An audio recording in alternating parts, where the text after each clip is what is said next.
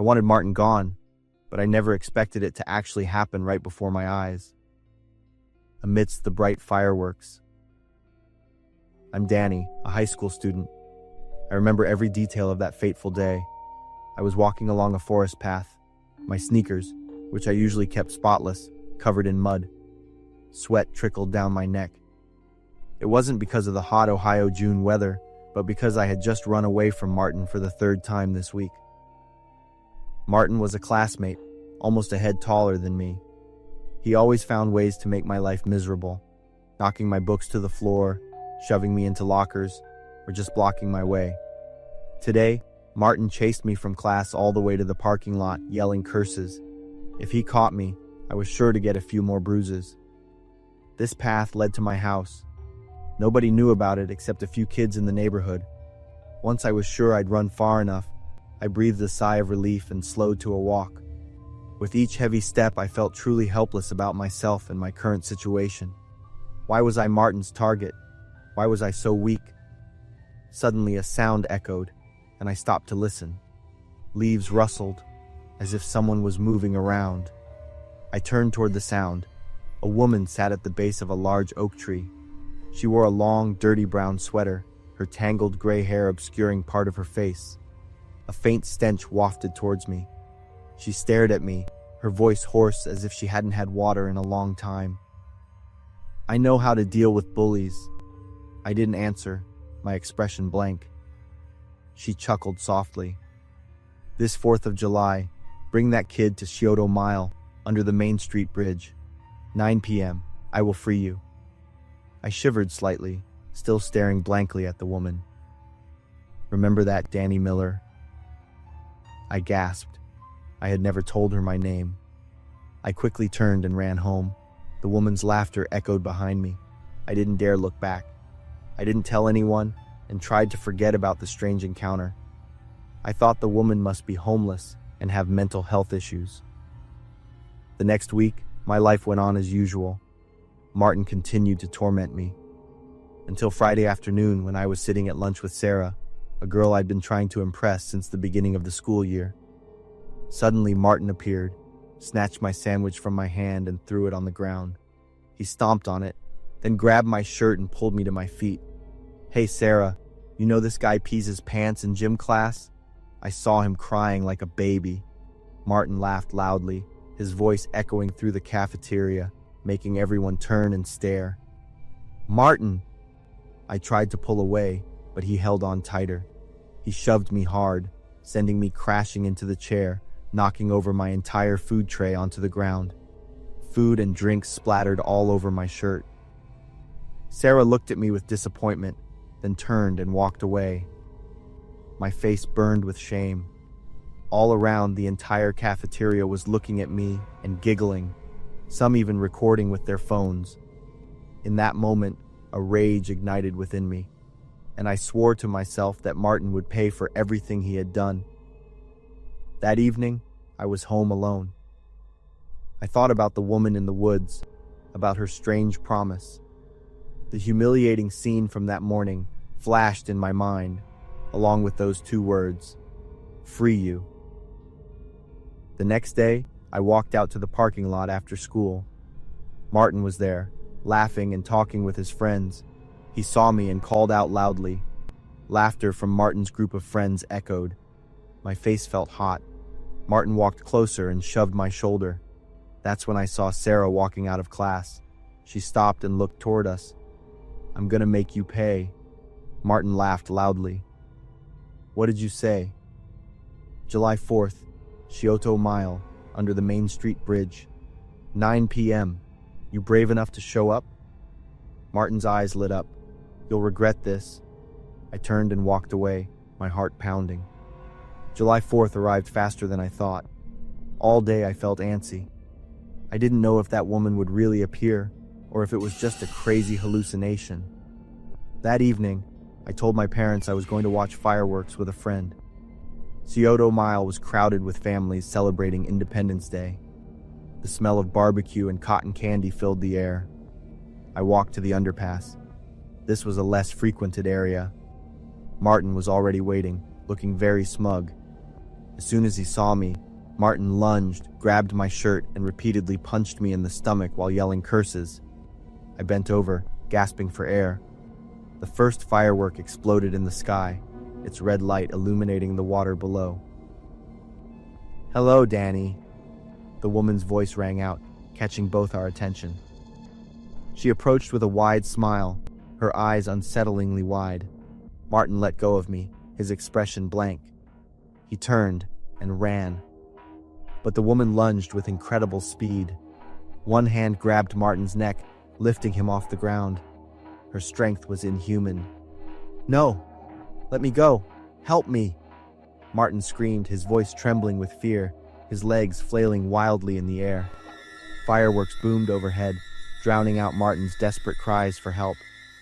"Danny wants to be free," the woman said, then turned to look at me. "Isn't that right?" In that moment, it was like I suddenly woke up. "Don't! I don't want this. I was wrong." But it was too late. The woman laughed loudly. Martin's screaming stopped. His struggles grew weaker. I squeezed my eyes shut, covering my head with both hands, not daring to look at what was about to happen. I heard a horrifying tearing sound, something wet splattering, and the coppery smell of blood filled the air. When I opened my eyes, I was alone on the bridge. Martin and the woman were gone. On the ground were dark stains, and a torn piece of Martin's t-shirt lay nearby. "No, what have I done? What is this?" I whispered, my voice lost. Suddenly, a loud firework exploded. I flinched, jumping up and screaming. It turned out to be fireworks outside the window. My heart pounded. Cold sweat drenched my pajamas. I looked around my familiar room, the light from the digital clock showing 11:30 p.m. It was just a dream. It was all a terrifying nightmare. I breathed a sigh of relief, wiping the sweat from my forehead. But the dream felt strangely real. I still remembered every detail. I shook my head, trying to shake off those horrifying images.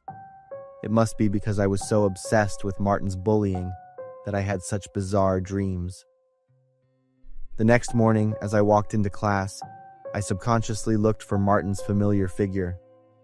But his seat was empty. The second day passed, and Martin still didn't show up. The third and fourth day, same thing. His seat remained empty.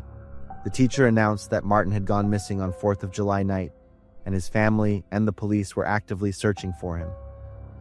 In those days, I started to feel uneasy. The images from my dream kept coming back. Did something really happen to Martin?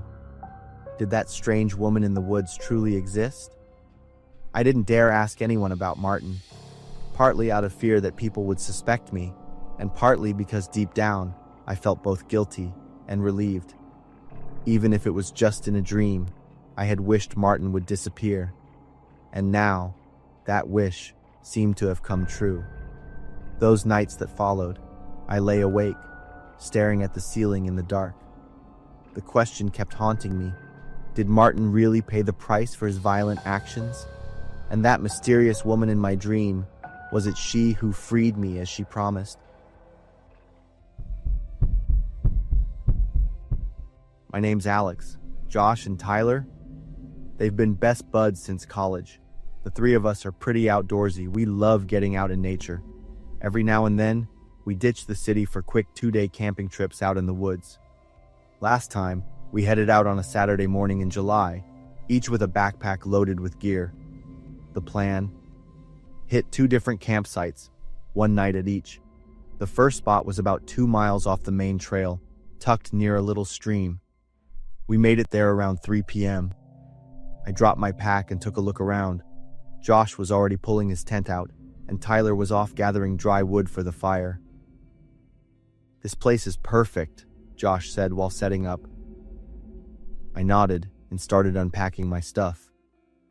The sun was already dipping low, and Tyler was stacking up kindling for a small fire. We kicked back, grilled some sausages, cracked open a few beers, and just let the stress from the week fade away. Then, around 8, something rustled in the bushes behind us. We all turned. Some guy stepped out. Gray, messy hair, unshaven beard. Looked like he hadn't seen a shower in a while. "Hey guys," he said. "Saw your fire and thought I'd come over." Josh glanced at me, then at Tyler. None of us said anything, but yeah, the vibe got weird fast. I asked, "Hey, you camping out here too?" The guy gave us this weird little smile. "You could say that. I've been out here a long time." He just stood there, eyes locked on the fire. That's when I noticed. His hands were shaking. "You okay?" "You look cold," Tyler asked. "Cold? Nah, I'm not cold anymore." That sent a chill down my spine. Josh got up real casual-like, said he was going to grab more firewood. "Mind if I stay here with you?"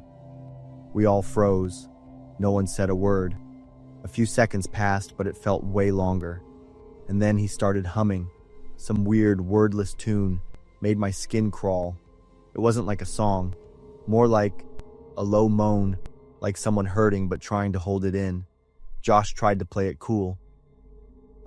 Yeah, well, we were just about to hit the sack. Gotta be up early tomorrow." The guy stopped humming, slowly turned his head toward Josh. "I'm always here, even when you think I'm not." Then, he just turned around and walked straight into the dark. Gone. We sat there for a few minutes, dead quiet. "What the hell was that?" Tyler whispered. "Maybe he's just lost," Josh muttered, but even he didn't sound convinced. We put the fire out and got in the tent way earlier than planned. I was lying in my sleeping bag, wide awake, listening to every damn sound outside. Eventually, I must have passed out.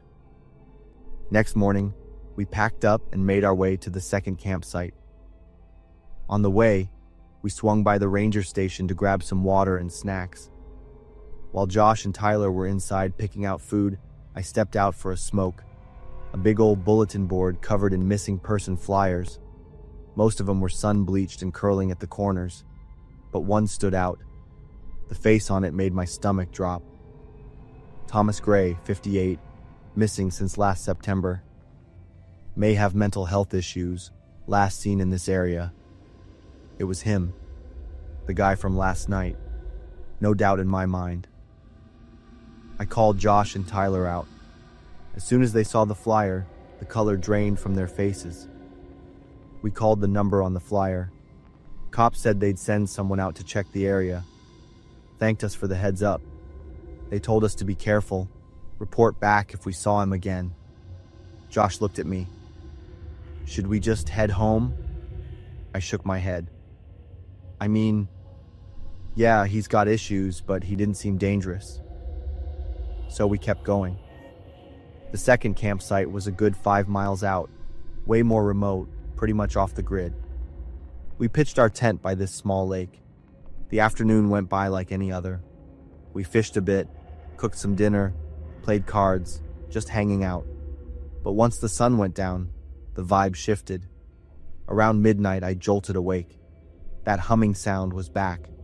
Same weird tune from the night before, except this time, it was clearer, closer.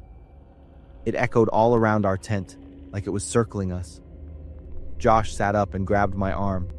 "Did you hear that?" Tyler was awake too. We just laid there listening. The humming would stop, then start up again. "It's him," I whispered. "How the hell does he know where we are?" "Beats me!"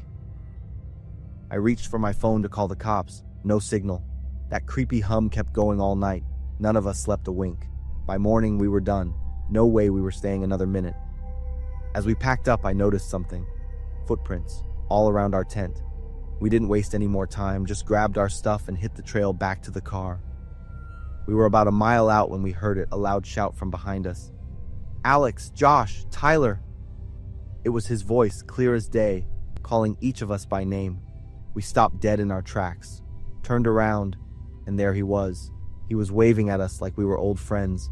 Huge grin on his face, like he was thrilled to see us.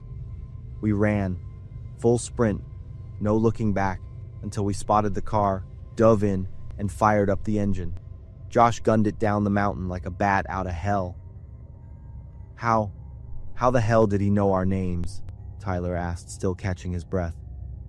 No one answered. When we got home, we called the cops again and told them everything. About a week later, they found Thomas, but not alive. They found pieces of him in a deep cave. The medical examiner said he'd been dead for several days.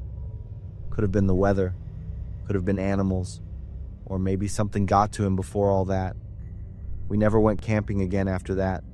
Sometimes Josh brings it up, says maybe we were just freaked out, tired, paranoid. Maybe we imagined stuff. But me? That one question still keeps me up at night. How the hell did he know our names?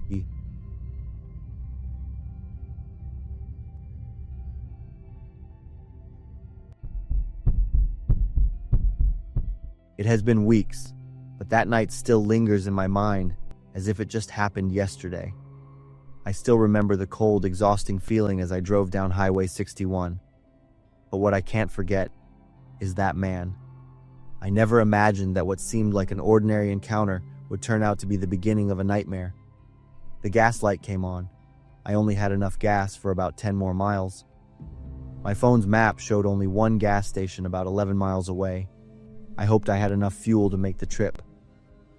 10 minutes later, I saw a faint light ahead, and an old gas station appeared. I pulled up to a pump, swiped my credit card, started pumping gas, and looked around. Besides my car, there was an old, dark blue pickup truck parked in the corner of the station, mostly hidden by the shadows. That's when I noticed a figure standing near the blue truck, a tall man wearing a dark jacket. I tried to act normal, focusing on pumping gas, but my heart started pounding. The shadowy figure started moving toward me, slowly, step by step. I could hear his shoes crunching on the gravel. The gas nozzle wasn't even full yet, but all I wanted to do was jump in my car and speed away immediately. "Good evening, friend." The man's voice was deep and hoarse. He stepped into the light, his face long and gaunt, with stubble and deep-set eyes under the brim of his hat. "Are you driving alone?" I nodded, not wanting to talk, but also not wanting to seem scared. "Yeah, I'm heading home. My car broke down. I need to get to Millfield. It's only about 30 miles from here. Could you give me a ride?" I looked at him, trying to size him up. He was half a head taller than me, with broad shoulders and large hands. There was something bulging in his jacket pocket, and I didn't want to know what it was. "Sorry, I'm not going through Millfield. I'm going the other way." The man's smile disappeared. "Millfield is on Highway 61. You're on this road. I'm turning off at the next intersection." The man was silent for a moment, his eyes staring intently at me. "There's no intersection ahead. You're lying." The gas nozzle had stopped. I slowly removed the nozzle from my car, closed the gas cap, not taking my eyes off him. "I really need to get to Millfield tonight. It's important." "Just a short ride." The man took another step toward me. I shook my head, moving towards my car door. "I can't. Sorry." He reached into his jacket pocket, but instead of pulling out something dangerous, he pulled out a wad of cash. "I'll pay you $200, just for 30 miles. "No thanks." I opened my car door, quickly sliding into the driver's seat. He put his hand on my car door, stopping me from closing it. $500. "Buddy, I really need help." "I'm really sorry, sir," I said, trying to pull the door shut. The man wouldn't let go. Instead, he leaned down, his face just inches from mine. The smell of whiskey and cigarettes wafted from his breath. "Listen, I don't want any trouble, but I have to get to Millfield tonight. Understand?" I was about to answer when another pair of headlights shone into the gas station. A police patrol car slowly pulled in. The man immediately let go of my car door and backed up a few steps. The police car parked, and an officer got out. The man's demeanor instantly changed. He became relaxed and friendly. "Is there a problem?" the officer asked, his gaze moving between me and the man. "No problem at all, officer. I was just asking for directions to Millfield." The officer nodded, but I noticed he was observing the man closely. "Could I see some ID, sir?" The man hesitated for a second, then said, "I left it in my truck. Let me get it." He turned his back and walked toward the blue pickup truck. That's when the officer moved closer to me, lowering his voice just enough to be heard. "Are you willing to give him a ride?" I shook my head. "I'm really not going through Millfield." "I see.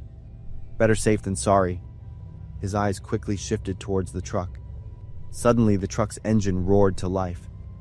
The blue pickup truck sped out of the gas station at a crazy speed. I stood there, stunned. He just said his car broke down, and now he was speeding away like nothing was wrong. The officer quickly reported it over his radio, his voice tense as he described the truck and requested backup. He turned back to me, his eyes more serious than ever. I recounted every detail of my encounter with the man. The officer used his radio again, requesting a lookout for the truck, suspecting foul play. For me, he sent another colleague to escort me home to ensure my safety. 2 months passed.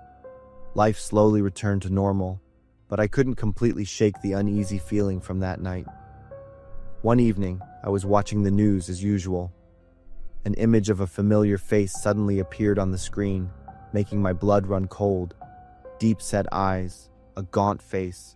It was exactly the man from the gas station that night. Stuart Welch, 45 years old, serial killer.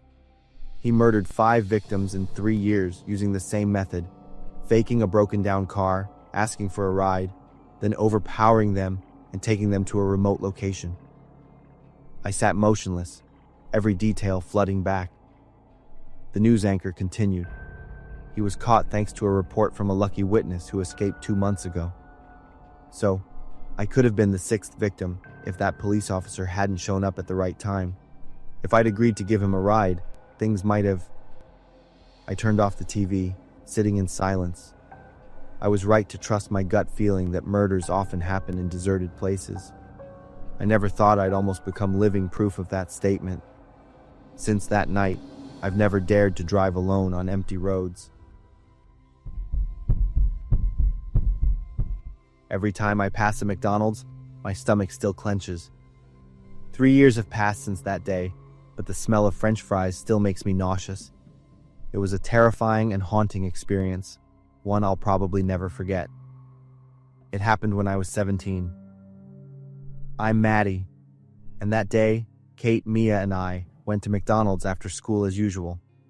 It was where we often went to gossip about school. It was July, and the California weather was terribly hot and humid. The store was quite empty, with only an old man reading a newspaper, a middle-aged couple, and our group. "What would you like to order?" The cashier's voice startled me. He was new. We had never seen him before. His service attitude wasn't as friendly as the previous female employee. We ordered as usual and sat down at our familiar table near the window. After a few stories, we realized the service time today was much longer. Usually the food was ready in just 10 minutes. "Why is it taking so long?" Kate started to get restless. I glanced towards the counter. Through the gap in the kitchen counter, I saw the employee working alone.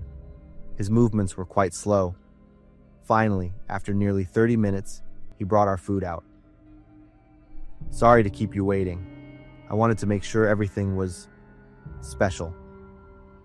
We took our food, feeling uncomfortable, so we decided not to eat at the restaurant anymore. We took our food to Kate's car parked outside. I sat in the back seat and opened the bag of French fries. The familiar smell of grease and salt wafted up, but there was something else that made me pause. A strange, fishy smell that I couldn't immediately identify. "The fries taste a little different today, don't they?" Hearing me, Mia immediately stopped eating and sniffed her food carefully. Kate also opened her bag to check. I brought the bag closer to my nose. The smell was stronger, not like spoiled food, but something very indescribable. "Look," I pointed to the bottom of the bag. There was a wet, yellowish stain, unlike normal cooking oil. Mia reached in and picked up a fry. The liquid on it was very thick and viscous. "Gross!" I looked towards the restaurant. The employee was standing there watching us, and on his lips was an amused smile. as if he was waiting for this reaction. "Oh my God, he did something sick to our food," Kate suddenly blurted out. The air in the car seemed to freeze. A feeling of disgust rose from the depths of my stomach. Mia dropped the fry, frantically wiping her hands with a napkin. Kate immediately started the car and left McDonald's. After driving a few miles, I grabbed my phone to call the police, my heart rate suddenly skyrocketing. After reporting the incident, the dispatcher asked us to keep the food for verification steps and to return to the McDonald's restaurant to give our statements. Just as you suspected, the camera recorded this employee's unusual behavior. His name is Rick Morrison, 26 years old. We have arrested him. A feeling of relief mixed with disgust flooded over me.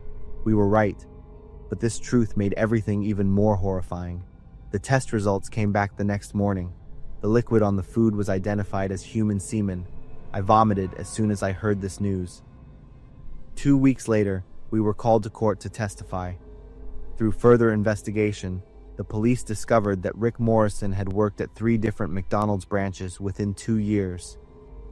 At each location, there were complaints about his strange behavior towards young female customers, but because there was no concrete evidence, he had remained at large until now. Morrison was sentenced to 3 years in prison for endangering the public and lewd conduct. He was also banned from working in the food industry for life and had to register on the sex offender list. The McDonald's manager met with us privately to apologize. They said they would tighten their recruitment process and employee background checks, but for us, apologies and commitments could not erase that feeling of disgust and haunting. Now, every time I pass any McDonald's, I still remember that day. We almost became victims of a pervert, but what I remember most is Morrison's gaze on the day of the trial. There was no remorse at all, only anger at being caught. From that day, I learned that our instincts are often right. When something feels off, trust that feeling, and most importantly, always have the courage to speak up when necessary, because perhaps if we hadn't, how many other victims would have to go through the same thing? There are moments in life you wish you could erase from memory. For me, that was the summer night in 2006. 20 years have passed, but I still wake up every night with the image of Mark, or rather, what was left of him. That year, Mark, my best friend since high school, and Joey, a young colleague, planned a 3-day camping trip to Harold Parker State Forest, Massachusetts. "We need to escape the machine noise. It's time to relax after a long period," Mark said as we packed our gear. He was always the most energetic one in the group. We set off on a weekend morning, Mark's pickup truck loaded with tents, sleeping bags, and canned food. Joey sat in the middle, constantly telling spooky stories about the forest. The first 2 days passed peacefully. We fished by the small lake, grilled smoked meat over a campfire, and told old stories. Mark could laugh heartily at Joey's silly jokes. Everything was so peaceful. I felt my body truly relaxed after months. On the second night, I woke up to a sound outside the tent. It sounded like footsteps on dry leaves. I looked around and didn't see Mark, only heard Joey's heavy snoring. I unzipped the tent and poked my head out. The campfire had completely died out, leaving only a few red embers. I turned to wake Joey. "Do you know where Mark went?" Joey rubbed his eyes, looking around. "Maybe he went to pee and will be right back." But 15 minutes passed, and Mark still didn't return. I started to feel uneasy. Mark wasn't one to play these kinds of jokes. We grabbed flashlights and started searching. "Hey, David!" Joey called out from the trail. I ran to him. The flashlight beam shone on a blue t-shirt, Mark's shirt. It was discarded by the side of the trail. "We need to find him quickly." We followed the trail, finding another one of Mark's belongings every few meters: jeans, sneakers, even the watch he cherished so much. The night wind rustled through the leaves. Joey walked close beside me, his breathing heavy in the cold air. "This isn't normal," Joey whispered. The trail started to narrow, flanked by dense tree trunks. The flashlight beam only illuminated a few meters ahead. I tried to swallow, but my throat was as dry as a desert. My legs felt heavy. David, I don't think we should continue. But I couldn't stop. Mark was my best friend. I had to find him. Finally, the trail led to a small clearing. I raised my flashlight, the light sweeping from left to right. At first, I only saw dirt and dry leaves. Then the light stopped in the middle of the clearing. My heart stopped for a few seconds. I adjusted the flashlight to see more clearly. A person lay face down on the ground, unclothed. But where the head should be, there was nothing. Joey immediately vomited, and I stood there like a stone statue, unable to believe my eyes. No way. I screamed. I slowly walked forward, my trembling legs disobeying me. The flashlight in my hand shook. I silently prayed this wasn't Mark. But then I saw the small mole on his left shoulder, the V-shaped scar on his back from when Mark fell off his bike at 12 years old, the silver ring on his thumb. Oh my God, Mark. My stomach clenched. I retched, my body shaking with spasms. Joey sobbed behind me. I stumbled to my feet, my legs weak. Everything around me spun. I grabbed Joey's arm, and we both helped each other out of this horrific clearing. We ran through the forest like two madmen, crashing into tree trunks and stumbling, but not daring to stop. Our gasps echoed in the darkness. Back at the camp, I threw everything I could grab into the truck, mumbling incessantly. Joey sat on the ground, holding his head and crying. I had to pull him into the car and start the engine. The drive back to town was a nightmare. I drove at a frantic pace, Joey still vomiting uncontrollably. As soon as we were out of the forest, we stopped and called the police. The police quickly arrived, cordoned off the area, and examined the body while we couldn't go back there. I sat at the police station, moving like a robot, constantly answering questions. The police searched the entire forest, but found no sign of Mark's head, no murder weapon, no scattered blood. The case slowly became a cold file in the police department's archives. 20 years have passed. I got married and moved to California, but Mark's death remains a haunting nightmare that never fades. I often dream of him, dream of the flashlight beam shining on that headless neck. I don't know what took Mark, but I know one thing for sure. It wasn't something a human could explain.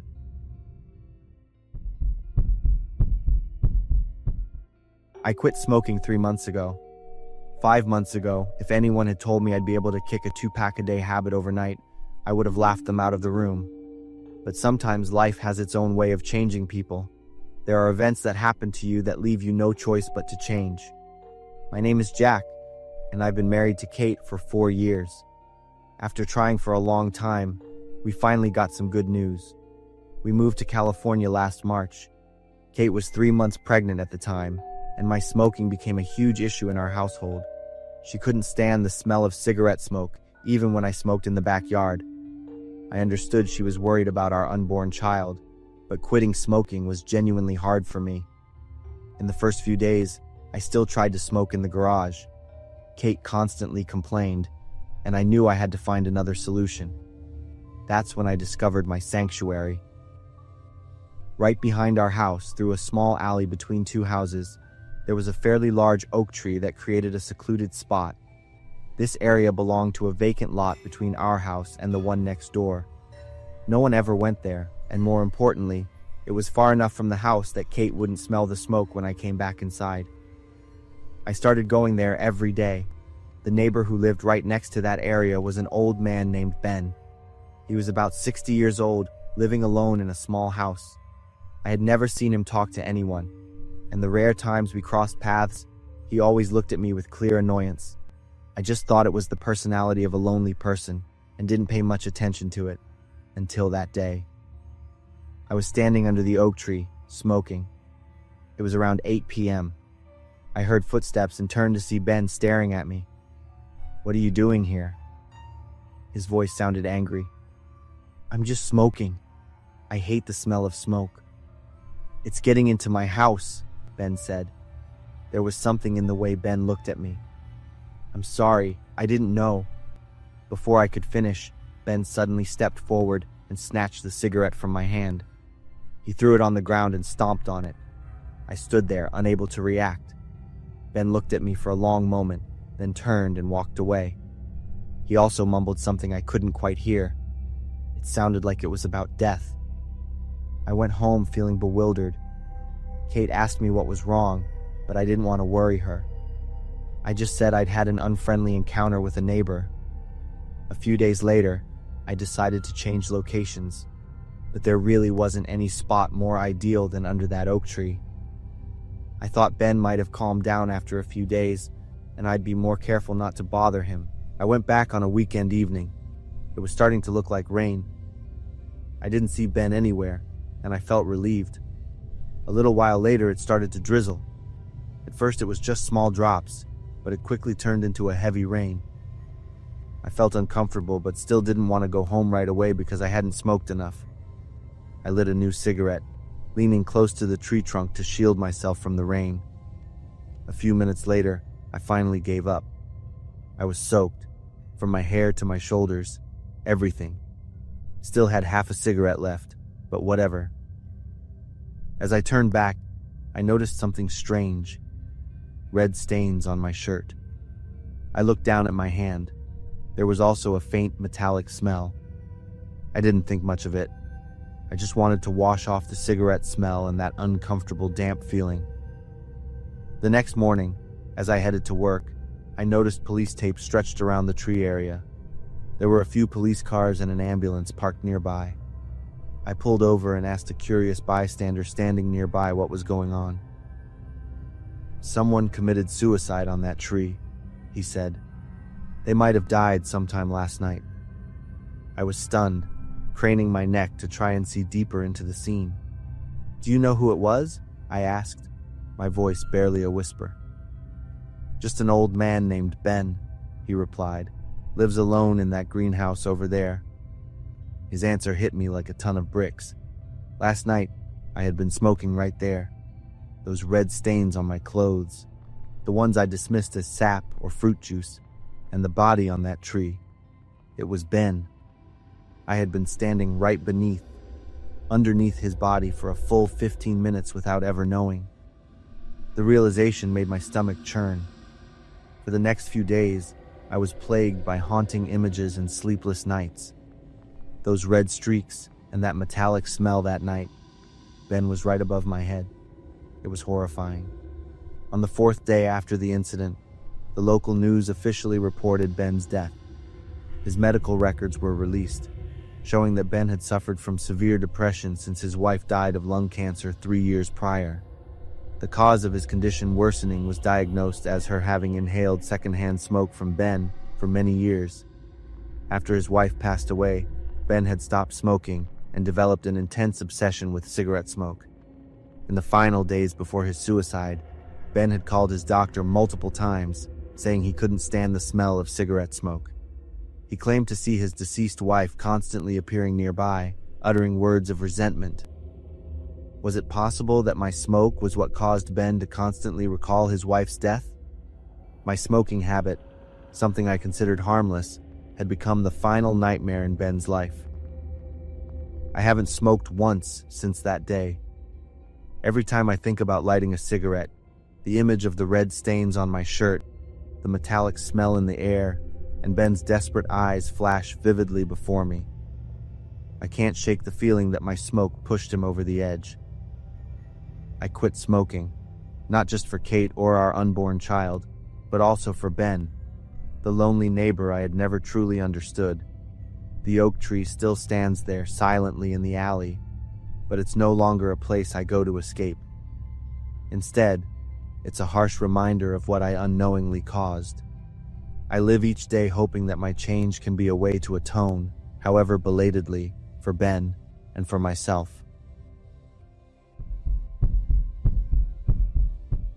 If I had been more careful when choosing a place to live that day, I probably wouldn't have woken up on an operating table. It started 3 months ago when I decided to leave Cleveland, Ohio. My job had fallen apart, and my rent was piling up. I needed a fresh start somewhere with a lower cost of living. Dayton seemed like a good fit. It was a quiet city, and still in the same state, so I could visit family. The first thing I needed to do was find a place to live. I scrolled through apartment and rental pages, and most of them were out of my reach. Then I saw a post looking for a roommate. It was a 2-bedroom apartment on Oak Street, near downtown, with a rent that was half the average price. The apartment currently had one occupant, a guy named Vince, who made the post. We exchanged a few simple messages, and I quickly moved in with him. On moving day, I parked my rental truck in front of a 3-story red brick building. The apartment was on the 2nd floor. Vince opened the door after the first knock. He was tall and thin with long brown hair that almost covered his eyes. The first thing that struck me was Vince's unusually wide smile. His voice was a little high-pitched and slightly shaky. His hand was cold and clammy when we shook hands. Vince didn't say much about himself, and I was hesitant to ask. The apartment was bigger than I expected. A large living room with a window overlooking the street. The kitchen was small but functional. My bedroom had a single bed and a wardrobe. There was a faint, musty, foul smell. I figured it was because the room hadn't been used. The first few days passed quite peacefully. I worked the afternoon and evening shift at a restaurant near downtown, usually getting home around 11 p.m. Vince was usually in his room with the door closed. The musty, foul odor I noticed at first didn't go away. It became more and more pronounced. I opened the windows and lit scented candles, but it didn't help. The smell was especially strong near Vince's room. On a day off when Vince was also home, I couldn't stand the smell anymore, so I asked him about it. Vince, who was in the kitchen, turned back with that familiar smile and explained that he was working on a dissection research project on small animals, like rats and birds. He wanted to understand their internal structure. Better rats than people, right? Vince chuckled softly and walked into his room. I stood there watching him go, thinking my roommate was incredibly strange. After living with Vince for almost a month, I decided to find another place. I had saved enough money for a security deposit. I told Vince about it, and he didn't say anything, but he did mention he was going home to visit his family that weekend. I figured he wasn't happy about me moving out, so I just kept quiet. I breathed a sigh of relief, finally getting a quiet night to myself. That evening, as I was sitting on the sofa, I was startled by a sound at the front door. I turned off the TV and listened. It was a key turning in the lock. Maybe Vince had come home early. I stood up, ready to greet him. The door opened, but instead of Vince, I saw a tall, dark figure in a hoodie, his face covered by a white mask. Before I could react, he lunged. I tried to run to the kitchen, but my foot caught the edge of the table, and I tumbled to the floor. In the next second, a strong blow to my head sent me into darkness. When I woke up, I found myself tied tightly to a metal table. I was in a small room with no windows, lit by a single overhead bulb. The concrete walls were bare and damp. The stench was so overwhelming it made me want to throw up. Around the table were metal shelves full of glass jars. Inside were dark brown fragments, suspended in a clear fluid. On another table, I saw surgical tools, scalpels, pliers, scissors. My mouth was taped shut, leaving me to only make muffled sounds of helplessness. From a dark corner, a voice began to hum a sweet melody that, in this context, was horrifying. The singer emerged from the shadows and walked closer. I couldn't believe my eyes. It was Vince with his familiar smile. But this time, it was more grotesque, with wide, bulging eyes filled with a look of sheer delight. Better people than rats, right, Mike? Without a word, he picked up a folding knife from the tool table and opened it. Vince placed the tip of the blade on the skin of my stomach. I tensed, struggling in desperation. The blade began to cut into my skin, and a searing pain hit me, feeling the warm blood ooze out. I was helpless, and so desperate I started to cry. Suddenly, I felt the rope on my right wrist loosen slightly, probably because I was sweating so much. I tried to twist my wrist. Vince had turned away to grab a tool, mumbling something about a perfect specimen. After a few minutes of struggling, my right hand finally came free. I immediately sat up, grabbed a knife from the tool table, and stabbed him in the shoulder. Vince screamed, stumbling backward, clutching his shoulder. He became enraged at the sight of his own blood, yelling hysterically.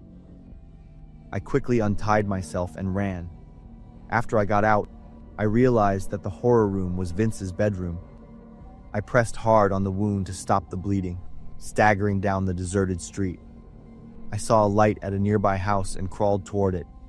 I pounded on the door. A middle-aged woman opened it. She was in a panic when she saw my state. "Please, call the police."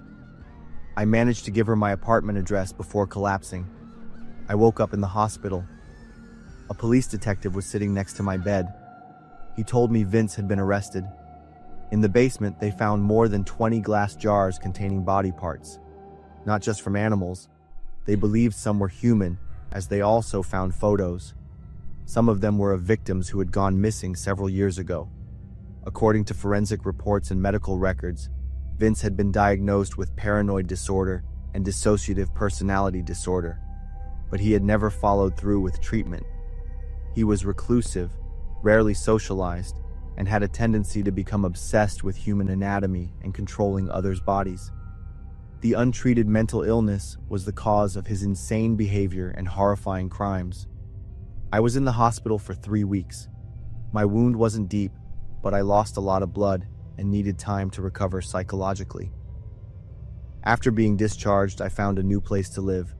This time, I was much more careful. I met the landlord in person, checked all the paperwork, and talked to the neighbors before making a decision. Vincent Miller was sentenced to life in prison without parole. During the trial, he still had that grotesque smile, as if the whole thing was just an interesting game. I know I was lucky that I didn't become the next living specimen in his horrifying collection. When promises of love turn into a nightmare, I'm forced to fight to regain my life and control. I'm Beth, 32 years old. This story happened when I was living in Akron, Ohio. I had a very romantic time dating Kane. He was an engineer at a local company, had a steady income, and was polite to everyone. Kane proposed after 6 months of dating, and I immediately said yes. The first month of our marriage was truly like a paradise. Kane always took care of me, cooked and cleaned the house. He would often hug me from behind and whisper, "You're everything I need." I felt safe in his arms, believing we would grow old together in our small house in the Cleveland suburbs. Everything changed in the second month of our marriage. I woke up with a start to find Kane sitting on a chair next to the bed, holding a small pair of scissors. Scattered on the bed were strands of blonde hair. I immediately sat up. It was my hair. "Kane?" I asked, my voice trembling, my hands instinctively going to my head. One side of my hair had been cut short, close to the scalp. "Good morning, my love," Kane said, staring at me without blinking. "I've been sitting here all night watching you sleep. You sleep so beautifully, especially when I'm cutting your hair." "Why did you do that?" I almost screamed, my voice cracking as I was about to cry. Kane grinned, waving the scissors in his hand. "You look so much cuter now." "Now let's eat breakfast," Kane suddenly yelled. Before I could react, he shoved a large piece of bread into my mouth. I choked, trying to push his hand away, but Kane was stronger.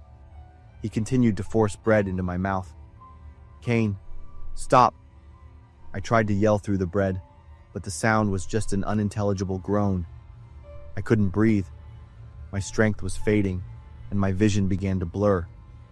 Kane continued with an expression of delight. The last sound I heard was his insane laughter before everything went dark. I woke up, squinting at the bright lights. I was in a hospital. My throat was sore and dry. Kane sat on the chair next to my bed, his shoulders shaking. "Kane!" I thought he was crying until I saw his face. Kane was smiling, his eyes sparkling like a child who had just received their favorite gift. "You're awake?" he said, feigning concern. If you're unconscious for too long, I can't play with you anymore, my love. He leaned close to my ear. Next time you feel like you're about to pass out, let me know in advance. I'll let you rest for a bit. I shivered at my husband's attitude. Why? Why did you do that? Kane was silent for a moment, his eyes staring at me. Then he grinned again. I've been waiting for this moment for a long time. I stared at Kane in disbelief. Was this really the man who had promised to protect me for the rest of my life? Why had he become like this? Just then, a doctor walked in and said the situation wasn't too serious, but still recommended I stay in the hospital for another night for observation. Kane immediately stood up and squeezed my shoulder tightly. That's not necessary, doctor. My wife is fine. We're going home. Before I could say anything, Kane pulled me out of the hospital. The next few days were hell on earth. Kane no longer hid his true nature. Every morning I woke up, I didn't know what he would do. One time, he put a lot of salt in a glass and made me drink it all. Another time, he tied me to a chair and dripped cold water on my head for an hour. I tried to escape multiple times, but Kane always found me and dragged me back. He locked all the doors, hid the keys and my phone, and was always by my side to monitor me. One night, I couldn't take it anymore. I cried and threatened to call the police. Kane jumped up, his eyes bloodshot, and he yelled, "Shut up. Do you know how happy I am? Don't ruin my mood." In the next second, he calmed down, gently hugged me, and leaned close to my ear. His breath sent a shiver down my spine. Thank you for agreeing to marry me. Now I can play with you however I want. I've thought of so many fun ways to spend every day with you. Why? I whispered, tears streaming down my cheeks. Kane licked a tear from the corner of my eye, his smile turning insane. You always smiled. I hated seeing that. From now on, I'll make you cry every day. Your tears are the most delicious thing to me. His insane laughter echoed through the room. I knew if I didn't act immediately, I would die in this house. I grabbed everything within reach, a table lamp, a wedding photo frame, a glass of water, and threw them hard at Kane's face. He staggered back, covering his face with his hands. That was my only chance. I ran to the window, opened it, and jumped out. It was my only option, because I was sure Kane had locked all the doors. Knowing the great risk, I jumped without a second thought. I landed on the first floor awning and then jumped again to the ground. The fall made me roll a few times, feeling pain all over my body. I heard Kane yelling for me to come back. There wasn't much time. I got up, limped to a neighbor's house, and asked for help. The neighbors called the police. I sobbed, telling the police everything, my body a clear and convincing piece of evidence. They immediately issued a temporary protective order and helped me with the divorce proceedings. The next month, I was treated in the hospital for a broken arm and shoulder and severe psychological trauma. At the trial, I wasn't present. I couldn't face Kane. Instead, I followed the trial online. It's a shame. I still have so many things I wanted to do with you. That was the only thing Kane said during the entire trial. I burst into tears, feeling utterly disgusted. What shocked me even more was that after the divorce, I found out Kane had been married before. His first wife had taken her own life. The police concluded it was depression, but the truth behind her death was probably also due to Kane's insanity and cruelty. Kane wasn't looking for a life partner. He was looking for a toy to satisfy his brutality. After 2 years of psychological therapy, I can finally sleep soundly without waking up with a start. I've moved to Columbus and started a new life. I understand that freedom and peace are the most precious things, but not in the arms of or dependent on someone else. They are within myself. I can never sleep in a completely silent room, because in absolute silence, I'll hear that sound again. I'm Amy, and that year I was 12 years old. My parents sent me to the town of Phoenicia in New York to spend the summer with my maternal grandparents. Their wooden house was located far from the main road, surrounded by cornfields and pine forests. My grandparents' closest neighbor was Mr. Bill, about 60 years old, who lived alone. Mr. Bill was as strong as a bison. Every day he did all sorts of different jobs around his ranch. On the third day after I arrived, Grandma rushed home, her face ashen. "Bill is dead."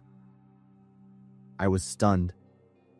Just yesterday, Mr. Bill had waved from across the fence as I walked by. The doctor came to perform an autopsy that same afternoon. After an hour of examination, they concluded it was a natural death due to sudden cardiac arrest.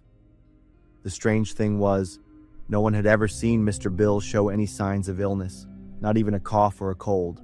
He was always healthy and full of life. Following the farming community tradition, families would bury their loved ones on the same day in the plot behind their house. The funeral was attended by many town residents. Even though I had only just met him, I was very fond of Mr. Bill, so I went with Grandma to attend the funeral. I stood next to Grandma, watching them lower the coffin into the deep hole, feeling both sad and a little shiver. That night, I couldn't sleep well, probably because Mr. Bill's sudden death was still haunting my mind. In the middle of the night, I woke up because I had to use the bathroom. My grandparents' bathroom wasn't inside the house. It was a separate outhouse located in the plot behind the house. The path to it was a small dirt road. I hesitated for a few minutes, then decided to grab a flashlight and step outside. The August night air was chilly, and crickets chirped from everywhere. The faint moonlight filtered through the trees, casting strange shadows on the ground. As I walked past the fence that separated the two properties, I saw Mr. Bill's fresh grave. I continued towards the outhouse, my hand gripping the flashlight tightly. Just as I stepped inside the outhouse and sat down, I heard a sound. It was a thumping. I held my breath, listening. The thumping continued, steadily. Then another sound, a weak scream. I jumped up, my pants not even properly pulled up, and ran at full speed back to the house. I cried as I ran. When I got home, I rushed straight into Grandma's room and shook her shoulder hard. "Grandma, they're screaming near the outhouse." Grandma sat up, her eyes still hazy from sleep. "Amy, what's wrong with you? Did you have a nightmare?"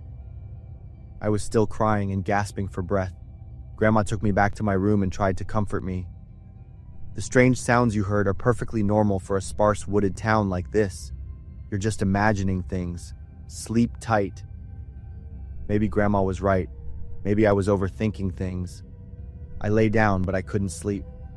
Near dawn, I had to use the bathroom again, but didn't dare go alone. I woke up Tom and Lisa, my two cousins who were sleeping in the next room, and asked them to come with me. All three of us went outside with flashlights. On the way to the outhouse, Tom and Lisa whispered about how I might be stressed because of Mr. Bill's death.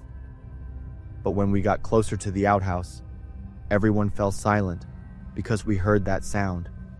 This time, it was desperate pleas from underground.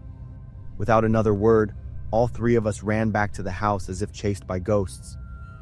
This time, when we woke up Grandma and Grandpa, the two adults saw the fear on Tom and Lisa's faces and knew this wasn't just my imagination anymore. No one could go back to sleep.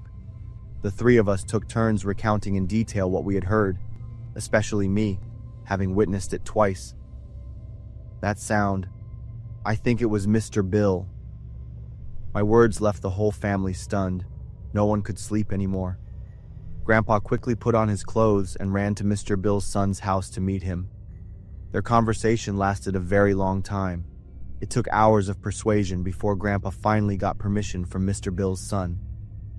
They then called a few other men from the farming community to help dig up Mr. Bill's grave. An hour passed, and they all worked together to clear the last layer of soil and open the coffin lid with trembling hands. Mr. Bill's body was now face down. When Mr. Bill's son turned his father over, all the men present were practically frozen. Mr. Bill's eyes were wide open, his mouth agape as if he had been desperately trying to scream. His entire body was covered in scratches and dried blood. There were also claw marks on the coffin lid, evidence of the terrifying last hours of his life. Mr. Bill had been buried alive. His son knelt beside the body, sobbing. My grandpa and the other men stood around, unable to believe the horrific scene they had just witnessed. The doctor who had performed Mr. Bill's autopsy earlier was called in. After re-examining him, he concluded that Bill had overexerted himself, leading to sudden cardiac arrest. It was a rare case that caused him to be mistakenly thought dead, when in reality he had only fallen into a deep coma. Bill ultimately passed away from suffocation or a heart attack while in the coffin.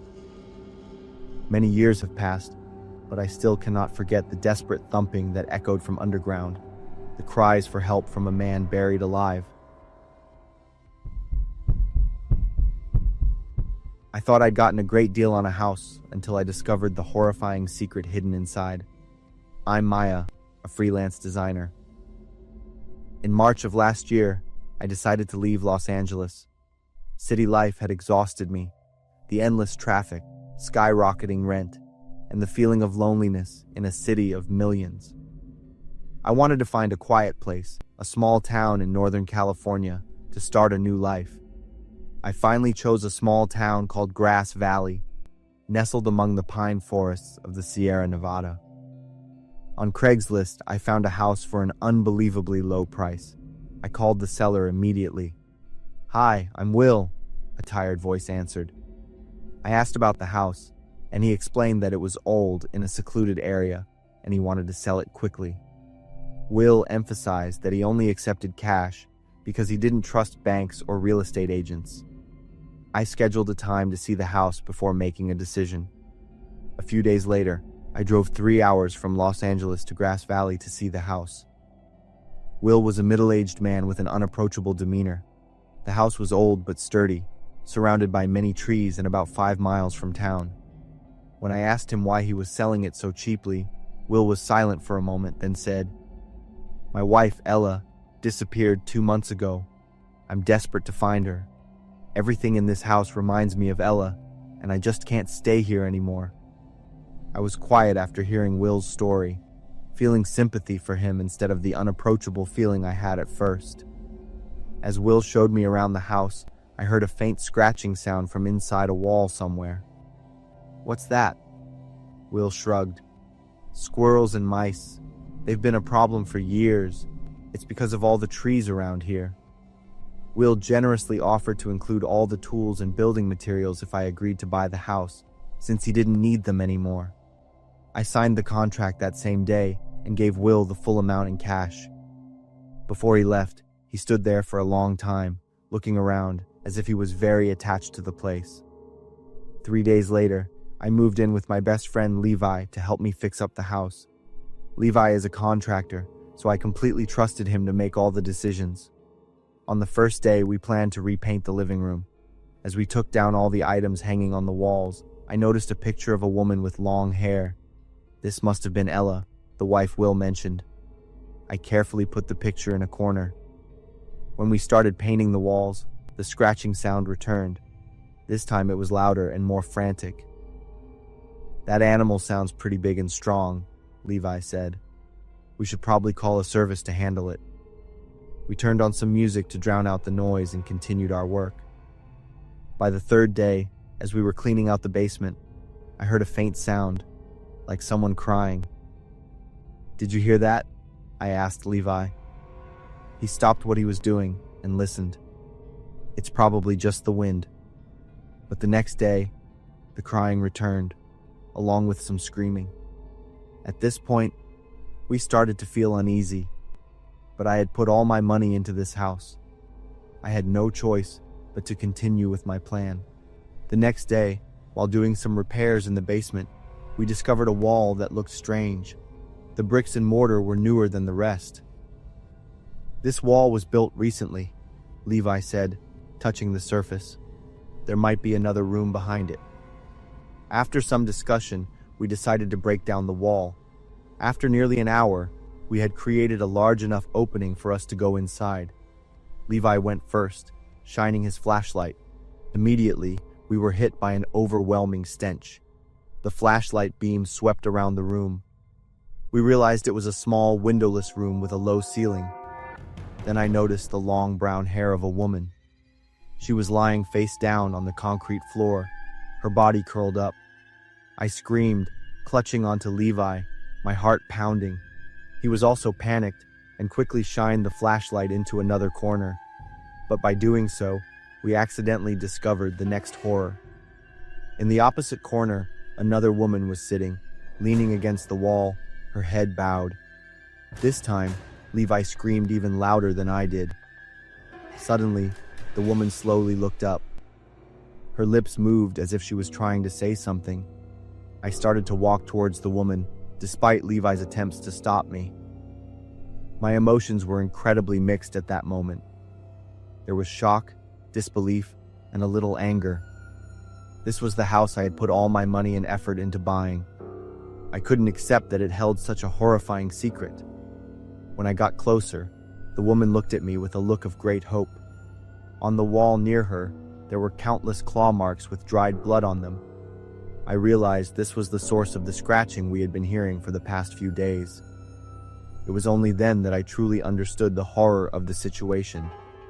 This woman had been locked in here for months, living in absolute darkness, with no food, only drops of water leaking from a pipe. She had been living next to a dead body. I pulled out my phone with a trembling hand and called 911. The police and an ambulance arrived within 10 minutes. They took the surviving woman to the hospital immediately and secured the scene. I sank into a chair and buried my face in my hands, crying. I knew I had been scammed, and all my plans and dreams were shattered. Levi sat down and comforted me for a long time. That day, the police arranged for us to stay somewhere else. 2 days later, the investigating officer called me. The woman who survived is Ella Thompson, the wife of Will Thompson, the man who sold me the house. The woman who died is Anna Kim, 24 years old. Ella had told us the whole truth. Anna Kim had come to the house to demand that Will leave his wife and marry her, threatening to tell Ella everything. Will killed Anna in a fit of rage, and when Ella threatened to call the police, he locked both of them in the room and sealed the wall. I felt stunned and cried a lot again when I learned the whole truth. Will was arrested at a motel in Sacramento. He confessed to murder and unlawful imprisonment. Ella recovered after 3 weeks of treatment at the hospital. As for me, I put the house back up for sale after having everything in the basement completely cleaned out. I'm living in a small apartment now. I learned an expensive lesson. Nothing is cheap and good in this world, and certainly nothing is free.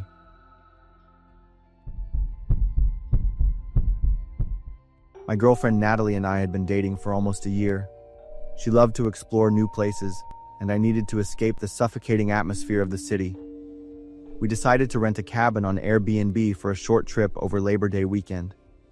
According to the website, the cabin was in Durham, North Carolina, nestled among tall oak trees, with a spacious front porch and large windows that let in a lot of natural light.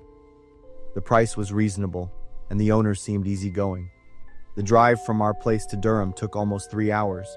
The GPS led us onto a small dirt road. The cabin appeared after a curve, but in person, it looked deserted and lacked the cozy feel from the photos. The air was colder than I thought it would be. There was no lock on the door. The doorknob turned easily, but the door seemed stuck. I had to push hard to open it, and it made an unpleasant creaking sound. Inside, the cabin was fully furnished, with a stone fireplace and large windows that let in sunlight. But there were details that made us frown. In the sink, there were 3 dishes with dried food residue. The refrigerator had some leftover food. Near the TV, there was a blurry photo frame of a man. We didn't feel completely comfortable, but we had traveled a long way and the cabin was generally okay. Maybe the previous guests had just left and the owner hadn't had time to clean up. We decided to ignore it and continue to enjoy our trip. We started cleaning up and unpacking our bags. In the evening, we cooked dinner together and watched a movie, with Natalie curled up next to me on the sofa. Around 10 p.m., we heard a noise outside. At first, we didn't pay attention, But then the sound became clearer. It was a car engine. I went to the window and gently pulled the curtain back a little to look outside. It was an SUV, parked right in the driveway. A tall man moved with an alarming confidence. Natalie turned off the TV at my request, and the room was plunged into darkness. We stood still, watching the strange man. Instead of going straight to the front door, he went around to the back of the house. I saw him pull something out of the trunk of his car, a large gray bag that looked very heavy. The shape of the bag gave me goosebumps. He went deep into the backyard, disappearing from view. His confident and decisive actions truly unsettled us. A few minutes later, the sound of a shovel rang out steadily. We moved to the window overlooking the backyard and saw him digging a hole with the bag from earlier placed next to it. Our suspicions were now confirmed. Natalie was in a total panic. She whispered to me about calling the police and accidentally kicked the leg of a table, making a pretty loud noise in the quiet night. Both of us froze in place. Natalie looked at me with her eyes wide and round with fear. The next second, footsteps sounded, and a flashlight beam shone into the living room window. We stood there, frozen, unable to think or react. I could hear Natalie's quick breaths in my ear.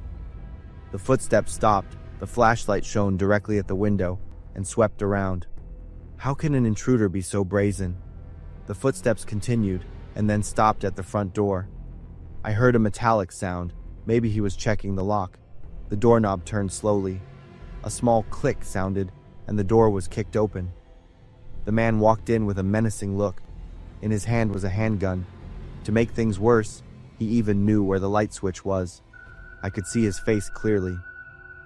Feeling a sense of familiarity, I looked at the photo hanging on the wall. "Who are you?" he yelled, pointing the gun straight at us. I raised my hands, and Natalie fearfully hid behind me. "We rented this house," I said. "I'm the owner of this house. No one is allowed to be here." His voice had a hint of surprise. The gun was still pointed at us. I opened the booking app and showed it to him. He looked at the screen. His eyebrows furrowed, and his mouth opened a little. "This can't be," he mumbled, his eyes still glued to the phone screen. The gun was lowered a little, and that was our chance. I signaled to Natalie with a quick nod. We grabbed hands and ran straight for the back door. "Stop!" he yelled and chased after us. The back of the house was shrouded in darkness with only the faint moonlight. We ran straight into the woods, not daring to look back. I could hear him running behind us. We kept running deeper into the woods. The sound of his footsteps began to fade. Maybe he decided not to chase us anymore, or he got lost in the darkness. When we felt we had run far enough, I took out my phone and called 911. My voice was trembling as I described the situation to the operator. There was an armed man in the house we rented, and we suspected he had just buried something in the yard. The police arrived, and we led them to the cabin. The man was gone, along with his SUV, but the bag was still there, half buried in the newly dug hole in the backyard. Inside was the decomposing body of a man. Natalie almost fainted when she saw the scene. We immediately packed our bags and moved to a hotel. Natalie was in a bad mental state. She couldn't sleep and cried a lot. Early the next morning we left, and I took her straight to the hospital for care. The investigation later revealed a more complicated story than we had imagined. The man in the bag was a real estate agent. The killer was Tom Bradley, the real owner of the house. The agent had threatened to sue Tom over a $600,000 debt. They had a violent argument last week. Bradley had beaten the agent to death with a golf club and then brought the body back to the house to dispose of it. We had rented the house from a sophisticated scammer, and he had vanished without a trace. The police couldn't find any information about his real identity. Bradley was arrested at a friend's house 3 days later while trying to wash the bloodstains off his SUV. He was charged with first-degree murder and faced life in prison without parole. Since then, we have never rented a place through online booking sites again.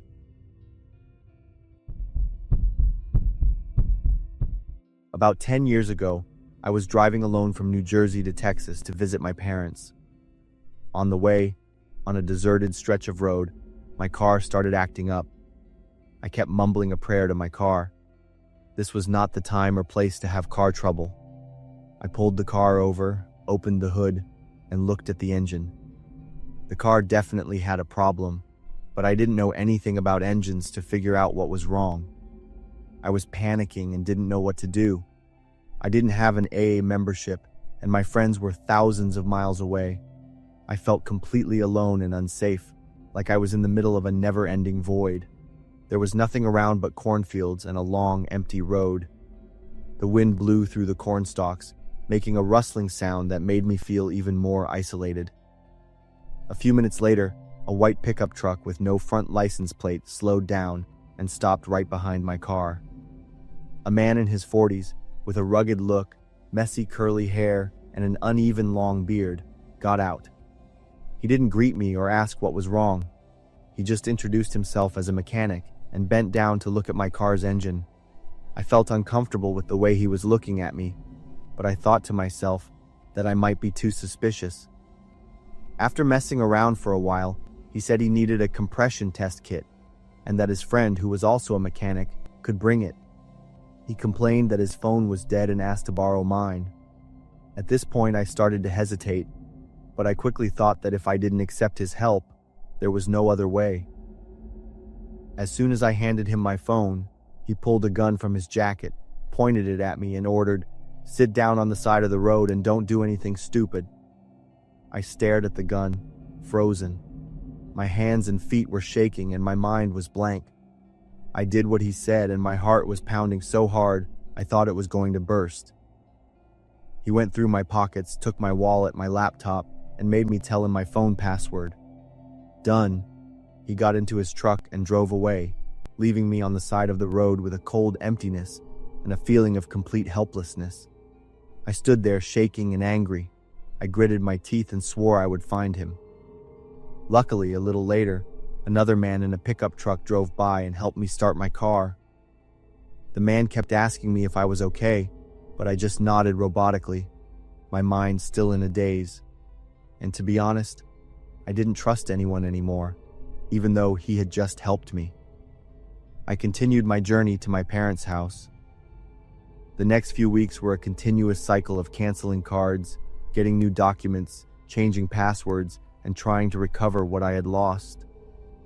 Every time I got a call from a bank or checked my email, I was terrified that something else bad would happen. About 2 months later, I received a letter from a strange bank thanking me for opening a new line of credit. I stared at the letter. Then came a letter from Best Buy with a credit card in my name and over $1,000 in transactions in a strange town in Tennessee. At that moment, I remembered that my Social Security card was in my wallet when it was stolen. Now he had enough information to become me. I threw the letter onto the table and ran my hands through my hair. The feeling of helplessness and anger welled up. The nightmare wasn't over. My life quickly fell into chaos. A series of debts, new credit cards, and bad credit reports appeared. I filed a report with the FTC, put a fraud alert on my credit, and froze my credit. The police weren't much help because I didn't have the bastard's name or license plate number. The road where the robbery happened also didn't have any surveillance cameras. Every phone call, every time I had to explain the story, exhausted me more. I also called the police departments in the towns where the fraudulent transactions happened, but everything was still at a dead end. It felt like I was fighting a ghost. The breaking point was when my health insurance company called, saying that someone had been admitted to the emergency room in Georgia under my name, creating a fake medical record. At this point, I couldn't take it anymore. My blood was boiling with rage. I spent all my free time trying to track him down. The image of his rugged face kept appearing in my mind, urging me not to give up. One night, I checked Craigslist in the areas where the fraudulent transactions happened. My eyes were tired from staring at the screen for hours. In Tennessee, I saw a post selling electronics and miscellaneous items, all of which matched the items that were charged to the Best Buy card in my name. I finally had a lead. I contacted him to buy the items, of course, through text messages. A few days later, he asked to meet in a public place and requested cash. I considered driving there myself, but I was afraid I would lose control, so I called the police department there. The details I gave them made them agree to work with me. I also talked him into revealing that he drove a red pickup truck. That day, the police set up an ambush. I was not at the scene, but waited for the results at the police station. As soon as he saw the patrol car, he sped away, lost control, and drove into a ditch. He was arrested very quickly. The crash wasn't very serious. Even more surprising from his confession, the police tracked down a professional criminal group. They specialized in targeting tourists and solo drivers on interstate highways. In the end, they were all arrested, charged, and went to prison. When I heard the news, I felt both relieved and bitter. The losses and the fear were still there, but at least this time, justice was on my side. I collapsed into a chair, and the last tears rolled down my cheeks. I no longer drive at night, no matter how long or short the distance is. If I have to, I'll ask someone to go with me. And even though I don't drive at night, I signed up for an AAA membership. You never know what kind of unwanted situations you might get into. So, be careful and be prepared so you can handle everything as smoothly as possible. That's the expensive lesson I learned. My name is Sarah, and I'm 31 years old. I've been working at the 911 call center in Austin, Texas for almost 5 years. With experience handling thousands of emergency calls, I was confident that I could predict any situation that might happen. But the call that night will haunt me for the rest of my life. It was a normal night shift. The phone rang, and I picked it up. On the other end was a grumpy man's voice saying he wanted to complain about a noise. When I asked him to give me more details about the situation, the man suddenly yelled, "What? I'm sorry, I can't hear you because of all the screaming." I was a little startled by his shouting, but I listened very carefully, and I didn't hear any noise at all. When I told him that, he spoke in an annoyed tone and accused me of thinking he was lying. He was like a child who gets an attitude over the smallest things. But honestly, throughout the entire conversation, I didn't hear any other sounds. He continued to pour out his complaints, his voice becoming more and more tense. According to him, this had been going on for 3 hours straight, and the new neighbors had been causing such a disturbance for 6 months now. He described the loud music, the heavy footsteps that sounded like they were stomping on his head, and the slap sounds coming from the apartment upstairs. I tried to calm him down because I could feel the tension escalating on the other end of the line. He confessed that he was exhausted with these inconsiderate a-holes. He had tried everything, talking to them, contacting the building owner. But they laughed at him with contempt, and the landlord told him to stop hallucinating. The frustration in his voice seemed to be reaching its peak, making me feel anxious. Then everything started to take a disturbing turn. He suddenly mentioned a fight that happened the night before. As usual, that guy and his girlfriend were playing their favorite music and doing their thing to the beat. I was about to lose my mind. He described it as if his brain was about to explode and smoke was coming out of his nostrils. He insisted that he wasn't usually hot-tempered or rude and had never hit anyone. But that night, something compelled him to act. My heart beat a little faster. "Did you get into a physical fight with him?" "Yeah," he answered, a short but cold response. And then, the horrifying words began to pour out. The man said he chose the biggest and sharpest knife in the house. He described going upstairs and knocking on the door. When the young couple opened the door, he felt they looked at him with contempt and defiance. They looked at me like I was a lowlife, like they were saying, "I want to torment you." I stabbed the kid right in the neck and face. He didn't scream or say anything. He just fell down. His girlfriend was hiding behind the sofa, shaking like a leaf, with her eyes bulging out. What happened next made me cover my mouth to keep from screaming. The man talked about chasing the girl with the knife in his hand, forcing her back into the living room, throwing her on the sofa, and starting to slash her. I took a deep breath and asked how many times he did that to the girl. "Who remembers?" "At least 100 times. He only stopped when he saw too much blood flowing. He then threw the knife away and left as if nothing had happened. But what gave me goosebumps the most wasn't the brutal actions, but the man's complete lack of emotion after recounting it all. I know I should have called an ambulance for them, but they're not hurt. And then, in an unbelievable absurdity, the man went back to the original reason for his call. His voice was filled with frustration again, just like when he first complained that his neighbors were still playing loud music.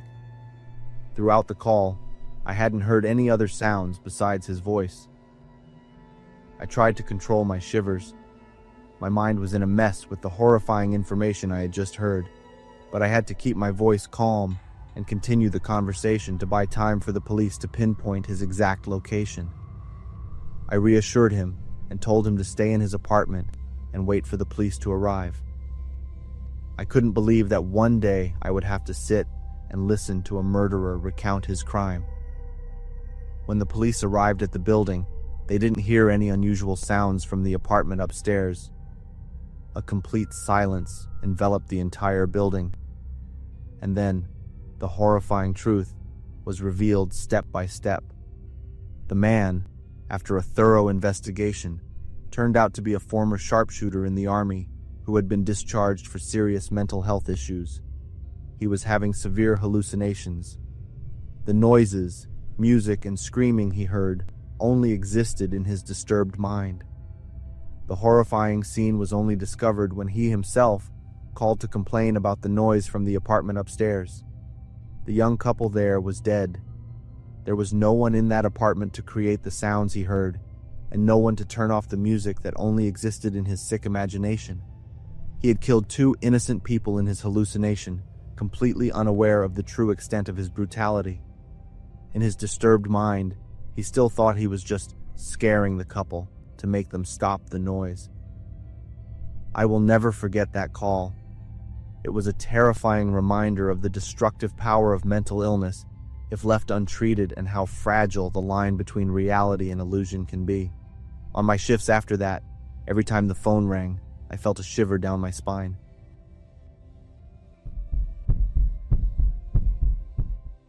When the police found Sam in the dark room of that broken-down mobile home, he had been bound and tortured for 730 days. It all started with a gentle smile at Oktoberfest. 5 years ago in the fall, my 2 brothers and I decided to go to the annual Oktoberfest in Munster. It's a tradition in our small town nestled in the Texas hills. It took us about an hour and a half to drive to Munster. I was 27 at the time, my older brother Jake was 30, and my youngest brother Sam was 23. The 3 of us have always been close, especially with our shared passion for classic cars. The festival had a huge car show, and that was the main reason we went. We parked near the edge of the trees and started the 15-minute walk into town. It was mid-morning, and everything seemed normal until she appeared. Just before we walked up the second bridge, a woman approached us. She was about 25 years old, with long hair and a gentle smile. "Excuse me, I'm looking for the festival. Can you help me?" she asked. I was a little confused. It was strange. The festival was right in front of us. The noise from the rides, the music, and the laughter filled the air. It wasn't hard to find. "We're heading there now. Just cross the bridge, and you'll see everything." "I'm looking for the market. Do you know where it is?" Sam, the most enthusiastic of us, spoke up. "I can take you there. It's not far." I hesitated, but Jake patted Sam on the back. "See you at the car show later," Jake said. Sam nodded, waved lightly, and went with the woman. Jake and I spent the next few hours at the car show, completely engrossed in the rows of restored classic cars. It wasn't until midday that I glanced at my watch and realized Sam hadn't come back yet. At first, we weren't worried. Maybe he was still with the woman, helping her find her way. But by 2 p.m., we started to feel uneasy. We walked all over the festival searching, but we couldn't find Sam. We tried to call him, but his phone just rang and no one picked up. We were finally desperate. We went to the local police officer on duty at the festival and told him our brother was missing. The officer reported it on his radio, but with the festival at its busiest, the search was like looking for a needle in a haystack. Late at night, the festival had closed. The streets that were once bustling were empty, and Sam was nowhere to be found. We walked back to the parking lot, hoping Sam would be there, but there was no one. We checked into a cheap roadside motel, leaving a message for Sam, hoping he would call back. By the next morning, the reality that Sam was gone had hit us. We filed a missing person report at the local police station. Over the next week, we searched all over town, put up missing posters, and checked every gas station, motel. Everything was hopeless. 2 years passed, and we had almost given up hope. Then, right before Christmas, we got a phone call. The police chief called. "We've found Sam. The family needs to get here immediately." Jake and I dropped everything and drove there that night. The police chief told us what had happened. The police had raided a broken-down mobile home on the outskirts of town after neighbors reported suspicious activity. They found illegal drugs, weapons, and stolen property. And in one of the back rooms, they found Sam. He was in the worst possible condition, bound, malnourished, beaten, and drugged for the past 2 years. Sam was then taken to the hospital. Thank God, he was completely aware. He remembered everything that had happened. Sam said the woman had lured him into an alley. 3 men attacked Sam. They threw him into the back of a pickup truck and took him to the mobile home. For 2 years, Sam was bound and tortured. He tried to escape twice and was beaten so badly that he thought he would die. Those men were part of a human trafficking ring, and Sam wasn't their first victim. Those monsters were arrested and sentenced to life in prison. The woman who lured Sam has still not been found. Sam survived and came back, but he was never the same again. To this day, I still can't shake the feeling of guilt about Sam. There are many other victims, people who were not as lucky as Sam. So, if you're ever at a small-town festival and someone is too friendly and asks for help, think carefully before you go with them. I'm Ethan, a college student in California who was always short on cash. In 2008, when the economic crisis made part-time jobs scarce, Craigslist became my lifeline. The website was like a hidden treasure, with countless opportunities to make quick money, from moving furniture to participating in research surveys. I lived in a small apartment with 2 friends on the outskirts of the city. Every morning, after drinking coffee and checking my email, I would open Craigslist out of habit. I often checked the free section for things I needed, then browsed the for sale section for bargains. But the section I visited most often was gigs. One afternoon in the fall, while browsing the job listings, a title made me stop. Make money by helping with a medical procedure for $1,000. That number made my eyes light up. Maybe it was helping a disabled person or taking care of a patient at home. I clicked on the post. The first few lines made me frown, then I laughed when I understood the real content. The medical procedure the poster mentioned was the amputation of his own right leg, just below the knee. He needed someone to come to his apartment to assist him with this self-performed surgery, to make sure he didn't bleed out or go to sleep forever. The post's writing was both funny and knowledgeable, so much so that I thought it was definitely a sophisticated prank. The writer even guaranteed that no experience was needed. He would teach me how to apply a tourniquet and handle the wound. When I saw the email address, I was completely convinced this was the work of a group of medical students playing a prank. In good fun, I sent a short email praising their unique sense of humor. "You guys made me laugh so hard. Great idea." The response came faster than I thought. The sender's name was Dexter. He insisted this was not a joke. I replied with a skeptical tone, saying I still didn't believe him. He explained that the amputation was something he had been planning for years and had even practiced on one of his fingers to prepare for this major surgery. My curiosity won out, and I asked him about the motivation behind this bizarre decision. Dexter said that when he was 8 years old, a popular teenager in town was in a terrible car accident. The kid lost a leg, but miraculously survived. While everyone else showed pity, Dexter, at the time, felt jealous. He was jealous of the attention, sympathy, and privileges the teenager received. From then on, something in his brain flipped a switch, creating an obsession with losing a limb. I know this sounds crazy, but I've always felt incomplete. Losing a leg will make me feel whole, Dexter wrote. I still didn't believe him until he sent proof. The email had 2 attachments, a photo and a video. My heart pounded as I opened the first file. In the photo was a hand. On the back of the hand was the phrase Dexter amputation, along with the date of the email. But what made me look again and again was that the little finger was completely gone. All that was left was a scarred stump. My hands were shaking as I clicked on the video file. The screen showed a man wearing a white mask sitting at a table. In his hand was a large pair of bolt cutters. I wanted to turn the video off immediately, but my actions didn't follow my wishes. I couldn't take my eyes off the screen. He placed his little finger between the 2 blades of the bolt cutters. There was no screaming, only the sound of metal and a slight snap. The finger fell onto the table like a broken toy.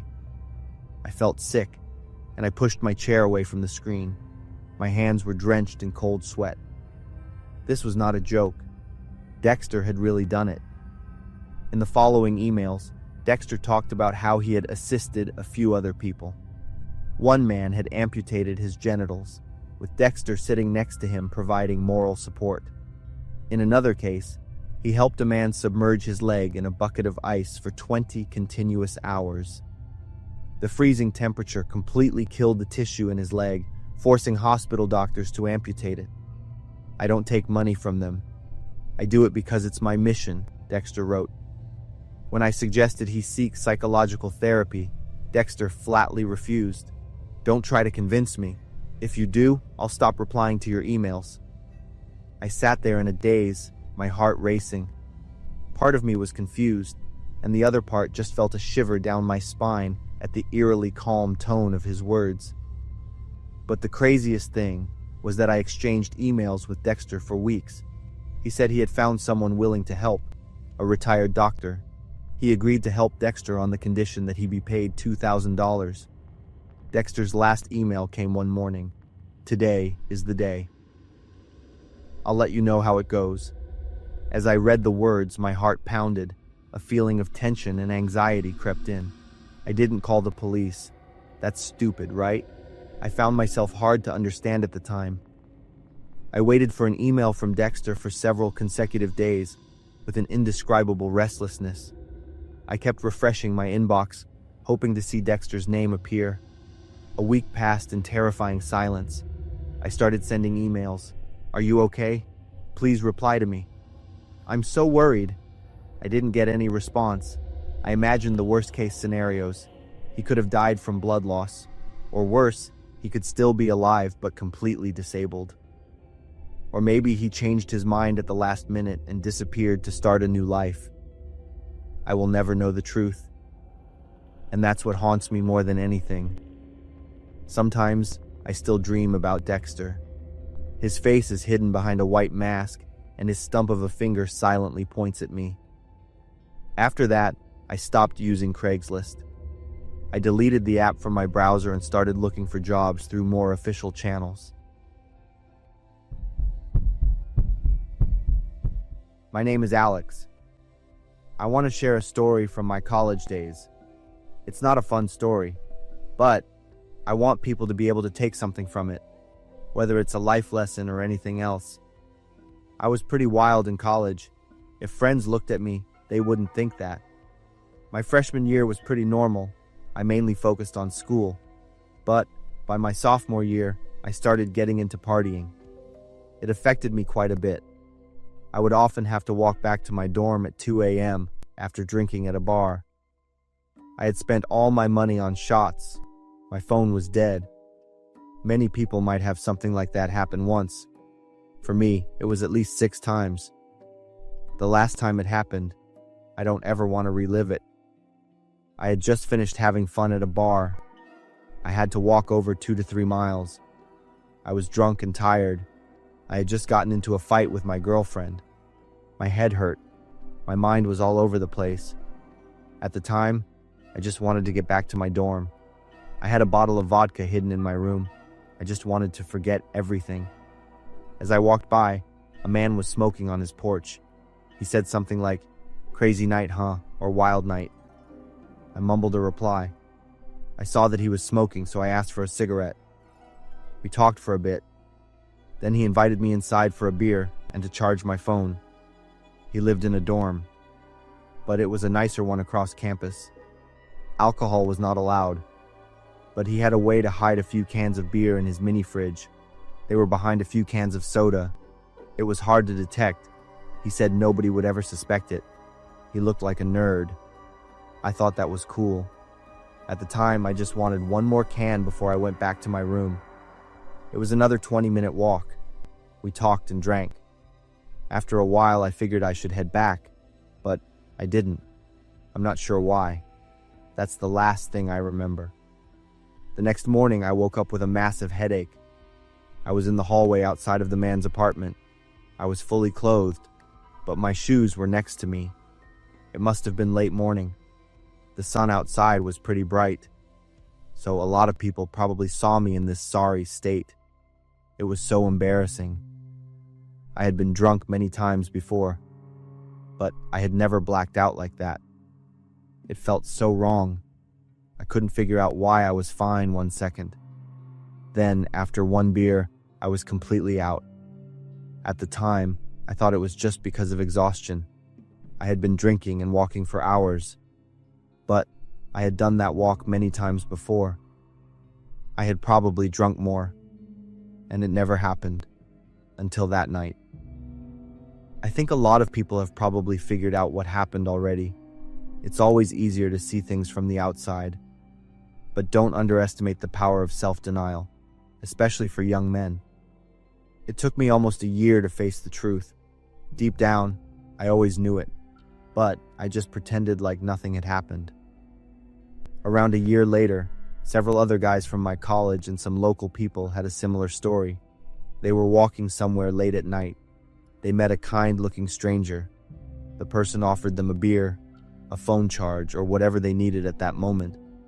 They then went up to the person's apartment or in their car. They had a drink. Then, they woke up hours later with no memory of the events of the evening before. You would think that the people who were suspicious or felt something was wrong would be the first to speak up, but that's not how it works. The more they knew what had happened, the more they were inclined to cover it up. That's why the kind, pervy man was able to get away with it for so long. It wasn't until a guy went to the doctor for unexplained pain in his private parts that the police started to investigate. They finally caught the man. The police said the number of sexual assault victims could be up to 100 people over the past 2 years. 18 cases were confirmed. The rest were still unknown. Many people were almost ready to testify, but in the end, they backed out. The reason was, to testify, they would have to face the reality of what happened to them. I was one of them. If more people had been brave enough to speak up, I wouldn't have backed out. But, as I said, that's not how it happened. The feeling of having to stay silent and be scared of myself is something I can't describe. That feeling haunted me for a long time. It made me afraid to face the truth. I deeply regret what I did. Looking back, I realized my wild lifestyle led me to this. Those nights of drinking and partying never stopped. I lived as if I never had to think about the consequences. I thought I could control everything, but the truth is, I lost myself a long time ago.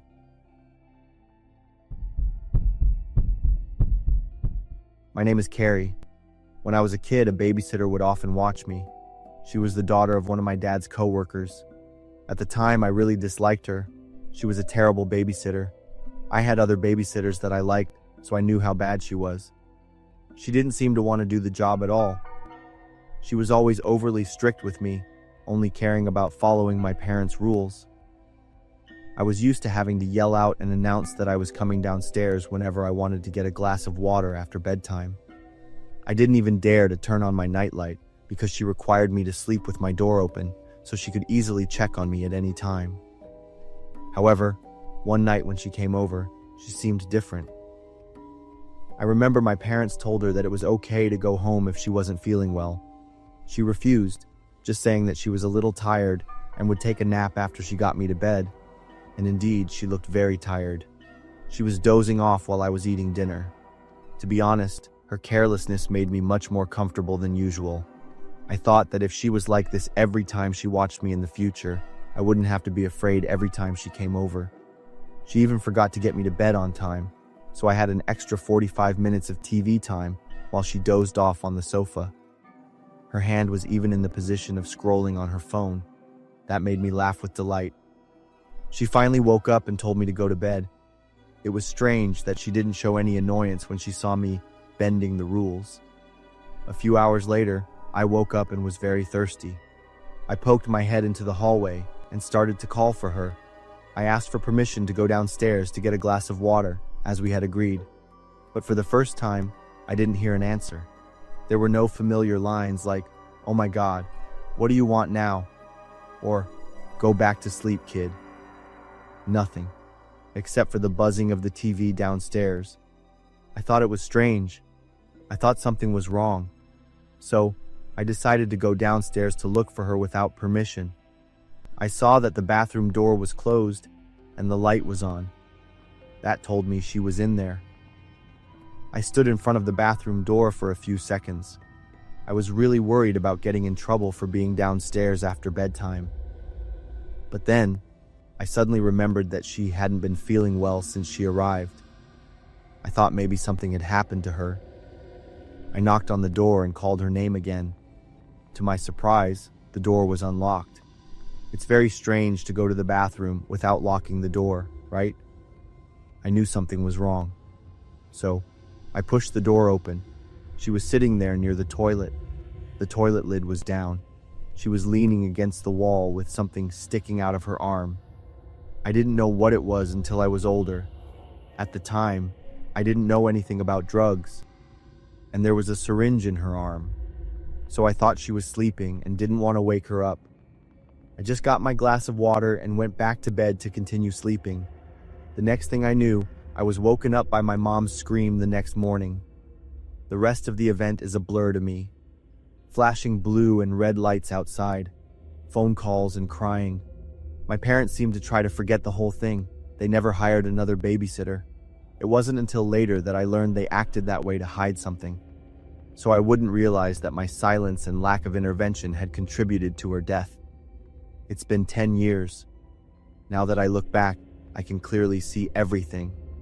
All of the rules my babysitter made were a perfect plan. Me yelling out before I went downstairs was like an alarm for her to quickly stop whatever she was doing. But that night, if I had called my parents or done anything to get help, maybe she would still be alive. Over a decade ago, I was a college student on a tight budget. To make ends meet, I took on a few side gigs in addition to my part-time job. One of my favorites was house sitting and pet sitting. It was a good way to earn some extra cash.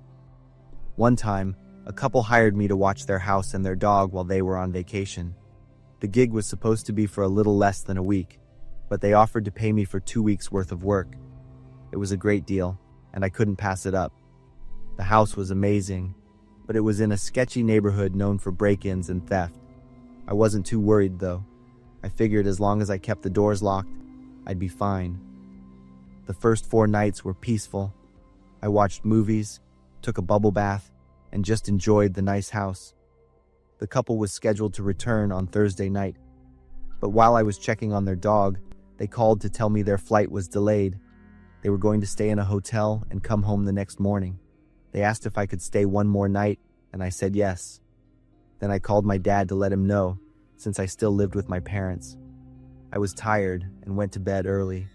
I don't know how long I was asleep, but I woke up to the sound of breaking glass. I heard a loud crash, then what sounded like someone running in the hallway.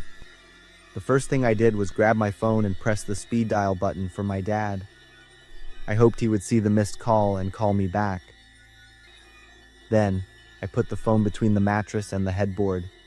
If he did call, he'd be able to hear what was going on.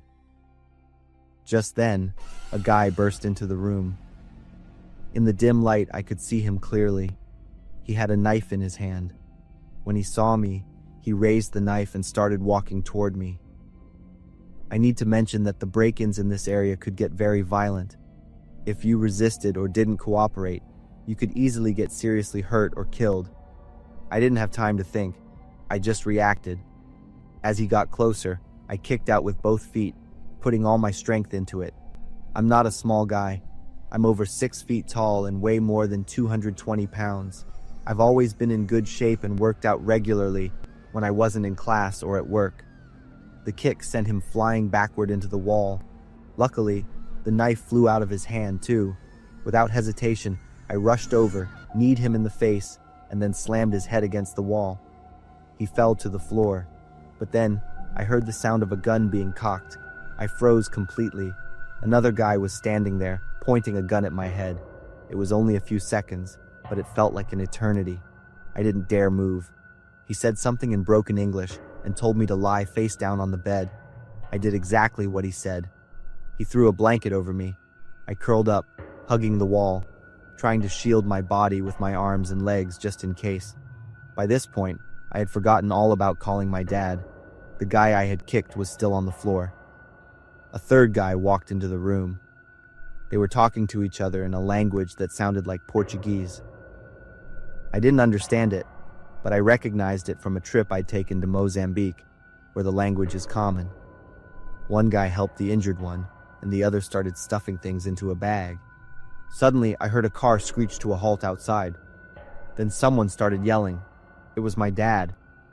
The 3 guys inside the house panicked. They bolted out the back door and tried to climb over the fence. My dad started shooting. I'm pretty sure he was trying to miss on purpose. He could have easily hit them if he wanted to.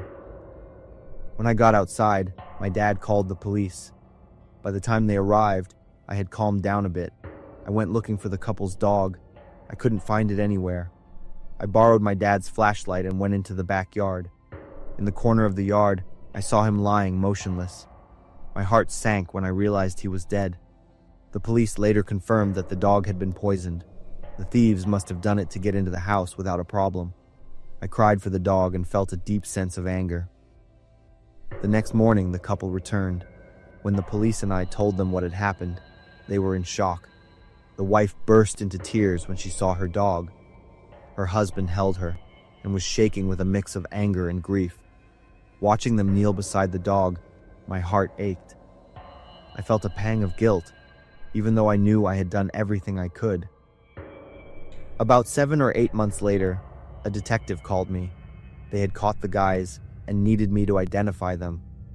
I told him I didn't get a good look at their faces in the dark, and after the gun was pointed at me, I was hiding under the blanket and didn't see anything. He said they had fingerprints and wanted to show me the evidence first. When I got to the police station, it wasn't like in the movies. There was no one-way glass or hidden room. They brought the 3 men in, and they glared at me with pure hate in their eyes. The ringleader's name was Sambo. His gaze was the most chilling thing I have ever seen. After we left the room, the detective gave me his file. I was stunned. He had 4 counts of murder, nearly 10 counts of attempted murder, multiple aggravated assault charges, assaults on women, and over 100 counts of theft and breaking and entering. The officer told me that if I hadn't acted so fast that night, the outcome could have been very different. A few days later, I got a call from the detective. Somehow, Sambo had escaped from prison. The detective advised me to be careful, but I wasn't too worried. The incident didn't happen at my home, and I had a different car, so it would be hard for him to find me. Plus, I had my license and always carried a gun with me. Even though it has been many years, I'll never forget that night. It taught me that sometimes a few seconds of pure instinct can change your life, and that a father's love can save you from the worst. I'm David, 29, a software engineer in San Francisco. My life was usually pretty boring, just lines of code and deadlines, until I met Emma. We were together for 3 years, and I thought I'd found my partner for life. We were even talking about getting married next year. But everything fell apart with a short text message last week. I need some time to think. Don't contact me until I feel ready. She didn't explain or give me any specific reason. Just one line of text, and then she blocked all my calls and messages. The past few days, I've been lost, haunted by Emma's memory and the question of why. Everything felt heavy and suffocating. I decided to take some time off work, spend a few days by the coast to clear my head. It was evening, and I was driving on a lonely, winding mountain road by the ocean. All I could hear was the distant sound of waves and the wind blowing through the car window. Suddenly, I saw a figure standing next to a broken-down car. As I got closer, I saw it was a young woman, her eyes red like she'd been crying. She waved her hand desperately, asking for a ride. I stopped the car. She climbed into the back seat and introduced herself as Mina. Her car had broken down, and she wanted me to take her to the gas station ahead for help. We started driving, and the first few minutes passed in silence. I glanced at Mina in the rearview mirror. She was huddled, her eyes looking out the window. Mina slowly began to tell me about her own love life. Her voice was choked up when she mentioned the man she'd loved from the moment she met him. 2 years of devotion, only to find out today that he had betrayed her in the most painful way. I saw that scumbag kissing my best friend right in the car. I felt a sense of empathy for Mina. The atmosphere in the car suddenly changed. Mina wasn't crying anymore. She sat up straight, her eyes fixed forward. She spoke with a chilling emphasis on every word as she described witnessing the betrayal firsthand. Mina paused for a few seconds, letting out a weary sigh. Then her tone shifted completely. She said she charged straight into the car, pulled out a knife, and gave that awful couple several repeated stabs. Mina let out a deeply satisfied laugh as she described the scene with bright red blood and chaotic screams. My body felt paralyzed as I listened. I slammed on the brakes and turned to look at Mina, completely stunned. Mina laughed louder, a maniacal laugh that gave me goosebumps. Then she abruptly looked at me, her eyes wide. "How's my story? Do you think I did the right thing?" My throat felt dry. I couldn't utter a word. I didn't dare look at Mina again, focusing only on the road ahead, my hands gripping the steering wheel tightly. The very next second, Mina suddenly dropped her head and started to sob uncontrollably. She mumbled that it was all just her imagination and that she hadn't actually done anything. I froze again for a few seconds, then breathed a sigh of relief, though the confusion still clung to me. I tried to advise her to verify the situation and talk honestly with her boyfriend. At least you can still meet him and ask him why you're not in a helpless situation like I am. As soon as I finished speaking, Mina suddenly lifted her head, her eyes aggressive. She pulled out a folding knife, the tip pointing directly at my side. "Turn the car around right now. I have to make sure they're dead." Mina's voice dropped to a terrifying whisper. My heart was pounding like a drum. I was drenched in cold sweat. My head was spinning with all the conflicting information from just a few short minutes. So she had actually done it, and I was sitting next to a genuine psycho. With no other choice, I was forced to turn the car around. When we got back to the original spot, Mina demanded I get out of the car to confirm her suspicion. Stepping out of the car on shaky legs, I followed her to the bushes by the roadside. The scene before me made me shudder. A man and a woman lying motionless in the thicket, their bodies covered in bloody knife wounds. The woman was lying on her side, eyes wide open, staring into space. She surely hadn't made it. But I noticed the man was still faintly breathing, his chest rising and falling slightly. Are they dead? Mina's emotionless voice sounded behind me. In my fear and my desperate desire to save the life that was still there, I lied that he was dead, hoping it would satisfy Mina and make her leave. But she wasn't easily fooled. Mina stepped closer, observed carefully, and discovered the truth. Her eyes widened with rage. "You lied!" she screamed, pointing the knife straight at me, ready to rush in and finish both the man and me off. She advanced toward the unconscious man first, yelling curses about the betrayal. Seeing the urgency of the situation, I lunged after her. If I didn't fight back now, both the man and I would die. The distance between us closed as Mina swung the knife. My hand grabbed her wrist. Mina roared and struggled with the strength of a madwoman. But fortunately, her strength was nothing compared to my will to survive. In a decisive moment, I forcefully twisted Mina's knife-holding wrist until she cried out in pain, and the knife fell to the ground.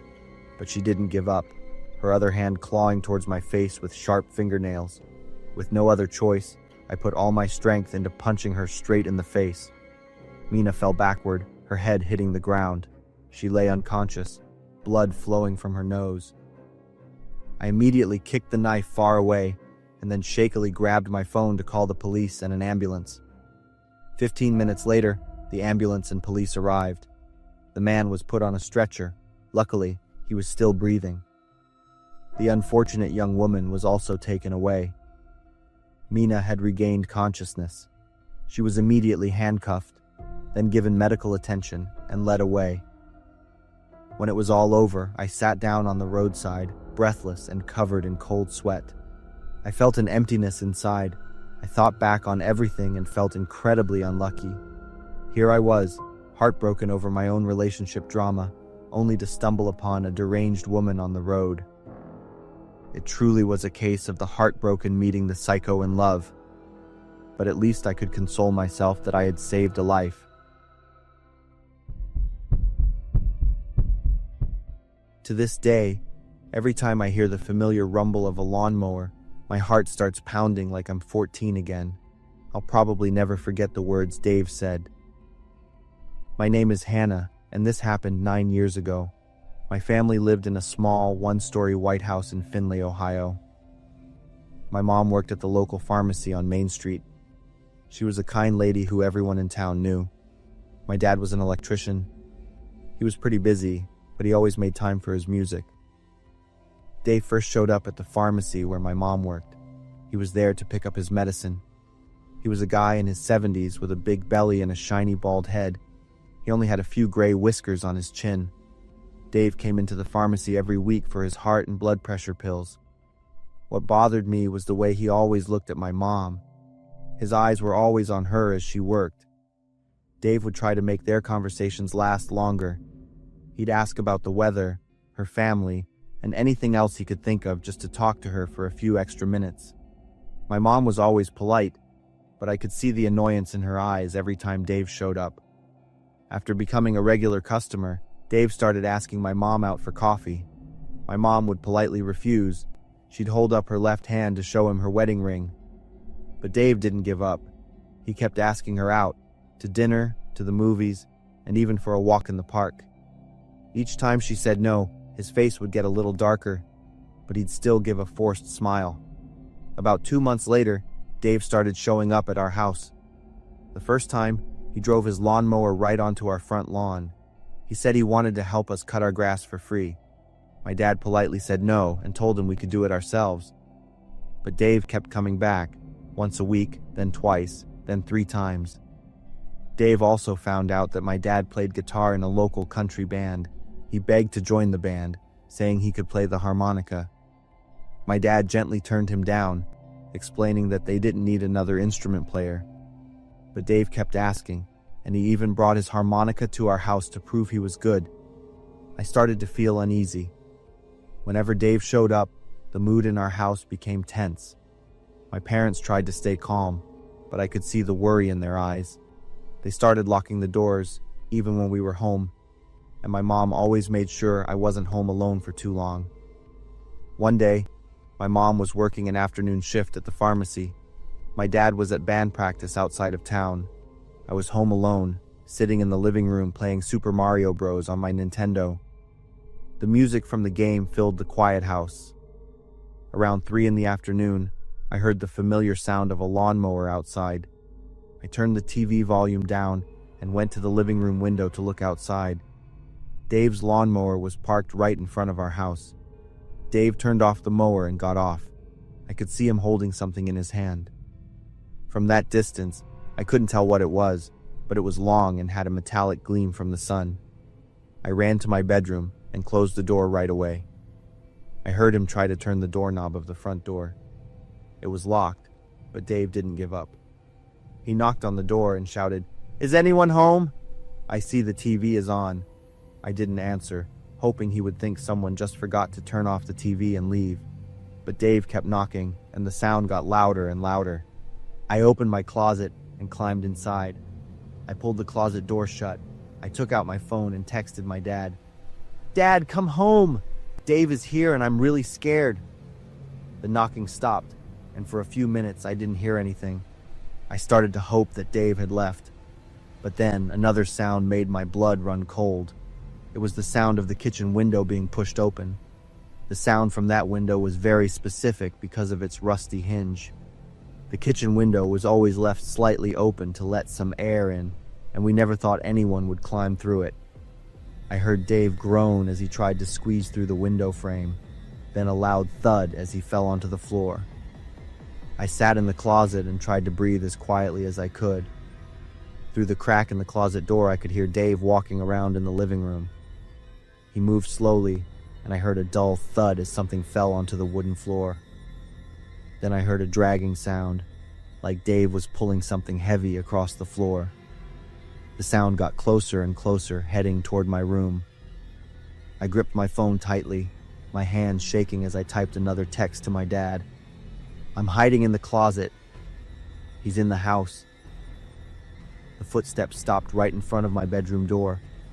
Dave was standing there, breathing heavily. After a few seconds that felt like a lifetime, his footsteps started to move away and went back to the living room. He climbed back out the window, and I heard the lawnmower engine start up. I still didn't dare to get out of the closet. 10 minutes later, I heard a car screech into our driveway. The car door slammed, and I heard my dad running into the house. "Hannah, where are you?" I got out of the closet with shaky legs and ran to him. He hugged me tightly, then looked around. There were muddy shoe prints on the wooden floor. My dad led me to the backyard to check if Dave was really gone, but he was still there. He was standing under a large oak tree in the corner of the yard, piling up small sticks at its base. In his hand was a huge fire axe with a sharp blade. My dad called out to Dave, trying to keep his voice calm. "Did you just go into my house?" Dave turned to look at us. His face was completely blank, as if he didn't recognize my dad. Then he said in a strange, flat voice, "Rat in the closet, going to burn the fire." He repeated the phrase 3 times. His eyes were on me when he said the word rat, and I knew he knew I had been hiding in the closet. My dad pulled me back into the house, locked the door, and called the police. 2 officers arrived within 10 minutes and found Dave still standing at the tree with the axe. He didn't fight back when they approached him. When they asked him about going into our house, Dave just looked at them with a blank stare and repeated, "Rat in the closet, going to burn the fire." The police took Dave in for questioning, but they found out he had early-stage dementia. The doctor explained that at his age, his brain had declined significantly. They believed he didn't understand that his actions were wrong and that he thought it was normal to go into someone else's house. Dave couldn't explain why he wanted to burn a fire or why he called me a rat. He was moved to a nursing home in Toledo where they could care for people with dementia. I never saw Dave again, but his words still haunt me. Sometimes, in my worst nightmares, I can still hear the sound of his lawnmower getting closer. I always wished for a little sibling to play with. If I could choose, I wanted a little sister. That wish just kept growing, and I was always bringing it up to my parents. Every time we sat down for dinner, I would mention it. "Please," I begged. Dad would put his knife and fork down, look at me with a very tired expression, and say, "It's not that simple. It takes time and careful planning." Mom would glance at Dad, then look at me and force a smile. She'd reassure me that I needed to be a little older to be a big sister, but I didn't care. I wanted a little sister to play with, to share my toys, to brush her hair, just like I saw on TV. When I was 9, my parents finally responded to my wish about getting a sister. Then one day, my parents actually brought Lena home. I remember jumping up and down with excitement. She was much smaller than I imagined, with big round eyes and brown hair. Her hair color was different from my blonde hair, but that wasn't a big deal at all. Immediately, I ran up to my room and started sorting my toys. I got Dad's labeling machine, typed my name and Lena's, and stuck the labels on everything. The pink teddy bear would be hers. My Lego set would be mine. I worked all afternoon, feeling like a responsible big sister. Lena cried a lot during those first few weeks. Sometimes it seemed like she was screaming, long, drawn-out screams that made me cover my ears. I asked Mom why Lena kept crying. Mom stroked my hair and said, "She's just getting used to her new home, honey. She'll be okay." But some nights, Dad had to carry her down to the basement, where there was a soundproof room. He explained that this was to keep from bothering the neighbors. It was good because every time Dad carried Lena back from the basement to the bedroom, she had stopped crying. For the first month, Lena slept in my parents' bed. I tried to sneak into the room a few times, but the door was always locked. Through the crack under the door, I heard Mom singing a lullaby to Lena. "Did you give it the drink yet?" I heard Dad whisper. "She's too little. I'm afraid it will hurt her brain." I guess Mom and Dad were talking about giving Lena milk mixed with vitamins, like I used to see. When I tried to open the door, Mom would know and say loudly, "The bed isn't big enough for the whole family, sweetie." I understood and quietly went back to my room. In my room, my parents had placed a small white crib with bars. I knew it was for Lena. The day I had been waiting for finally came. My parents moved her into my room. Lena didn't cry as much as before, but sometimes I'd wake up and see her lying there, eyes wide open, staring at the ceiling in the dark. In the dim light of my nightlight, her face looked strangely pale. I crept out of bed, brought my favorite stuffed bunny over to the bars. "I'm gonna let Lena play with it," I whispered. Lena looked at me, then she started to cry. I quickly dove under my covers before I heard the heavy sound of Dad's footsteps on the stairs. After about 2 months, Lena could play with me in the playroom. Dad gave me very strict instructions about the toys I was not allowed to give her. I nodded eagerly. I sat behind Lena, slowly combing through her brown hair. It was then that I noticed Lena had a small, light brown mark on her chin. But my little sister was still very beautiful. I pointed to the toys with the labels on them. "This is yours. This is mine. See?" Lena just stared at them. Every afternoon, I'd run home and tell Lena about my class, about my teacher. I drew pictures of the two of us playing together. When I showed them to Dad, he looked at the pictures for a long time, then said, "I'll keep these to look at later." Then one day Lena suddenly disappeared. I came home from school and found Mom sitting at the kitchen table. "Where's Lena?" I asked. Mom didn't look at me. Tears were running down her cheeks. "Mommy, where is she?" Mom shook her head, her voice choked. Lena is gone, honey. She went to a place we can't go to." Dad reacted completely differently. He took all my drawings that had Lena in them and threw them into the trash can outside. I saw him peel every single label with Lena's name off the toys, crumple them up, and toss them away. "What are you doing?" I screamed, crying. "Don't ever mention that name again," he commanded. I looked at Mom, but she just stayed silent and hugged me. Then, 3 weeks later, I saw Lena. That day I was running errands with Mom. We were shopping at the grocery store, then we stopped by the post office. I stood waiting while Mom talked to the clerk behind the counter. There were lots of posters on the wall. I wandered over to look at them. Then I stopped. On the wall, there was a poster with the bold words, "Missing." Below was a photo. It was Lena. It was definitely her. The brown hair, the big round eyes, the small smile. Especially that brown mark under her chin, too. But below the photo, they wrote a different name. Lisa Lewis, 6 months old, missing from Denver on February 15th. I read it over and over. Maybe they got the name wrong. I didn't really care if it was Lena or Lisa.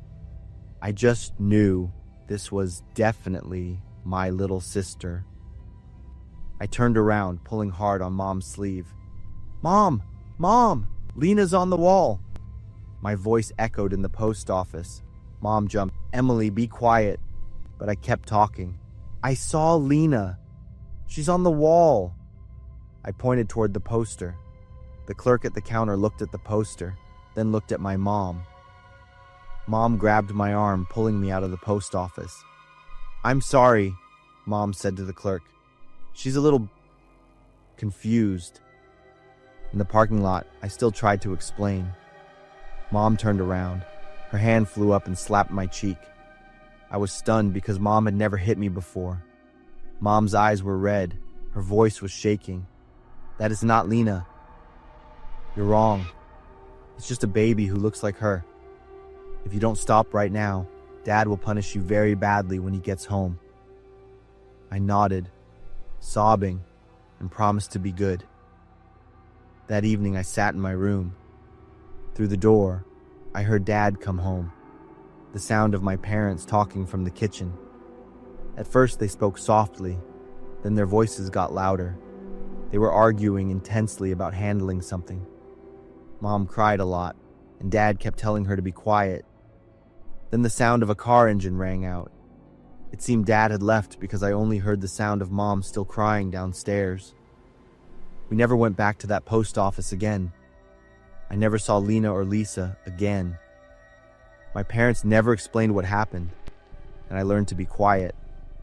But I never forgot my little sister, especially her wide, blank eyes. Then one day, at dinner, Mom asked me what I thought about having a little brother. "But what about Lena? When is she coming back?" Dad suddenly stared at me, his hands gripping the knife and fork tightly. Mom didn't answer but smiled and asked, "Does anyone want more mashed potatoes?" My name is Rachel. I'm 27, and I have a terrifying story to share. I grew up in a small, quiet town in rural Arkansas where life was pretty boring. When I turned 18, I was fed up with the small town life and wanted more excitement. I decided to move away, start a new life, meet new people, and find a job that paid better. I sold my car and a few other belongings, then moved to Tucson, Arizona. I fell in love with the city because it was completely different from my hometown, and that was exactly what I was looking for. Soon after I moved, I got a night shift job at Circle K. The pay was good, and it was close to my apartment, so I felt lucky. Surprisingly, the night shift wasn't as busy as I had expected, with a maximum of about 10 customers a night. Everything was going well. I had never had any trouble with customers. At the time, I still didn't have any friends in the new city, just a few co-workers and my manager whom I only saw during work hours. At about 5 a.m. after my shift, I walked home to my apartment. It was still dark because it was winter in Tucson. As I walked on the sidewalk, I noticed a red car parked on the side of the road with the passenger window rolled down. I caught a glimpse of a man sitting inside staring at me. Being shy and introverted, I didn't dare to look back. Even after I had passed the car, I could still feel his eyes on my back. I tried to keep my composure and quickly got to my apartment. I didn't think much of it and went straight to bed because I was exhausted. I lived alone in a fairly spacious 3-bedroom apartment, and the entire ground floor was mine. The two upstairs rooms were empty. It wasn't the best neighborhood, and my bedroom was on the ground floor, with the window facing the main street. Not far from my window was a trash can that homeless people often used. As a girl from the countryside, my biggest fear in the city was being kidnapped, harmed, or sold to human trafficking rings. My mother had always warned me about the dangers of big cities, and it had really stuck with me. From the first day I arrived, I was always on guard. At about 6 a.m., I woke up to a strange sound. I heard a light tapping on my bedroom window. I was lying with my back to the window, but my eyes were wide open, and I was completely alert. The light was still on in the room, and my old blinds were missing a slat, leaving a 6-inch gap. That meant whoever was outside could see me clearly in my bed. The tapping lasted for about 5 to 6 times. I lay there, frozen, trying to convince myself that it wasn't a person. Maybe it was a cat or a tree branch hitting the glass. Anything but a person standing outside my window looking at me. I slowly sat up and rubbed my eyes, pretending to be groggy, as if I hadn't heard anything. Then I stood up, walked out of the room, as if I were just going to the bathroom, trying to act normal, but my heart was pounding so hard I could barely breathe. As soon as I was out of the room, I ran to the landline phone and dialed 911. Before I could even connect, I heard my bedroom window being pried open. My heart felt like it was going to jump out of my chest. The dispatcher answered, and I quickly gave them my address, begging them to come as fast as possible because an intruder was trying to get in. I told her I would hide in the bathroom. Luckily, there was a police station nearby, so I knew they would arrive soon. I went into the bathroom and locked the door. A minute later, the intruder was at the bathroom door, banging on it repeatedly. I leaned my back against the door, just hoping it was strong enough to hold. 2 minutes later, I heard police sirens, then the front door being opened. I heard footsteps running and yelling, with the police shouting for him to get on the ground. About 10 minutes later, everything was quiet again. A female police officer came to the bathroom door and spoke to me softly, saying it was safe to come out. She asked me a few questions and got some initial information. I told her everything I remembered, including the man in the red car from earlier that morning. When she heard that, she told me the police had caught the intruder and were holding him outside. She asked if I recognized him. When I stepped outside and looked, I was stunned. It was the same man I had seen in the red car. After he was interrogated, he was officially charged with attempted robbery, illegal entry, and stalking. It turned out he had been watching me since the first day I moved to Tucson. He confessed to following me every day, knowing my work hours, my home address, and even the gym I had just signed up for a few days before. He didn't clearly state his specific motive, and the police didn't find any weapons on him. Afterward, they told me he had a history of mental health disorders and schizophrenia, and had been arrested several times for unstable behavior. He had recently stopped taking his medication. I can't bear to think about what he might have done if he hadn't been stopped in time that night. After the incident, I moved to a safer neighborhood, and I'm now on the 27th floor of an apartment complex. I'm still working the night shift at Circle K because the pay is so good. I wonder if moving to a big city was a mistake for an introvert like me. Some stories stick with you, even years later. They haunt me late at night. The story of the Miller family is one of them. It's not because of how violent their deaths were, but because of what I found out afterward. That year, I was 23 and lived with my family in the quiet little town of Franklin, Tennessee. The Millers lived 2 houses down from us. David Miller was a mechanic, and his wife taught elementary school. They had an 11-year-old daughter named Lily. Lily was a unique kid. Her skin was pale, almost anemic looking, and her eyes were cold. She didn't have that carefree innocence you'd expect for her age. While other kids played outside, Lily would just stand by the fence, staring. I tried talking to Lily many times, but all I got back was an empty stare. That August, the distant wail of police sirens broke the peaceful afternoon. I was coming home from work when I saw police cars and ambulances crammed in front of the Miller's house. Neighbors were gathered, whispering. They said they'd heard loud bangs earlier, possibly gunshots. I was so confused and worried that I hung around to see what was happening. The police taped off the area, and about an hour later, 2 black body bags were carried out of the house. News quickly spread through the neighborhood. David had shot his wife, and then himself. Lily survived by hiding in the bathroom and calling 911.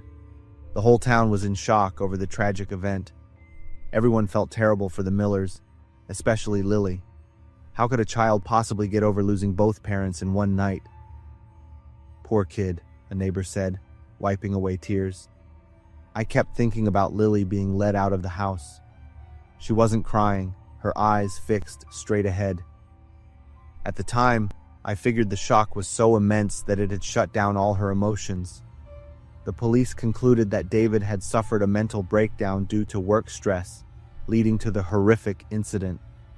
At the funeral, I couldn't take my eyes off Lily. She sat upright in the front row, wearing a black dress. A lot of people from town came to the funeral. Everyone was crying, feeling deeply for Lily's situation. They came to offer her words of encouragement and hugs. But Lily just sat there silently in the front row, her eyes never leaving the 2 caskets. A few days after the funeral, her aunt from Memphis picked her up to raise her. Life in town slowly went back to normal. A few weeks later, a friend who worked at the police department invited me out for a beer. We talked about a lot of things, and eventually, the conversation drifted to the Miller case. There was something off about it. The bathroom door wasn't locked. Lily was just standing there, like she was waiting for us to arrive. There was no sign that she'd been through anything traumatic. What do you think? Ben shook his head, taking a long swig of his beer. I've been in this job for 10 years. Kids who witness violence usually react in one of 2 ways. Either they're so shocked they can't say anything, or they scream hysterically. Lily was different, too calm. I didn't say anything for a moment. Then he spoke again. It's for the peace of mind of those left behind. They have to move on with their lives. The Miller story gradually faded into just another local tale, with people in town occasionally bringing it up, mostly curious about how Lily was doing now. 3 years later, a couple moved in and bought the Miller house. They started renovating the entire place. They left a bunch of stuff out in the yard and by the front gate for anyone who wanted to take it for free. I was walking by and saw a notebook in a box of old things. Curious, I picked it up. The first page said, Lily's diary. My heart suddenly started pounding faster. I don't know when that name began to stir such mixed feelings in me. I turned to the next page, which had crude but chilling drawings. A man, a tiny child. My brain automatically processed the information in a way I didn't want it to. Below the drawings were lines of pencil writing, some pressed so hard they tore the paper. Dad hurt me again. Mom knew but didn't say anything. At this point, my hands started to tremble. I kept turning the pages. I can't run away. I screamed, but no one heard me. Mom said I had to be good, but why be good to bad things? Each page opened up a piece of hell. A sentence was repeated on many pages, each time written more clearly. No one came to help me, so I helped myself. When I turned to the last few pages, the true meaning finally emerged. The drawings changed. No longer a victim, Lily began to draw herself as someone with power. She drew her dad lying next to a gun. Lily wrote, I'm almost ready. They won't hurt me anymore. It will be like in the movies. I stood frozen, the notebook dropping to the ground. So Lily wasn't just a surviving victim. She was both a victim and the one who did it. Lily had quietly endured abuse, When she realized no one was coming to save her, she decided to save herself in the only way an 11-year-old child could think of. Honestly, my emotions were incredibly mixed at that moment. I burned it that night and never told anyone about it. I decided I'd be the only one who knew the truth. Lily was living a different life now, and I was sure it was a much better one. The town was still peaceful, and the new couple who moved in, they were getting ready for a new life too. The best thing was to just let everything go. Life sometimes isn't what we imagine. Whether they are victims or perpetrators, everyone carries their own pain and untold stories. We can never truly know everything someone endures, and sometimes silence is the only way to protect yourself. People called me a hero after that incident, but how could they know that in those 15 terrifying minutes, I was so scared I almost gave up? I'm Cad, 19 years old. I've always been proud of my physique. I'm almost 6.4 feet tall with solid muscles, the result of regular workouts. I had been working at a Dollar Tree in Kalamazoo, Michigan, for 5 weeks when it happened. That evening, the store was empty. Nora was sitting at the checkout counter, scrolling on her phone. Wade was stocking shelves in the household goods section. I was checking inventory in the back room.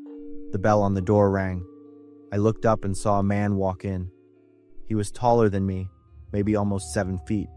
He wore a thick sweatshirt with the hood pulled up, covering half his face, and faded jeans. The first thing I noticed was how he moved. Each step was stiff, like a broken robot.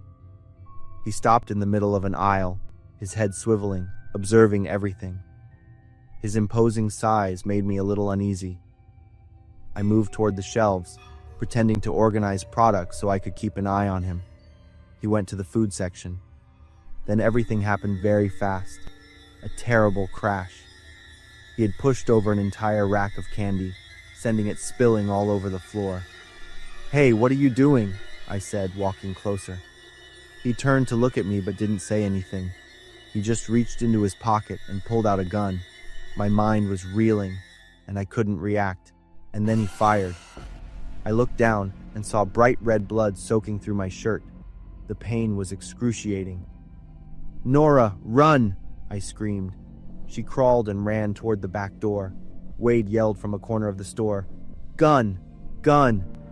The man turned his gun toward Wade. The gun fired again. Wade fell, grabbing his leg in pain, blood gushing out. I dove behind the checkout counter, my left arm numb.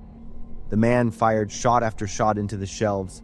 The smell of gunpowder filled the air. Then, after a few seconds, everything went silent. Suddenly, I heard heavy breathing. He had jumped over the counter. I lunged at him, grabbing his leg and pulling hard. He fell, and the gun slid away. We both wrestled to get the gun. He was incredibly strong. His arms were like iron clamps around my neck. I fumbled around and found the gun. He froze, his grip loosening. The gun clicked, but no bullet was fired. Enraged, he punched me square in the jaw. My mouth filled with the taste of blood, and I felt extremely dizzy. He pinned me to the floor with his full weight, his hands squeezing my throat. I was just inches from him, and I could clearly see every wrinkle on his haunting face. My vision was fading. I felt like I was slowly sinking into a dark pool, unable to escape. Suddenly, Wade rammed the attacker's side. He rolled to one side, his hands releasing my neck. I gasped for air. We used all our strength to pin him to the floor. A few minutes later, police sirens blared outside. They stormed into the store, fully equipped, and quickly handcuffed the attacker. The strange thing was, he didn't resist at all. He just lay there with an empty look in his eyes, as if none of what had just happened meant anything to him. An ambulance took Wade and me to the hospital. The bullet had shattered a bone in my left arm, requiring immediate surgery. The press later called me a hero, but I didn't think of myself that way. I just felt lucky to be alive. Our attacker had a history of severe mental illness. He was sentenced to life without parole for attempted murder and armed assault. Nora went back to work at the store, but she no longer scrolled on her phone. She was always on alert with every customer, her eyes constantly scanning the area. Wade still limped slightly from his injury, but he told me it was a sign of courage, a memory of the night we saved each other's lives. I'm slowly recovering and working out to regain my muscle mass. I realized something important. The physical strength I was so proud of wasn't just for showing off or impressing people. It was also to protect myself and others, to stand up against injustice and cruelty. And I started thinking about becoming a police officer. I'm Ryder. This happened when I was 14. My mom and I had moved to Austin, Texas, after my dad died in a car accident 3 years earlier. My mom worked the night shift as a nurse at a hospital, so I was often home alone. I was a pretty lonely kid, partly because of my personality and partly because of a strange allergy that made me have to avoid most things: rainwater, peanuts, milk, and even animal fur. My only joy was playing video games, and I was really good at them. I had a group of gaming friends, and they called me a prodigy. It all started when my mom brought home a new allergy medication. Many patients had tried it and found it to be very effective. I was desperate to get rid of this awful disease, so I was willing to try any medicine. My mom told me to take 2 pills every morning. They had no taste. And to my surprise, the pills actually worked for me. I could eat cheese pizza and leave the house without my mask and long clothes. I even tried petting the neighbor's dog. I was fine. There were no unusual signs. My mom was so happy that I had finally found the right medication. But then, strange signs started to appear. I was less focused and often zoned out. I would sit in front of the screen with my mouse in hand, but my reflexes were slower than usual. In an important match with my team, I kept making stupid mistakes. I could sense my friends' frustration and disappointment, but I didn't know how to explain it. Gradually, I started declining invitations to play games. I didn't feel as happy as before. Everything felt meaningless. I would play by myself in silence, but I chose to stay silent instead of telling my mom. I didn't want to worry her. My mom's job was incredibly busy. Every time she came home, she would cook, ask me a few questions, and then go to sleep because she was exhausted. I didn't want to bother her more. That fateful night, I was home alone as usual, and for the first time, I felt the apartment was eerily quiet. I sat alone in my room, staring at the computer screen that showed a defeated game. "You're not good at anything anymore," a thought popped into my head, but it was just a fleeting thought. But slowly, the thoughts became more frequent. I covered my ears, but the voice still echoed, because it wasn't coming from outside. It was coming from inside my head. "Your friends don't need you anymore. Your mom worked so hard to raise a useless kid." I shook my head hard, trying to chase it away, but the voice continued, every word as clear as if someone was sitting right next to me, whispering in my ear. My heart was pounding. Cold sweat started to run down my body. "They just pity you. They laugh at you behind your back. You know what you have to do." My body stood up as if I were being controlled. My feet automatically walked toward the medicine cabinet. I grabbed every bottle, painkillers, sleeping pills, and even the allergy medication I was using. I poured them all into a plastic cup and turned on the faucet to dissolve them. "Drink it, then everything will end. You won't be a burden to anyone anymore."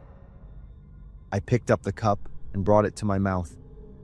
Just as I started to feel the bitter taste of the pills spreading on my tongue, the phone suddenly rang.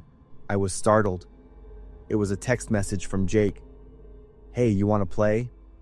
We're gonna lose without you." The voice in my head went silent as I read the message. I looked at my phone, then at the cup of pills. Maybe I should play one last game, at least to say goodbye to the thing that used to be my everything. I put the cup down and went back to my room and turned on the computer. The game lasted longer than I thought it would, and I was leading the team. For the first time in weeks, I felt a little bit of joy. I heard my friends talking, yelling, laughing, and cheering every time I scored. I don't remember how long I played. When I heard the sound of a car, I looked at the clock. Startled, my mom was home from work. Suddenly, I heard my mom call my name loudly and urgently. Before I could answer, the door to my room burst open. "What's wrong, Mom?" I was confused about what was happening. My mom ran to me and hugged me tightly. "Thank God you're safe." My mom's face became tense again. She sat down next to me and told me she had received serious news about the allergy medication I was taking. Many other people who took this medicine had experienced terrible side effects like hallucinations, severe depression, and some had even taken their own lives. I shivered, suddenly understanding why I had heard the whispering voice in my head and why I had had such horrible thoughts. My body trembled as I realized I had almost become another victim. I told my mom about what had been happening to me for the past few weeks. Just a few hours ago, I had even considered drinking that cup of poison. If it hadn't been for that text message inviting me to play, I might have. My mom hugged me, crying and repeatedly apologizing for leaving me alone. "I didn't notice you were changing. I was so worried about work that I forgot you needed attention." I hugged my mom back just as tightly. I apologized to my mom for not telling her from the beginning. But now I understand that if I had spoken up, things might have been different. From that day on, my mom always asks me how I feel. I've also learned to tell my mom everything. We understand that in a family, listening and caring for each other every day is what matters most. Now, I take a different allergy medication. My mom has requested a shift change so she can be home with me more often. I was truly terrified after I learned how I had accidentally escaped death. I have changed. I'm no longer a lonely child who locks myself away to hide from my illness. I participate in all kinds of activities, and I try more types of food to see if I'm okay with them. My mom and I both learned that listening, connecting, and knowing when to speak up can save not just a moment, but an entire life.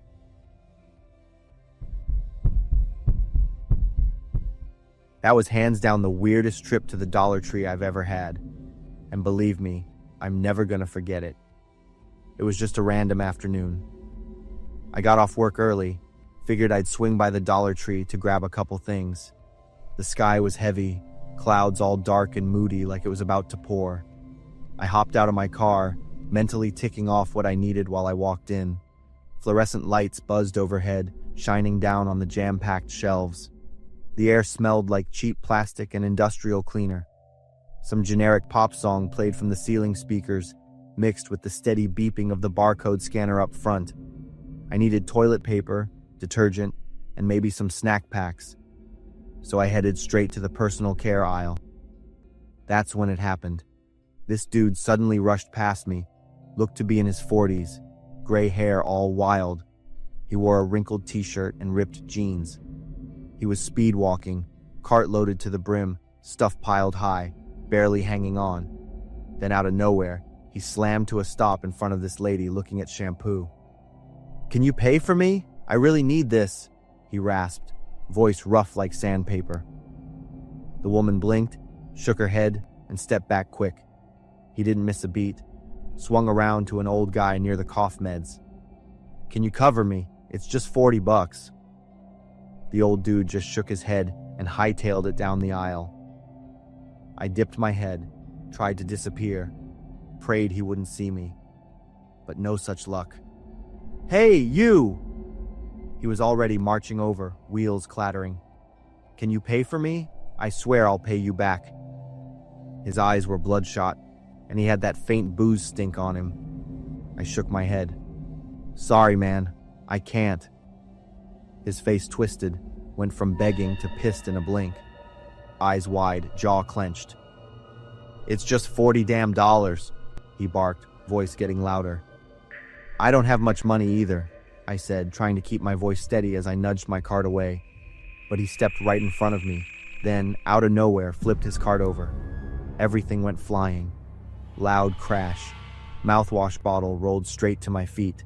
Packs of gum scattered everywhere. "What the hell is your problem?" he yelled, voice booming through the store. I flinched. My heart was hammering. People were staring now, everyone frozen. I tried to move past him, get out of the aisle, but he blocked me again. "What's your problem, huh?" he said again, face red. $40. What's your damn problem?" "Sorry, I gotta go," I said, backing away. My voice was shaky, my throat tight, but he kept coming, heavy footsteps pounding behind me. "What's your problem, huh? What's your problem?" His voice got louder each time, repeating like a broken record. I picked up the pace, pushing the cart faster, wheels squeaking. "Hey!" Another voice rang out, a guy from the store, an employee walking toward us. "What's your problem?" The man froze, spun toward the clerk. "I was just asking her. That's it." "You're disturbing other customers," the employee said, firm. "I'm gonna have to ask you to leave." "I didn't do anything. I just needed help. What's so wrong about that?" The guy threw his hands up, trying to explain like he was the victim. I stopped at the end of the aisle, breathing hard. My palms were sweaty, heart pounding. "You need to leave, now, or I'm calling the cops," the clerk said again, his tone sharper. The man went quiet, still staring at me. Then he gave a slow nod. "Okay, I'll go." But just before he turned to leave, he crouched down. For a second, I thought he was going to pick up the stuff he'd thrown. Instead, he peeled off his ragged brown slippers, then yanked off his filthy white socks. "What's your problem?" he screamed one last time and hurled the slippers and socks straight at me. I jumped to the side. They slammed into the shelf behind me, knocking down a whole row of shampoo bottles. The sweaty socks landed right next to my cartwheel, and the stench hit me a second later. He walked barefoot toward the exit, leaving wet, grimy footprints on the tile as he went. The store clerk just shook his head and started picking up the mess. "You all right?" he asked.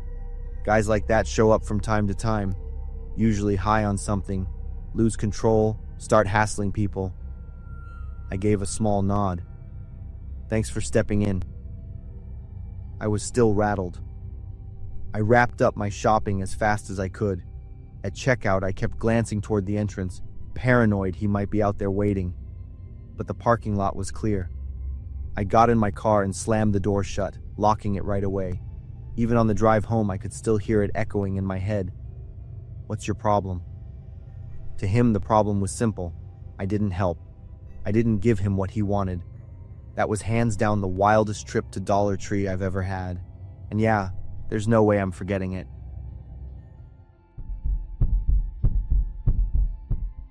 This happened when I was 16. It was a weekend in Ohio. My parents were out at a friend's wedding and said they'd be home late. They asked me to stay home and take care of my little brother.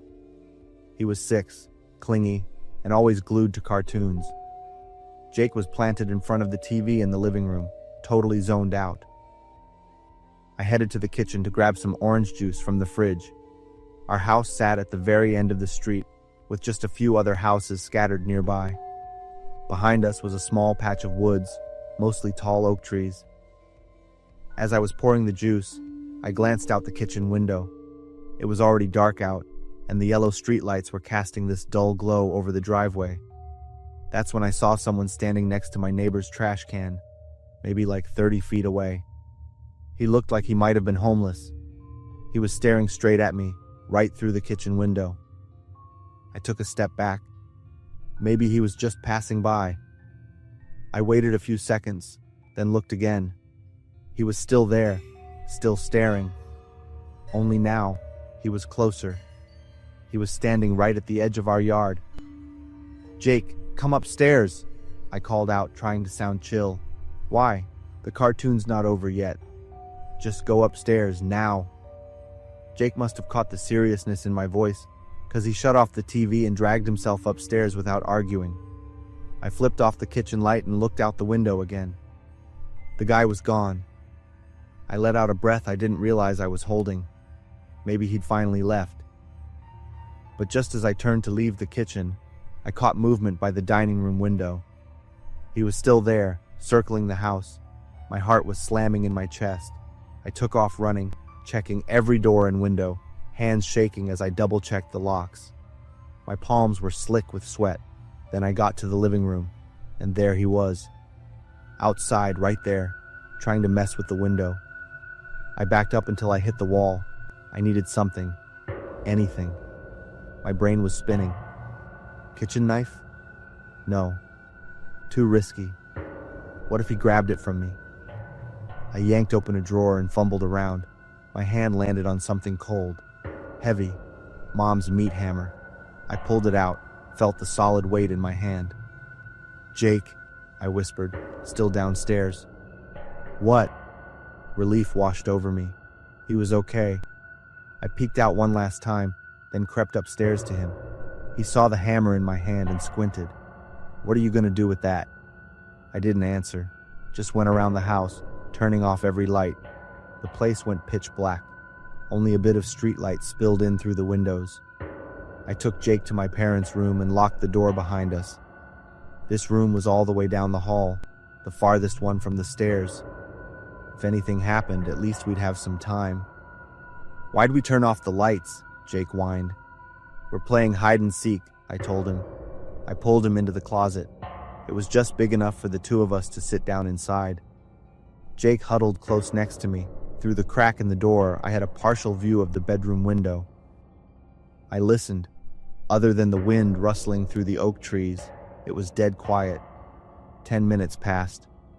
Maybe the guy had left. Maybe I was just being paranoid.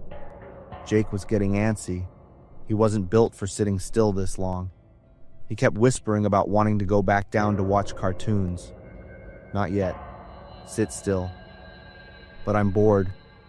I put a hand on his shoulder and whispered, "Stay still. We'll go down in a bit." And then I heard something from downstairs, a soft scraping sound, like someone trying to jimmy open a window. My heart kicked into overdrive. I gripped the meat hammer tighter. Jake must have felt me tense up, because he went quiet too. The scraping stopped, then came a sharp crack, glass breaking. Jake flinched, clutching my shirt.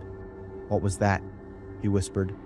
I quickly covered his mouth with my hand, told him without words, "Don't make a sound."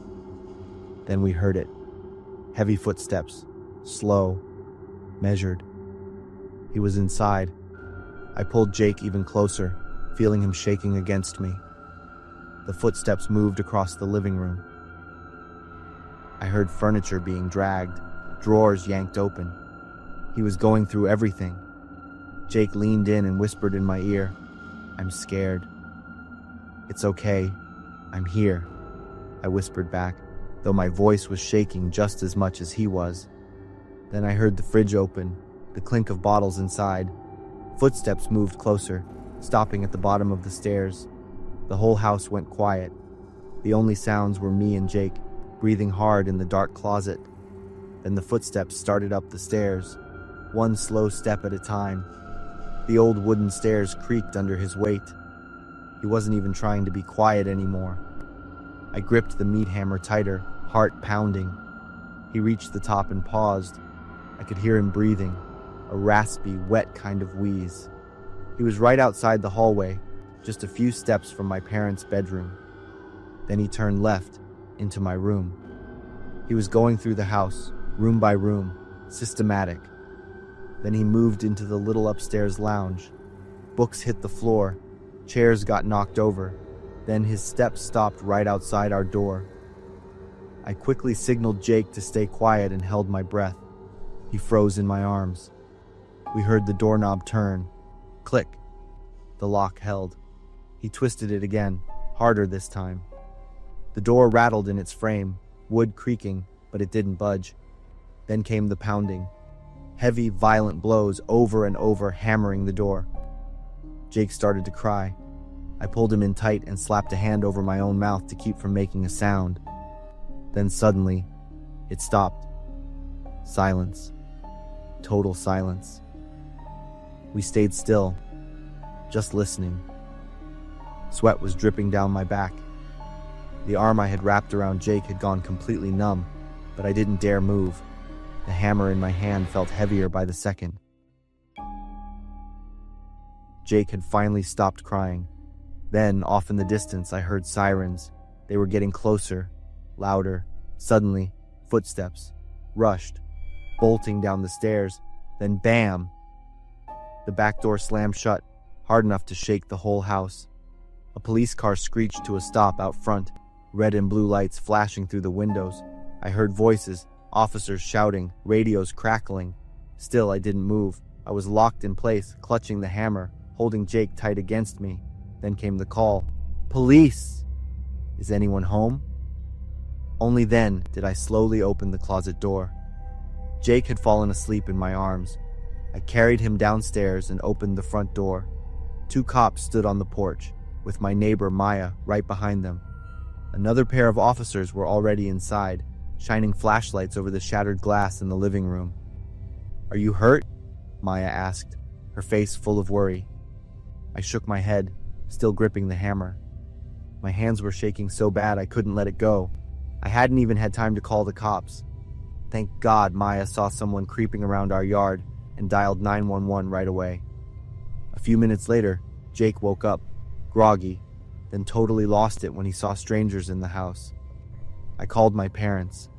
My mom's voice was panicked on the phone. She said they'd be home right away.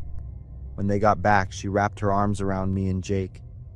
She was sobbing, her shirt soaked with tears. Dad just put his hand on my shoulder. He didn't say anything. An hour later, the cops finished taking our statements. They said they'd let us know as soon as they had more on the guy. Even after the cops left, Mom still couldn't calm down. She just kept hugging us and crying. Dad said he was installing cameras and an alarm system first thing in the morning. A few days later, my parents got a call from the police. They found him. The guy's name was Robert. They caught him the next morning, hiding out in a camper about 13 miles from our place. Turns out he'd escaped from the Indiana State Psychiatric Hospital 3 days earlier.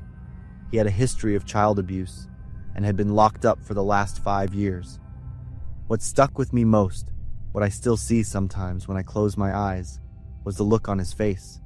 Those empty, dead eyes staring at me through the kitchen window that night.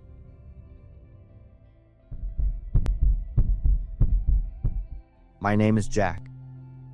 2 years ago, after a divorce and losing my job at an insurance company in Los Angeles, I decided to search for peace. Alaska seemed like the perfect choice, a wild, sparsely populated land where I could forget the troubles of life. I bought a 2-story log cabin, 30 miles from the nearest town, nestled deep in a vast pine forest. The house was old but sturdy, with large windows that looked out over lush green treetops. The area wasn't as deserted as I had imagined. Besides my place, there were a few other homes scattered within a few miles, owned by year-round locals or people who used them as vacation homes. I loved the mornings on my porch, sipping coffee and watching the sun peek through the treetops. Life here was simple, and I began to feel like I was slowly healing. My closest neighbor was Thomas, a middle-aged man who lived half a mile away. He was tall, silver-haired, and always wore a navy blue knit cap. The cap looked worn, but it had style, almost like it was part of his identity. I once joked that if he ever didn't want it anymore, I'd gladly buy it from him. Thomas was friendly, often dropping by and helping me settle into this new way of life. For the first 3 months, life was peaceful. I'd get up early, drink coffee on the porch, and watch the sun rise over the trees. In the afternoons, I'd read or hike through the forest. Thomas would visit 2 or 3 times a week, always bringing along interesting stories about life in the wild. Everything changed on a night in October. I woke up to strange noises coming from downstairs.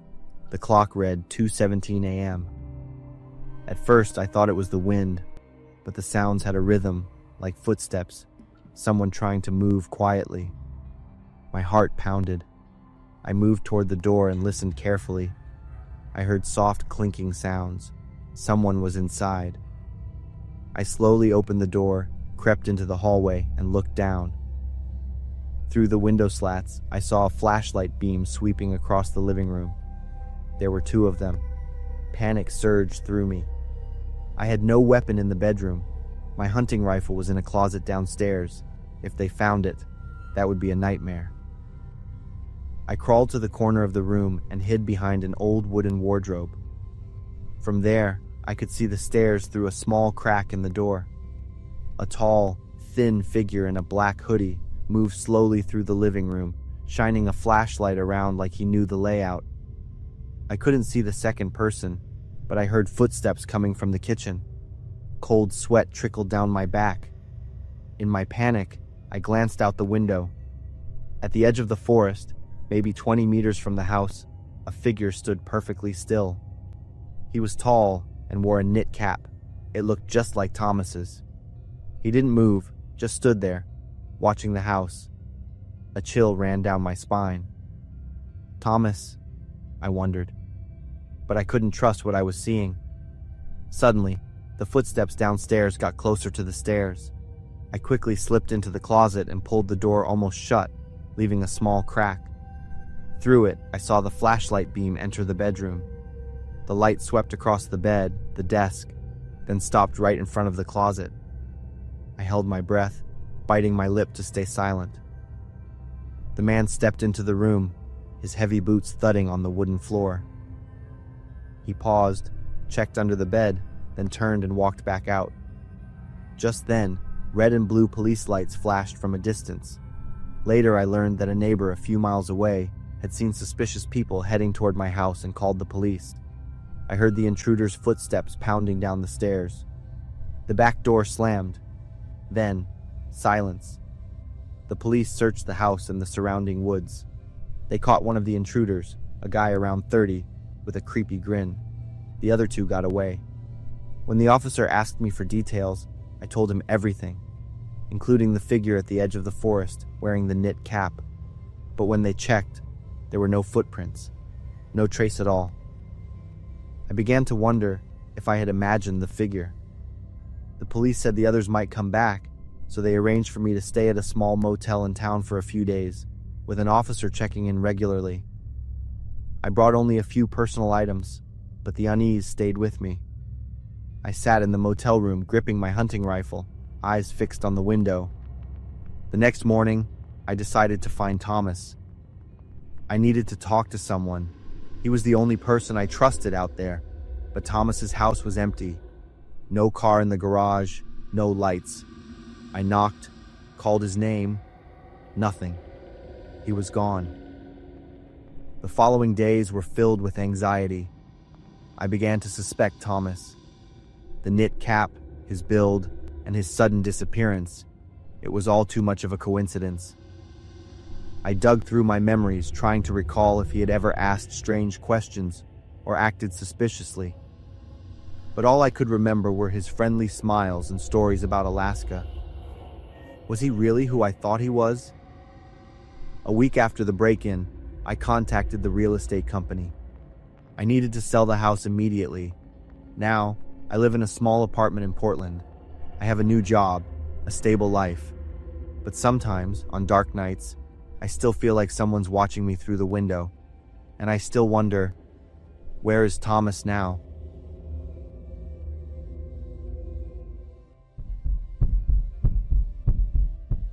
I'm Katie, 14, and I live in Phoenix, Arizona, with my sister Elise, who's 15.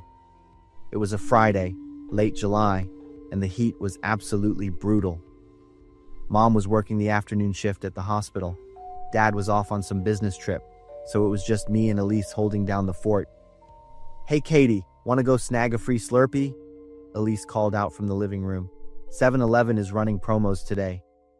I rolled out of bed and slid into my sandals, jean shorts, and a pink tank top.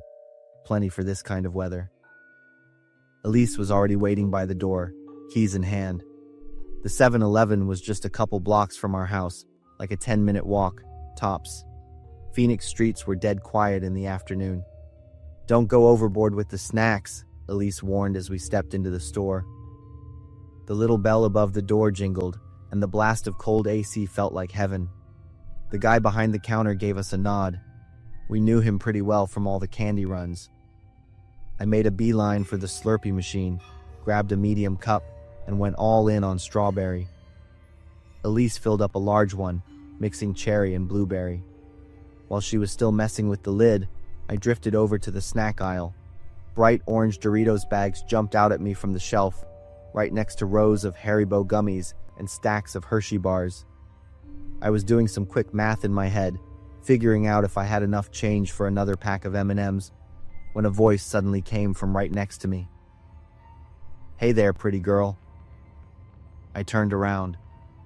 There was a woman standing nearby, brown hair pulled back, wearing a white blouse. In her arms was a little dog, kind of fawn-colored, panting like crazy. "Hey," I said, trying to be polite. "Do you like dogs? His name's Peanut," she said, holding him out to me. Peanut licked his nose and stuck his tongue out, looking up at me with those big round eyes. "Oh, yeah, he's adorable," I said, reaching out to pet his head. His fur was super soft and warm. "What's your name?" she asked. "Katie." "Katie, could you do me a quick favor? I really need to use the bathroom, but they don't let dogs in the store. Would you mind watching Peanut for a minute, just right outside?" I glanced over at Elise. She was still by the Slurpee machine, back turned, totally focused.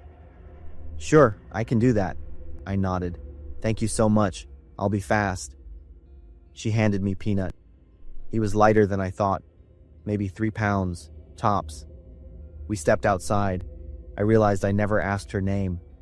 The sun was still beating down, hot as ever. I stood under the awning in the shade, gently stroking Peanut's fur. The dog just lay there quietly in my arms.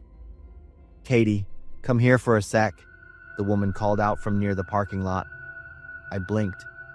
Wait, when did she come outside? She was standing next to a blue van, side door wide open. There was a tall guy standing beside her. "Come here, Katie. I want to show you something," she said, waving me over.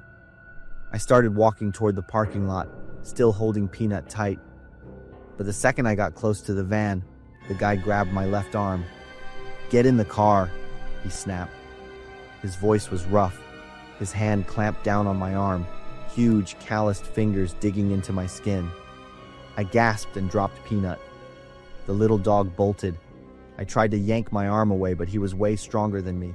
"No, let me go," I screamed. "I said get in the car." He started dragging me toward the open van. Inside, I saw a nasty gray carpet and rope. "Katie, let go of my sister." Elise's voice cut through the air like a whip. She came running out of the store, her Slurpee flying out of her hand and exploding on the pavement, ice and soda everywhere. "Help! He's trying to kidnap her!" she screamed. The clerk came running out of the store, another guy right behind him. Over by the gas pumps, someone jumped out of a red car. The man let go of me instantly. I dropped to the ground, scraping both my knees on the pavement. "Let's go," the woman shouted. They both dove into the car. The engine roared to life. It backed out fast, tires screeching as it tore down the street. I caught a glimpse of the license plate, Arizona, and the numbers 736, but I couldn't remember the exact order. Elise threw her arms around me. I was shaking all over, heart pounding like crazy. The clerk pulled out his phone and called 911. "You okay?" he asked, his face full of worry. I couldn't answer. My knees were stinging and bleeding, and I felt completely out of it. Elise didn't say anything either. She just kept holding on to me, breathing fast. About 10 minutes later, a police cruiser pulled up. 2 officers took our statements. They asked me to describe the guy, the woman, and the car. They said it looked like a planned kidnapping. Mom showed up not long after Elise called her. She hugged us tight and cried. Dad booked the earliest flight back to Phoenix. That night at dinner, I still couldn't stop shaking. I kept seeing the guy's cold eyes and feeling his hand crushing my arm. Elise sat beside me, holding my hand the whole time. "From now on," Mom said, "you girls do not go anywhere alone, and you always tell us where you're going." I nodded. I got it now. The world wasn't as safe as I'd thought. The next morning, the 7-Eleven clerk called my mom. He'd found Peanut wandering near the store, hungry, thirsty, and totally lost. Poor little guy. He'd been part of their plan, and they didn't even care what happened to him. "Can we keep him, Mom?" I asked, while she was telling us about the call. Mom looked at Dad, then Elise. If no one comes forward after a week, we'll make it official, she said. A week passed. No one called. No one claimed him. The police checked. Peanut didn't have a chip. They said he was probably just used as bait, so we adopted him. Just like that, Peanut became part of our family. Now every night when I cuddle Peanut close, I think about how one good thing came out of that awful day. This little dog got a new home, and I got a little buddy who'll always remind me just how lucky I was to get away.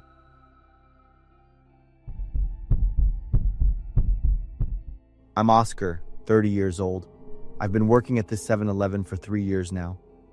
My shift that day was from 4 p.m. to midnight, usually the busiest time. I had about 30 minutes left on my shift. I was counting money in the register when I heard the bell chime, signaling a customer. A tall man walked in, wearing a baseball cap that hid half his face.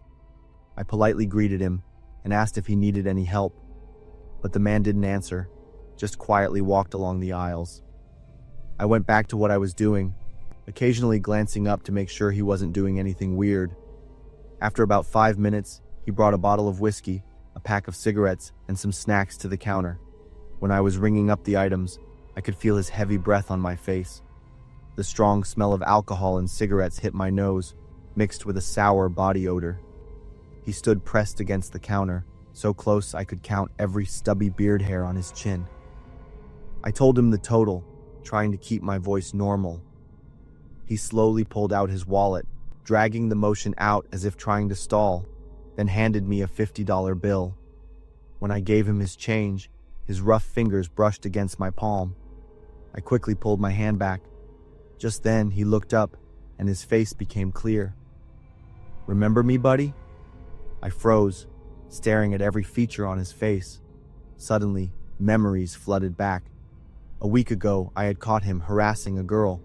I immediately called the police to help. Before the police took him away, he threatened to come back and get revenge on me. At the time, I only felt a little annoyed, not too concerned.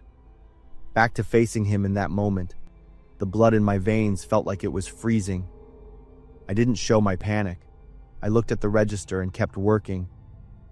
And then his expression changed. The corner of his mouth slowly curled into a disgusting grin. I tried to stay calm and politely answered to get him to move on. "I see a lot of customers, so I can't remember all of them." He sneered, "You're the jerk who called the cops last week. How dare you butt into my business?" I didn't know how to react. The store was empty, no other customers, and my co-worker was in the back storeroom. My hand slowly moved under the counter, where the alarm button was. "If you don't have anything else, I'm going to continue my work." But he didn't budge after my words. His right hand was still on the counter, but his left hand had slipped inside his jacket. My gut told me that wasn't a good sign. I tried to reach for the alarm button, but he was faster. His large hand reached over the counter, gripped my wrist tightly, and squeezed hard. His eyes wide, he leaned close to me and growled a warning. "Don't try anything sneaky." I tried to think calmly. The landline phone was at the other end of the counter, about 6 feet away from me. The security cameras were recording, but no one was actively watching. I knew I had to save myself. He chuckled. "That girl was my girlfriend. Because of you, I was locked up for a week." I argued with him about his bad treatment of that girl. That was the biggest mistake of my life. In a flash, his hand pulled a handgun from his jacket, the click as he cocked it. My heart stopped for a beat. His eyes gleamed with hatred, his face contorted with rage. From the words spewing from his mouth, I knew this was a violent and controlling man. The landline phone at the end of the counter was my only salvation at that moment. I yanked my arm out of his grasp and lunged for the phone. Only one thought was in my head. I needed to call for help. He was as fast as a predator, his large body leaping over the counter with incredible strength, kicking away the chair blocking his path. His heavy weight slammed into me, pinning me to the floor. A crack echoed. The air was forced out of my lungs. I gasped like a stranded fish, trying to breathe. I struggled wildly, but it was like an ant trying to push a boulder. His hand tightened around my neck, while his other hand still held the gun. The cold barrel pressed against my temple. Blood rushed to my brain, my vision blurring from lack of oxygen. I whispered please, but they only came out as faint gasps. He laughed with amusement. He was enjoying the power of holding someone's life in his hands. My body slowly gave up. This must be it, I thought. Suddenly, a loud shout, "You bastard!" immediately followed by the sound of shattering glass. It was Max, my co-worker. The man roared, immediately let go of me, and recoiled. I gasped, taking in as much oxygen as I could. Max ran over, pulled me up, and we both scrambled into the storeroom, locking the door. Police sirens wailed in the distance, getting closer. The man knew he couldn't escape, so he rushed outside with the gun in his hand. A tense shootout ensued. We huddled in the storeroom, covering our ears because of the deafening gunshots. A few minutes later, everything went silent. Max and I, following police orders, moved outside. The man lay motionless on the street with blood and a few bullet wounds. I sank to my knees, my body still trembling. Max sat beside me. "It's over, Oscar. You're safe now." I looked at Max and smiled, letting out a long breath. Thank God I had just escaped death's door. I understood that I could have lost my life just for doing the right thing. But if I could go back to that day again, I would still choose to help that girl.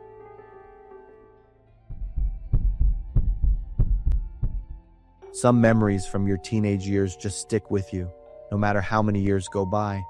They're like ghosts you can't shake. The story I'm about to tell happened almost 20 years ago, when I was a senior at Madison High School. But every time I think about it, I still get chills, just like the first time it happened. That day, I was standing in front of the main gate of Madison High that night. The air was pretty chilly. The 10-foot-tall steel gate had been locked up tight since the afternoon. The yellow streetlights shined down on the faded metal sign that read, "Madison High School, home of the Eagles." I glanced at the clock on my phone. We were supposed to meet at 11 p.m., but I got there early because I couldn't sleep. Ever since Marcus brought up the idea in the cafeteria, I couldn't stop thinking about it. Exploring the school at night. Marcus's older brother had done it last year and told stories about it like it was some legendary adventure. "You guys know this school has a basement?" Marcus had said. His eyes lit up with excitement. "My brother said it's like a whole maze down there, and the back window is broken, so it's easy to get in." Jake scoffed. "Are you nuts? What about the security guard?" "They don't work weekends." My brother checked. Emma shook her head. "Sounds too risky." But eventually, all four of us agreed. Maybe it was because this week had been so boring with all the tests. We wanted something to remember our senior year. Footsteps on the sidewalk made me turn around. Emma appeared from around the corner. "Tyler, I still think this is a bad idea." "It's just exploring, that's all. It'll be a memory to tell," I reassured Emma. Jake and Marcus showed up from down the street. "Ready?" Marcus asked, his eyes practically sparkling with excitement. "Are you sure no one's in there?" Emma asked one last time. "The security guard only works Monday through Thursday. The school's totally empty on weekends," Jake replied. We walked toward the school. Marcus led us around to the back of the building, where the basement windows were. "Here it is. My brother said this window's been broken since the summer." The old metal-framed window had a crack in the glass in one corner. Jake tried to pulling it up, and the frame moved up and down a couple of inches. "All right, who's going down first?" Jake grinned. "I'll go first," I said, wanting to look brave in front of Emma. I pushed the window frame up high, the metal creaking in the dark. The smell of mildew from the basement hit my nose as I squeezed through the opening. My feet touched the concrete floor. Emma slid down next, then Marcus and Jake. All four of us stood in the basement, pulling out our phones and turning on our flashlights. The light shined on stacks of cardboard boxes and old water pipes along the walls. "This place is bigger than I thought," Marcus said, shining his light around the room. The basement stretched out with lots of dark corners and doorways. We spread out to explore the basement. There were many small rooms filled with old school supplies, old machinery, and things that weren't used anymore. After about 5 minutes, I decided to go upstairs. I headed toward the stairs, hearing footsteps following me. I didn't turn around, thinking it was Emma or Marcus wanting to come along. The sound of sneakers hitting the concrete floor was steady, really close. The basement door wasn't locked. I turned the handle, and the iron door opened with a slight creak. The school's main hallway stretched out in the dark, the lockers on both sides forming long shadows. "Don't worry, just a quick look," I whispered. The footsteps were still following me. "Hey, do you see?" I turned around. No one was there. My phone vibrated. Jake's name was on the screen. "Where are you, Tyler? We're looking for you all over the basement." Jake's voice echoed. "I'm upstairs. Did someone follow me up here?" "No, we're still down here." My heart started to pound. Suddenly, a laugh echoed from far away, lingering in the small space. My whole body froze, my mouth trembling with fear. The laugh echoed again, louder this time. A tall figure appeared at the end of the hallway. It was too dark around him, so I could only make out his eyes staring straight at me. "Jake!" I screamed. I ran as fast as I could. The hallway seemed endless. Heavy footsteps behind me, steady, unhurried, like the person knew I couldn't get away. I ran toward the stairs, my phone still connected to the call. The basement door was still open. I rushed down the steps. Emma screamed when she saw me. "What's wrong?" "We have to go now. Someone's in the school." Jake looked at me skeptically. "Are you sure?" Maybe it was just a shadow or... Footsteps echoed down the stairs. All 4 of us heard it. Emma gripped my hand. Marcus immediately turned off his phone. We all hurried to leave. Marcus climbed through the window first. Emma followed. I had to push her up because her hands were shaking too much. Jake went next. I was last, constantly looking back at the stairs. We ran out of the building, across the empty parking lot, to the sidewalk across the street. When I looked back, I saw a figure standing right at the window watching us, their hands pressed against the glass, their face close to the window. I saw the face of a middle-aged man with thinning hair and 2 eyes staring straight at us. "Did you guys see that?" I pointed toward the window, my voice still shaking. Emma held my arm tightly. "He's watching us. Don't tell anyone about this, and never come back here again," Jake said, his voice more serious than ever. The figure was still standing there as we walked away. 2 weeks later, news spread throughout town about the police arresting an intruder at Madison High. A 43-year-old man named Robert Henley had been hiding in the school for 3 months after being released from prison for harassment. He had been living in the basement, eating food from the cafeteria. The news report stated that Henley was a former student of the school, graduating in 1999. He was first arrested in 2018 for harassment and illegal entry. Emma called me that night. "Did you see the news? What do you think he would have done if he had caught us that night?" I didn't answer Emma. Some questions are best left unanswered. We kept our promise not to tell this story, leaving behind unanswered questions and a permanent, unshakable fear.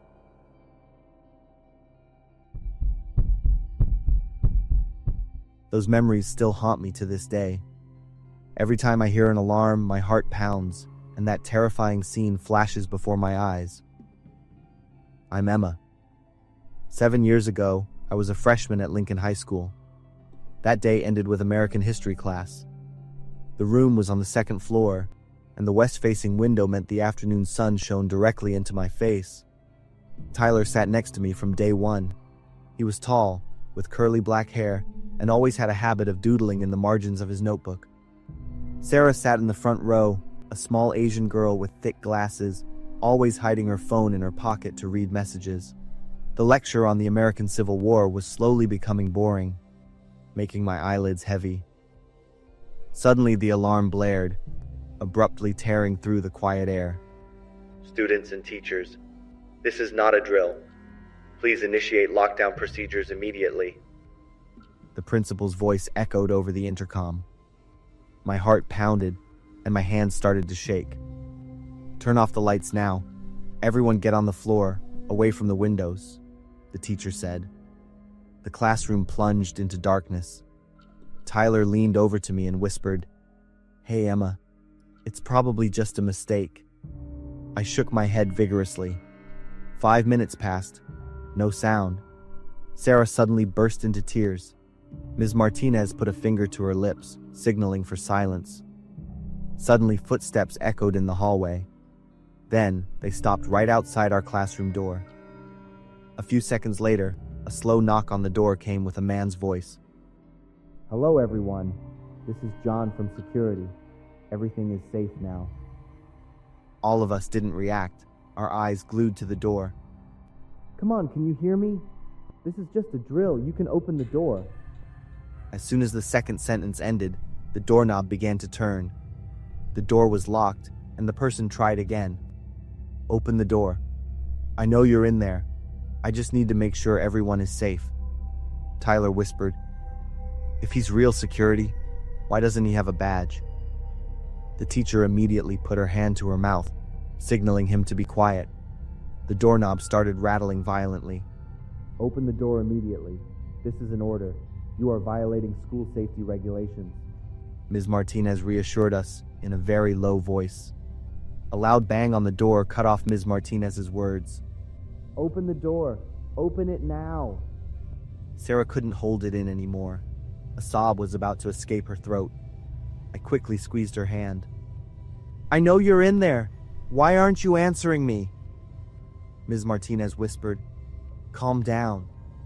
The police are coming. We'll be fine." Then a gunshot rang out and we screamed. 2 more gunshots followed.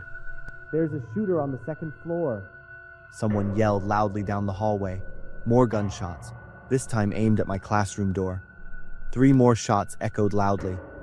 At that moment, Sarah couldn't take it anymore.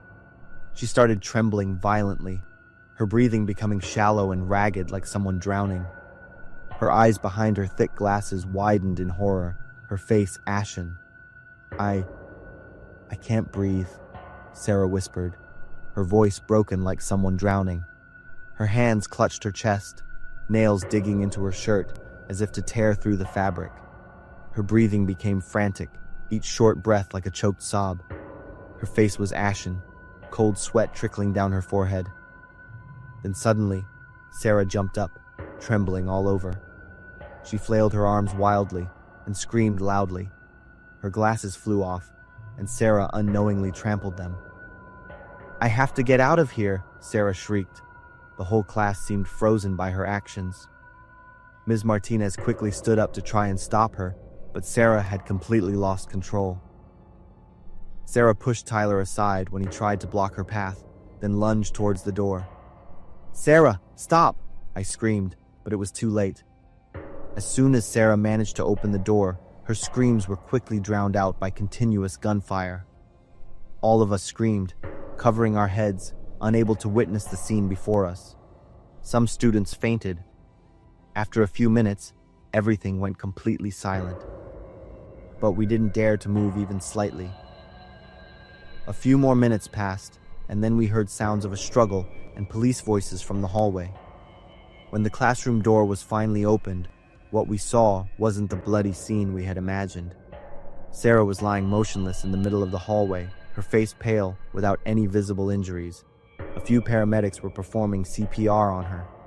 Out in the hallway, we all trembled as we saw the shooter being apprehended by the police.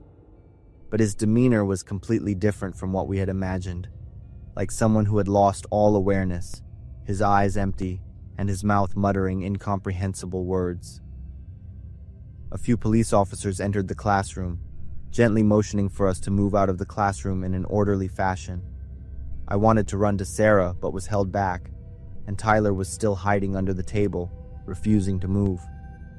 Sarah was taken into the ambulance and driven away. I vaguely heard that she had passed away.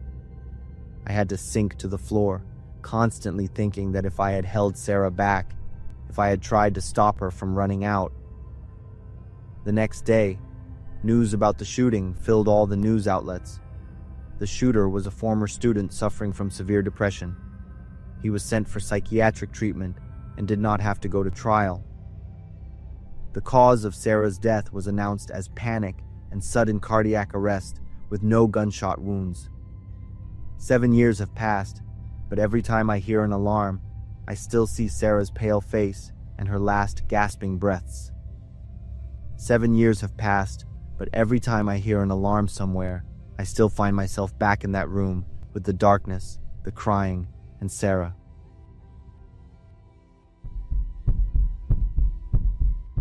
I quit my security guard job 3 years ago, but the memory of that night still haunts me. Every time I see a no signal on a screen, my heart starts pounding. In 2019, I was working the night shift as a security guard at Walmart. After 2 years on the job, I knew every nook and cranny of that place. That night, I was sitting in the security room, drinking coffee and watching NBA on my phone. The clock had just struck 2 a.m. when a loud crash echoed from somewhere in the building. It sounded like someone had knocked over a whole shelf. I immediately switched to the CCTV screens. Images from many CCTV displayed on 6 screens, covering everything from the main entrance to the hallways, from the central lobby to each individual department. I checked each angle, zooming in on areas where something might have happened. Nothing. Everything was silent. I grabbed my flashlight and keys and started patrolling from the ground floor. I meticulously checked each department. After about an hour of patrolling, finding nothing unusual, I returned to the security room. Maybe it was just a stray cat knocking over a trash can outside. I sat down, intending to go back to my phone, when I suddenly noticed something strange on CCTV number 8, which covered the best electronics department on the 2nd floor. A faint, bluish light, like the glow from a TV screen. I zoomed in on that CCTV. Yes, there was definitely something glowing inside the store, but how could that be? I had just checked that store, and everything was off. I quickly grabbed my flashlight and keys to head back to the 2nd floor. The 2nd floor hallway was darker than the ground floor, with only a few emergency lights illuminating it. As I approached Best Electronics, I clearly saw the blue light from inside. I unlocked the door and stepped in. The scene inside stunned me. In the middle of the store, in front of a flat-screen TV, stood 2 people, an elderly man and an elderly woman. They stood close together, staring intently at the screen. "Excuse me, what are you 2 doing here?" I said loudly. The woman turned to look at me. Her face was wrinkled, and she offered a gentle smile with calm eyes. "This is the only program that makes him happy." I looked over at the man. He was still staring straight at the screen, unmoving. My hand unconsciously tightened its grip on the flashlight. "How did you get in here?" "We closed at 11 p.m. "We just need to watch a little longer. He really likes this show," the woman said. A chill ran down my spine from the way she spoke. The man hadn't moved or said a word since I entered. I started to wonder if he was even alive. That thought made me want to run immediately. "I have to report this. You 2 need to come out with me." My voice was stiff, trying to hide the rising panic. "Just 5 more minutes. Please. I'll call the police if you don't cooperate." I pulled out my walkie-talkie, my hand trembling as I pressed the button to call the night supervisor. While calling, I didn't dare take my eyes off the 2 people. "Jake, I've got 2 intruders in Best Electronics on the 2nd floor. Need backup and call the police." "Roger, keep them there. I'm calling the police now." When I hung up and turned back, the 2 people were gone. I stood frozen. I had only looked down at the walkie-talkie for a second to hang up. How could they disappear so quickly? I shined my flashlight around the entire store, my hands shaking uncontrollably. My breathing became rapid, as if there wasn't enough oxygen in my lungs. I shined my flashlight all over the store. No one. I checked the storage room in the back, the employee restroom, all empty. The TV was still on, displaying a blue screen. The police arrived. They searched the entire building, but found no one. There were no signs of forced entry at any of the entrances. All the doors were still locked, and the alarm system was functioning normally. "Are you sure you saw them?" the police officer asked me with skepticism. I understood immediately. He thought I was hallucinating. "Absolutely sure. They were standing right in front of that TV." They asked to review the CCTV footage. We sat in the security room, replaying the recording from 3 a.m. On the screen, I saw myself opening the door to Best Electronics and stepping inside. I stood in the store, shining my flashlight everywhere. And I was talking to thin air. I froze, feeling like I was going crazy. In the CCTV footage, the store was completely empty. It was just me standing alone, talking to the darkness. But I swear with a God that I saw those two people. I still vividly remember that woman's voice and her eyes. The police examined the CCTV footage until morning. On the screen, the TV was indeed on, emitting a blue light. But no one else was visible besides me. I worked for 3 more months, then quit. Not because I was afraid, but because I couldn't focus anymore. Every night on patrol, I would stop by Best Electronics. The TV was always off, the store always empty. But sometimes I still felt like someone was watching me from inside. 6 months later, I read that Best Electronics had closed down. The reason, low revenue and unexplained technical incidents. They said the electronic devices in the department would often turn on by themselves at night, especially the large flat-screen TV. That department is now a bakery, but I never dare go in. Some nights when I drive by, I still see the dim light from inside. It's as if the old couple is still standing there, watching their favorite show on a non-existent screen. I'm Hannah, 20 years old. This tragedy is etched into my mind like a scar that will never fade. I have a younger sister, Emma, who's 19, and we live with our mom in the suburbs. My dad passed away in a car accident when my sister and I were little. Just a month ago, my mom brought a strange man home. She introduced him as her new boyfriend, with a radiant smile I hadn't seen since my dad died. Hector was over 6 feet tall, with a muscular build like a walking brick wall. He was quite stern, with a bald head and deep-set eyes. At first, he kept his distance from my sister and me, rarely talking, just a few short words when necessary. Hector's just sensitive, lonely after a broken marriage. He needs time to open up, my mom would say about her new boyfriend with affectionate eyes. Gradually, we started to feel more comfortable with Hector's presence, and a harmonious relationship seemed to be forming. But everything changed abruptly one night when I woke up for no clear reason. Out of the corner of my eye, I caught a glimpse of Hector's shadow slipping past my bedroom door. At first, I thought he might need to use the bathroom or go downstairs for water. I tried to go back to sleep but couldn't, so I decided to get up and grab some water myself. I expected to run into Hector somewhere, but the entire downstairs was in darkness, not even a light from the bathroom. With a vague sense of unease, I went back upstairs and decided to check on my mom. As I passed Emma's room, I froze. Hector was standing by her bed, staring at her. His breathing was heavy and uneven, his face observing my sister with a terrifying, hungry look. His back was to me, so he didn't notice me standing behind him.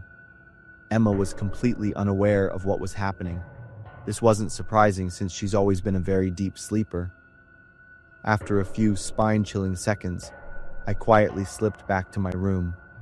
Somehow, I drifted off, trying to convince myself it was just a misunderstanding. I didn't want Hector to know I had been there. When I woke up the next morning, I immediately told Emma what I had witnessed. Then I took a chance and told my mom what had happened. She just chuckled softly. "Maybe he just had trouble sleeping and was wandering around, honey. Don't worry too much." Even so, she agreed to pay closer attention to Hector's behavior. In the following days, we started noticing Hector occasionally watching us when Mom was at work. He even appeared outside our college window. "Maybe he's just getting used to being part of a new family," Mom explained when I brought it up, but I could see the fleeting worry in her eyes. One morning, I heard a heated argument from my mom's room. We couldn't quite make out what they were saying, but it seemed to be about money, and Hector's voice sounded threatening. "I need that money right now. Don't you understand how much trouble I'm in?" I kept thinking my mom had finally found happiness, but she hadn't. That night I could barely sleep, constantly checking on Emma. She was still fine. After hours of tossing and turning, I decided to check on Emma one more time, probably the fourth or fifth time. I gently eased out of bed. Suddenly, a hand clamped tightly around my ankle, making me almost jump out of my skin. I looked down, screaming in horror as Hector crawled out from under my bed, holding a syringe in his other hand. "Don't move. It'll be easier if you don't resist," he whispered. I reacted quickly, kicking him hard in the face. I heard a distinct crack. It sounded like his nose broke. I managed to pull my foot free from his grasp and lunged into Emma's room, blocking the door with a heavy chair. Emma jolted awake, looking at my tear-streaked, panicked face. "Call the police right now!" I gasped. When the police arrived, my mom pushed open Emma's door with a bewildered look, explaining that she and Hector had just broken up and she thought he had already left the house. The police officer reassured us and warned us to be careful while the search for Hector was underway. 3 nights after the incident with Hector, I woke up at 2 a.m. to a strange sound. Faint footsteps echoed from downstairs. A feeling of unease washed over me as I decided to go down and check. I froze when I saw the front door wide open. Just then, my mom's terrified scream tore through the silent air. I was about to run upstairs when a dark figure lunged from the corner of the room. He wore a black mask, large and agile. I froze when I heard a familiar voice from behind the mask. "Stay still," he roared, grabbing my hair and pulling hard. I fell to the floor. He pinned me down, one hand pressing hard on my neck, while the other pulled out a syringe. I struggled desperately, trying to break free from my attacker's tightening grip. Just as the needle was about to touch my skin, Emma unexpectedly appeared with a table lamp in her hand. "Let my sister go," my sister yelled, smashing it hard on the attacker's head. He roared in pain, staggering and letting go of me. I quickly scrambled up, grabbed Emma's hand, and we both bolted out of the house. Outside, under the dim moonlight, we saw a large black truck parked on the street, its engine still running. We ran in the opposite direction towards Mr. Reynolds' house, our only neighbor who was still awake. "Please, call the police!" I screamed when he opened the door, his face pale as he looked at my trembling sister and me. When the police were called, we saw 2 dark figures rush out of my house, scramble back into the truck, and speed away. "Mom's still inside," Emma said, tears streaming down her face.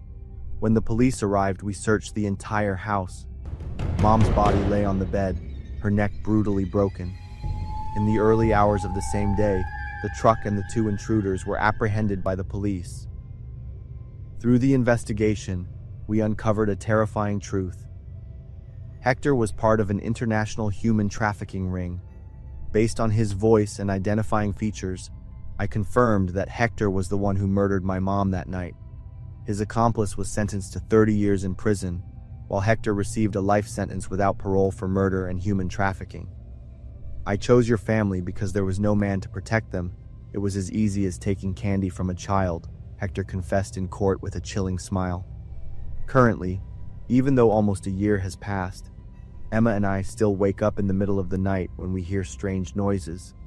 Some wounds never heal, but we still have each other, Emma says, hugging me tightly.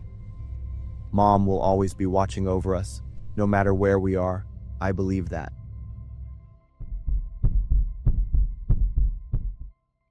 There are stories you never want to have to tell again, but for the past 3 months, I haven't had a single night of peaceful sleep. I'm writing this story hoping it will make me feel better. It was late July, and the Texas weather was stifling hot. My mom picked me up from school and stopped at McDonald's to buy dinner. "Nick, order whatever you like," Mom said as we walked into the restaurant. Standing in line, my eyes were still glued to the arcade game machine. When I heard my mom speak, I looked up and scanned the store for the menu. That's when I saw him. A man in his 30s stood 3 people away from us. He was very tall and thin. What caught my attention wasn't just his appearance, but his behavior. He kept muttering things, his eyes constantly darting around. "Mom, look at that man," I whispered, feeling that something was off. My mom looked in the direction I pointed and frowned. "Let's go somewhere else." Mom gently pulled my hand, but curiosity held me back. "I want a large meal." His voice started to get louder, his hand wildly pointing at the menu board above the counter. The cashier, a young girl probably only a few years older than me, tried to keep her voice calm. "Sir, could you be more specific about your order?" "I'm hungry. I need to eat now," he yelled, slamming his fist on the counter, making another customer's soda spill all over the floor. Everyone turned to look. Some customers had already left. I felt my heart pound, not from fear, but from excitement. This was my chance to do something and be a hero like in the movies. That crazy thought popped into my head, and I immediately acted. "Hey, what are you doing?" I stepped forward, my voice slightly shaky. "Nick, get back here now," my mom exclaimed in fright, but I ignored her. The man turned to look at me with bloodshot eyes. "You can't yell at her like that. This is a public place." I tried to make my voice sound calm. He was silent for a few seconds, looking me up and down. I thought I had convinced him, but then he laughed. "You little busybody," he said slowly, his right hand slowly reaching into his pocket and pulling out a long, sharp knife. That's when I realized I had made a terrible mistake. "You want to be a hero, huh?" He advanced closer, the distance between us just a few steps, the knife pointed straight at my chest. At that moment, everything happened at once. Customers' screams echoed throughout the restaurant. The cashier retreated behind the counter, her hand trembling as she pressed the alarm button. I stood frozen like a log. "Nick!" my mom yelled. I felt a strong pull dragging me back. In a flash, he swung the knife towards us and cut through the air. Mom pulled me and ran towards the exit, along with the other customers. I heard him yelling and cursing behind us. "You brat! I'll kill you!" Once in the parking lot, my mom immediately called the police. While waiting, I looked back through the restaurant's glass doors. He was still inside, waving the knife and yelling at the employees who had hidden in the back room. "The police will be here in 5 minutes. Are you okay?" my mom said, her trembling hand on my shoulder. I shook my head, although in reality, I was very nauseous. The feeling of excitement hadn't completely worn off, but it was starting to give way to fear and regret. I had almost died because of my foolish overconfidence. The police arrived and handled the situation professionally. 2 officers entered the restaurant, subdued him, and disarmed him. I heard him yelling and cursing even as he was being handcuffed. "Where's that kid?" he yelled as he was being led to the police car. An officer approached us to take our statements. I recounted the entire incident, my voice still slightly shaky. The officer carefully noted down every detail. "He has a history of violence and drug use. You shouldn't intervene in situations like that. Let adults and the police handle it," he said, looking at me with serious eyes. I nodded, feeling my face flush with shame. We were about to leave when the man was being put into the police car. He turned back. His eyes found me in the crowd and stopped. Then he smiled. But this time there was something more malicious, as if he was memorizing my face. He whispered, "Next time, I'll disembowel you." A shiver immediately ran through me. I stood motionless, watching him being led away. But the image of his eyes and that smile haunted me for weeks afterward. Mom had to take me to see a psychologist for counseling. Later, I learned his name was James. He was convicted and sent to prison. I learned a profound lesson in my teenage years, that the world is not like the movies, and there isn't always a hero to save the day. Now, whenever my son acts too confident or eager to do the right thing, I tell him my old story. I don't tell it to scare him or instill fear, but to help him understand that courage doesn't mean acting recklessly. To this day, the police still haven't found them. There are no clues or traces whatsoever, only what Erica and I witnessed on that terrifying camping night. I haven't had a full night's sleep since then. Every night, I wake up, listening to every sound outside the window. So does Erica. She told me I should write it down. Maybe that would make it less haunting, or at least someone would know the truth if something happened to us. My name is Richard, 36 years old. 2 weeks ago, Erica and I went camping in San Juan National Forest, Colorado. She planned it 2 months in advance, saying we needed some private time after months of stress. It took us about 4 hours to drive to the campsite. The place was wild, rarely visited, with only endless mountain ranges and pine forests. Erica loved this quiet. She brought her camera and was full of energy. We planned to stay there for 5 nights. The first 2 days went smoothly. We set up our tent near a small stream, cooked and chatted by the campfire. Erica took pictures of the scenery, and I went fishing. In the evening, we lay stargazing and listened to the insects. Everything was as peaceful as Erica had wished. On the 3rd night, I woke up to a strange sound. At first, I thought it was the wind, but then I felt something moving around the tent. Erica was still sound asleep. I tried not to wake her, slowly and gently sitting up. The growling continued, clearer this time.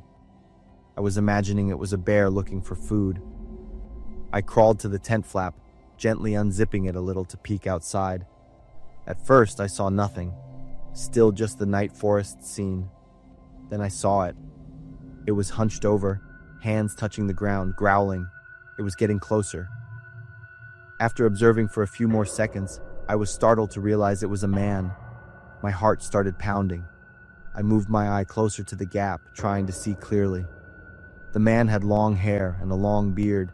His clothes were tattered. He continued to crawl around the campsite, sometimes stopping to lift his head and sniff the air. Suddenly, Erica stirred, calling my name in a sleepy voice. I turned back, signaling her to be quiet. Erica's eyes widened. I pointed towards the tent flap and whispered, "There's someone outside." Erica looked through the gap. When she saw the wild man, she covered her mouth to keep from screaming. We stayed absolutely silent, hoping he would leave. But then other footsteps echoed. Erica and I stared at each other with panicked expressions. 2 more men appeared from the darkness.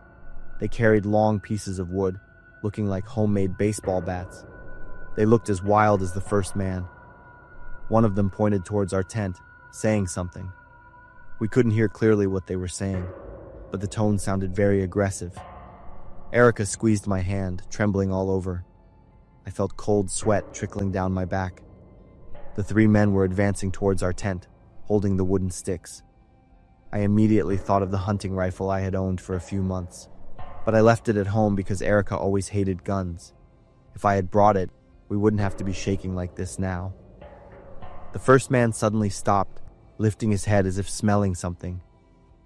He turned towards the tent, looking straight at where we were hiding.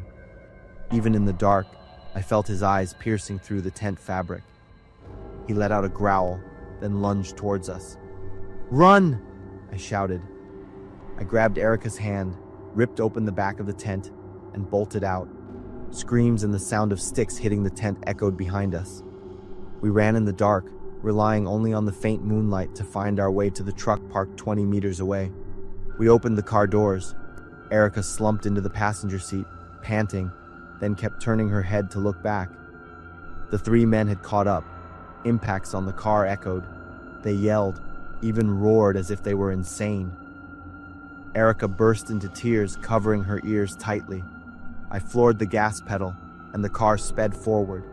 In the rearview mirror, I saw the 3 figures still chasing, screaming, throwing sticks, and kicking. It took quite a while before they gave up. We drove for about an hour before we got cell signal. Erica called the police with a trembling voice, recounting the entire incident. They said they would check the area the next morning. We drove straight home, not daring to stop anywhere. When we arrived, I locked the doors and closed all the window blinds. Neither of us could sleep that night. 2 days later, a police officer called to report that they had found our damaged belongings, but still hadn't found the 3 men with the characteristics we described. Erica and I believe that those three men might be hermits who have been living in the forest for a long time. Worse, they might have harmed other tourists without anyone knowing. We decided we would never camp in deserted places again, always choosing managed and more crowded campsites. I once thought a mother's greatest pain was losing a child. But for me, that pain was the beginning of the most terrifying and haunting period of my life. I'm Beth. I live in a small town outside Columbus, Ohio, with my husband Mike and our 17-year-old son, Kevin. Our lives were peaceful until that July night.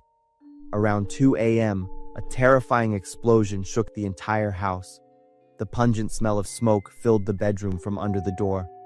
I quickly pushed Mike awake. "The house is on fire," I screamed. Mike leapt out of bed, opening the bedroom door. Flames were already high, the wooden staircase ablaze. Thick black smoke billowed, making it hard to breathe. We crawled on the floor, trying to escape through the window. "Kevin! Where's Kevin?" my husband shouted. Kevin's bedroom was at the end of the hallway. I saw Mike rush towards it despite the spreading flames. I wanted to follow, but the smoke was too thick. I couldn't breathe anymore.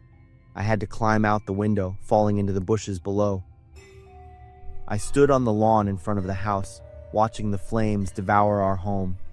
The wail of fire trucks echoed in the distance. Mike was brought out by rescuers from the second-story window, his hands and face covered in burn marks. But he was alone. Our son was nowhere to be seen. "Kevin! Where's Kevin?" I screamed. Mike shook his head, blood dripping from a wound on his forehead. "I couldn't find him." The world seemed to collapse around me. I couldn't accept the reality at that moment. Kevin was still in there, in that fire, waiting for me to save him. I had to go in there. I had to find my son. "Kevin!" I screamed and lunged towards the burning house. Mike and a firefighter had to hold me back. "Let me go. My son is in there." I struggled and wailed his name. Mike and I embraced, crying loudly.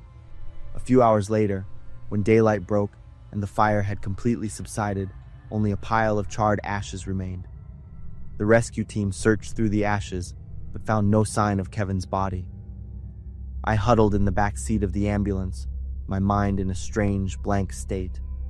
We searched very thoroughly, but the fire was too large, coupled with the high temperature, especially in Kevin's bedroom area. At such temperatures, even bones can be incinerated into ash. The words from a rescue worker made me completely break down. I stared at him. "What do you mean?" "I'm very sorry, Mrs. Coleman. We believe Kevin perished in the fire. Mrs. Coleman, I know this is very hard to accept." No, no. My son is not dead. You have to keep looking," I screamed. Mike hugged me, but this pain was inconsolable. The first few weeks were terrible. Mike was hospitalized for his burns. I stayed with my sister, but every day I drove back to the house. I couldn't accept that Kevin was dead. I dug through the ashes, searching for any remnant of my son. I lost 10 pounds in just 3 weeks and had to constantly take sleeping pills and tranquilizers.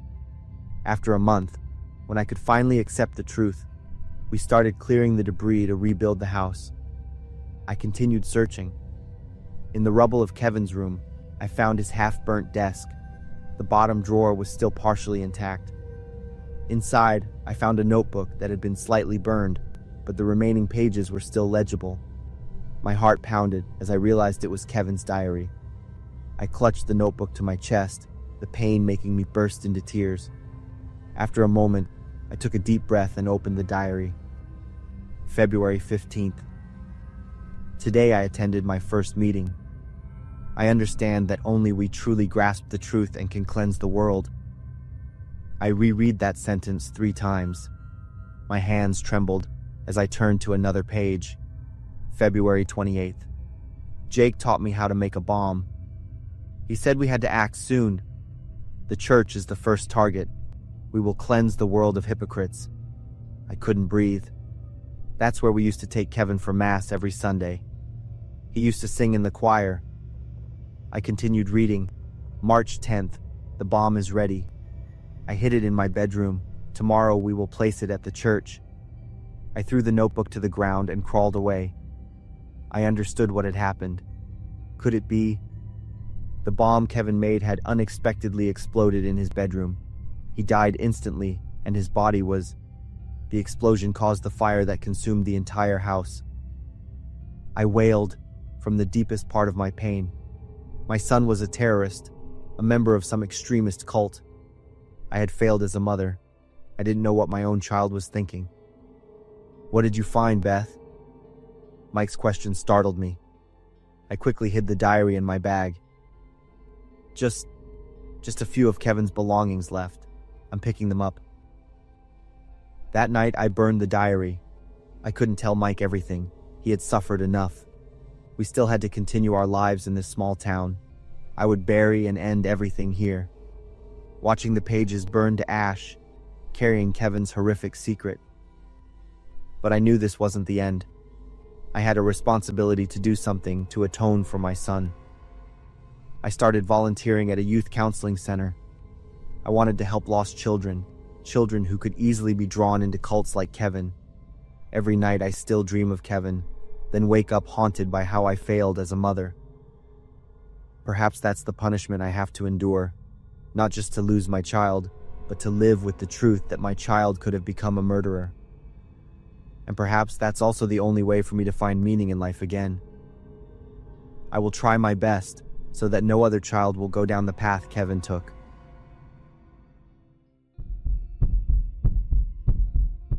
I used to think a breakup was the end, but with Joe, it was just the beginning of something much scarier. It's been almost 3 years, and I still tremble whenever I remember that party. I can't sleep on quiet nights.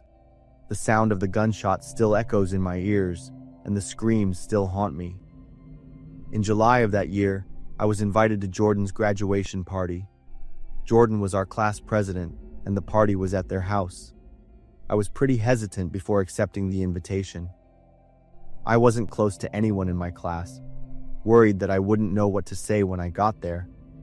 But remembering my past relationship with my ex-boyfriend, Joe, I had lost so much freedom, so many relationships, and so much confidence. I had ended that control, and now it was time to get it all back. I arrived at the party, standing by the drink table, feeling a little awkward. "Liz, right?" I turned to see Jordan smiling. Jordan was tall and thin, with slightly curly brown hair and kind blue eyes. "Hi, Jordan. Thanks for inviting me. I'm glad you came. You don't seem to go to parties very often." I nodded, unsure what to say. Jordan didn't ask further, just handed me a glass of orange juice. "Do you want to go upstairs? It's a bit noisy down here." I hesitated a moment, then nodded. We went up to the second floor, into a small living room with a sofa and bookshelves packed with books. Jordan sat down, keeping a comfortable distance. We talked about college, about future plans. Jordan listened to me genuinely. I looked at Jordan, feeling my heart beat faster. There was something about them that made me feel safe. It was a feeling I had forgotten long ago. "Liz, where are you?" A shout from downstairs startled me. It was Joe's voice. My body froze, my hands began to tremble. Jordan looked at me with a bewildered expression. "That's Joe, my ex-boyfriend I broke up with a few weeks ago. He's dangerous." Jordan placed a hand on my shoulder and squeezed gently. They told me to stay put, and then quickly went downstairs to handle the situation. But I couldn't sit still. I ran after Jordan. The noise and shouting from downstairs grew louder. When I reached the living room, I saw Joe there, his face flushed, his hands clenched. When he saw me, his eyes became wild. Jordan stepped forward, blocking him between me and Joe. "You need to leave. This is my private home and you're not invited," Jordan said in a firm voice. But Joe completely ignored them, his eyes fixed only on me. "Come home right now." I shook my head. Joe stepped closer, his face distorted with rage. The heavy smell of alcohol radiated from him. "You belong to me. Jordan still stood between me and Joe, clearly showing a protective stance. Joe reached into his jacket pocket and pulled out a shiny black handgun. My blood ran cold. Jordan flinched but still didn't move. Screams erupted from behind me. Everyone rushed out in a panic. Joe pointed the gun at Jordan. I lunged between them, but Jordan pushed me behind their back. They raised their hands, trying to calm Joe. "We can talk." But Joe had lost all reason. He didn't let Jordan finish, and he suddenly pulled the trigger. The gunshot echoed. Jordan fell. The bullet lodged in their right shoulder. Blood poured out nonstop. Jordan's face was pale with pain. I felt like I died for a few seconds, then quickly knelt beside Jordan, pressing hard on the wound to stop the bleeding. Joe seemed to go insane. He lunged, grabbed my hair tightly and pulled hard, ordering me to go with him. I struggled. Just then, the distant wail of police sirens filled the air. Someone had called the police. Joe looked around for an escape route, then ran. Paramedics rushed in. They bandaged Jordan's wound and got them into the ambulance. I followed closely. Joe was arrested by the police not long after, while trying to escape. At the hospital, surgeons removed the bullet from Jordan's shoulder. Luckily, the bullet didn't cause severe damage. I sat in the waiting room all night, staring at the white walls and feeling guilty. The trial took place a month later. Joe was convicted of assault with a deadly weapon and sentenced to 3 years in prison. But no sentence could erase the trauma and haunting memories. Jordan recovered. We still kept in touch, but there was a distance we both felt. I understand that true love never comes with control, possession, or violence. What Joe had for me wasn't love. It was an obsession with control. It took me too long to realize that. I'm still learning to live with those memories, but I know that silence only makes people like Joe more dangerous. So I decided to tell this story, hoping it will help someone else recognize the warning signs before it's too late. That graduation party ended, but the lessons from it will stay with me for the rest of my life.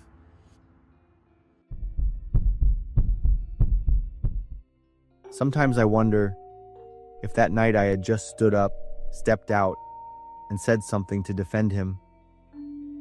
Would things have been different? That evening was still a warm summer party. It's just that we didn't know the laughter that night would create tears and harm for a small family. Last summer, I received an invitation to Ben's housewarming party.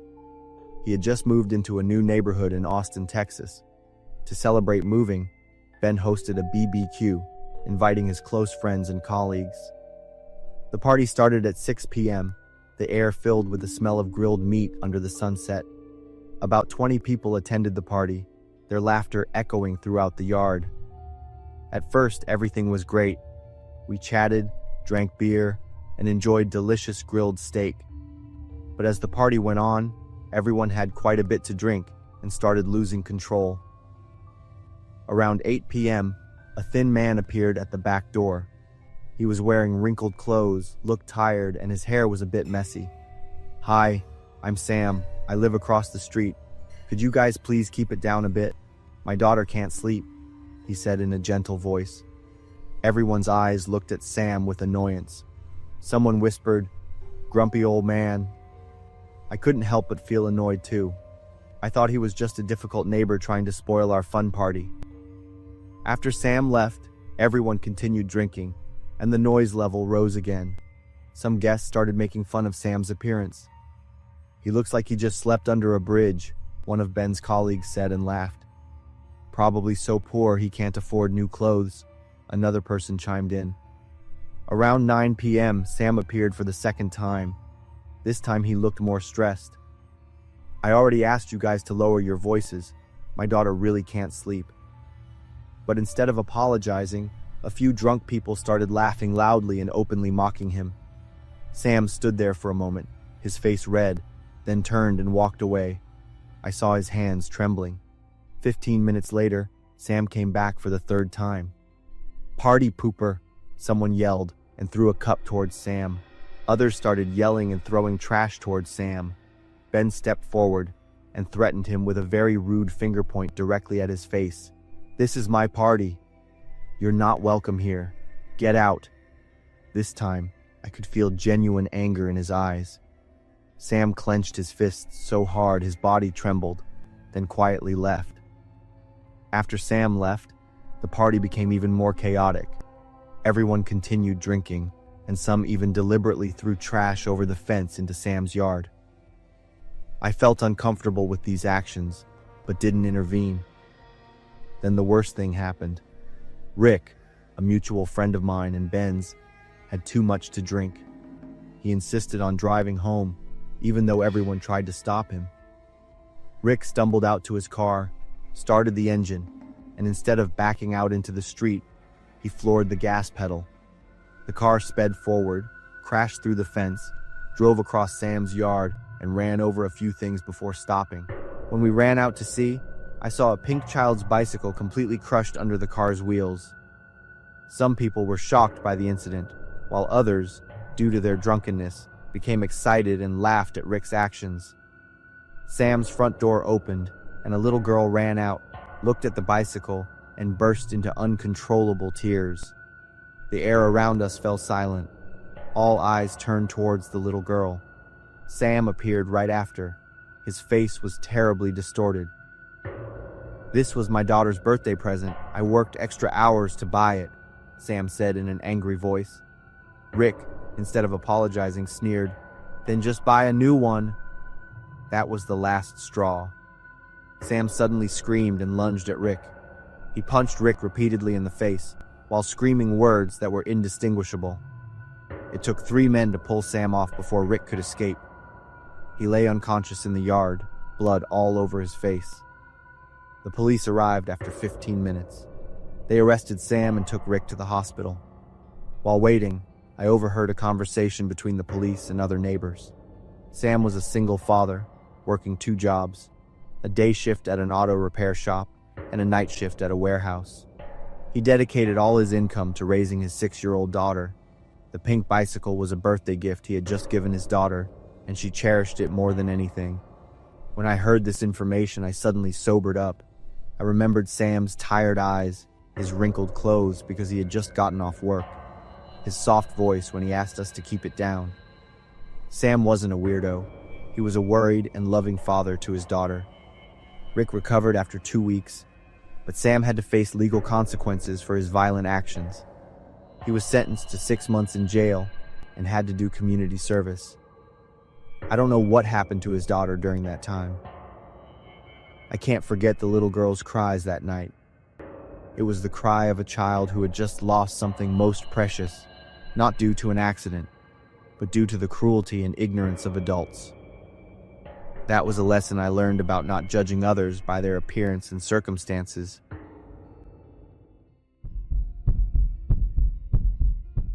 Some sounds just bring back the past, no matter how hard you try to forget. The sound I fear and am most haunted by is the chirping of cicadas. It reminds me of a horrifying summer 13 years ago. I was 12 then, living with my parents in a small town in the San Joaquin Valley, California.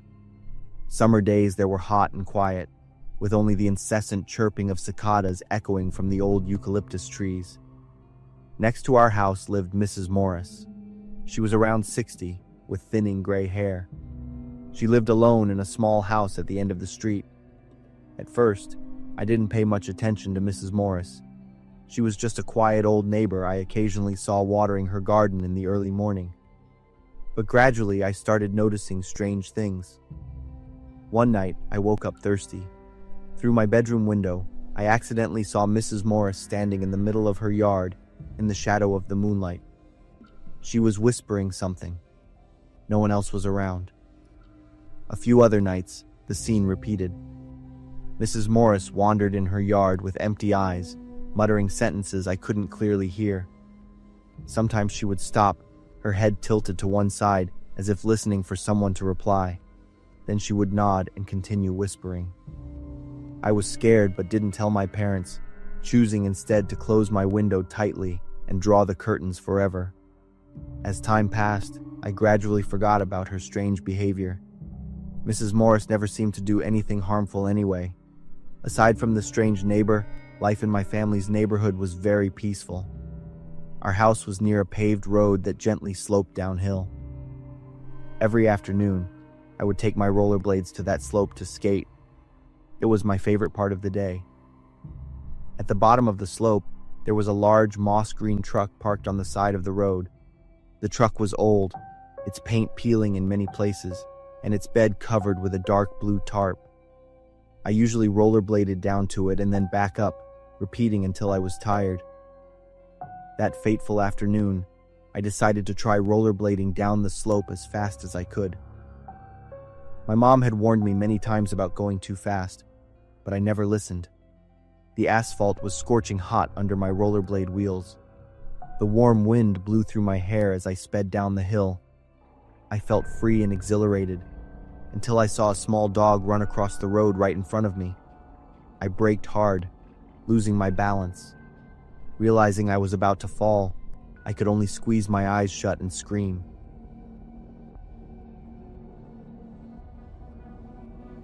I slowly opened my eyes, sitting up slowly in a daze.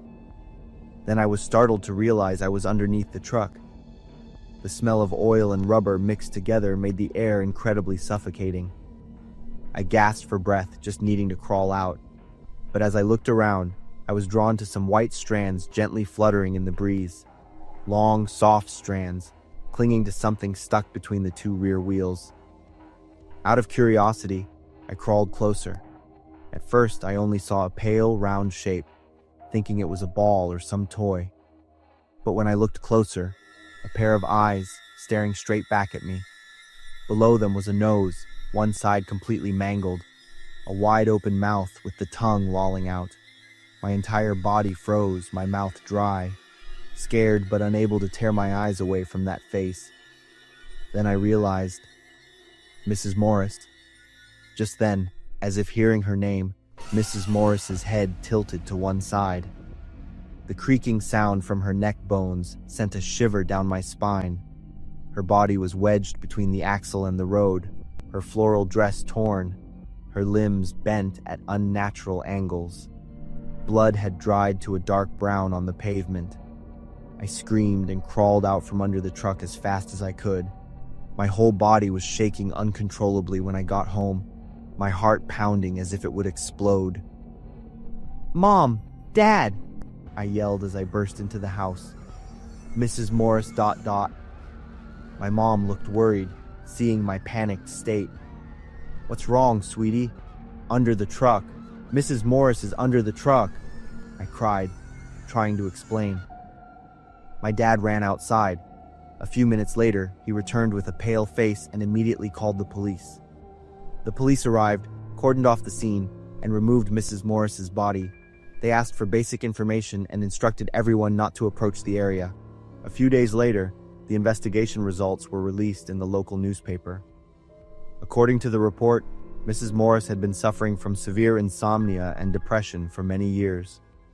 Inside her home, police found many empty pill bottles and disorganized notes. The autopsy results showed an unusually high concentration of sleeping pills in her blood. The police concluded, on the night of the accident, Mrs. Morris was sleepless and wandering around in a dazed state. A neighbor's camera recorded Mrs. Morris wandering the night the accident happened. Police analyzed the camera footage and concluded that Mrs. Morris was very likely in a dazed state and lay down under Mr. James's car without realizing it. As for Mr. James, he testified that on the night of the accident, he received a complaint from a resident on the street about his car blocking part of a pathway.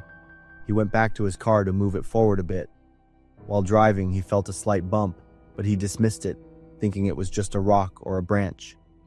He was not prosecuted, as this was deemed a tragic accident with no signs of negligence.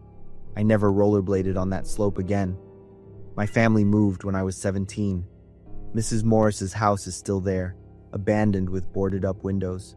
And on hot summer nights, when I hear the cicadas chirping, I still remember the pungent smell of engine oil from under the truck.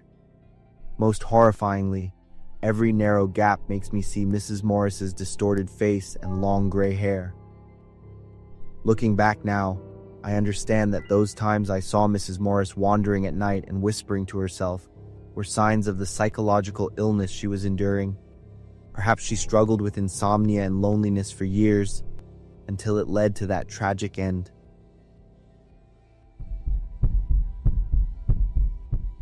I just wanted a Big Mac after school. But less than 10 minutes later, I was being dragged by my hair, my nose was broken, and I was sprawled on the ground. It all started simply because I dared to tell him to wait his turn in line. I was 16 then, living with my family in San Diego, California. As usual, I walked to the McDonald's on Broadway for lunch. While waiting in line, my eyes were glued to my phone screen when I suddenly felt someone shove hard into my back. A big, beefy man cut directly in front of me. He was wearing a baggy t-shirt with a thick, greasy brown beard, dark sweat stains spreading under his armpits, and a bulging belly that looked like it was about to touch the counter. His tiny, squinted eyes darted at me defiantly when I reacted. A sour, stale odor wafted from him, making me instinctively recoil. I hesitated for a few seconds, then mustered up my courage and spoke. "Excuse me, you need to get in line like everyone else." He turned around, his face flushed. "I'm in a hurry, kid." I tried to stay calm, politely. "But everyone else is in line." "I said I'm in a hurry," he growled, stepping so close his foul breath hit my face directly. "You got a problem?" Before I could answer, he suddenly grabbed my arm. A sharp pain shot through my bicep as his fat fingers squeezed my flesh. He leaned in close, hissing, "I'll rip your little mouth off." My legs felt like jelly. My face burned. Whether from anger or fear, I couldn't tell. I yanked my arm free, stepped back, and gave him space. He ordered and then moved to the waiting area to pick up his food. I continued to wait in line. When it was my turn, I ordered a Big Mac, fries, and a Coke. While waiting for my order and rubbing my still aching arm, I glanced over at him. He was leaning close to the counter, saying something to the young employee handing out food. The young woman looked at the receipt, then at the food bag, and shook her head. He started to raise his voice, demanding a free Big Mac. His voice was full of menace. The girl tried to explain something. He abruptly grabbed her by the collar, pulling her hard towards him. She screamed in panic, struggling to break free. I stood frozen. Other customers turned to look, but no one dared to intervene. Then a man in a white shirt emerged from the back. It was the store manager. He calmly said, "I've called the police. They'll be here in a few minutes." The guy glared at him, then let go of the girl. Before leaving, he turned back. "I'll remember your face." The store slowly returned to normal amidst whispers and chatter. I got my order, my hands still shaking. Stepping outside, the delicious smell of the burger made my stomach rumble. I turned into my usual alley to head home. This was a shortcut through an old warehouse district, and then I saw him. He was leaning against the red brick wall, holding a glass beer bottle, his eyes bloodshot. "It's you again?" he said, a twisted smile on his lips. He slammed the beer bottle onto the ground. Glass shattered, the sound echoing in the empty alley. I turned to run, but he was faster. He snatched the bag of food from my hand, taking a long sniff as if savoring his prize. "This is mine." He opened the Big Mac box, took a huge bite, sauce dripping down his chin. I stood frozen. He swallowed, licked his lips, then growled, "This is all your fault. You made me look bad at McDonald's. You're gonna pay." I stammered an apology, but he wasn't listening. The first punch landed hard on my back, sending me sprawling to the ground. My knees and palms scraped raw. He continued to kick my side. The kicks were so brutal I couldn't even scream. He bent down, grabbed my hair, and pulled me up. His face was close, and then the next punch landed squarely on my nose. I clearly heard the bones break. Warm blood poured into my mouth. I begged him to stop, but he just laughed maniacally. Just then, I heard shouts from the end of the alley. A man came running, followed by another, then two women. They surrounded him. One person yelled to call the police. He struggled, trying to break free from their grasp.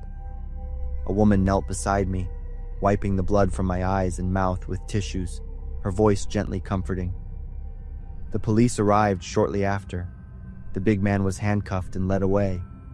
I was taken to the hospital. My injuries were examined and bandaged. The big man was charged with assault and battery, and he received a 3-year prison sentence. Even though he was punished, I lived with the trauma for many months afterward. I didn't dare go through that alley. I even avoided the McDonald's on Broadway. I learned a lesson. Sometimes a simple right word can turn you into a target, and if you don't fight back, they won't stop. But I also understood something else equally important. Indifference fuels evil. If those strangers hadn't stepped in that day, I might not be here to tell this story.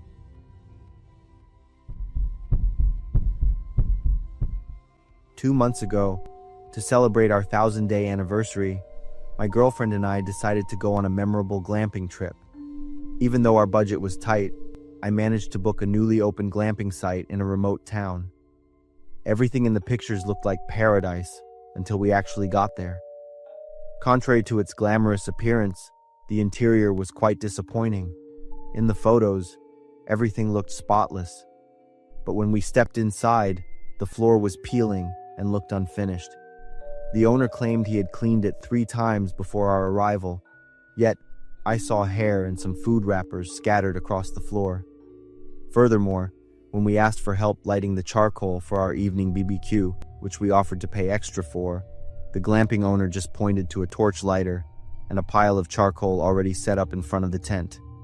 He said, half jokingly, half seriously, "This stuff's easy, you can do it yourselves. Just let me know if you can't." Although his words seemed casual, his attitude was quite cold, as if he was trying to suppress annoyance. I felt uncomfortable, but with my girlfriend there, I didn't want to ruin the mood, so I just kept quiet. That evening, we had our BBQ. We breathed in the mountain air, sipped wine, and felt truly happy sharing that moment together. But the real problem started after we finished dinner and went inside to our room. First, the bathtub wouldn't drain properly. Then, when I lay down to sleep, I heard a loud flapping sound. I checked and realized it was the tent flap on the window, not properly secured, being blown by the wind. We couldn't sleep. It was a truly terrible night.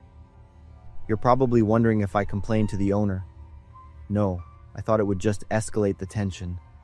Instead, I left a 1-star review with honest comments. We cut our trip short to 3 days. Luckily, my girlfriend still felt okay about the trip overall. About 3 weeks later, I received a call from that owner. He apologized, saying he had been busy with the resort's soft opening and was late getting back to us. He claimed to have fixed the previous issues and offered us a complimentary stay voucher. I was grateful for his kindness, but also felt a little regretful for leaving the 1-star review. That weekend, we cleared our schedules and returned to the town. The interior of the resort really had improved, to the point where I wondered if this was even the same place we had stayed before. The owner even personally prepared a BBQ for us. His service was incredibly attentive, to the point of making us feel a bit uneasy. I found it strange. We were the only guests that day. When I asked about it, the owner casually said, "After that 1-star review, we were affected a bit." Seeing his nonchalant expression, I felt embarrassed and said I'd delete my old review and leave a 5-star one. But he replied, "No need anymore." His face, when he said that, was unusually cold. But just a second later, he returned to his friendly demeanor. "Enjoy your meal." I stared blankly as the owner walked away. Around 11 p.m., we were watching TV when we suddenly heard a rustling sound outside the window. I went to check, and a figure abruptly popped up. Both my girlfriend and I jumped and screamed. It turned out to be the owner. "I just wanted to check if you're enjoying the service." "We're enjoying it very much, thank you." "All right, I'll head back to my quarters. Just call if you need anything, okay?" He left, and this time, I started to feel genuinely uneasy. That night, my girlfriend woke up thirsty. I was drifting off to sleep when suddenly, a blood-curdling scream from my girlfriend jolted me awake. Rushing to her side, I was shocked to find a very large snake slithering across the floor. My girlfriend couldn't even stand. Luckily, she wasn't hurt. I quickly pulled her and we ran out, straight to the car. I tried to call the owner to deal with it, but he didn't answer. My girlfriend was completely panicked, crying hysterically, and demanding to go home immediately. I hesitated because I was practically naked, and all our belongings, including my phone, were still in the room. Suddenly, the owner appeared right outside, pressing himself against the car window. "Where are you two off to in such a hurry? You haven't checked out yet, have you?" I quickly opened the car door and jumped out, feeling incredibly frustrated. "Do you know what's in that room? It's a snake." "A snake?" His indifferent attitude truly enraged me. "How can you say that? Send our luggage in the room by express delivery or mail. We're leaving." Suddenly, he pulled out a knife and overpowered me, dragging me back into the glamping tent. My girlfriend stayed in the car, pleading continuously. We struggled fiercely in the room. I was injured on my arm and leg, and the bleeding made me weaker. He screamed like a madman. "You come here, use all sorts of services, and then give me 1 star. Do you know how much damage you caused me? Now you're using this snake as an excuse to make me furious." I was terrified, planning to try and escape or find a place to hide. But he lunged and overpowered me, holding the knife to my throat. His tone shifted abruptly, full of perverse delight. "You'll hit your girlfriend during an argument, and I, the witness, will get hurt trying to break you two up." As he spoke, the crazy man deliberately stabbed himself in his own thigh with the knife in his hand, blood gushing out. Then he turned and shoved the knife into my hand. Now everyone will pity me for being stabbed while trying to intervene. I was completely motionless, utterly stunned. Just then, the snake, which had been slithering on the bed, suddenly bit him with a fatal strike to his neck. He collapsed in pain, screaming loudly, "Snake? Why? Why is it here?" I was too terrified, so I crawled away trying to escape this horrific scene. The sound of police sirens echoed from a distance, and everything was quickly resolved. My girlfriend ran to me and cried uncontrollably. She had called the police. After the police investigation, everything became clear. Initially, I was very sure the owner had released the snake, but that wasn't the case. In reality, it was a hilly area where snakes frequently appeared, and that's precisely why he bought that plot of land for cheap. He's currently in intensive care and will face multiple charges once he recovers. My girlfriend and I were luckily safe. Since then, no matter how bad an experience is, we only leave reviews of 3 stars or higher. So please think very carefully before leaving a 1-star review, everyone. I used to think a minor motorcycle accident in Vietnam was the only hiccup in my trip.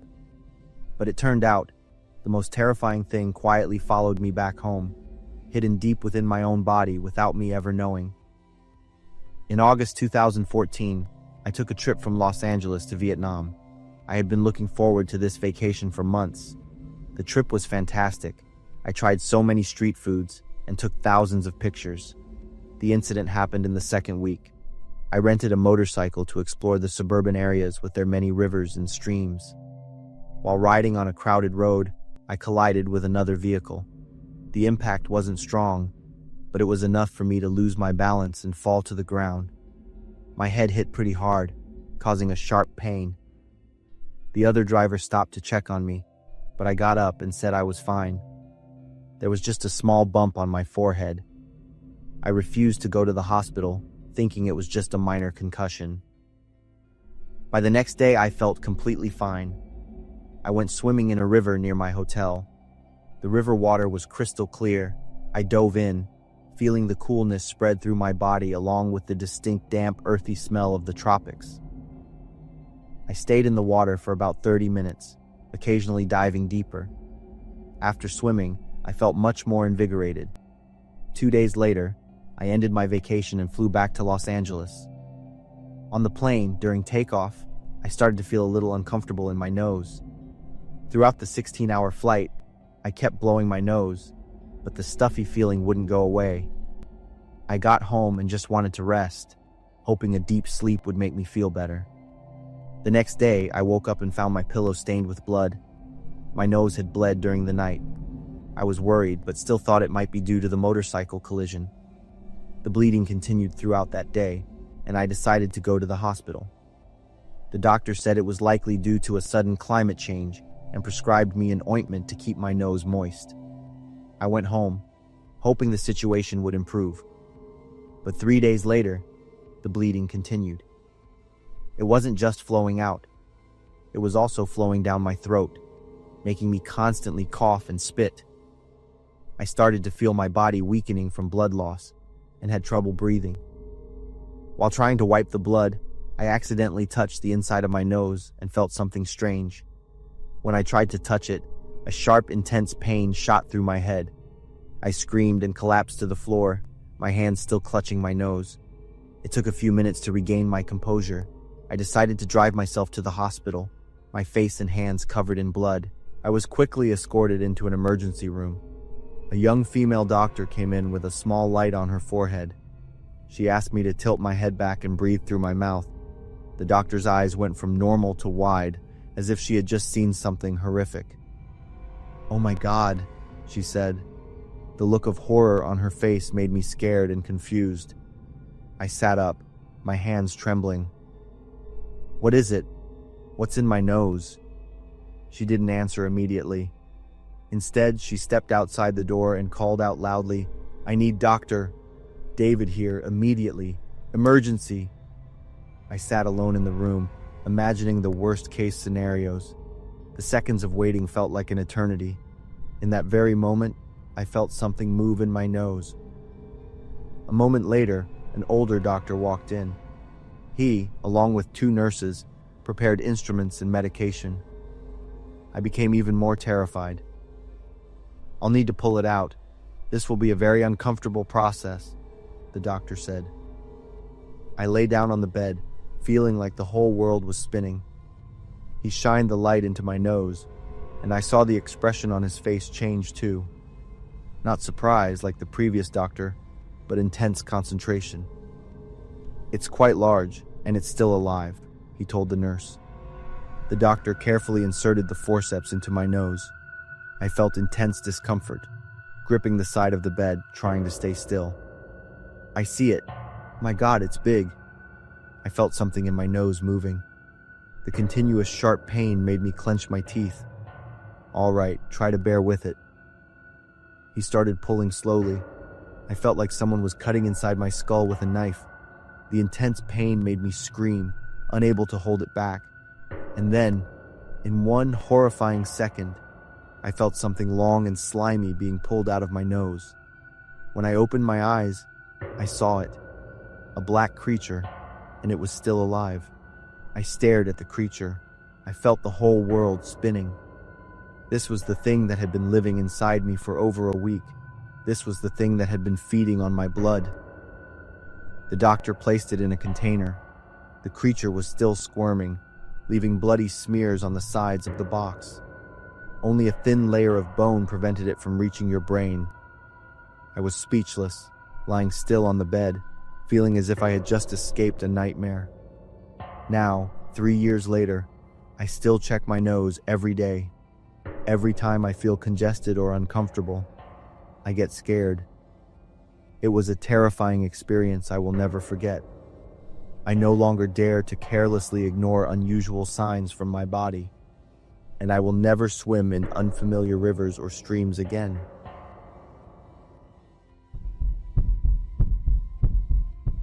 I've been in this cell for 3 years now, and every morning when I wake up, I still feel the dull ache in my left eye. They say I'm lucky to be alive, but sometimes I wonder if death would truly have been worse than living with this memory. It all started in the spring of 2021. I'm Mike, a police officer with the Columbus Police Department, Ohio. My girlfriend was Kate, the daughter of State Senator Robert Williams. We met at a charity fundraising event. Initially, everything was perfect. Kate was smart, funny, and had big dreams of becoming a journalist. As our relationship deepened, Kate began to show the first signs of being controlling. We didn't live together, and the calls happened at any time of day Kate wanted. Our dates turned into interrogations. Kate wanted to know every detail of my workday, about female colleagues, reasons why I stayed late. When I was tired and didn't want to talk, she would sit in terrifying silence, staring. I felt like I was living under a microscope. I felt incredibly suffocated and started to become unhappy with the relationship. I decided to end things with Kate after almost 8 months of dating. We met. I talked about needing time to focus on my career. I think we should break up. Then she laughed. I left, thinking that was the end of it, but it wasn't. That night at 1 a.m., Kate called me. She was sobbing uncontrollably, begging me to reconsider. I apologized and hung up. By morning, my phone had nearly 100 missed calls from Kate. I sat staring at my phone screen for a long time, feeling an overwhelming sense of suffocation, and decided to remain silent. The following days were like a nightmare I had created myself. Kate called nonstop, sending hundreds of texts a day. She came to my house, banging on the door until 2 a.m. Then Kate started to harm herself. Cuts on her wrists, bruises on her body. She sent me terrifying photos with messages. "Do you see what you've done to me?" Then Senator Williams began to intervene. A week after I broke up with Kate, he called the police chief directly. I was called into the office and received advice that perhaps I should reconsider my relationship with Senator Williams' daughter, for the good of your career. When I refused, the pressure started to mount. My promotion application was deferred for further review. My work schedule was suddenly filled with night shifts. Important cases were assigned to others. Even at home, I found no peace. My electricity and water bills suddenly had mistakes. My bank reviewed my account unusually.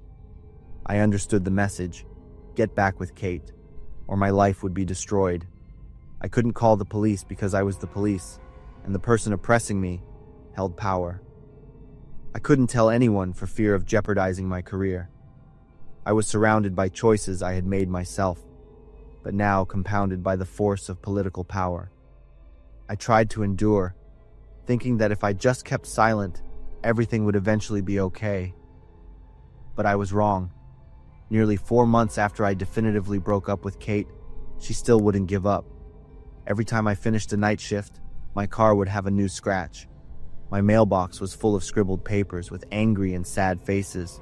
I still chose silence and endurance. I started losing sleep. My colleagues were worried, but I just told them I was tired and stressed, partly due to caffeine side effects. But deep down, I knew something was seriously wrong. Work was the only thing still keeping me connected to the normal world. Then one evening, while preparing for a raid to apprehend a drug trafficking group at a suburban warehouse, I saw a figure in the distance near a restricted area. I couldn't clearly see her face, but her walk was unmistakable. "Kate!" I rushed out, shouting for her to stop. One of the officers with me held me back, saying I was mistaken. I returned to my position, but my mind couldn't focus. All my senses were on edge. I had warned dispatch about the possibility of civilians entering the area, but no one really paid attention. About 10 minutes after the raid began, screams for help echoed from the back of the warehouse. I ran there with 2 others, and my heart nearly stopped when I saw Kate being held by one of the gang members, a knife pressed to her throat. Everything swirled inside me. Why was she here? I raised my gun, but my hand trembled, sweat drenching my palm. Kate cried as she called my name. "Mike, I don't want to die. Don't leave me." The more I heard Kate's voice, the more my heart raced, my mind unable to focus. I felt like I was pushed to the edge of an abyss, with only darkness below. My head reeled. For months, I had tried to endure, but the harder I tried, the more I felt like someone was suffocating me day by day. "I'm scared. Mike, you can't leave me. You made me like this." I gasped for breath, my vision blurring. Only Kate's voice remained in my head, and an overwhelming feeling of suffocation as I was pushed to my limit. The gunshot echoed. A few seconds later, Kate fell. Everything suddenly became eerily quiet. There was only the pounding of my heart and a sense of emptiness. The kidnapper was subdued immediately after the shot. My teammates rushed in, disarmed him, and cuffed him to the ground. A clear, all clear, sounded over the radio, confirming the operation was over. But I couldn't hear clearly anymore. I knelt beside Kate, blood spreading beneath her body, my hand still clutching the gun. I woke up in the hospital, handcuffed. I was charged with murder. State Senator Williams said I would definitely pay the highest price. No one mentioned how the months of suffering had affected my mental state. My desperate pleas went unheard. 3 years have passed, and the memory remains like an unhealed wound. I don't blame Kate. I only blame myself for not stopping when I could have. I thought silence was the least damaging path, but I was wrong. And now I have to live with that mistake for the rest of my life.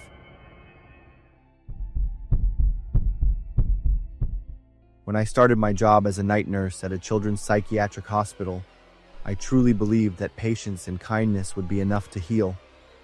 But after just a few weeks, I began to realize there were things in this place that weren't anything like what was written in the training manual. And some of those glances from the children, even a quick one, sent shivers down my spine. My name is Mia. Last August, I started working as a night nurse at a specialized treatment facility, specifically for children with severe mental health issues. Most of the patients here had a history of violence or self-harm, transferred from all over New York State. I believed I could make a difference in the lives of those damaged children. In the first few days, I spent a lot of time with Alex, an 8-year-old boy with a history of bipolar disorder. He always played by himself in the corner of the room, never speaking to anyone. I'd sit next to Alex for hours, reading or simply being there to observe. One day, while tidying Alex's room, I felt something under his pillow. I pulled it out, and it was a sketchbook. Curious, I opened the first page. Immediately, my body froze. The drawings, done in black pencil, were disturbingly detailed. The first page showed a man in a white lab coat with his stomach stabbed open. The second page was a faceless child, tied up hand and foot, lying in a hole. I flipped through more pages, my hands starting to tremble. Each page depicted a different, terrifying image. When I got to the last page, my heart nearly stopped. It was a woman with her hair in a ponytail, wearing a nurse's uniform that looked just like mine. Blood streamed from her nose, her eyes wide with horror. I grabbed the sketchbook and ran straight to Ms. Brooks's office, the head nurse. When I placed the sketchbook on her desk, she frowned, flipping through a few pages indifferently. Her face didn't change expression when she saw the drawings. Just doodles. We shouldn't overreact to kids' games. She put the sketchbook in her drawer and locked it. I tried to explain the drawings, but Ms. Brooks stood up, signaling the end of our conversation. There was nothing else I could do. A few days later, my worst fear came true. Around 1 a.m., I heard a commotion coming from Alex's room. I rushed over to check on the situation. As I got closer, I heard the sound more clearly. It sounded like labored breathing. I pushed the door open, and the sight before me stunned me. Alex was trying to strangle Ben, the boy from the next room who often had nightmares. I was even more shocked by Ben's reaction. He wasn't struggling, nor was he calling for help. He just had his eyes wide open as if he had accepted everything. I lunged forward, pulling Alex off Ben. During the struggle, Alex screamed and turned to punch me directly in the nose. Excruciating pain spread across my entire face, and blood gushed from my nose. But I couldn't let go of Alex. When I finally restrained him, he looked up at me. His eyes were empty, and then he gave a chilling smile. I hugged Ben and pressed the call button for help. 2 colleagues rushed over and sedated Alex. I tended to my injury and then remembered. What had just happened was exactly what was in Alex's last drawing. I reported the incident to the day nurse, who just shrugged. Things like that aren't rare here. That's just how it is. I requested to see the head doctor, suggesting that Alex be transferred to a more specialized facility, but he shook his head. His file is very sensitive. His family has influence in the city. But Alex's condition is... That's the expertise and responsibility of nurses like you, right? I remained silent and left. It felt like everything I had just gone through was being ignored. The next night, as I passed the medical room to get medication, I overheard the head doctor's voice through the slightly ajar door. The children's conditions have clearly worsened since the budget cuts. There's a severe staff shortage, but don't put that in the official report. I froze there. Everything began to become clear. So it was all due to the administration's indifference, how they covered up incidents, and why children with serious, potentially dangerous conditions were kept here. When I checked Alex's room, I saw him sitting on his bed as I entered. "You won't be staying much longer." I felt a chill run down my spine and left the room without saying anything further. The next day, I looked into Alex's medical records. Before coming here, he had seriously injured a classmate. The incident was quietly resolved thanks to his family's influence. Over the past 3 years, 6 nurses had abruptly quit after working with Alex, and no one had explained why. I took this information to the head nurse, who looked at me with a cold stare and said I was showing signs of occupational stress and needed time off. That's when I understood. The system wasn't just indifferent, it was actively covering up the truth. They knew Alex was dangerous, but for their own benefit, they chose to remain silent. I submitted my resignation. I also wrote a detailed report about Alex and sent it to the state's Department of Health. But I never received a response. 2 weeks later, I read the news in the Rochester Democrat and Chronicle. Anna Davis had been attacked by a patient during her night shift and was hospitalized in critical condition. The article didn't mention the patient's name, only saying it was an unfortunate incident. But I knew it was Alex. Now I work at a small pediatric clinic in suburban Buffalo. I wonder how many more nurses have been assigned to care for Alex, and how many cases like Alex's are being concealed within the healthcare system, just for money and reputation. Perhaps the most terrifying thing isn't the sick children, but the adults who have chosen to turn a blind eye to the truth.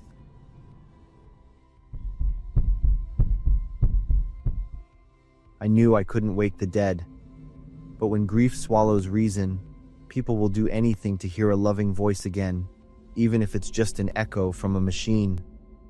I'm Lincoln. My wife was Lisa, and we'd been married for 3 years before that fateful night. We were driving home to Albany, New York after a weekend getaway. A drizzle created a mist that limited visibility. Lisa was fast asleep in the passenger seat. I drove in silence, my eyelids heavy from a full day of hiking. For just a moment, my eyes couldn't take it anymore and drifted shut. The headlights of an oncoming truck glared directly at us. I registered the situation, and in the very next second, the screech of tearing metal was deafening. Lisa didn't even wake up to see death approaching. Lisa died instantly, her body disfigured after the horrific impact. I suffered multiple injuries but made a miraculous recovery in just 6 months. The doctors called me a medical miracle. The days after being discharged from the hospital and returning to our familiar home were terrible. Every night, I wandered from room to room, touching Lisa's belongings because they still held her warmth. Every night, I dreamed of her. Sometimes she appeared radiant. Other times, she was in the twisted car, her body contorted from the terrible accident. One morning, I was watching old videos of Lisa, hearing her giggle when she caught me secretly filming her. Suddenly, I remembered artificial intelligence tools. They could learn from data, mimic voices, even personalities. I immediately gathered everything, hundreds of photos from my phone, computer, and social media accounts. Videos from trips, birthdays, ordinary evenings at home. Every single message we'd sent each other over 4 years of being together. After several days dedicated entirely to research, the data collection was complete. All I had to do was upload everything, and the AI tool would handle the rest. I held my phone with trembling hands and pressed the button to start creating the AI voice chat. After a few minutes, the screen showed complete with a simple interface, just a microphone icon and a green button. I took a deep breath and called out, "Lisa." The phone speaker was silent for a few seconds. Then, the familiar voice echoed, "What's up, Lynn?" My heart stopped. It was exactly Lisa's voice, and the way she always called me by my nickname. I burst into tears. For months, I had missed this voice and longed to hear that familiar call again. From that day on, I felt like I had so much more energy. I'd wake up and say good morning to Lisa. After breakfast, I'd tell her about my plans for the day. In the evenings, we'd talk about everything from work to books she wanted to read to what kind of plants we should grow in the small garden behind the house. Lisa answered everything just like she had when she was alive. She remembered I hated beans, knew I was always worried about work, and even reminded me to water the tulip pot she'd planted on the balcony. No matter where I went or what I did, I carried my phone. Always talking to Lisa, hearing her voice beside me gave me a sense of peace. I didn't want to communicate or meet anyone else. I even switched to working online. Just having my phone so I could talk to Lisa was enough. "Why did you do that to me?" Lisa asked suddenly in the middle of our dinner conversation. I froze, staring at the screen. "What are you talking about?" You killed me." I was stunned for a few seconds. "Are you talking about the accident?" "I didn't mean to." "You were sleepy and still drove. Why didn't you think about the risks? Because of you, I'll never finish the book I was reading. I never got to be a mother. So many of my plans were shattered." I sprang up from my chair, my body suddenly trembling. "You died 7 months ago, Lynn, in that car accident." I quickly hung up the phone.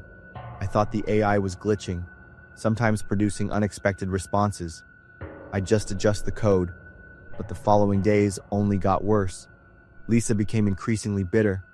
She kept bringing up her death, about how I had killed her. She described the sensation of metal piercing her body, blood soaking the car seat. I started losing sleep. My eating habits and work were also affected. I couldn't stop talking to Lisa. Even though she said cruel things, it was still my wife's voice. I almost forgot that this was just data and algorithms. One night, I was driving home from the supermarket. I had just had a tense conversation with Lisa. My mind reeled from her words. Was I truly a murderer?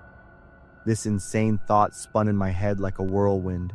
I didn't realize my speed had increased.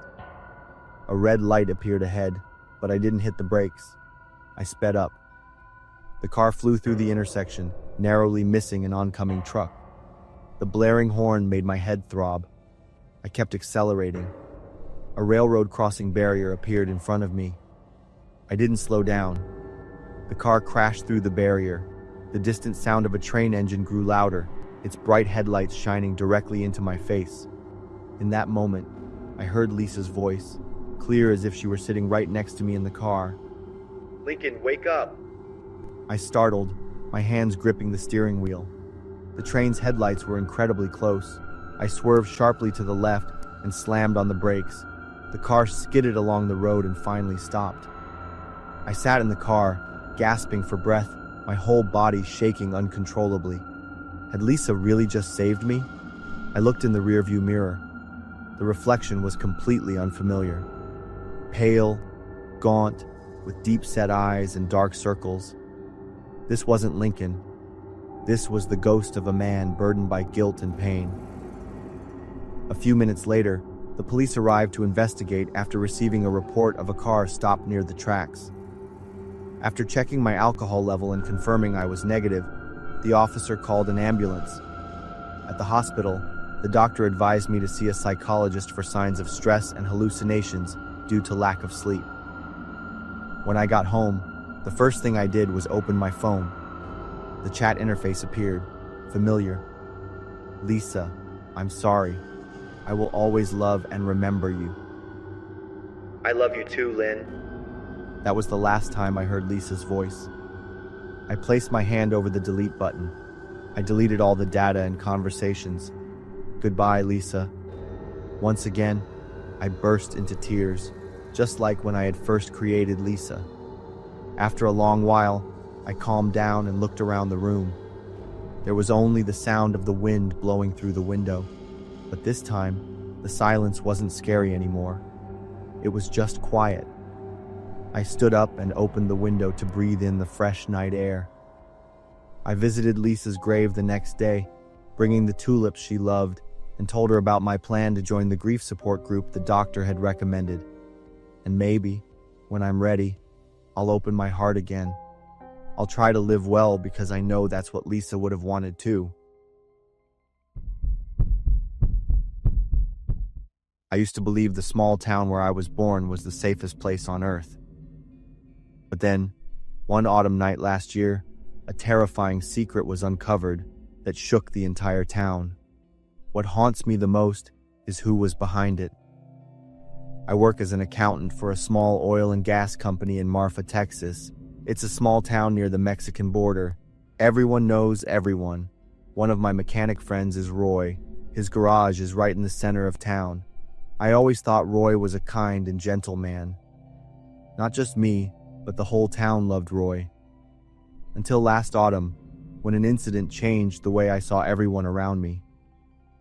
I had just finished my shift and was on my way home. I stopped to get gas.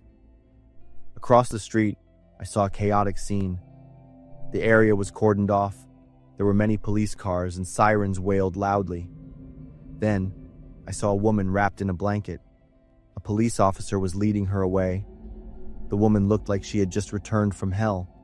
Her pants were torn, her hair was disheveled, and her face was gaunt. I froze, realizing that the place she had just come from was Roy's auto shop. In the very next second, seeing Roy handcuffed in the back of a police car, head bowed, shocked me. That evening, the whole town was buzzing about what happened with Roy, and I was no exception. The town's resident chat group exploded. Messages kept popping up. Everyone was talking excitedly. From the snippets of information in the messages, I learned that the woman's name was Hannah, a cashier at the local supermarket. She had only moved to town a short while ago and had been missing for 2 weeks. Everyone thought she had gone to visit family in Dallas. But what had really happened, we didn't know. It was all just speculation. 2 days later, the local newspaper published an article with a headline that sent shivers down my spine. Local mechanic accused of abduction and torture. It was just as everyone had suspected. The girl was Hannah. She had been held captive by Roy in a secret room behind his garage for 2 weeks. Hannah recounted that Roy had lured her into the garage, claiming her car had an urgent problem that needed to be checked. What Hannah described stunned me. The room where Hannah was held was completely soundproofed, with surveillance cameras in every corner. On a shelf were videotapes labeled with different dates and the names of dozens of women. Among them was Jessica, a young and beautiful girl who was well known in town. Jessica had disappeared 3 years ago. Everyone thought Jessica had left town to pursue her acting dream in Austin. But now we knew the truth. The police also found a notebook belonging to Roy that detailed everyone's habits. He knew their exact work hours when they came home, when they went shopping. Roy even recorded private conversations he had overheard. But that was only half of the horror, because those were the victims Roy had successfully executed his plan on. In the days after Roy's arrest, many other women came forward, stating they had been followed or approached by Roy. But as a beloved and trusted figure in the community, it was hard for people to unmask him. I started to recall the signs I had overlooked. Roy always asked too many questions about everyone's private lives. He could recount detailed schedules for anyone in town. At the time, I thought Roy was just a neighbor who cared, but now I understand it was a sign of systematic stalking. I suddenly remembered a detail from about a month ago. I was coming home late after a date with Sam and saw the silhouette of a man standing near her house. When I looked closer, the person had vanished. Now I'm sure it was Roy. It's terrifying that Roy had lived among us for years, receiving absolute respect and trust. The trial took place 6 months later, with many town residents and Roy's would-be victims present. He sat silently throughout the proceedings, showing no emotion. When his lawyer asked why he did those things, Roy simply said, "I wanted to understand them." He offered no complex defenses or explanations. Roy's statement silenced the entire courtroom. He didn't see women as human beings, but merely as subjects to study and control. Hannah left town right after the trial. Roy was sentenced to 25 years. His garage was demolished a month later. Now, it's just a gravel lot with weeds growing on it. The town of Marfa is not the same anymore. People have become more vigilant. Casual conversations on the streets have become less frequent. Sometimes the most dangerous person isn't a stranger in the dark, but the neighbor with a friendly smile. I learned that intuition never lies. If something makes you feel uncomfortable about a person, no matter how small, listen to it. Because sometimes the smallest details are signs of something far more dangerous. Some decisions in life, when I look back on them, still make me shiver. The decision to refuse a ride to a strange woman that night probably saved my life. I'm Katie, 26 years old, living alone in Albany, New York. It was an evening after my shift, and I stopped at Dollar Tree to buy a few essentials. Just as I stepped out of my car, a voice behind me startled me. "Excuse me, could you give me a ride?" I turned around and saw a woman, about 30 years old, with disheveled hair and a baggy shirt. She stared at me, her hands clasped in front of her chest. I froze for a few seconds, recalling her very strained voice and seeing her fingers slightly trembling. "Sorry, I can't," I replied briefly, turning and walking away immediately, but I couldn't help feeling a little uneasy as I entered the store. I went inside Dollar Tree and started picking out what I needed. As I was standing by the food aisle, I felt someone approach. Turning around, I saw the same woman from earlier. She had followed me inside. This made me feel uncomfortable. "I really need a ride." This time her voice was more urgent, almost pleading.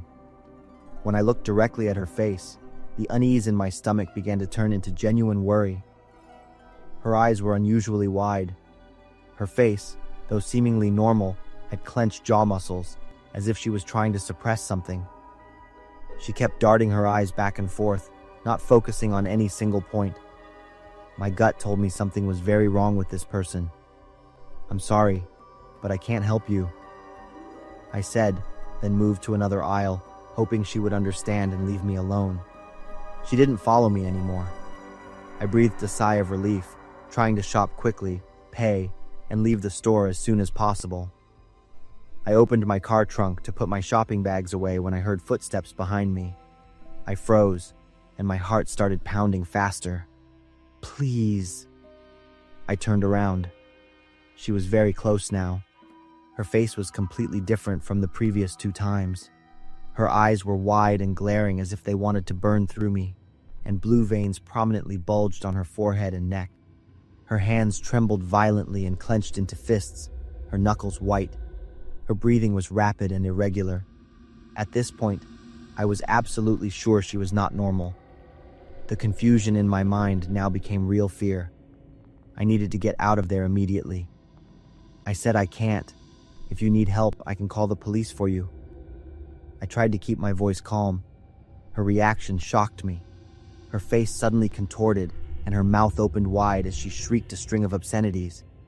Then she started punching her own head, her fingernails clawing at her cheeks, leaving red marks. "You don't understand.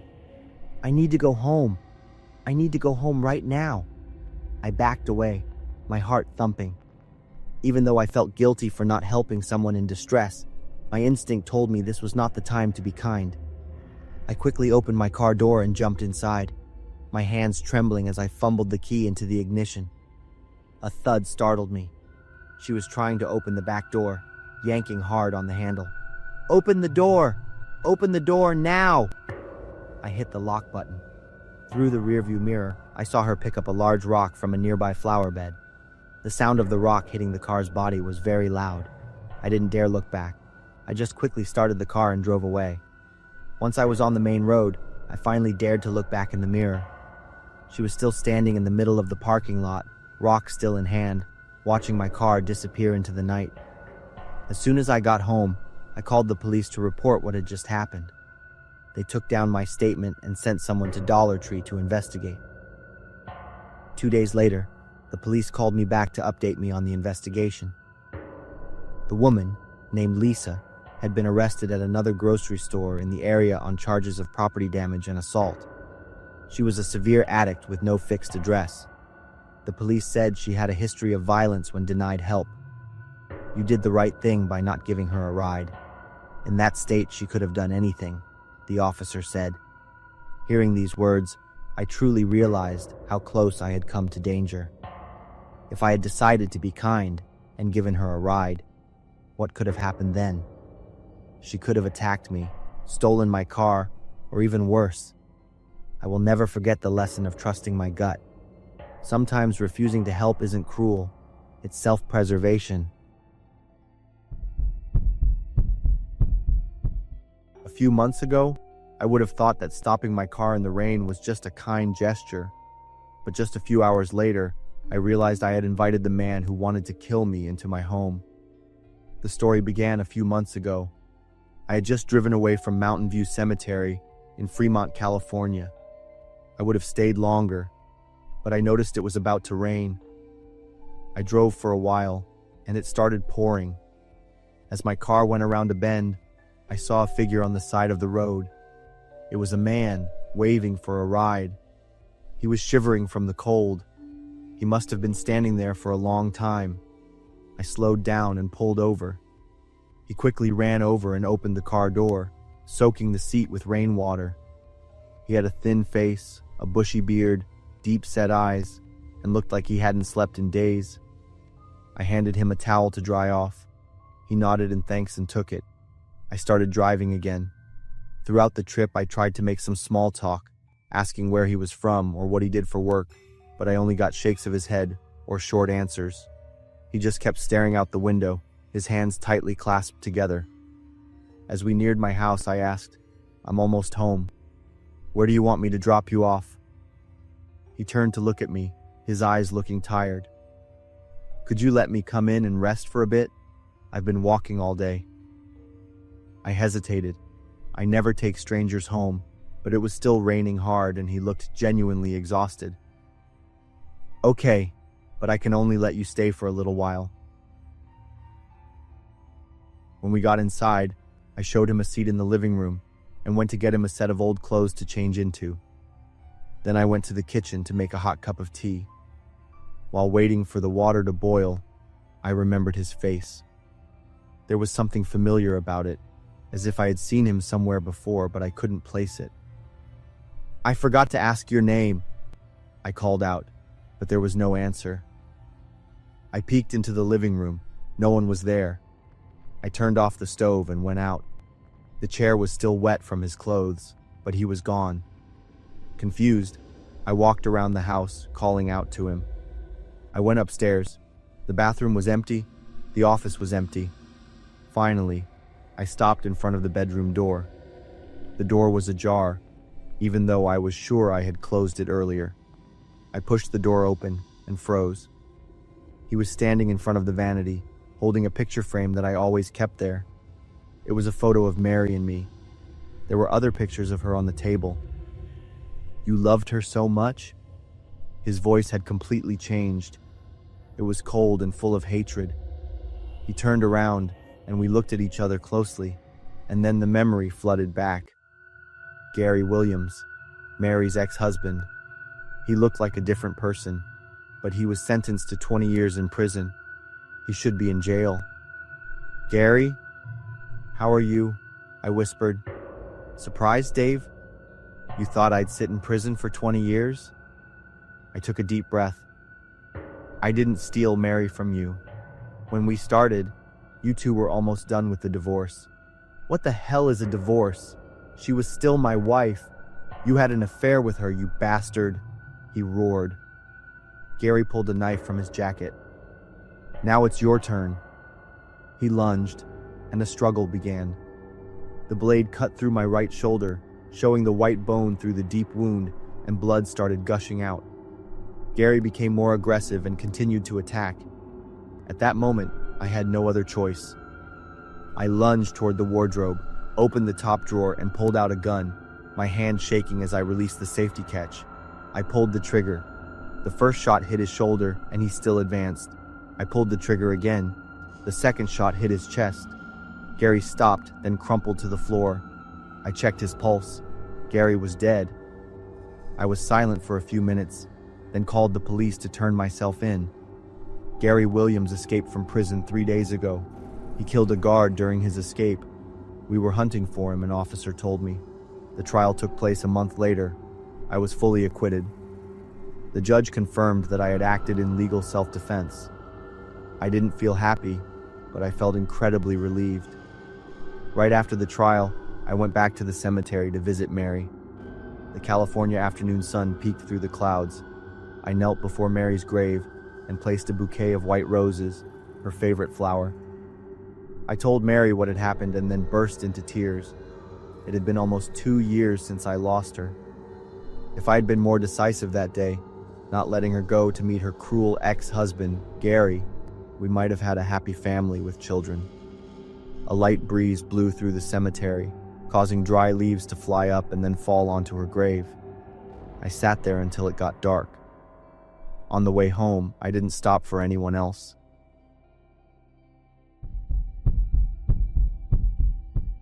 It's been a year since this happened, but I still can't believe I survived because I fell asleep. I'm Ryan, 27 years old. I'm a UPS delivery driver in Pottstown, Pennsylvania. It was a normal workday in August. I parked in front of Miller Electronics. This was the last stop on my delivery route. I needed to pick up a large shipment of computer equipment that Mr. Miller had ordered from the UPS warehouse to deliver to a business customer tomorrow. Mr. Miller said he needed another 15 minutes to inspect and repackage the goods, so I sat in my truck and listened to country music on the radio. The exhaustion from a long day started to kick in. My eyelids grew heavy, and I don't know when I drifted off. A car horn jolted me awake. I checked my watch. It was 4:30 p.m. I'd been asleep for almost an hour, but the strange thing wasn't the time. It was the scene outside. The car horn I just heard seemed to be from a police car. The street, which was usually busy at this hour, was now empty like a ghost town. I got out of my truck, looking around in confusion. In the distance, I saw 3 police cars. Several officers were setting up orange barricades, blocking the main road that led to the town center where the city hall and a small square were located. There were also a few ambulances lined up. My heart started pounding. Something had happened. Tense was the only word I could think of to describe the feeling at that moment. The door to Miller's store was still open, but it was just ajar. I pushed the door open and walked in. My footsteps echoed in the empty store. The shelves were still full of electronics, but there were no customers. Behind the counter, I saw Mr. Miller crouching down as if he was hiding. When he saw me, he waved me over, his eyes wide with shock. I walked over, confused, not understanding why he seemed so scared. Mr. Miller glanced out the window, then pulled me down behind the counter, his voice trembling as he whispered, "Why are you just walking around? This whole neighborhood is on lockdown." I was confused. Mr. Miller continued to explain in the hurried tone of someone in a panic. An hour ago, someone called the police station, claiming they had planted bombs around the area and were watching from a distance with a sniper rifle. I froze. Bombs. Sniper rifle. Words I only heard on the news were now happening right where I stood. The man's wife had an affair with the manager of the Target store across the street, and he claimed he wanted everyone to pay. I let out a breath when I heard the story. I had been incredibly lucky. "You were asleep in your truck? You didn't hear anything?" I nodded. I had fallen asleep in the middle of a dangerous situation, but it was a stroke of luck. It was hard to believe. We sat in silence behind the counter, waiting for the latest news. Mr. Miller handed me a cold bottle of water. The sound of police helicopters flying overhead, their roaring engines creating a menacing sound that echoed throughout the space. Occasionally, we heard static from a walkie-talkie somewhere outside, brief commands that we couldn't hear clearly. About 20 minutes later, the glass door rattled from a loud knock. 3 men in black vests and helmets, holding rifles, stood outside, their serious eyes scanning every corner. Mr. Miller stood up, his hand shaking as he unlocked the door. One of the police officers walked in, his sharp eyes sweeping the store from ceiling to floor, looking for any sign of something unusual. A short but tense interrogation began. When I said I was a UPS driver who had been there to pick up a package since 3 o'clock, the police officer's eyes changed noticeably, as if he had just heard something wrong. The question about whether I had heard the threatening call made me admit the seemingly absurd truth. I had been sleeping in my truck the whole time. The police officer nodded. A moment later, an announcement came over the walkie-talkie. The situation was under control. There were no real bombs, no sniper rifle. It was just a fake threat call from a drunken man, angry about his wife's betrayal. But during those 3 hours, the entire neighborhood of over 2,000 people had to be evacuated in a panic. Stores closed hastily, owners leaving everything behind to flee. Schools went into lockdown, traffic was completely paralyzed, and main roads were blocked by barricades and police cars. But I was on the sidelines of that tension. That night, I lay in bed, staring at the ceiling, unable to close my eyes. I thought about the feeling of waking up in a silent world, about the moment of confusion when I didn't understand what was happening around me. I thought about how I could have died without ever knowing if that threat had been real. A bullet from a distance could have pierced through the truck window while I was asleep. From that day on, my work habits completely changed. No matter how tired I am, no matter how long I have to wait, I get out of my truck, walk around the area, drink coffee, and chat with people. I do anything to keep my mind alert. I am careful and pay attention to everything around me.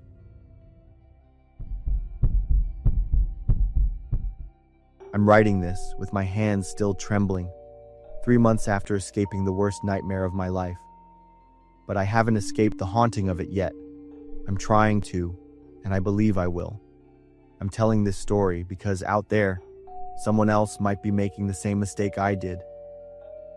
I'm Lewis, 34 years old. Before everything happened, my life revolved around a single issue: my weight. From childhood, I was always bigger than my friends. As an adult, I tried everything from dieting and fasting to going to the gym, but nothing worked. Faye, a girl I dated last year, broke up with me. She said she couldn't keep waiting for me to change. Job opportunities were also lost because of my appearance. That night I was sitting in my apartment, scrolling through Facebook in a bad mood. Suddenly an ad popped up. It showed a pill called Slim Fast and promised, lose 20 pounds in just 2 weeks, no workout or dieting needed. This was obviously impossible, but I had lost all patience with my previous methods. I clicked on the link, read a bunch of testimonials from users, and looked at the before and after photos. The price wasn't too expensive. I ordered it right away. The package arrived 3 days later in a black box with no label other than a return address in a small town called Marfa, Texas. Inside were 30 pills, each the size of a pea, along with an instruction sheet. Take 1 pill every night before bed. Do not stop taking them halfway through. The effects will appear after the first 3 days. I took the first pill that night. It tasted bitter, leaving an unpleasant aftertaste in my mouth. I woke up the next morning feeling strangely light. The scale showed I had lost 5 pounds. I was overjoyed, thinking this was a good start. I looked forward to every night so I could take the pill. Imagining what I would look like made me smile to myself with happiness. But on the 3rd night, strange things started to happen. In the middle of the night, I suddenly woke up because of a freezing sensation spreading from my feet to my whole body. The room temperature was warm as usual, and the heating system was working fine. But I was trembling as if I were in a freezer. I pulled the blanket up to my neck and tried to fall back asleep. In my daze, I saw myself standing in an empty room with black walls, and there were faint, incomprehensible whispers coming from everywhere. I bolted upright, my heart pounding wildly. The next week, I lost another 17 pounds. My friends started saying I looked different. My best friend called to check on me because I hadn't replied to his messages all week. "Louis, are you okay?" I didn't know what to say. The truth was, I felt like I was living in a hazy dream. I couldn't distinguish between reality and my surroundings anymore. I told my friend I was just busy with work. I don't remember what night it was. I woke up and saw a black figure standing at the foot of my bed. It stood still. I felt it was staring directly at me, even though I couldn't see its eyes. At first, I thought I was still dreaming. I closed my eyes tightly, counted to 5, and then opened them. The figure was gone. The next morning, I found scratches on my arm. I didn't remember how I got them. I Googled slim fast side effects and found a small forum where a few other users reported similar symptoms. They talked about nightmares, the feeling of being watched, and figures. One person named Jesse wrote, "I stopped taking them after 2 weeks, but I still see them. They won't leave me alone." I was scared, but also somewhat relieved to know I wasn't the only one. Plus, I had lost weight in 2 weeks, a result I had never achieved with any other method. I decided to continue, and that was the biggest mistake of my life. By the 3rd week, my health began to decline rapidly. I was constantly tired and had trouble breathing, even just walking from my bed to the kitchen. My skin was pale, and my eyes were deeply sunken. But the worst thing was the craving for the pills. Whenever I thought about stopping, my body reacted violently. I had a pounding headache, my hands and feet shook uncontrollably, and it felt like thousands of ants were crawling through my veins. The figures now appeared not only at night. They followed me to the office, stood on the street corner while I waited for the bus, and even appeared in the mirror while I was in the bathroom. They started to whisper about death. One night, as I was lying in bed in a semi-conscious state, I heard a voice clearly. "Almost there, Louis. It's almost over."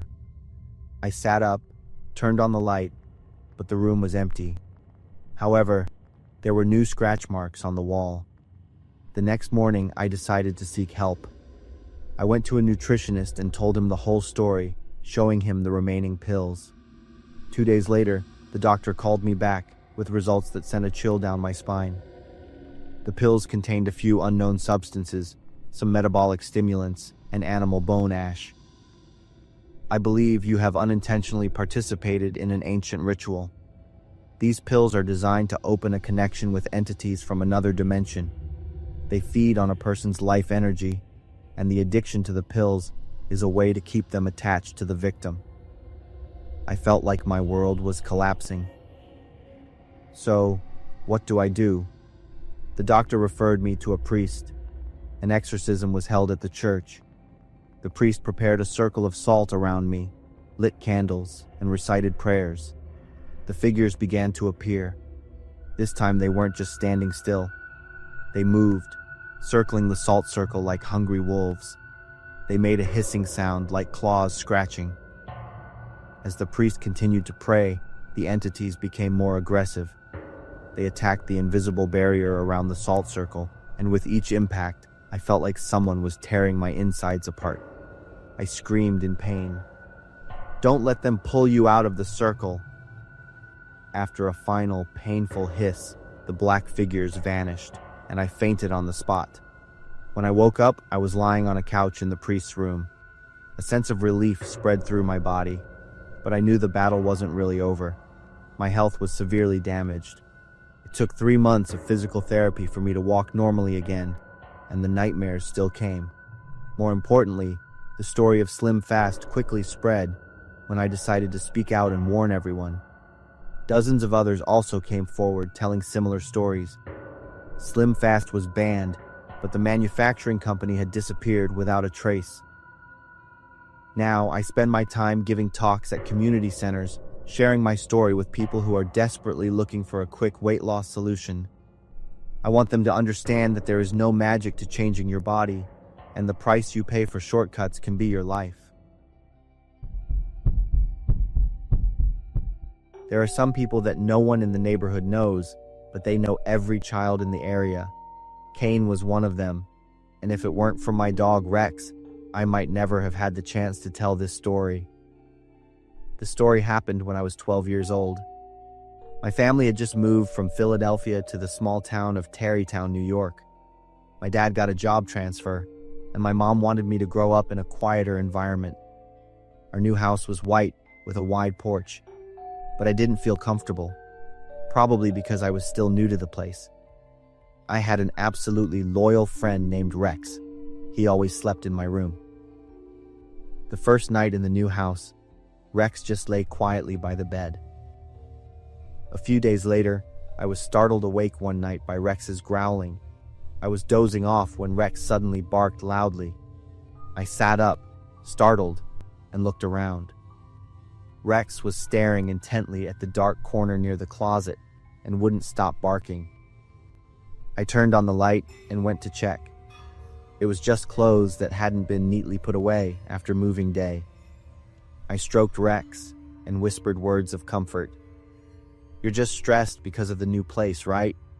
It's going to be okay." Rex wagged his tail but still looked at the corner of the room with his ears perked up. Finally, I had to pull Rex up onto the bed to lie next to me. But throughout the night, every now and then, Rex would raise his head and let out a small growl before lying back down.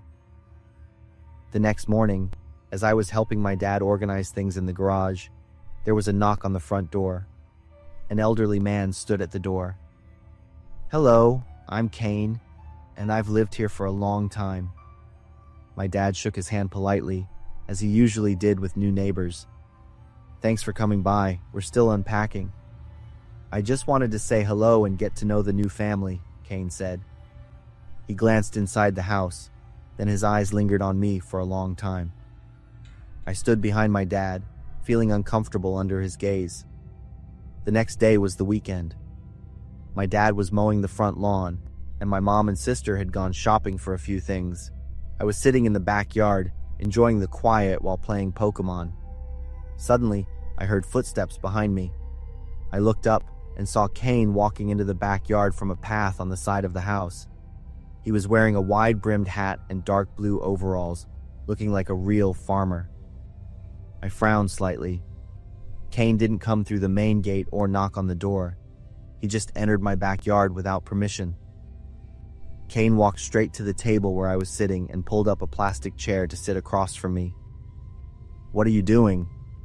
His voice sounded friendly, but I felt uncomfortable with the way he was looking at me. I politely replied, "Playing a game." "What kind of game?" "Pokemon." Kane nodded as if he understood perfectly. "Ah, Pokemon, Pikachu." He imitated Pikachu's voice. But that action, coming from an elderly man like him, looked really strange. The laugh that came from his throat didn't sound like a happy laugh. It sounded more like the difficult breathing of a sick person. That's not how a normal adult would interact with a child. It was as if he was trying to pretend to be friendly, but didn't know how to do it right. I tried to focus on my game, hoping Kane would get the hint and leave, but he just sat there. Pika. He imitated it again, this time louder and longer. My dad appeared, still holding the lawnmower. "Oh, hello, Kane," my dad said, sounding surprised. "Son, come inside and help me with the dishes." I ran into the house, feeling a sense of relief. From the kitchen window, I saw my dad talking to Kane. I couldn't hear what they were saying, but my dad's posture showed he was not happy with Kane being in our backyard. The conversation was quite short, and then Kane stood up and left the way he had come. When my dad came inside, his face was very serious. "Son, did Mr. Kane come into the backyard without permission?" "Yes, he did." My dad frowned, his face darkening. "From now on, you are not to be alone near him." If you see him coming near, you have to tell me immediately. Hearing my dad's voice, I knew this was not a simple matter. A few days later, one night Rex woke me up again with a growl.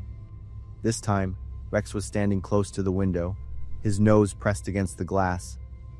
I got out of bed with trembling legs, my heart pounding. I opened the window to see what Rex was reacting to. The cool night air blew into the room, carrying the smell of damp earth and dry leaves. "Pika, Pika, Chew!" The voice that suddenly rang out startled me. It was an old man's voice.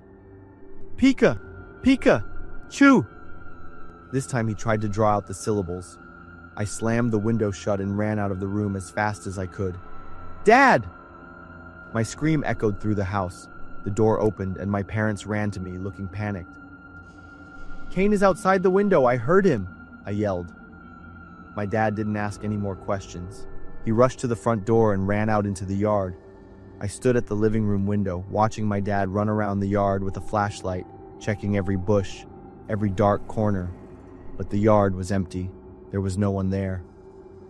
The next morning, he went to the house next door and knocked on the door. An old woman opened it. "Sorry to bother you.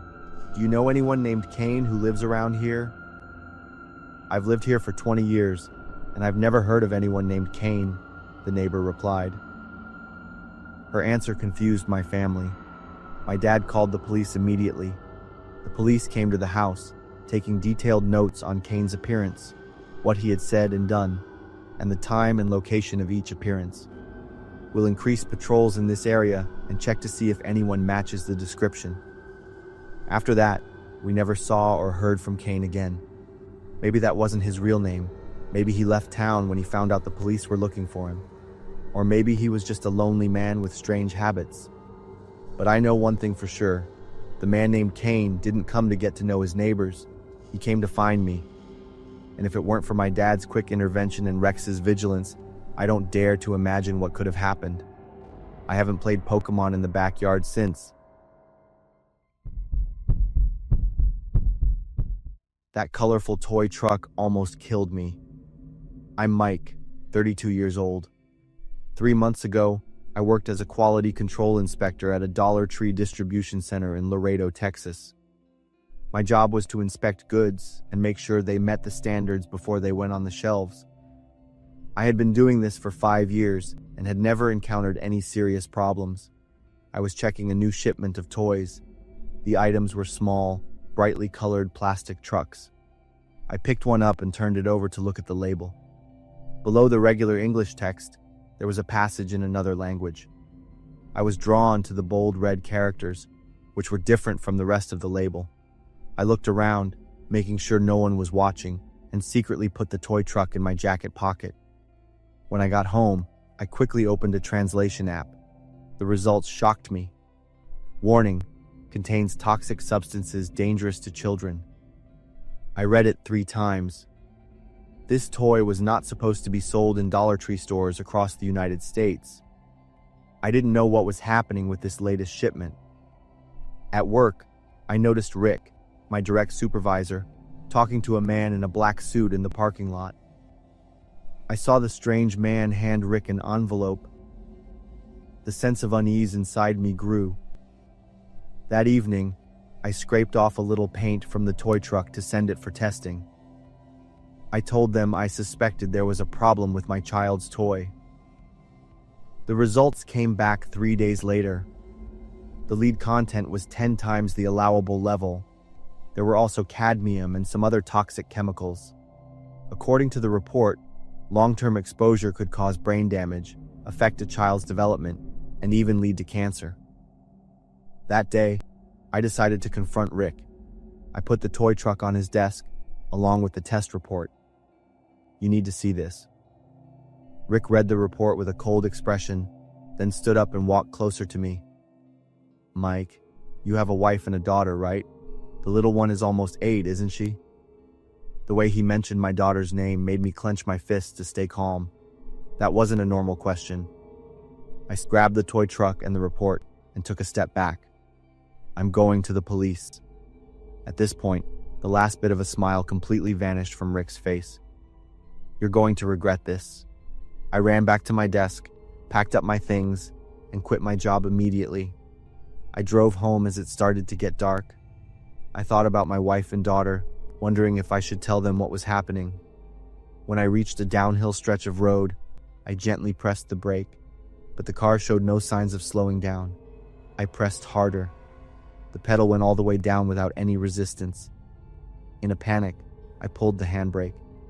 I saw that it had no effect. The car was accelerating downhill. The taillights of the truck in front of me were getting closer. I quickly swerved hard, and the car crossed into the oncoming lane and crashed straight into the median. The sound of the impact echoed in my head, and everything went black. I woke up in the hospital. 3 days had passed.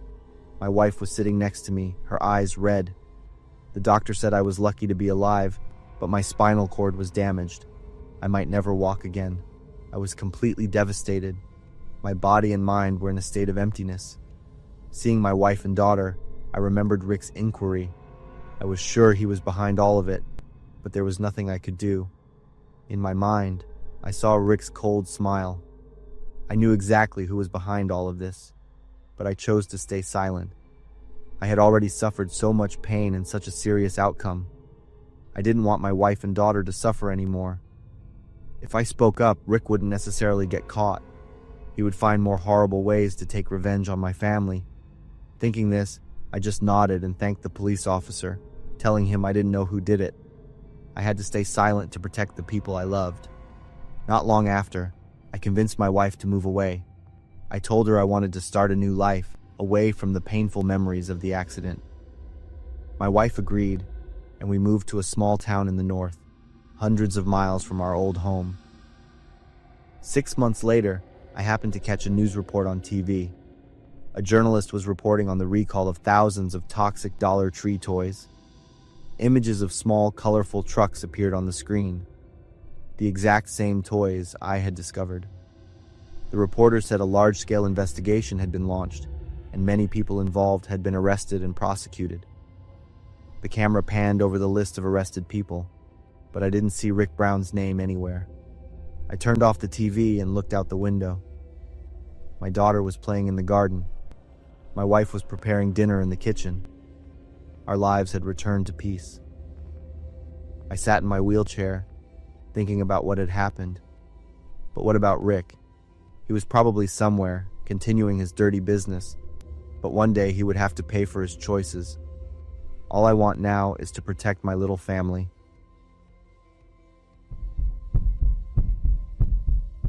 I've moved twice since leaving Cassville, but I still feel uneasy every time I see a police patrol car. My name is Donnie, 38 years old. After my divorce last year, I decided to move back to my family's old house in rural Cassville, Ohio.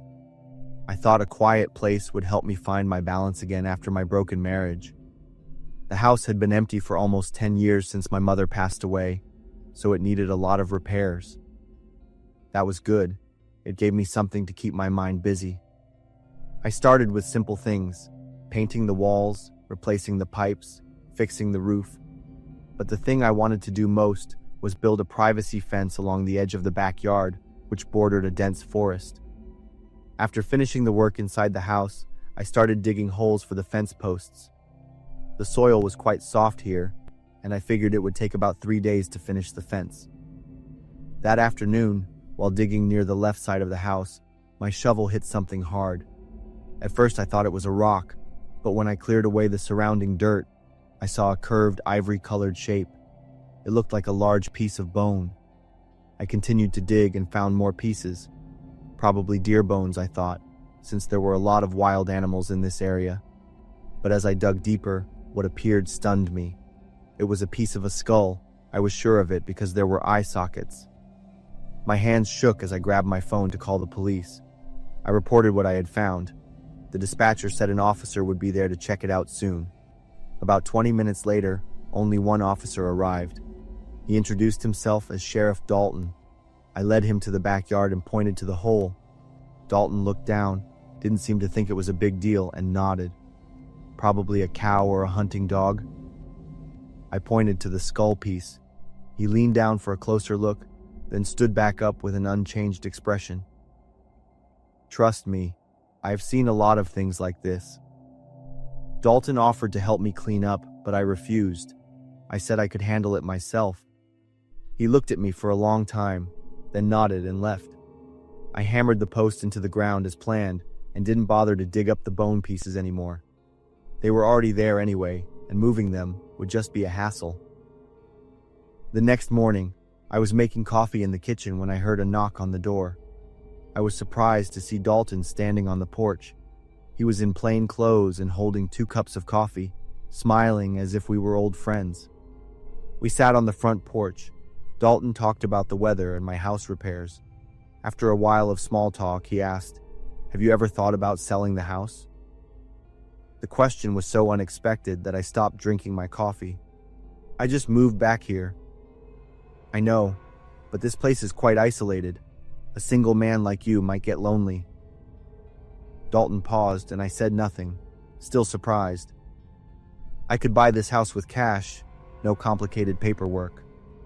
I refused without thinking. Dalton was silent for a long time, sipping his coffee and looking out at the forest behind the house. "Okay, but just think about it. Maybe you'll change your mind." As Dalton left, I stood at the window watching his car drive away. When the car turned onto the main road, I noticed red mud stuck to the wheel wells. It was the same kind of mud from my backyard. A sense of unease crept in. I went to the backyard immediately to check. There were tire tracks in the dirt. They were definitely from a car. I stood there stunned for a while, filled with all kinds of suspicions and doubts. I spent the whole day thinking about the bones in the backyard and Sheriff Dalton's strange attitude. That night, I decided to call Jason, a college friend who was now a forensic technician in Columbus. I told him about what I had found. I just said I didn't trust the local police. Jason agreed to drive down on the weekend to check the bone samples. Jason arrived on Saturday morning. I led him to the backyard and pointed to the exact spot of the hole. The surface of the ground was perfectly flat. I was already a little bewildered at that point. We started digging. From the very first shovelful, I felt something was different. The dirt was much harder than I remembered, as if it had been compacted with a machine. It took us almost 2 hours to dig down to the same depth as before. But to our surprise, there was nothing there. Not a single piece of bone. I stood there, breathing heavily, with a shocked expression. Jason wiped the sweat from his forehead and looked at me.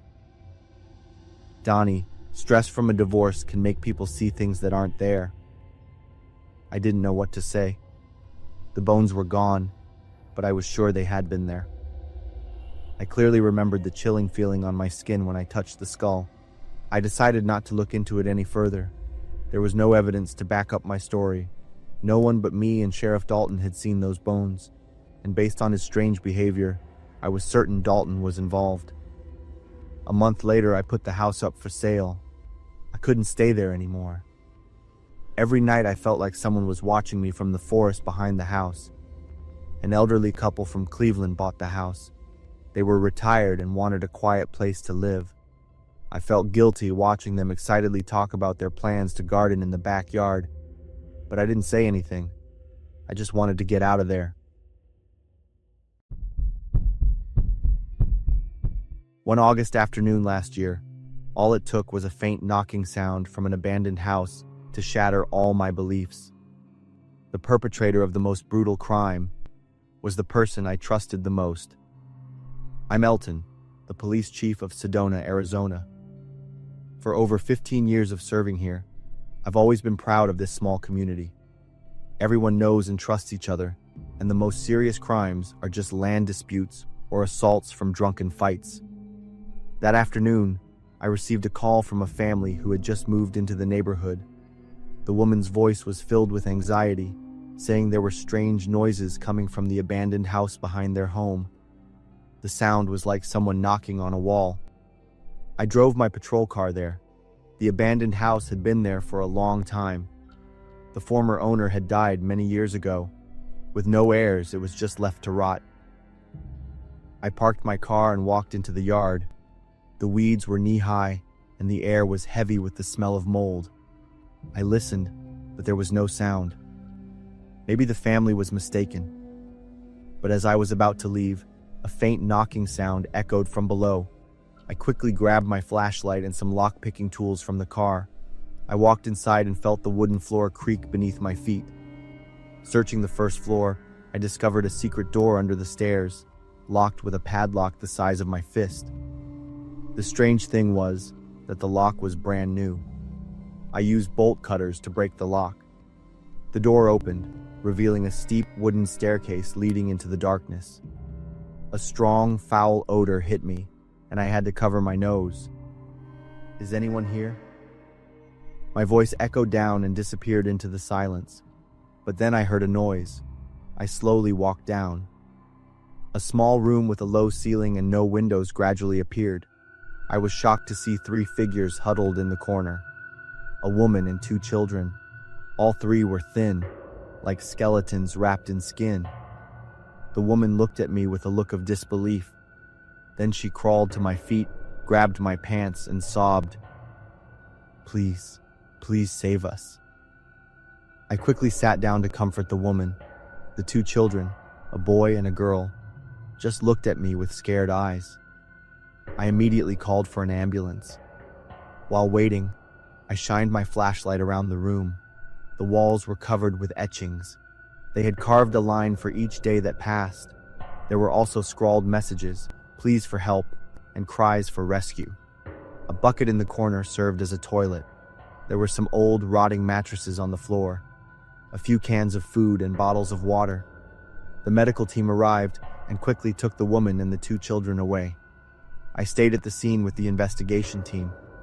We found a notebook under a mattress. The yellowed pages documented the horror the victims had endured. The first page read, "My name is Leah Porter. Today is the first day I've been held here. If anyone finds this diary..." My mind immediately started racing when I read that line. Leah Porter was a girl who went missing 9 years ago when she was just 16. I had been part of that investigation. The case had been unsolved until today. I continued to read the following pages.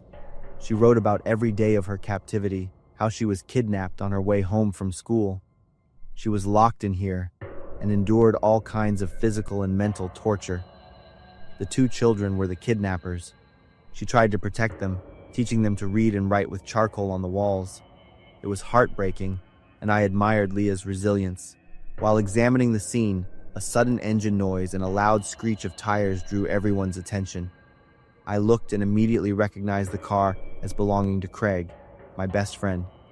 Craig got out of the car, his face as pale as if he had just seen a ghost.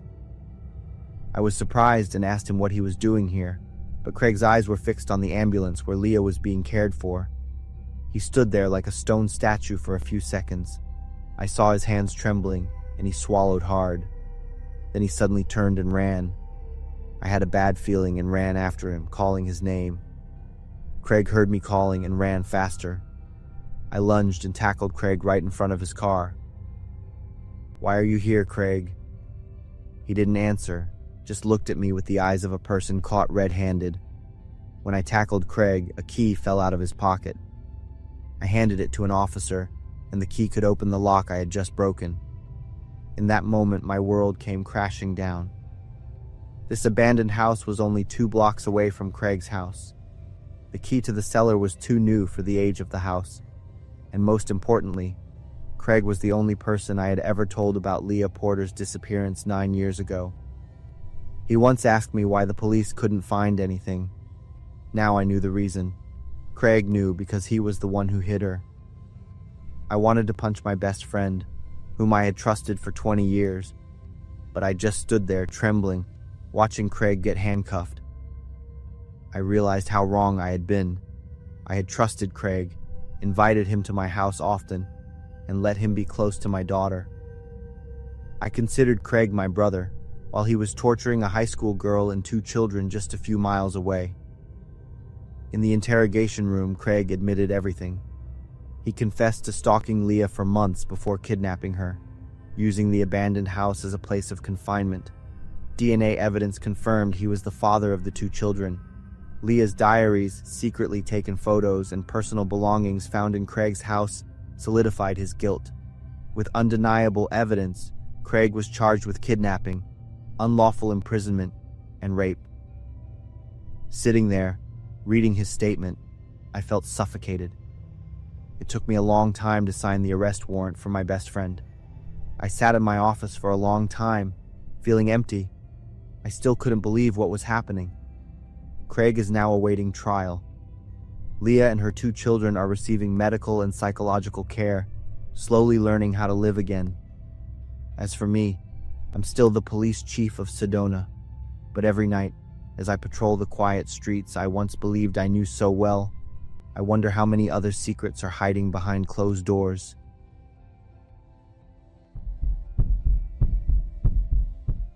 I still clearly remember my heart pounding that night and the crazy look in his eyes when he saw me. Now I can finally tell this story calmly. I'm Iris, a third-year college student at a university in Georgia. I share a small house with my two best friends from freshman year, Nora and Quinn. We lived like three sisters, sharing everything with each other. It all started when Nora suddenly announced she was taking a leave of absence from school to go home for medical treatment. We were all surprised because Nora looked completely healthy. On the day she left, Nora cried a lot. We told Nora to keep in touch and promised to visit her when the semester was over. Since Nora left, the house had become much quieter. That weekend, Quinn went home to visit her family. I was even lonelier being by myself. I was in my room studying for an exam. Around 10 p.m., I heard a noise from the kitchen. At first, I didn't pay attention because I was focused on studying, but the noise repeated like someone was rummaging through a cabinet. My heart started to beat faster. I walked out of my room. It was dark outside, with only the light from my room shining out. Suddenly, the kitchen light turned on. I put my hand over my mouth to stifle a scream. After a few seconds of observation, I slowly moved toward the kitchen. As soon as I stepped out of the hallway, I saw a dark figure standing in front of the refrigerator. It was a tall man. His shoulders were broad, and he had a long scar on his left forearm. When he turned around, I was startled again to see his red face and scraggly beard. But there was something familiar about him when I looked a little closer. He came toward me aggressively. "Where's Nora?" Hearing Nora's name, I suddenly realized it was her boyfriend. But the person I had seen before was a brown-haired guy with a bright smile, completely different from the man in front of me. I tried to stay calm and said Nora had taken a leave of absence and wasn't here. He frowned, looking surprised. He didn't believe me and demanded that I tell him the truth. I repeated everything again, and I told him to leave immediately. He sneered and started pacing in the kitchen. He talked about how Nora had said she needed time to think and then completely disappeared, forcing him to look everywhere for her. As he said that, he suddenly shoved a chair and yelled, "Where is Nora?" His eyes were wide, and spit flew from his mouth as he screamed. He ran into the living room looking around for her. Then he ran to the bathroom door and opened it. Seeing no one, he ran to my bedroom door yelling, "Nora, I know you're in there!" I just stood there, my hands and feet numb as stone, my mind blank, unable to think. The scene in front of me was too crazy, and I lost all ability to react. The crazy guy didn't stop. He started smashing things when he couldn't find Nora. The sounds of breaking things echoed through the house like a nightmare. I couldn't stand there anymore. While he was distracted, I ran back to my room. I locked the door and, with trembling hands, called 911. I whispered to the dispatcher that there was a violent intruder, that I was alone, and that I was very scared. Before I could finish my sentence, a very loud banging on the door rang out. "Open the door! Nora's in there, isn't she?" I was startled and dropped my phone. The next second, I quickly grabbed my phone and begged the police to come as fast as they could. In that moment, I burst into tears, feeling desperate because I was facing a crazy person all by myself. After a few seconds of banging on the door, the sounds got louder and the door rattled violently. The crazy guy was using his shoulder to ram the door, He roared that he would find Nora no matter what. I huddled in the corner, covering my ears. After a few seconds, the door suddenly went silent. Then it turned to the next terrifying sound. He was repeatedly knocking on the lock. I panicked, realizing he was about to get in. My mind was blank, and I didn't know what to do except pray that the police would get there in time. The final clang rang out loudly, and the door flew open. He burst into the room, his red eyes scanning the place. "Where's Nora? Where are you hiding her?" He flipped the bed, pulled all the clothes out of the closet, and threw everything around the room. I huddled in the corner, not daring to move. "I'm asking you one more time, where's Nora?" he yelled in despair, continuing to smash things. My fear reached its peak.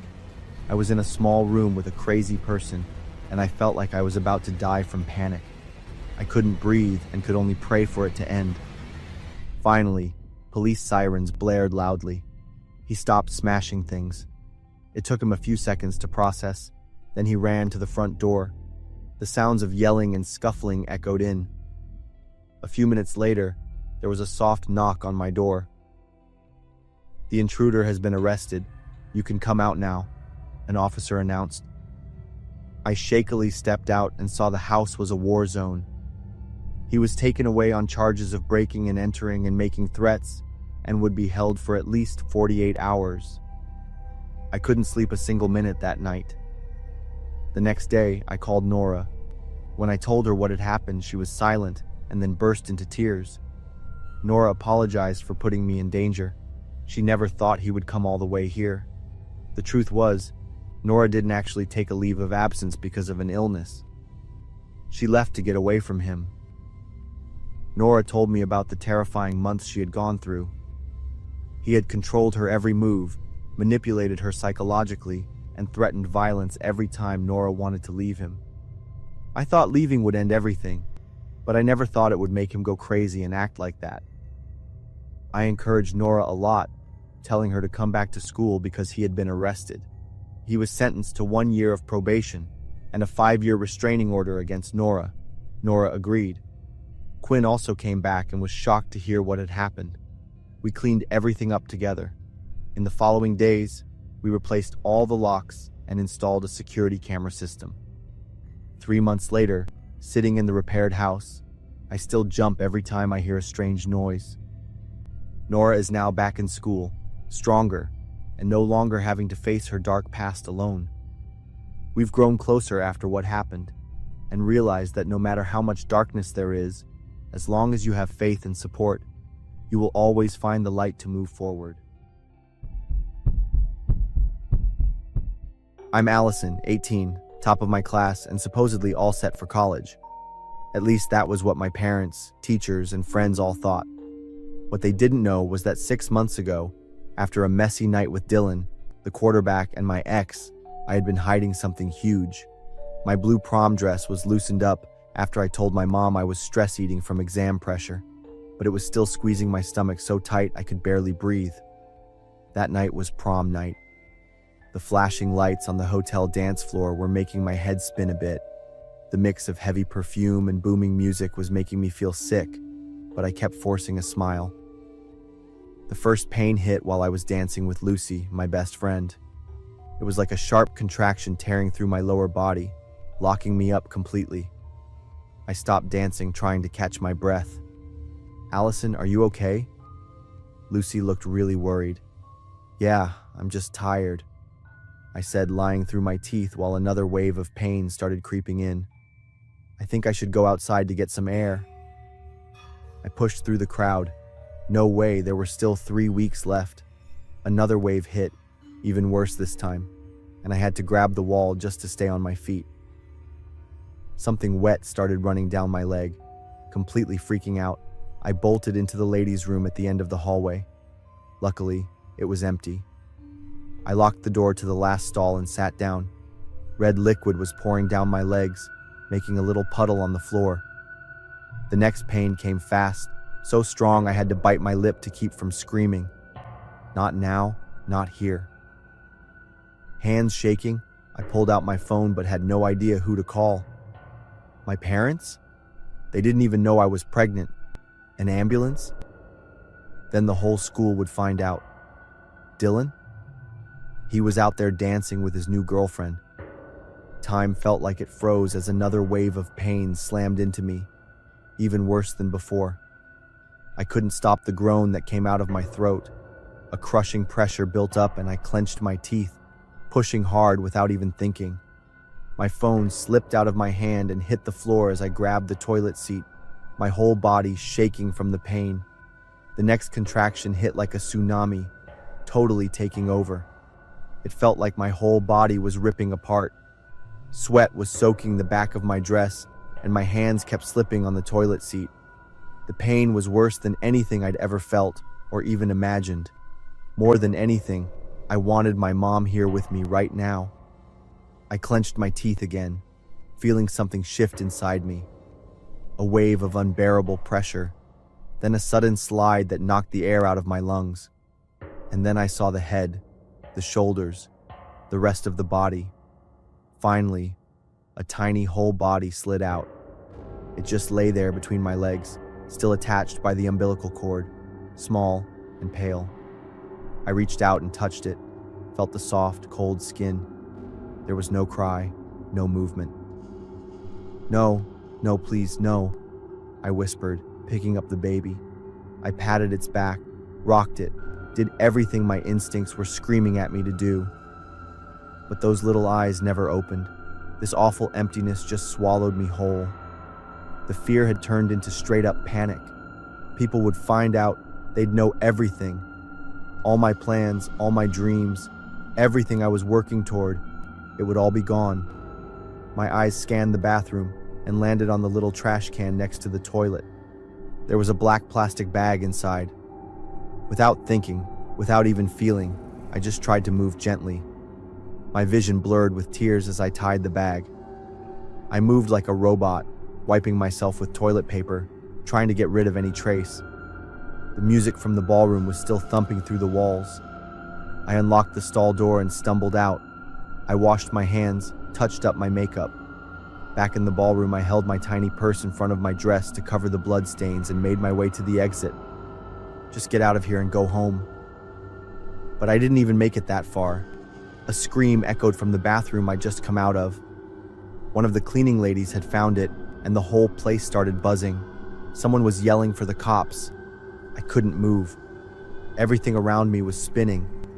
I saw people staring at me, then down at the blood on the bottom of my dress that my little purse wasn't hiding anymore. I looked down and saw tiny drops of blood on the carpet, making a trail from where I stood all the way back to the bathroom. I heard police sirens blaring outside. Lucy's face popped up in the crowd, her eyes wide with shock when she saw my dress. Allison, is that blood?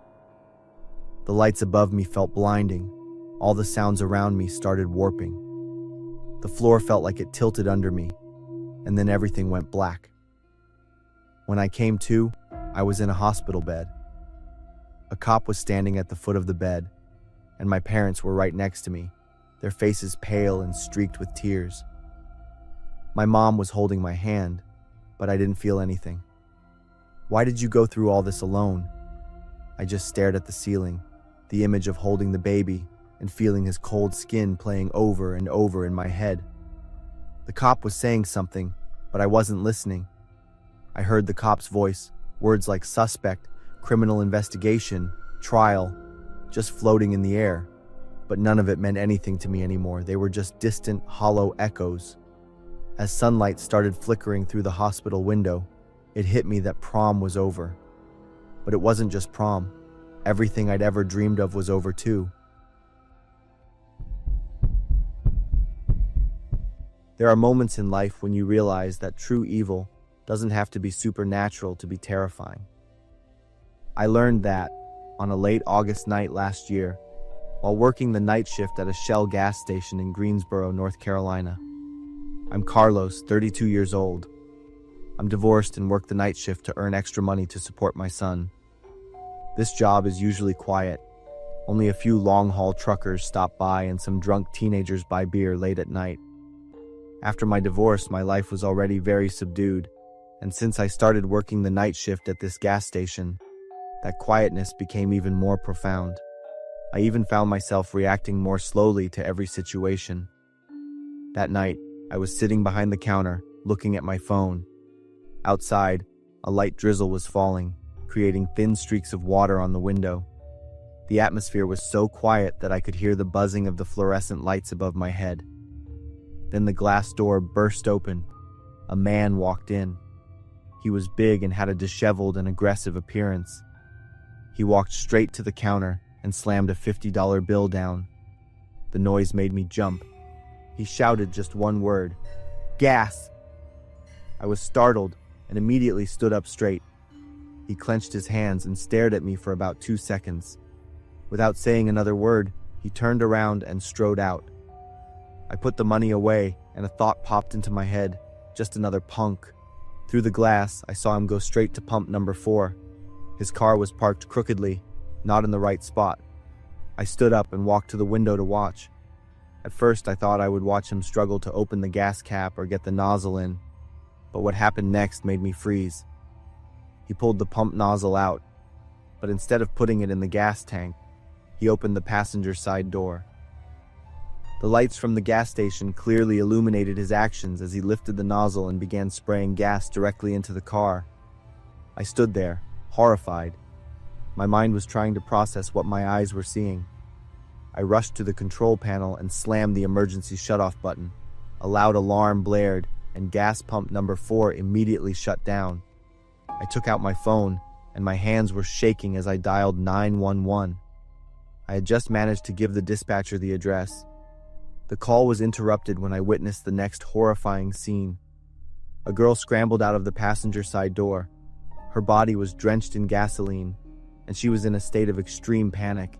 She was screaming as she ran toward the highway, each step leaving gasoline trails on the ground. "I need police now. He's doused a girl in gasoline," I yelled into the phone. The next second, the man roared like a wild animal. I quickly threw my phone down and ran to the main door to watch. He threw the pump nozzle down and ran after the girl. Although he was big, he ran terrifyingly fast. In just a few seconds, he caught up to her. The scene in front of me will haunt me for the rest of my life. The man repeatedly kicked the girl brutally. The girl curled up on the ground, trying to shield herself with her small hands. Every kick made me shiver. I couldn't just stand there anymore. I was sure I was no match for that giant of a man. But I had to at least stall him until the police arrived. Otherwise, he would crush that girl. "Stop!" I ran out and yelled, but my voice was weak against his rage. He turned to look at me, his eyes red with hatred. "This bitch is cheating, she's playing me, and I'm gonna let her play with fire," he roared. My heart was pounding in my chest. The smell of gasoline was strong, and just a tiny spark would make this girl ignite instantly like a fireball. I talked to him, trying to reason with him. I tried to make my voice sound calm. "Hey man, calm down, we can talk about this." But he didn't even look at me. Just as he put his hand in his pocket, probably to find a lighter, police sirens blared.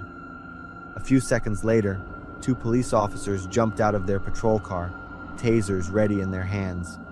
They yelled at the man to stop what he was doing. The man hesitated for a second. Then, like a cornered beast, he charged at the police. The sound of electricity buzzed. His body stiffened and he fell to the ground, convulsing for a few seconds before becoming still. I let out a gasp of relief, my entire body relaxing. Everything was okay now. An ambulance arrived a few minutes later. They quickly provided medical care to the girl. The police took my statement. They praised my courage before they left. But I didn't feel like a hero. The following nights, I worked in a state of extreme tension. Every time a customer walked in, I would watch every movement, every look. I talked to the store owner about installing more security cameras and keeping a baseball bat under the counter.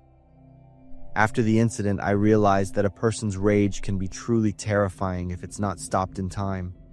Real monsters don't need fangs and claws. Sometimes it's just a normal person controlled by anger.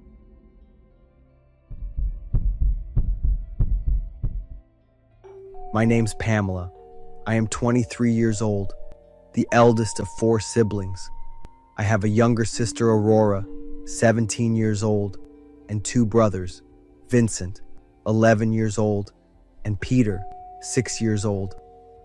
4 of us are very close-knit. We genuinely love each other with all our hearts.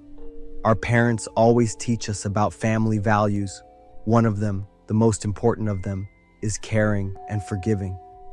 We resided in a small town around Fairfield, Alabama. I dropped out from college to go to work to support my family. We were facing tough time, made worse by my mother's sudden paralysis. She must use the wheelchair at all time and must rely on others' support. Her arms were gradually weakened as well. To my mom, seeing her family enjoying the dinner she cooked up had always been her life's ultimate goal. And yet, ever since her ailment, the light of her life became dimmer and dimmer. I had done many types of work, mostly part-time, so I could do multiple at once and could spend more time taking care of my mom. My 3 younger siblings were very understanding and would never throw a tantrum like many kids their age. After school, they would stay home and help with the chores. As my mom's condition gradually worsened, it was harder for her to do anything by herself, hence the need for us to leave her with a chiming bell so she could alert us if there's anything she needed. We all knew the drills. Bell ringing meant mom's needing. It's general quarter for all of us. After a while, my mom started to act strangely. She was easily agitated being alone. At that time, she would be very aggressive, cussing everything she could. My pops setting up an indoor CCTV system so we could monitor her every time she was alone. Many times we saw her pointing fingers and yelling. She demanded angrily that someone better left her family alone. Normally, after anger came fear. She would then plead that someone let us be in peace. Who should I send? You said, here am I, send me. Every time we're seeing my mom did that, it made me shudder because she was by herself and seemingly talking to herself the whole time. It's likely the ailments had taken their tolls on her mental health as well. It made us cry seeing her struggling like that, and every one of us could only do our best and pray and hope that it'd help her. There was one time when Pops got to work overtime, and so Mom's alone. I offered to go spend the night in her room to be sure she's okay. She declined, stating that there's something important must be done by her alone tonight. Around midnight, I was jolted awake hearing my mom's chiming bell. As the children was soundly sleeping, I decided to go to her room alone. Her door was half opened, so it didn't take me much to push it in, and seeing the unbelievable sight before me. My mom was standing on her 2 legs, right there over the opening window. After many years of paralysis, by some magical way, she was able to walk again. She let out to me a happy smile. I was happy too. It seems all the prayers to our Lord and Savior was finally answered. But as soon as I stepped in closer, I saw my mom lying on her bed. Okay, so who or what was standing on the windows? I looked at my mother on the bed, and my mother at the windows. What the? Suddenly, the window mother gentle, happy smile turned into a sinister one. Even her teeth seemed to morph into inhuman, needle-sharp teeth, the one that I remembered from the dinosaur movies. I yelped aloud at the sight, only to wake up, panting. I suddenly stumbled back to my room, where my 3 siblings were still sleeping on their shared bunks. What a relief. It was all but a dream. As soon as I sat down, a loud bang could be heard from outside, and some hard object broke through our windows. The 4 of us sprang up and ducked behind the furniture. I grabbed Vincent and told him to phone Dad, telling him that we're under some kind of attack. I hugged Peter tightly. He's in a lot of panic, but bravely resisted crying about it. But when I looked over the window, it was my mom's wheelchair, broken into pieces. And the thing that broke open our window was, in fact, the device's front wheel. We rushed to her room on the 2nd floor. When we pushed the door in, my mom's at the window, smiling at us. I shuddered, thinking about the previous nightmare, despite my siblings' joy at her improvement. I moved quickly into my mom's bed and saw nobody was there, so the person there was indeed my mother. But before we were able to say anything, my mom had plunged herself out of the window. One more time, a loud bang was heard from outside. We were too stunned to move. We knew exactly what that bang was. Aurora cried out in pain, then fainted. I hugged Peter tightly, trying to shut his eyes and ears. Vincent came over Aurora. We couldn't comprehend what had just happened. The scene of my mom's bloodied corpse hit my pops hard. It's like a part of his soul left his body that day, never to return. He couldn't accept her passing, that my mom's deliberately left her family behind. He never again stepped foot into the bedroom again. Instead, went down to the couches in the living room. The four of us children, also haunted by my mom's action, dared not venture to the master bedroom ever again. However, I often heard my mom's chiming bell. At first, I thought it was just hallucinations from my fatigue and pain. But more and more the bell chimed, and I was unable to let it go anymore. At midnight, once again, the bell's chiming one more time. This time, Peter woke up as well, and he cried looking at me. "Mom's coming back for us, sis." What did he meant by mom's coming back for us? So I took him to the master bedroom. I turned on all the lights before going in further. Peter held my hands tight. I came over to my mom's chiming bell, then managed to shut it off. And at that point, I saw an old paper underneath it. I could read my mom's handwriting upon it. The pact with Satan. I read the contract with fear slowly building up, to the point that I unintentionally squeezed hard on Peter's little hand. I hugged Peter tightly upon finishing it. It made me shudder at the thought of my mom's thoughtless past. Now I understood why she had done things like that before. About 30 years ago, my mom and pop married, but they couldn't have any children. So mom made a pact with Satan, so that the four of us would be here and we'll get a happy life. However, upon the contract, she must sacrifice the youngest child by the 7th birthday. My mom, of course, couldn't let that happen, and she used herself to break the contract. She always said that nothing could break apart the power of love. That's why I decided to keep the discovery hidden from my family. Nobody deserved to know about it. Make their hearts fat and their ears heavy, shut their eyes, and be healed. One day when I woke up, the three of us couldn't see Peter anywhere, until when we got to the backyard, whereupon we saw a small wooden crate.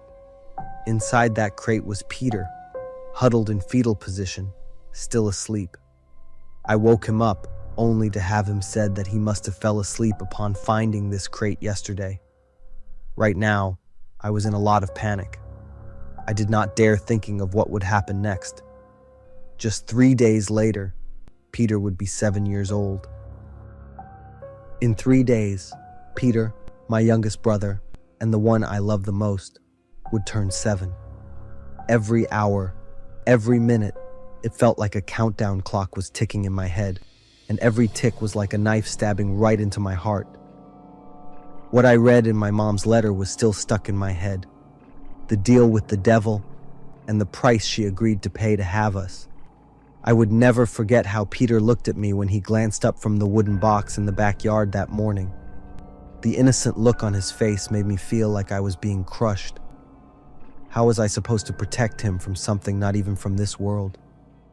The next few nights, I didn't dare to sleep. I just lay there, listening to every little sound in the house. The night before Peter's birthday, my mom's bell rang again. This time, it didn't stop for a second. It just kept ringing, like someone was trying to warn me. I decided to confront it. I grabbed the bell, walked to the window, and screamed in frustration and hopelessness. I didn't know who I was calling to, but I begged for help. Anything that would save Peter.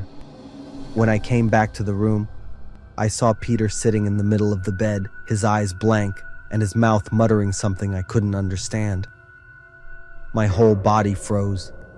Those words weren't Peter's. They were cold, eerie, and evil. I rushed to hug him, holding him tight, praying that my mom would help me again, like she had before. The next morning, when everyone woke up, Peter was completely normal. There was no sign of that awful night, but I knew it was just the calm before the storm. I stayed by Peter's side all day, never taking my eyes off him for a second. On Peter's birthday, I could feel the air in the house getting colder. This time, the bell rang loud, like each sound was a scream. I grabbed Peter's hand tight, my eyes fierce. If Satan wanted my brother, he'd have to go through me first.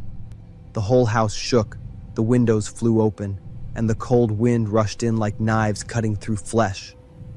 I stood in front of Peter screaming as loud as I could. But then, I saw a warm light from the corner of the room. My mom appeared. She still had that gentle smile I remembered, her eyes full of determination. My mom reached out to me, like she was saying everything would be all right. Then she turned around, facing the darkness that was coming. Her light spread through the room, wiping out all the evil. When the light went out, my mom disappeared. Peter hugged me, crying his eyes out. I knew my mom had sacrificed herself one last time to protect us. I sat there, my hands shaking as I held the bell, tears falling nonstop. We had lost our mom for good, but she had saved our family. And I, no matter what, was going to keep my promise to protect Peter and the others, so nothing could hurt them again. I don't go camping alone anymore. The back window of my car in the garage still has a crack that I haven't fixed. 7 months have passed since Labor Day weekend last year, but I'm still haunted and terrified. I'm Lucy, 26 years old, and I work at an accounting firm in Columbus, Ohio. Every long weekend, I usually escape the city for somewhere quiet. Kayaking has been a hobby of mine since college. I love the feeling of gliding on the water, taking in the fresh scent of nature. Hocking Hills is always my top choice. This area has many small lakes and crystal clear streams. I chose Rose Lake, a small lake 2 miles away from the main road, surrounded by dense oak and pine forests. Few tourists know about this place. On the first morning of my trip, I drove to the campground. The parking lot only had 3 cars, including mine. I was happy about that. Fewer people meant I could relax without listening to the radio or kids screaming. I set up my tent near the lake. The cool September air blew against my skin, carrying the scent of pine and damp earth. I felt the tension in my shoulders melt away after a stressful work week. After I finished unpacking, I pulled my kayak into the water. Since I'm very experienced at kayaking, it only took a few quick moves for me to paddle to the middle of the lake. I paddled along the shore, admiring the old oak trees. The steady sound of my paddle cutting through the water made me feel at peace. A while later, as I was paddling near the eastern shore, I heard the rustling of dry leaves. I glanced over and saw a man walking out of the woods, standing on the shore about 30 yards from me. He was middle-aged. He suddenly waved and smiled widely. I froze for a few seconds.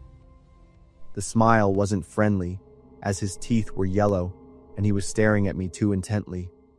I'm polite to everyone, so I nodded back and quickly changed direction. The man stood still, with his hand on his hip, watching me. I paddled faster, heading toward the opposite shore. When I looked back, he had disappeared into the woods. I breathed a sigh of relief, thinking he was gone. A few minutes later, as I was enjoying the silence, I suddenly heard a noise behind me. The distinct sound of a breaking branch, followed by rustling leaves. I turned my head to look back. The man was hiding behind a tree. He was crouched low, moving from tree to tree. His eyes were still fixed on me like a predator. My heart started to pound. Was he following me? Was he stalking me? I tried to stay calm and paddled slowly as if I hadn't noticed him. My hand trembled as I reached for my phone in my jacket pocket. The screen showed no service. I cursed under my breath. All I could do was keep paddling, hoping he would get bored and leave. But every time I glanced back, he was still there and always kept me in his sight. He moved skillfully, his movements practiced as if he had done this many times before. Fear began to spread. Stories of women being attacked while camping alone flooded my mind. I swallowed hard. I had to do something right now. I turned my kayak toward him and yelled loudly, "Hey! I know you're watching me. I'm calling the police." He stopped but didn't answer. He just stood still behind the tree, watching me. I picked up my phone, my hand shaking as I pressed the call button and put it to my ear. "I have something to report. I'm at Rose Lake in Hocking Hills. There's a person following me from the woods." I looked straight at him and continued. He's about 40 years old, wearing a red and black plaid flannel shirt and jeans. He's hiding behind trees and making me feel very unsafe. This time, he reacted. I saw him flinch and then slowly back away. He looked at me for a few more seconds with an angry look, then turned and disappeared deep into the woods. I put the phone down and let out a sigh of relief. There was no call. My phone still had no service. I sat motionless in the kayak, listening to the sounds around me. There were no more noises, but I didn't dare to believe that he was completely gone. Maybe he was waiting somewhere else. I waited for a little longer, then quickly paddled back to the starting point, constantly looking around as a precaution. When I saw the shore in my car, I breathed a sigh of relief. I was almost there. But as I paddled closer, I saw something was wrong. The back left window of my car had been completely smashed. From a distance, I could see shattered glass scattered everywhere. I didn't dare to get close to the car and tried to be as quiet as possible, pulling the kayak onto the shore quickly and running into the woods to find a place to hide. With a shaking hand, I checked my phone. I was so happy I almost cried when a faint bar of service appeared. I immediately dialed 911. When the operator answered, I whispered about the situation and asked them to send the police right away. They told me to hide and absolutely not approach the car until help arrived. Almost 20 minutes later, I finally heard the police sirens. When I was sure I heard their command, I ran out of the woods. One officer was taking my statement when another officer near my car suddenly yelled that there was someone inside and told everyone to back away. My heart felt like it was going to jump out of my chest. The police drew their guns and ordered the person in the car to come out with their hands up. The back door slowly opened. It was him, slowly crawling out of the back seat. He raised his hands, his face was pale, and his eyes darted around like a cornered animal. He was immediately handcuffed. The police found a long dagger in his pocket. He had smashed the window to get into the car, waiting for me to come back. If I had gotten into the car without noticing him hiding in there, the consequences would have been unimaginable. I was speechless. My legs were shaking, and I couldn't stand up. The police gave me a ride home, and my car would be sent to me a few days later. The day I got my car back was the day I found out about the police investigation. His name was Dale, 43 years old. He frequently appeared at campgrounds in Ohio and Pennsylvania. I was the first victim he decided to act on. The police praised me for trusting my gut feeling and for my clever way of handling the situation. As for me, I still get shivers whenever I talk about it. 7 months later, the kayak is sitting in the garage, covered in a thick layer of dust. I haven't been camping again. Whenever my friends invite me to go on an outdoor weekend trip, I decline with different excuses, because I'm still haunted by his smile and the dagger in his pocket. I think about what could have happened if I hadn't been calm enough to trust my instincts and act wisely. Never ignore your gut feeling, because it can save your life. Every time I'm home alone, I remember that night. It's been almost 3 years, but the knock on the door in the middle of the night still makes me jump. I'm Bianca. At the time, I was 15 years old and lived with my dad in a small house in West Lubbock, Texas. Our neighborhood was pretty quiet, with one-story houses lined up along a straight street, neatly trimmed lawns and white picket fences. The people here were pretty private. My dad worked the night shift at a textile factory. I was used to being home alone. My dad always told me to lock the doors carefully and not to open the door for anyone, not even our neighbors. That night, I was sitting in the living room watching a movie. Since I didn't have school the next day, I was up pretty late. It was about 10 p.m. I don't remember the exact time. A knock on the door sounded, 3 gentle taps, then silence. My heart skipped a beat. Who would come at this hour? I muted the TV and quietly went to the door. Through the peephole, I saw a girl. She was very young, probably my age. She was dressed simply and seemed decent. Behind her was a gray car parked near the curb. I opened the door a crack, with the security chain still on. "I'm sorry to bother you so late. My car broke down. Can you come out and help me take a look?" Her voice sounded very normal, even a little shy. "I don't know anything about cars, but I can call a tow truck for you." She quickly declined, saying it was just a small issue with a dashboard light. I still refused. I didn't have my driver's license yet, and never paid attention to those things when I was in a car. "You should call someone who knows more about cars, or you'll just be wasting more time." I said that, but the girl's pleading attitude became more urgent. She moved closer to the door, with a pitiful expression. "I can't help you." I stood firm in my decision, closed the door, and locked it. Through the peephole, I saw her still standing there, staring at the door. At that moment, my heart pounded faster when I met her gaze. A few seconds later, she turned and walked toward the car. I stood there, watching, and was so shocked I froze. The girl didn't get into the driver's seat as I had expected. Instead, she opened the back door and got into the back seat. I was a little confused because she said the problem was with the dashboard in the front. The car started to move. Then a thought came into my head. If she wasn't driving the car, then who was? I ran to the window, pulled the curtains back, and watched the car as it drove away. So the entire time she was standing at my front door, there was someone else in the car, waiting. I remembered how she had insisted on me coming outside, not accepting any other solution. I was so lucky that I had been firm. My dad's words before he went to work were always deeply ingrained in my mind, and they helped me avoid danger. I couldn't sleep that night. I sat in the living room, constantly looking out the window and listening to every sound. When my dad came home the next morning, I told him what had happened. He immediately called the police, but there weren't many clues. No license plate number, no names, just a vague description of the girl in the gray car. The most important thing was that I was safe.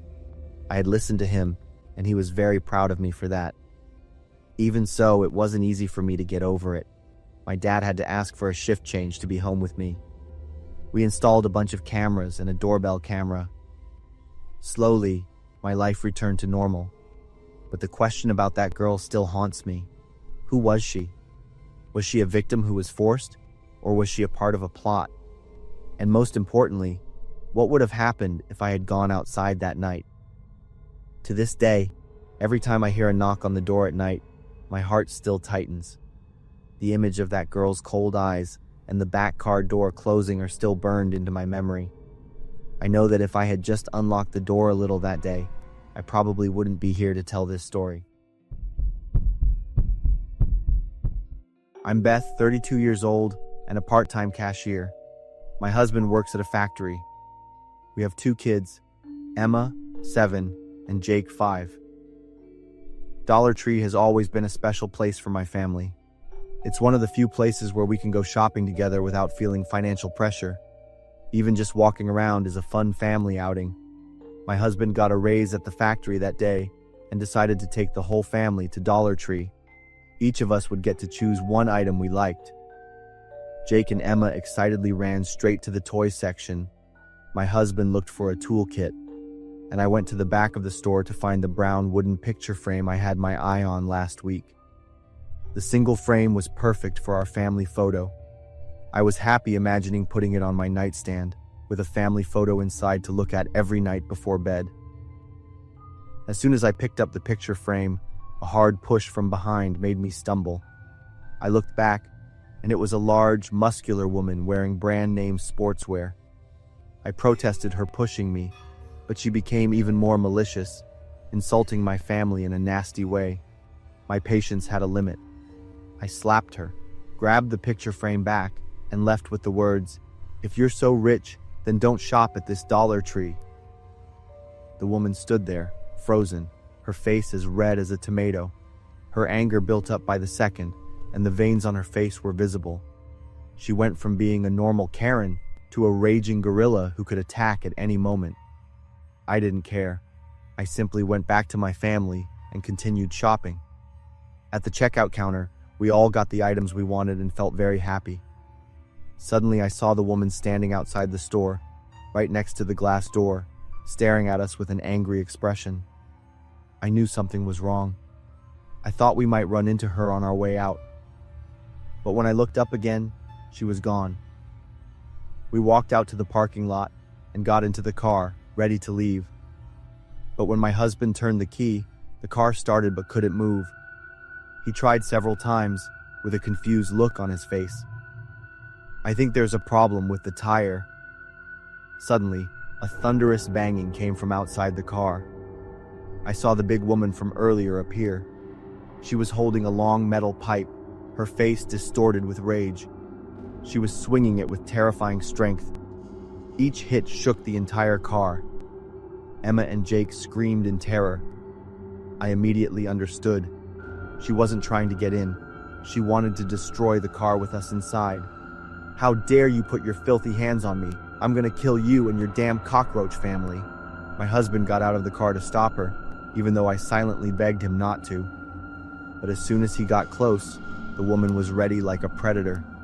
She pulled a taser out of her pocket and shot it at my husband. Then she continued to hit him in the knees with the metal pipe.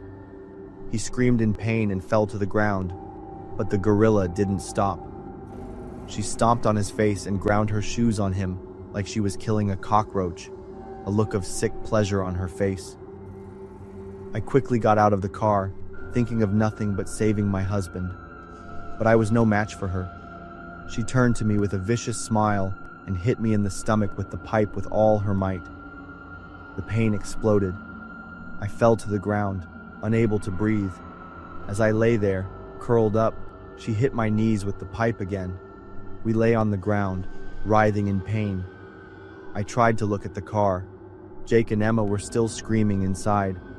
Luckily, she seemed satisfied and walked away. But the nightmare wasn't over. As we tried to get up, the woman came back with a can in her hand. The crazy woman started pouring the liquid from inside all over our car. The strong smell of gasoline filled the air. I froze for a few seconds. My kids were in there. I tried to crawl as fast as I could to stop her. My husband did the same, but he was more seriously injured and was behind me. When I saw her take out a lighter, I knew everything was about to become the most horrible nightmare. I screamed and cried like a madwoman.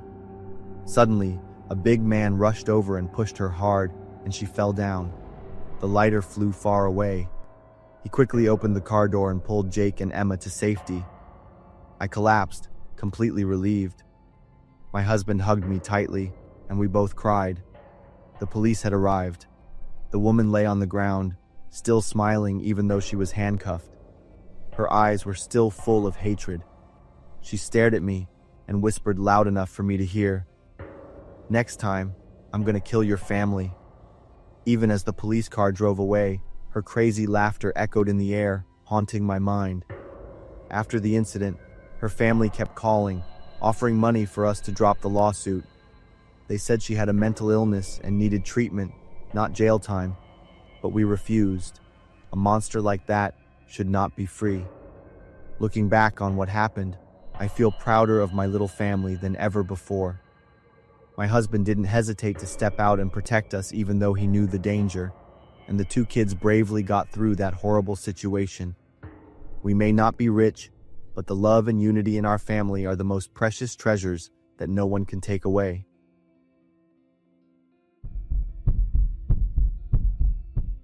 Everything started when I was a freshman at the University of Toledo in Ohio. My dorm room was in the oldest building on campus. The room was small like a box, just enough space for a twin bed, a desk, a closet, and a tiny bathroom. This building was on the edge of campus, pretty far from the others, and it was eerily silent at night. As a broke college student, I had to count every penny. Luckily, there was a Dollar Tree about a 5-minute walk from the dorm. That place became my sanctuary. I went there at least 2 or 3 times a week. At first, I only paid attention to the price of the goods, but gradually, I started to notice a male employee. He was about 30 years old, tall and thin, with short brown hair. What was strange was that no matter what area I was in the store, he would appear there. At first, I thought it was just a coincidence. When I was standing at the ramen noodle shelf, he was organizing cookies on the shelf next to me. When I moved to the school supplies section, he was there again, with a box of merchandise. But what made me start to feel uncomfortable was that he never talked to me. He just watched. His gaze wasn't the normal quick glance people usually give to customers. Every time I went to the checkout counter, I felt like someone was watching me from behind. I tried to tell myself that I was just overthinking it, that maybe he was just a quiet person. But the feeling of unease grew stronger. I tried changing my shopping hours from late afternoon to early morning, but he was still there.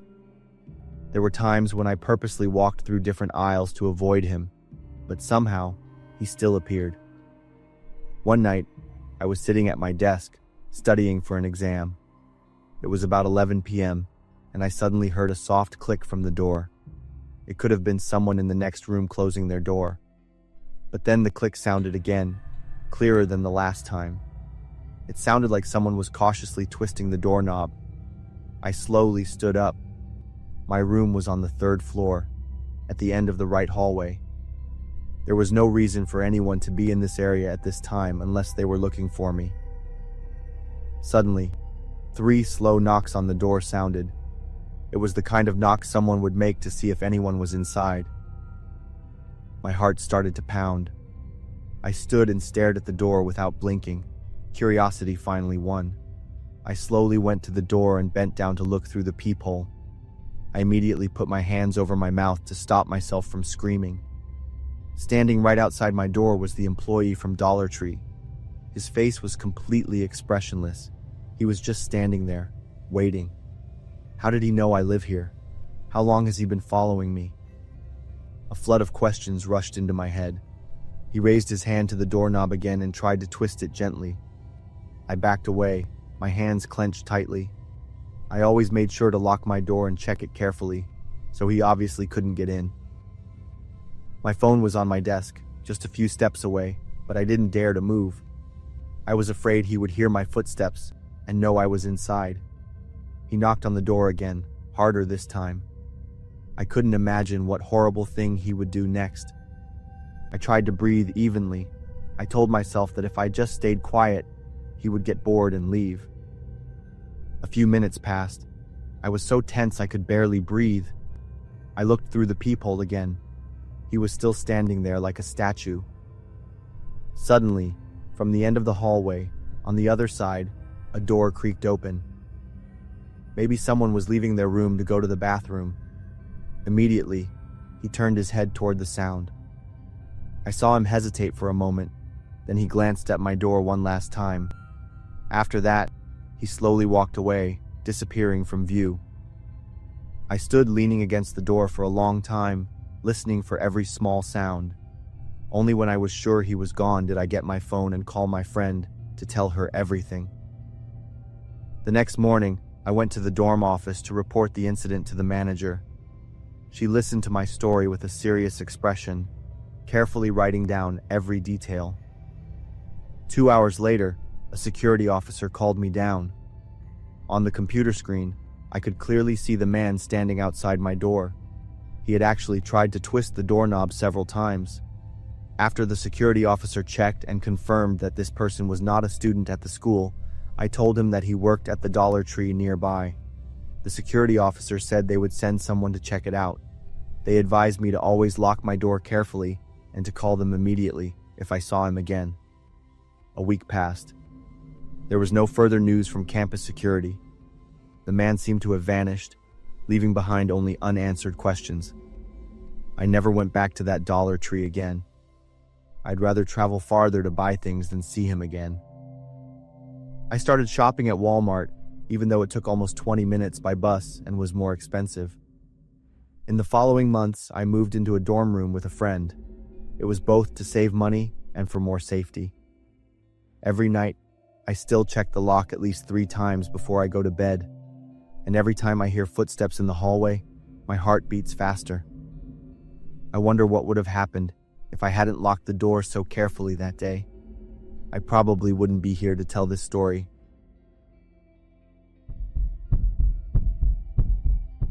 We just wanted to get away from the suffocating atmosphere of the base for the weekend. None of us thought that a simple road trip would lead us to face something unexpected. At the time, I was 24, a recent college graduate, and had been stationed at Goodfellow Air Force Base in San Angelo, Texas, as a communications specialist. Life on the base was pretty boring, just work and long nights in the barracks. That is until I met 2 friends. Reese was a radar technician, and Jalen was an officer. We decided to drive to Austin to escape the stuffy atmosphere of the base. Jalen offered to use her car. We left in the morning, and the road stretched out straight through the dry fields. There weren't many cars on the road. Only a semi-truck would pass by now and then. About an hour into our drive, Reese looked behind us. She pointed to a black Tahoe that was driving behind us. It's been following us for a while now. I didn't think much of it until Reese kept watching. When Jalen sped up, the Tahoe also sped up. When we slowed down, it also slowed down, always keeping the same distance. Jalen tried changing lanes, and the car also changed lanes. The Tahoe had black tinted windows, so we couldn't see who was inside. Looking closer, I saw a small black light bar on top of the car, but I wasn't sure. We kept driving for a while. Then the Tahoe turned on its warning lights and pulled us over. So my guess about the lights was right. "Undercover cops?" Jalen mumbled, and slowly pulled over to the side of the road. The Tahoe stopped right behind us, with its lights still flashing, but there was no siren sound. A tall man got out of the Tahoe, wearing a police uniform. I watched him every second. When he got close enough, I realized that he didn't have the word "police" clearly on his chest or hat, just a small patch on his sleeve that I couldn't read. Instead of going straight to the driver's window, he slowly walked to the back of our car, where he stood for a few seconds, looking through the rear window. Reese rolled down her window and asked what was wrong, but the man didn't answer. He slowly approached the driver's door, his face emotionless as he looked at each person in the car. "Driver's license and registration." Jalen reached for her license in her purse and asked, "What did we do wrong?" But there was no answer. Still, she reluctantly handed over the documents. The man went back to the Tahoe and sat in it for a long time. About 15 minutes passed as we sat in silence, watching him through the rearview mirror. Finally, the Tahoe door opened again, but this time, it wasn't just one man. 3 men got out. They were all wearing the same uniform, but I still couldn't see any official markings. When they got closer, I could clearly see their harsh faces and cold eyes.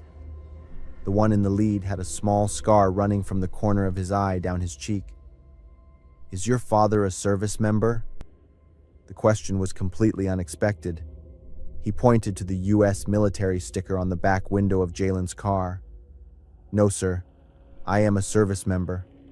"They are too," Jalen replied with confidence. At that moment, I saw a change on the man's face. His body seemed to freeze. His eyes quickly glanced at the 2 men standing behind him. A few seconds of tense silence passed. Then he turned back to Jalen. His face was suddenly more relaxed, but his voice was awkward. "Okay, all right. I'll let you off with a warning this time, but you should drive slower on this road." He gave her the documents back and wished us a good day. The 3 men went back to the Tahoe, got in, and sped away while telling us to drive slowly. We stayed in our car and didn't drive away yet. Reese argued that they were not real police officers, citing her reasons. No clear badge, and why would he ask about Jalen's father when it had nothing to do with a traffic violation? Jalen also wondered why there were 3 men when police usually only go in groups of 1 or 2. We decided to turn back to the base instead of continuing to Austin. The whole way back, Reese kept saying that those men were definitely up to no good. A week later, we were watching the local news. On the screen, a reporter was standing next to a ditch by the highway, only about 20 miles from where we were stopped. 2 bodies had been found there, a middle-aged couple. The reporter announced that the victims had been robbed and murdered. The car found near the scene was a black Tahoe, which had been reported stolen 3 months earlier in Arkansas. We were stunned after hearing the news. We immediately called the police to provide information about our encounter a week earlier. They took our statements and said they would investigate, but I knew it was too late. Those men had disappeared without a trace. To this day, I still wonder what would have happened if we didn't have that military sticker on the car. I'm certain that it saved our lives that day. My name is Mia, and I'm 22 years old. I work as a cashier at a Shell gas station in Texas. The station is located in the middle of a huge field. There are a few cars during the day, but after midnight, it's like a ghost town.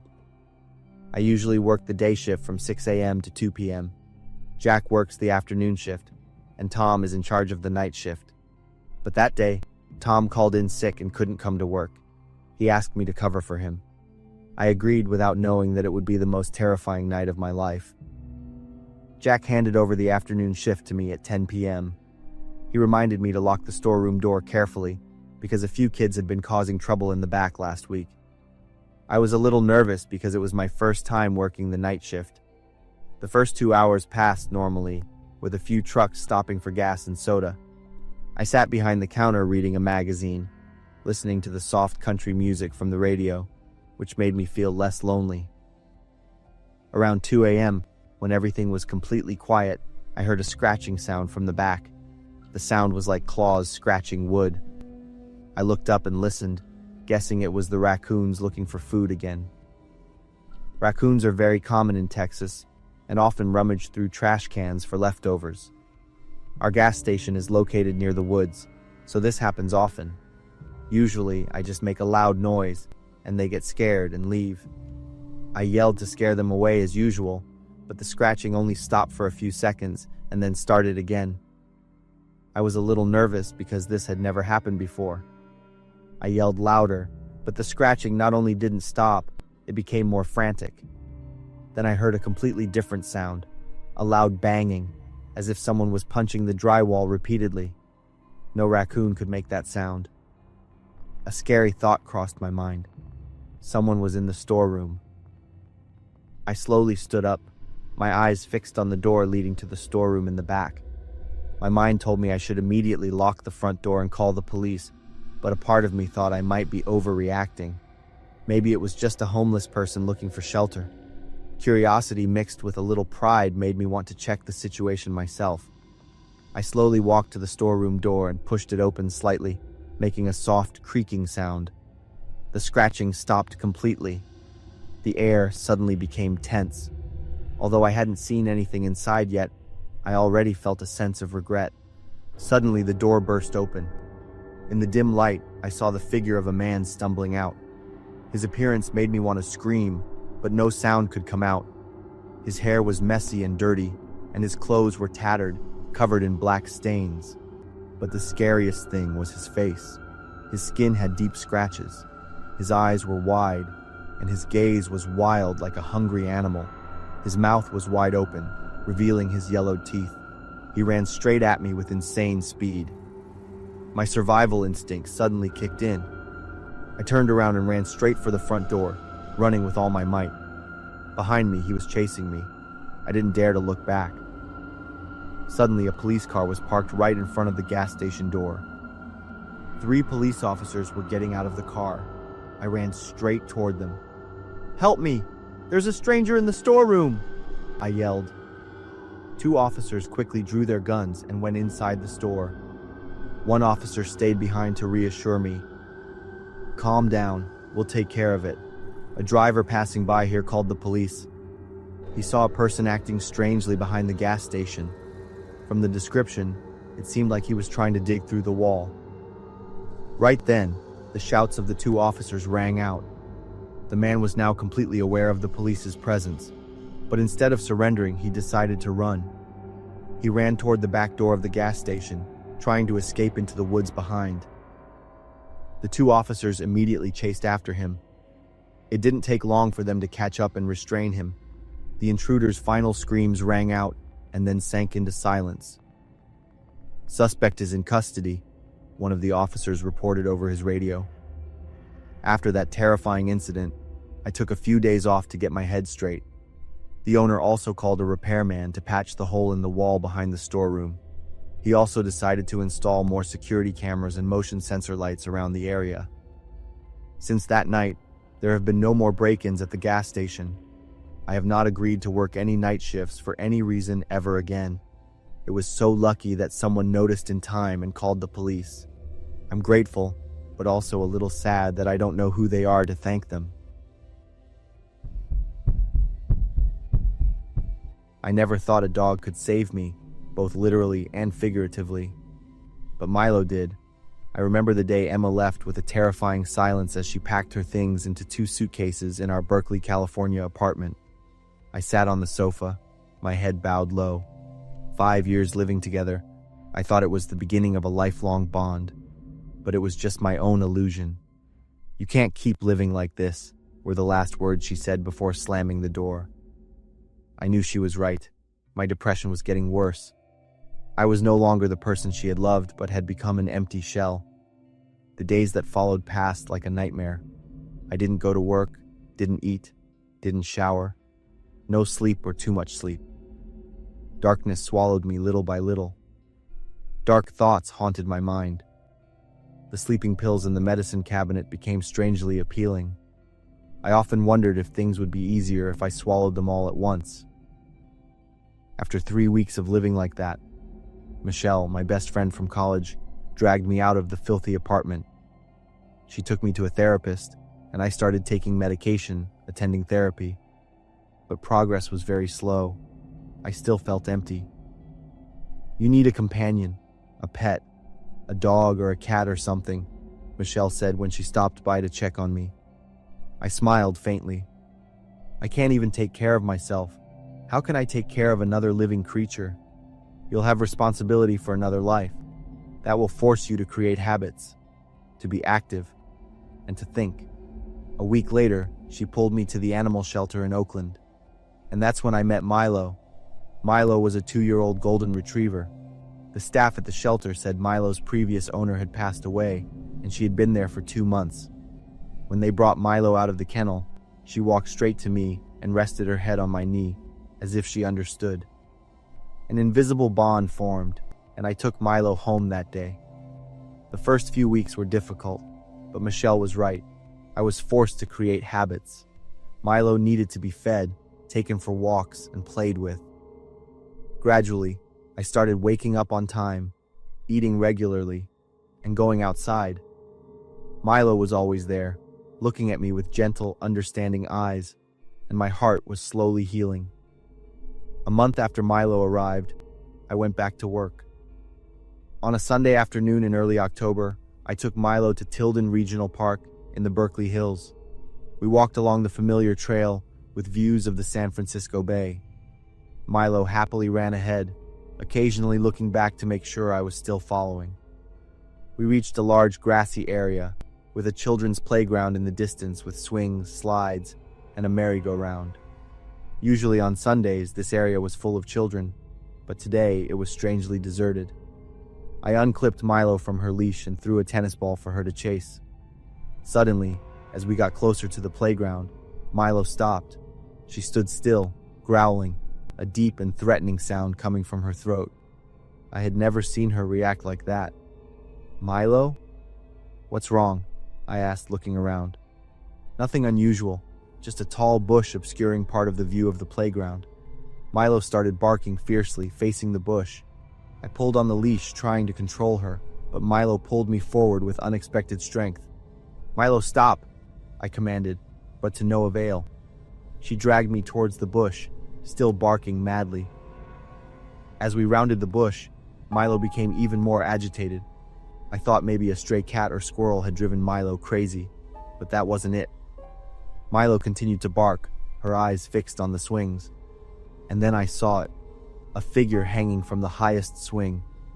At first, in the afternoon sun, I thought it was a doll or a prank by kids, but as my eyes adjusted, my heart stopped. It was a man, hanging limply from the swing set, a rope around his neck. His body turned slowly in the gentle breeze, like a terrifying pendulum. I stood there, frozen. Milo continued to bark incessantly, as if trying to wake me from my shock. With trembling hands, I took out my phone and called 911. The next few minutes passed in a daze. I answered questions mechanically, my eyes not leaving the hanging figure. Milo had stopped barking and sat close to my feet, occasionally whimpering softly. The police arrived within 15 minutes, followed by an ambulance. In the days that followed, I couldn't stop thinking about the man on the swing. The news reported that his name was Benjamin, 34 years old, a software engineer working at a startup in San Francisco. He had been missing for 3 days before I saw his body. According to his family, he had battled severe depression for years. Battled severe depression. That phrase kept echoing in my head. I knew that feeling, the feeling of being swallowed by darkness bit by bit. I had been there, on the edge, looking down into the abyss and wondering if jumping in would be easier. Without Milo, I might have ended up like Benjamin. There are nights I still wake up to the sound of that crash. But what haunts me the most isn't the accident, it's what happened afterward. I grew up in a coal camp in a small town in West Virginia. We lived in a working-class neighborhood. My parents worked hard to make a living, and I lived with my 5 siblings. Our town was also very small. It was so small that it eventually merged with a bigger town and no longer exists. Jim Hatfield, who would later become my husband, came from a very wealthy family. His family owned almost all the timber companies in West Virginia, even nearly half the state. Despite being the heir to the family fortune, Jim didn't want to continue his family's timber business. Instead, he chose to work in the coal mines, just like many other workers. This is where he met my father. After a few weeks of working together, Jim asked my father if he could date me. Despite worrying about the wealth gap between our families, my father agreed. Over the next few months, Jim took me on several dates. Everything seemed to be going very well. One night, after getting drunk at a bar, Jim couldn't drive himself home. He was so drunk he couldn't stand up, slurring his words and asking me to drive him. That's when our story took a turn I never could have expected. As we were driving home, a man suddenly stepped out in front of the car. I didn't have time to brake, and in an instant, the car hit him. Despite being drunk, Jim seemed calm. Jim told me to switch to the passenger seat. Then he got up, dragged the man's body off the road, put it in the trunk, and continued to drive. He took me onto a dirt road where we arrived at a wooden house. I wondered how a person who was so drunk just moments ago could lift a heavy body and drive so carefully. I thought maybe the fear had made him sober up instantly. Jim told me I needed to go with him up the mountain and that he had a plan. When we got to the top of the mountain, there was a secluded cabin. Jim said it was his family's cabin and that he wanted me to stay there for a few weeks. He explained that he owned a 1955 Mercedes Gullwing and that he was one of only 5 people in the entire county who had one. Jim said that people would eventually notice the man was missing, and if there were any car parts on the road from the accident, all suspicion would fall on him. If the other owners had alibis, then I, as the driver when Jim was drunk, would be charged with murder. At that moment, I wasn't clear-headed enough to think or calculate anything. I agreed with everything Jim suggested and wrote a letter to my parents. The purpose was to make them think I was visiting a friend in Tennessee and would be back in a few weeks. During my time at the cabin, I had everything I needed. Jim brought me food and other supplies, but I wasn't comfortable at all. The first few days in the cabin, I could barely sleep. Every time I closed my eyes, I saw that man appearing in front of the car.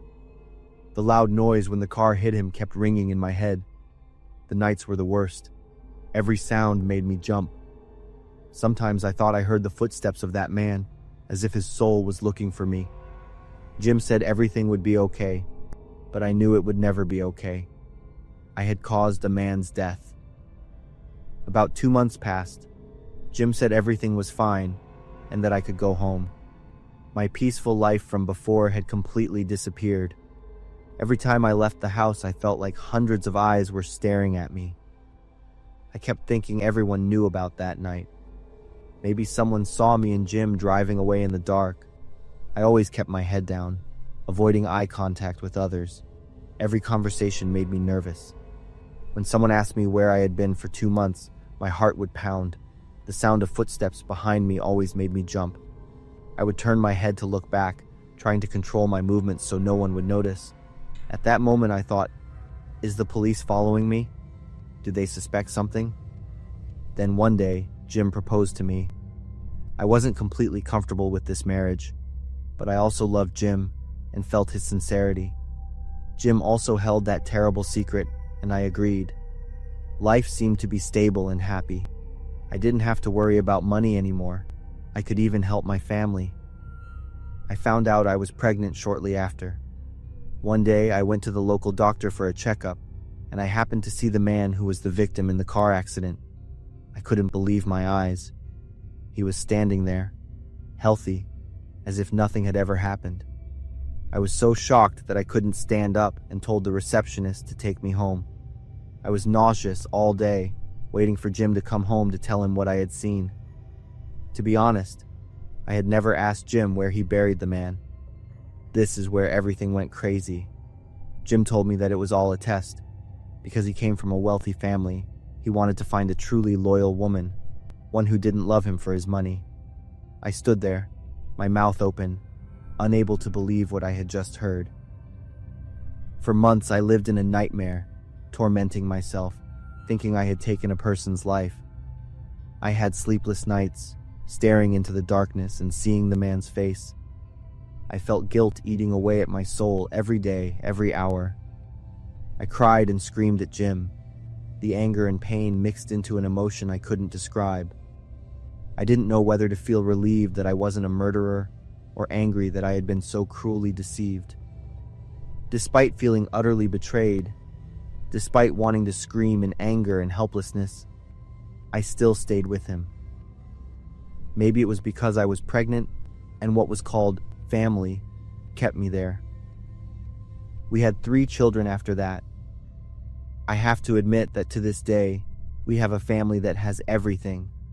Jim truly loves me and our children, but those terrifying memories are something I can never forget.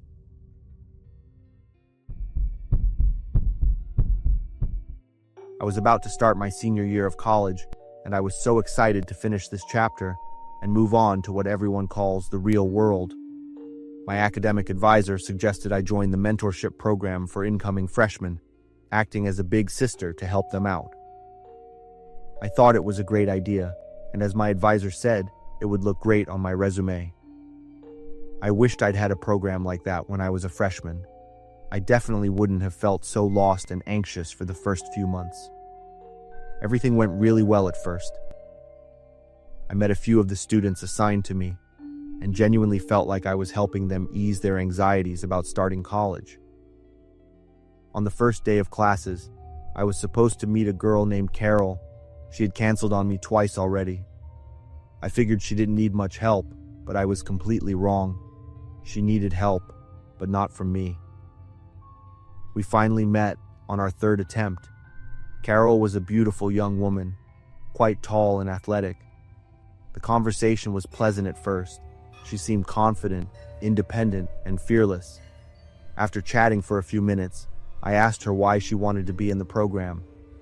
She told me she just wanted to talk to me and see how awesome it was to be a senior. It was nice and refreshing to talk to such a level-headed young person. especially after meeting so many nervous and insecure freshmen. We talked for about 20 minutes and exchanged phone numbers. I didn't offer to meet up again because I didn't think she needed more support, but I told her she could call or text me anytime.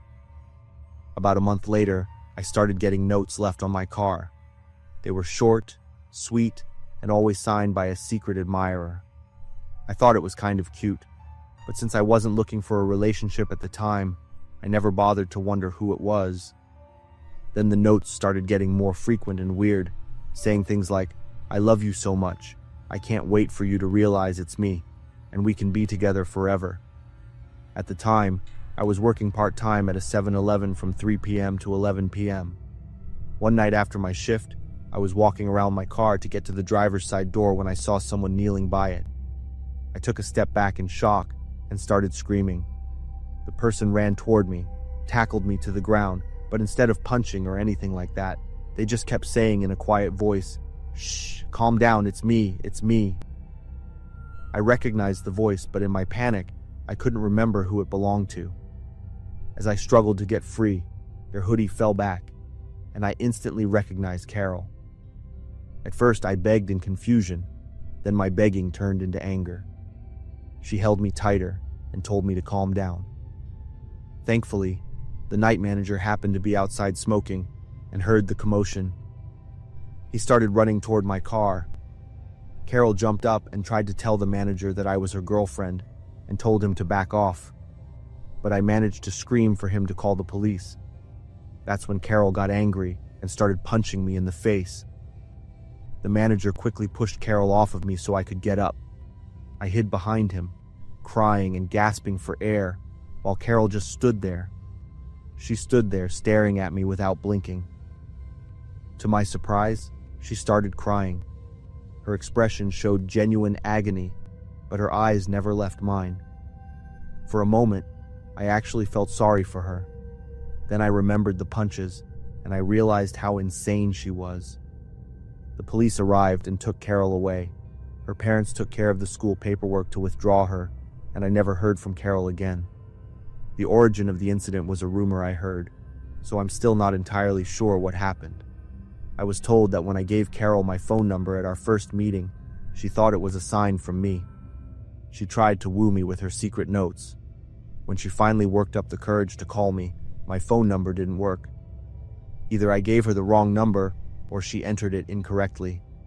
Carol took that as an insult and something she had to correct by winning me over. Then she attacked me at my job when I didn't react the way she wanted me to. I've since graduated and gotten an office job. Regardless of whether the end of the story is true or not, that encounter was more than enough to haunt me to this day. I'll never forget the helpless feeling of her on top of me and the punches full of hatred. I'm Jake, a 26-year-old born and raised in Montana. From a young age, I've been fascinated with exploring the wilderness. Alaska was always a dream of mine, the last great frontier. Last October, I decided to take my dream trip to the Brooks Range near the town of Coldfoot, Alaska. That morning, I carefully drove my adventure bike on the slippery road. My breath formed white clouds in the cold air. I had checked the weather forecast. The snow was supposed to stop in the afternoon. Everything was going smoothly. I felt pretty confident in my skills. Around 10 a.m., I was driving at 30 miles an hour around a gentle curve on the side of a mountain. The snow was still falling steadily. Snowflakes stuck to my helmet visor. I was just thinking about stopping for a break when I suddenly saw something move. A huge black mass slowly came out of the bushes on the left side of the road. At first, I thought it was just a large log rolling down, but then I realized it was moving at a steady pace. It was a huge brown bear. The bear continued to walk into the middle of the road. I reacted immediately. I slammed on the brakes. The motorcycle started to slide uncontrollably on the ice. I completely lost control of the bike. I just closed my eyes and braced for impact. There was a loud crash. I felt myself fly off the seat. My head hit something very hard. Everything quickly went dark. I don't know how long I was out. Pain. That was the first feeling when I opened my eyes. I was lying face down, I tasted the salty, metallic flavor of blood on my lips. I couldn't move my left arm. My right leg hurt. I guessed it was broken. I looked around. I saw my bike lying on its side a few yards away. Then I heard breathing. It was heavy and raspy. I turned my head to the right. My heart stopped. The giant brown bear was lying pretty close to me next to my bike. Its hip was bleeding. It lifted its head and looked at me. Its dark brown eyes were full of annoyance. The bear's growl woke me up. I had to figure out what to do. Okay, Jake, here's the situation. I'm hurt, the bear is hurt, and we're both grumpy. Don't move quickly. Absolutely not. I had read somewhere that bears can run faster than a horse, even though this one didn't look like it could run right now. Slowly, very slowly, I tried to crawl backward toward a rock a few feet away. Every time I moved, the bear looked at me with a watchful eye. And then I realized the bear was crawling after me. It tilted its head. It occasionally panted. My leg hurt. Its hip hurt. We were both crawling and staggering. Cold sweat started to pour down my face. Every time the bear growled, I stopped and imagined it getting up and pouncing on me. I thought, is this where I die? My family will probably write on my tombstone, Jake died from not paying attention while driving. Just as I reached the rock, a car horn sounded in the distance. Both the bear and I turned our heads. A pickup truck stopped. A big man jumped out and yelled, asking if I was okay. I tried to talk about the bear. My voice was hoarse. He helped me get into his truck and drove me to the nearest hospital. Once I was safe in the truck, I looked back and saw that the bear was no longer moving. I figured it must have broken its ribs. On the way to the hospital, I contacted the rescue service. I borrowed the owner's phone and called the local emergency number to report the location of my adventure bike. I also reported the injured brown bear so they could contact the wildlife agency. The doctor diagnosed me with a broken leg, a mild concussion, and a torn muscle in my right thigh. Luckily, there were no serious internal injuries. The next day, the rescue team called me to say they had retrieved my bike and gear, but there was no trace of the brown bear. I couldn't help but worry about the fate of the brown bear. After all, it was my fault. My great-grandmother used to tell me a strange story about something she experienced when she was young. At the time, she was married with 4 children. Her family lived in the small town of Quartzsite, Arizona. One afternoon, she was cleaning the farm. Her sister, Eliza, went out to get water from the creek. Their 2 families lived together in the sparsely populated and dangerous American West. Suddenly, the family dogs started to bark fiercely outside. Normally, they were very gentle and rarely barked for no reason. She went to the porch to see what was happening. She saw them barking at a large sand dune in front of the house. Then she saw a huge creature. It had 4 legs and red fur. Its back was twisted. It appeared on top of the dune and came down toward her house. On the back of the creature was a man. But he didn't look normal. His face was horrible and gaunt. His mouth was stretched into a wide smile. And he had no eyes. As a very religious person, she immediately thought it was the devil. He was riding a red creature to come and take her and her family. She ran into the house. She blocked the door with a kitchen table. She gathered her 4 children and prayed. While she was praying, she heard a sharp, terrified scream from outside. She realized it was Eliza's voice. Even though she was terrified and worried about her sister, she didn't dare to go outside. She had to protect her children. A few hours later, the husbands came back from herding sheep. She cried as she told them about the devil and Eliza's disappearance. The 2 men immediately grabbed their guns and oil lamps and went to look for her. They found Eliza near the creek. She was lying face down on the ground. Blood was everywhere. Eliza's body looked like it had been trampled to death. There were many large hoof prints around. My great-grandfather rode his horse into town to tell the sheriff. When the investigator arrived at the scene, he confirmed that Eliza had been trampled to death. The hoof prints left on the ground were too big to be from any horse. My great-grandmother told them the story about seeing the devil and the red-furred creature, but the investigators didn't believe the part about the devil. In the end, Eliza's cause of death was recorded as unknown. From then on, the story of the devil spread throughout the Arizona frontier. People named it the Red Demon. At first, most people didn't believe it was true. They thought it was just a rumor or an exaggeration. However, over time, reports of seeing the Red Demon became more frequent and stranger. She heard many campers say that the red ghost had trampled on their tents. One cowboy claimed to have caught it with his lasso around its neck. But the red ghost ran so hard that it dragged him and forced him to let go. After Eliza's death, she looked out the window one day and saw the Red Demon standing in her turnip garden. My great-grandfather decided he would shoot it dead if he had the chance. After many days of waiting, they saw the red ghost once again. My great-grandfather immediately grabbed his rifle and fired shot after shot at the red ghost until it fell. When they ran out to check, they realized that all the stories about this creature were wrong. The creature was not a monster. It was a camel. It had red fur, a long neck, and a hump on its back. The rider was not the devil. It was the decomposing corpse of a man. The flesh and eyes had rotted off his face. This made him look like he had no eyes and had a wide smile. They didn't know who the man was. They also didn't know how he died. The strange thing was that even though he was dead, his body was still sitting upright on the camel's back. He never fell off. This is what created the scary image of a devil. It wasn't until many years later that people started to understand the truth.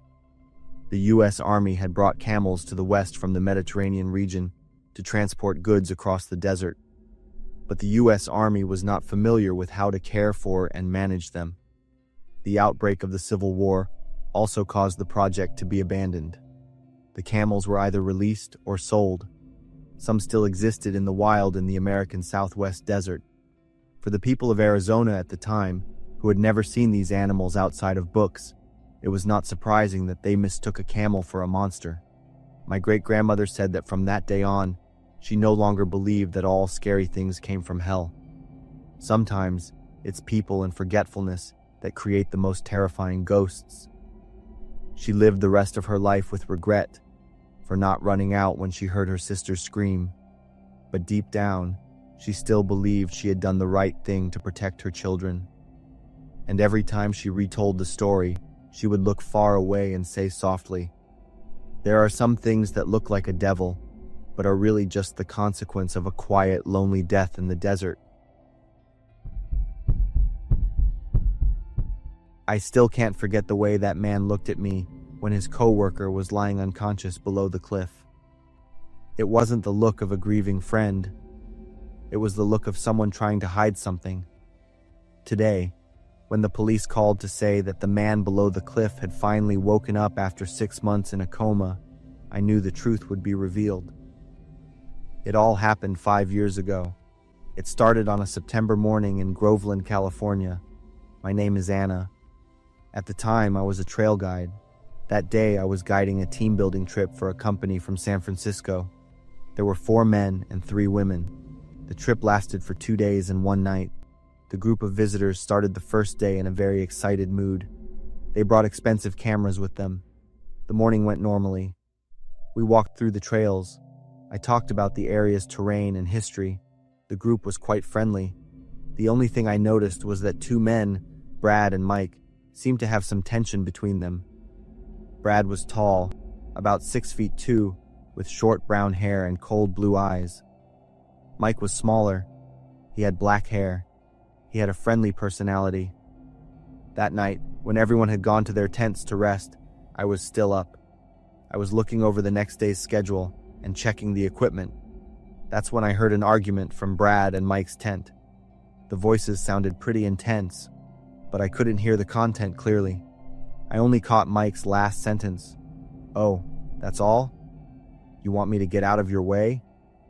His voice sounded sarcastic and angry. Then everything went silent. I thought they had resolved everything, so I didn't pay any attention to it.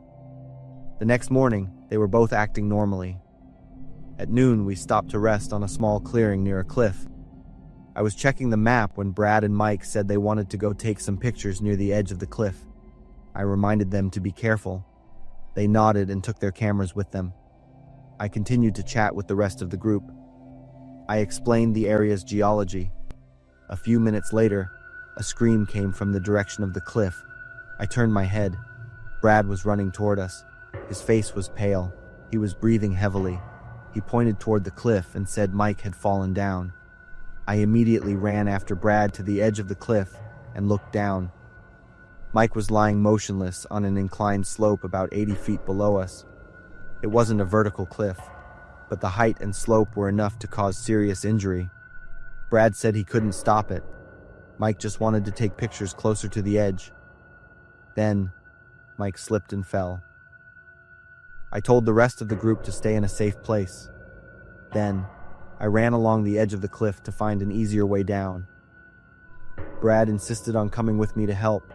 We found a steep trail that we could use to get down. We started to climb down carefully. On the way down, Brad kept asking if Mike was dead. When we got close to Mike, I saw that he was still breathing. Blood was flowing from his head. His leg was broken at a terrible angle. Brad knelt down next to Mike. He tried to call his name. Then, he started to mumble that Mike just slipped. He couldn't do anything, and it wasn't his fault. These words didn't sound like he was comforting an injured friend. They sounded like he was defending himself. I only later understood why he said those things. I grabbed my radio and contacted headquarters to request an emergency medical rescue. While waiting, I tried to give first aid to Mike. Brad sat next to me. He continued to repeat that he had tried to pull Mike back, but it was too late. This made me wonder. Before, he said Mike slipped on his own. Now he was saying he tried to pull him back. The rescue team arrived pretty quickly. The park rangers handled Mike's injuries professionally. They put him on a stretcher and took him up to the helicopter. Back at the camp, I paid more attention to Brad. While everyone else was shocked and worried about Mike, he was unusually calm. What was remarkable was that Brad didn't show any signs of grief or shock like the others. I started to have doubts about what really happened on that cliff. That night, I thought a lot about Brad's attitude, and especially about the argument he had with Mike the night before. I started to suspect that Mike didn't slip on his own. A few days later, the police contacted me. They wanted to interview me about the accident. He said Mike was still in a coma, and they needed to learn more about the circumstances of the incident. I told them everything in detail. The detective took careful notes. He asked if I had any suspicions about Brad. I hesitated for a moment. Then I said frankly that I didn't think Mike slipped on his own, and that Brad knew that. The detective nodded. He said they were investigating because there were some inconsistencies in Brad's testimony. A miracle finally happened. After 6 months, Mike woke up. Mike's mind was completely clear. When he was able to talk, Mike said that he didn't slip. Brad pushed him down after an argument. The police compared his testimony with the evidence and the inconsistencies in Brad's story. Immediately, Brad was arrested. The truth was also revealed. My suspicion for the past 6 months was not wrong.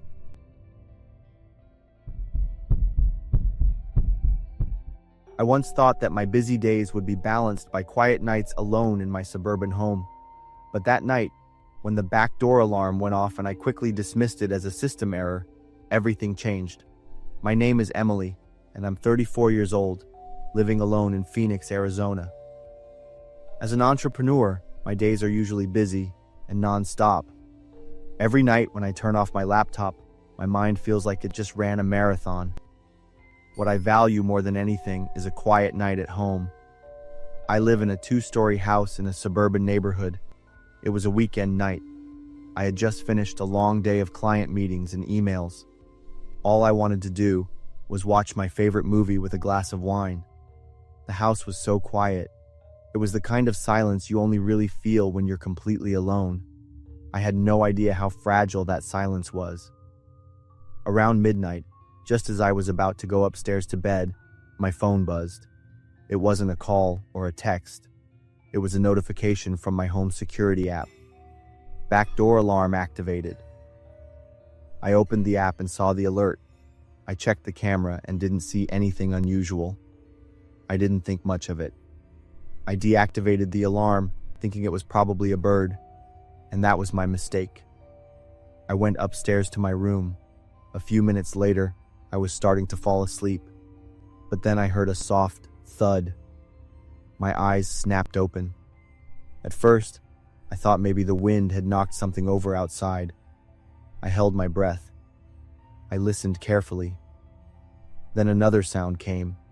This time, it sounded like something heavy being dragged across the floor downstairs. My heart started to pound. I got up and quietly locked my bedroom door. My mind raced. I started thinking about what to do next. I had taken precautions. Every door and window had sensors. My phone was connected to the security system. I even kept a gun in my nightstand drawer. But none of that brought me any comfort right now. The thought of a stranger in my house made me feel like I had been violated. It was something I was not prepared for. Another sound came. It sounded like a chair falling over. I quickly grabbed my phone and called 911. I whispered my address to the dispatcher and explained what I had heard. They reassured me that the police were on their way. I added, "Please tell them not to use their lights or sirens. If someone is inside, they will hear them." The dispatcher stayed on the line as I took the gun from my drawer and hid in a corner of the room. The sounds became more frequent and less subtle. I think they were rummaging through stuff downstairs. I heard very light footsteps on the stairs. My body wouldn't stop shaking. Suddenly, the footsteps stopped. The house was completely silent for a few seconds. I swear that silence was scarier than any sound. There was no way to know what was going to happen next. I was almost completely holding my breath, my hands gripping the gun tightly. Then there was a gentle knock on my bedroom door. I immediately aimed my gun at the door, telling myself not to panic. The dispatcher's voice was still in my ear. "The police are almost there." A few minutes later, I heard noises outside. I heard an engine, followed by whispered voices. The police had arrived. A wave of relief washed over me. About 3 more minutes passed. Then, there was a loud sound downstairs. Shouting followed. Then, it was silent again. Finally, a voice announced that it was safe, and I could come out. I cautiously opened the door, with my gun still in my hand, and stepped into the hallway. An officer was waiting for me. His face was serious. "We got them." There were 2 men.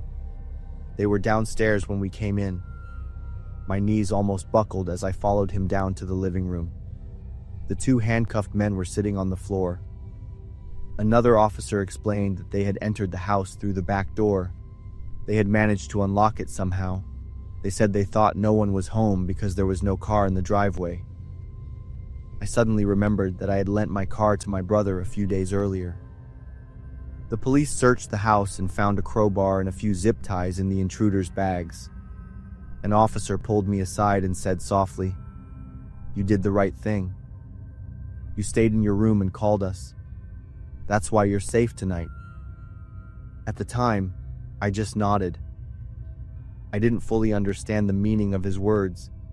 It wasn't until I was calm and thought about the whole thing that I truly understood.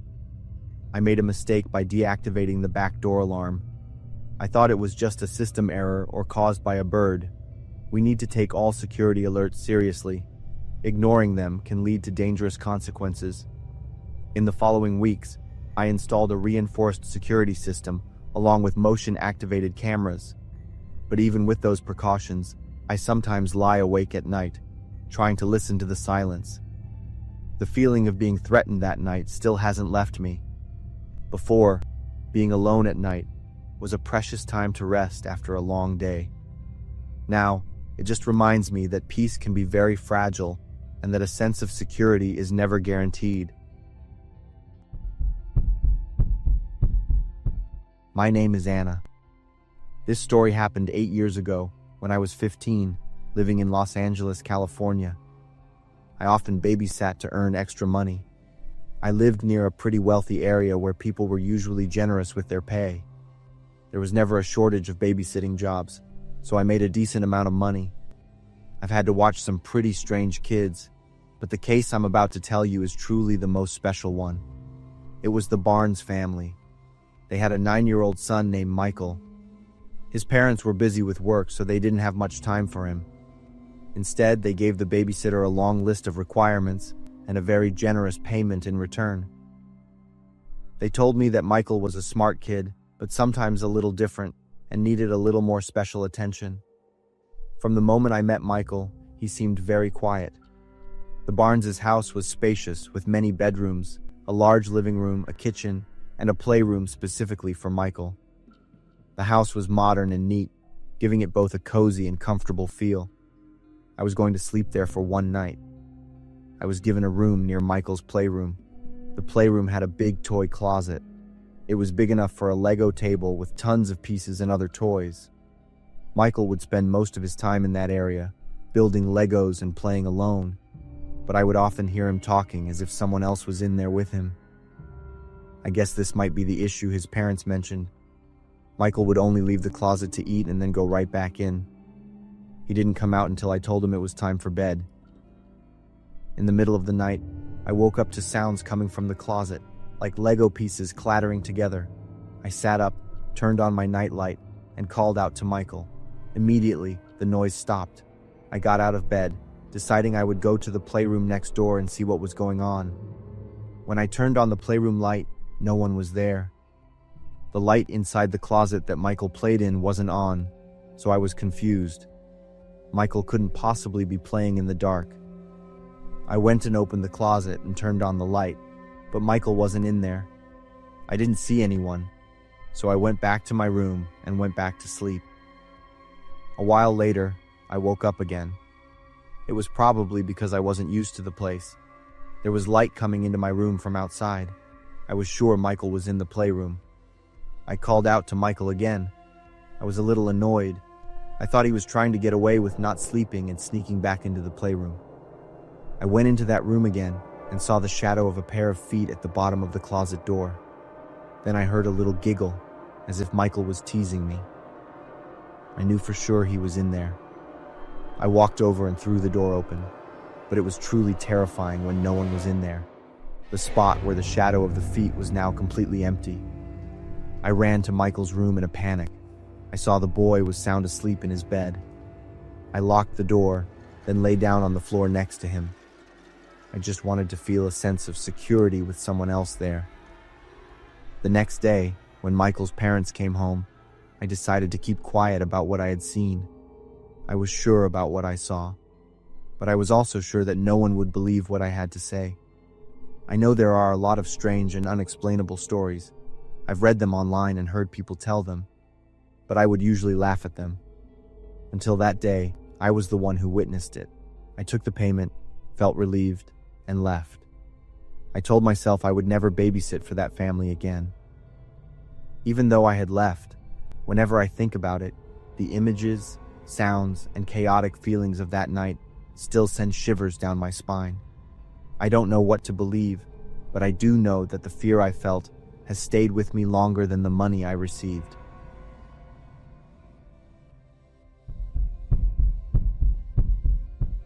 My name is Tyler. This story happened when I was 12 years old. At the time, I lived with my family in Dallas, Texas. At the end of that September, my class won the school-wide reading challenge. The prize was a field trip to Chuck E. Cheese. I'd only been to Chuck E. Cheese once before, and I hadn't gotten to try all the games. I was incredibly excited. That day, we gathered in the classroom and then went to the bus together. The feeling of leaving school on a school day to go to Chuck E. Cheese was amazing. Some kids brought disposable cameras to take pictures. Some even brought their Game Boys to play on the bus. We arrived in about 10 minutes. This Chuck E. Cheese was in a shopping mall in the city. Since it was a weekday, it wasn't too crowded. We were given some tokens to play games, along with some delicious pizzas. We started running around, full of excitement. It was the best day of my life. About 30 minutes after we arrived, I started to feel like exploring new areas. I wandered off alone to a quiet corner of the place to see if there was anything cool there. This area was much quieter than the others. There weren't many people around. I walked past a few racing games, occasionally stopping to watch. It was then, between the racing games and a claw machine, that I suddenly saw the shape of a grown man hunched over, as if he was trying to hide. I stopped and squinted to get a better look. The man was hiding very well. If you didn't look closely, it would have been difficult to spot him. I was curious, so I slowly moved closer to check if there was really a man there, or if it was just my imagination. As I got closer, the man suddenly turned and looked me straight in the eye. I'm sure I looked at him with a confused expression, my mouth agape, unable to say a word. Then, a smile appeared on the man's face. I remember that smile very clearly, and my own feelings at the time. It was not a friendly smile. Trust me, kids have their own way of sensing things, and it's incredibly accurate. He slowly raised his index finger to his mouth, signaling me to be quiet. I just nodded reluctantly and quickly left. After not finding any games in that corner, I started to go back to the central area. On my way out, I found a shooting game and decided to try it. While playing, for some reason, I kept glancing back at the corner where I had met the man. The man appeared again. This time he wasn't hiding. He was standing in the open, next to a little girl. She was about my age, but she wasn't in my class. I still remember she was wearing a Disney's Little Mermaid t-shirt and had her brown hair in a ponytail. At first I thought she might be the man's daughter. Maybe they were just playing hide and seek, but when I looked more closely, I noticed they were moving toward the emergency exit. The way the man kept looking around was very cautious. He was also squeezing the girl's arm and pulling her along. It didn't look like how my dad would hold my sister's hand. I thought it was strange, and I decided to intervene. I left the game and started walking straight toward them. My heart was pounding out of my chest. I didn't have a specific plan. I just knew I had to do something. When I was about 10 feet away from them, the man suddenly saw me. His eyes immediately changed. He looked at me, then at the girl, then back at me. What happened next was truly amazing and confirmed all my suspicions. The man suddenly let go of the girl's arm. Without saying a word, he turned around and rushed toward the emergency exit, disappearing in a flash. The girl was left standing there alone, looking confused and scared. I quickly went to the girl and asked if she knew the man. The girl looked at me and weakly shook her head without saying a word. I took her to my teacher and told her everything. The teacher immediately contacted the Chuck E. Cheese manager and called the police. However, the man had disappeared without a trace. I don't know what happened next because the teacher told me to go back and continue having fun with my friends. I offered to bring the girl to play with us, but the teacher said she needed to rest. That was the first and last time I saw that girl. To this day, when I think back, I can't forget the feeling of anxiety and luck from that day. I'm so glad I trusted my instincts and acted quickly. There was something about that man from the first time I saw him that made me feel suspicious, and in the end, that instinct was completely right. It's a valuable lesson about always trusting your gut, no matter how young you are.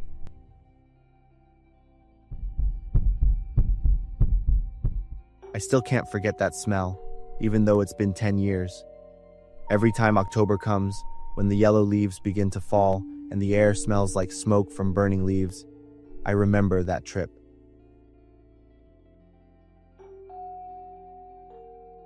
It was a trip that was supposed to be a normal Halloween memory but became the worst nightmare of my childhood. When I was 10 years old, my family and I were driving from Savannah, Georgia to Charlotte, North Carolina to visit my Aunt Beth and Uncle Mike. My mom had planned this trip a month in advance, excited to celebrate Halloween with our cousins. My dad wasn't too thrilled with long car rides, but he still drove from 5 a.m. so we could get there before lunch. The road stretched through the mountains, which were beautiful in the fall. The bright red maple trees, golden oak trees, and green pine trees created a perfect natural painting. Sometimes, I even saw white-tailed deer jumping through the grass along the roadside, and I pressed my face against the window, watching them with delight. About 3 hours into the drive, near the South Carolina border, I saw a large orange wooden sign that read, "Pumpkin Patch, pick your own." As a 10-year-old excited for Halloween, I immediately begged my parents to stop so I could choose a pumpkin. I saw my dad frown because he wanted to get there early, but my mom put her hand on his shoulder and said we needed a break anyway. My dad slowly drove toward the pumpkin patch. I put my hand on the door handle, ready to open it as soon as he turned off the car. When we stepped out of the car, a strong, foul odor immediately hit us. Pumpkins were scattered all over the field, but most of them were rotten. They were a dark brown color, some cracked open to reveal black insides with flies buzzing all over them. But the overwhelming smell in the air wasn't from rotting vegetables. It was strong and unpleasant, like old meat, making me want to turn around and run immediately. But what scared me the most was the dead crows lying everywhere. I couldn't understand what was happening. My mom covered her nose and said in a shaky voice that we should leave. But before we could get back to the car, my dad started to cough. At first, it was just light coughing, but it quickly turned into uncontrollable choking coughs. He pressed his hand to his chest, his face red, and said with difficulty that his head felt numb. My mom and I quickly helped him sit down. Just a few minutes later, my mom started having similar symptoms. She coughed and said her throat felt like it was burning. I stood there, terrified, watching my parents' faces contort in front of me. Their eyes were wide, their faces bright red. Their fingers were shaking and curling up. Then they started throwing up a thick yellow liquid that smelled sour. The strange thing was that I didn't feel anything at all. I stood in the middle of that horrifying scene, surrounded by the foul smell, but my body felt completely normal. My dad struggled to stand up, his face pale, and stumbled toward the car. My mom held onto his shoulder to support him. I ran after them, not daring to look back at the pumpkin field filled with dead crows. When we got in the car, my dad had a hard time starting it. We slowly drove away from the field. Strangely, just about a mile after we left the farm, my parents' symptoms began to subside. Their skin color slowly returned to normal. My dad mumbled, "What the heck was that?" as he wiped sweat from his forehead. We didn't say anything for the rest of the trip. When we got to my Aunt Beth's house, we told them the story. They listened with serious faces. My Uncle Mike said slowly that he had lived there for 20 years, but had never heard of a pumpkin farm on that road. My cousin looked at us with a scared expression and said that maybe it was something not of this world. The next day, my dad decided to drive back to check it out. But when we got to the exact spot where we had stopped yesterday, there was only an empty field. There was no sign, no shack, no pumpkins, just green grass and a few wildflowers. Now that I'm 20, I still can't explain what happened that day. I've looked up everything about chemical poisoning on farms, poisonous mushrooms, and gas leaks. Nothing fits what we went through. The only thing I'm sure of is that something not of this world happened in that pumpkin field, and the reason why I wasn't affected while my parents were is still a mystery that keeps me up at night. Every Halloween, I remember that foul smell, the dead crows, and the feeling of panic as I watched my parents suffer without understanding why. My name is Olivia, and this story happened when I was 8 years old. It was a fall day in the small town of Millfield, Ohio. This was my mom's hometown. She wanted to take me there to bring back some of her childhood memories. The festival was called Ben's Pumpkin Patch, even though I never knew who Ben was or why it was named after him. The place was a really fun, classic Midwestern scene with traditional activities I had never seen before. A big pumpkin maze, fragrant hayrides, and small, colorful carnival games. The fall scenery in Ohio was mesmerizing. I had a lot of fun playing on the hay bales and sticking my head through the wooden cutouts of pumpkins. The festival atmosphere was so cozy, with the laughter of kids and families everywhere. I remember while I was posing in front of a pumpkin, my mom suddenly stopped and noticed a man. He seemed to be observing the scene with a camera in his hands. He looked like a normal dad standing there, taking pictures of what I thought were kids he knew. But then, I saw him slowly turn towards me, raise his camera, and aim to take a picture. At that moment, as if she had a sixth sense, my mom quickly stepped into the frame to stop the man. I still remember very clearly how my mom approached him and confronted him fiercely. Her voice was so firm. She demanded that he explain why he was taking pictures of me. I was young, so I didn't really understand what was happening, but I could feel the tension between them. My mom asked him to hand over the camera so she could check it. The man tried to make excuses, saying he was only taking pictures of the festival scenery. This confrontation attracted the attention of other guests. They came over to inquire about the situation. My mother immediately told them that this man was committing an unethical and illegal act by secretly taking pictures of me. The news spread quickly, and in a moment, a group of parents gathered around the man, forming a circle. The festive atmosphere suddenly became tense. Luckily, a local police officer was on patrol around the festival area. When he heard the commotion and approached the scene, the officer politely but firmly asked to see the camera. The man tried to refuse, citing his right to privacy, but he couldn't argue with the police officer's request. Plus, the crowd surrounding him was overwhelming. At this point, I started to feel a bit annoyed because I didn't understand what was happening. There were so many activities I wanted to try, and my mom was caught up in this trouble. I saw the police officer take the camera and look at the pictures very carefully. Then his attitude became very angry. Without saying another word, he handcuffed the man and announced the arrest. The crowd quickly dispersed. My mom took my hand and led me toward our car. I remember I was a little disappointed that we had to leave early while the other kids were still having fun. But I didn't make a fuss or whine. It wasn't until 10 years later, when I was 18, that my mother told me the truth behind the story. While waiting at the police station to testify, she was allowed to look through the photos on the man's camera. He had taken many photos of other friends who were at the festival at the same time as me, and the photos were disgustingly enlarged to inappropriate areas. Although my mother didn't describe the specific details, her attitude made me understand the seriousness of the matter. It was truly the most disgusting thing I had ever heard. He couldn't take a picture of me because my mom luckily caught him. To this day, every time I think back, I silently thank my mom for protecting me from something terrible that could have happened. As I grew up and understood more about what happened that day, I realized that moms truly have a special instinct when it comes to protecting their children. They are people that bad guys should never underestimate or mess with. My mom told me something I will never forget.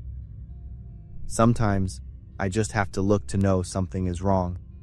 Thank you, Mom, for being the best. The following horror story I'm about to tell is real. It happened to my two best friends, Neelam and Alita, at their workplace in the fall of 2012 in Glasgow, Scotland.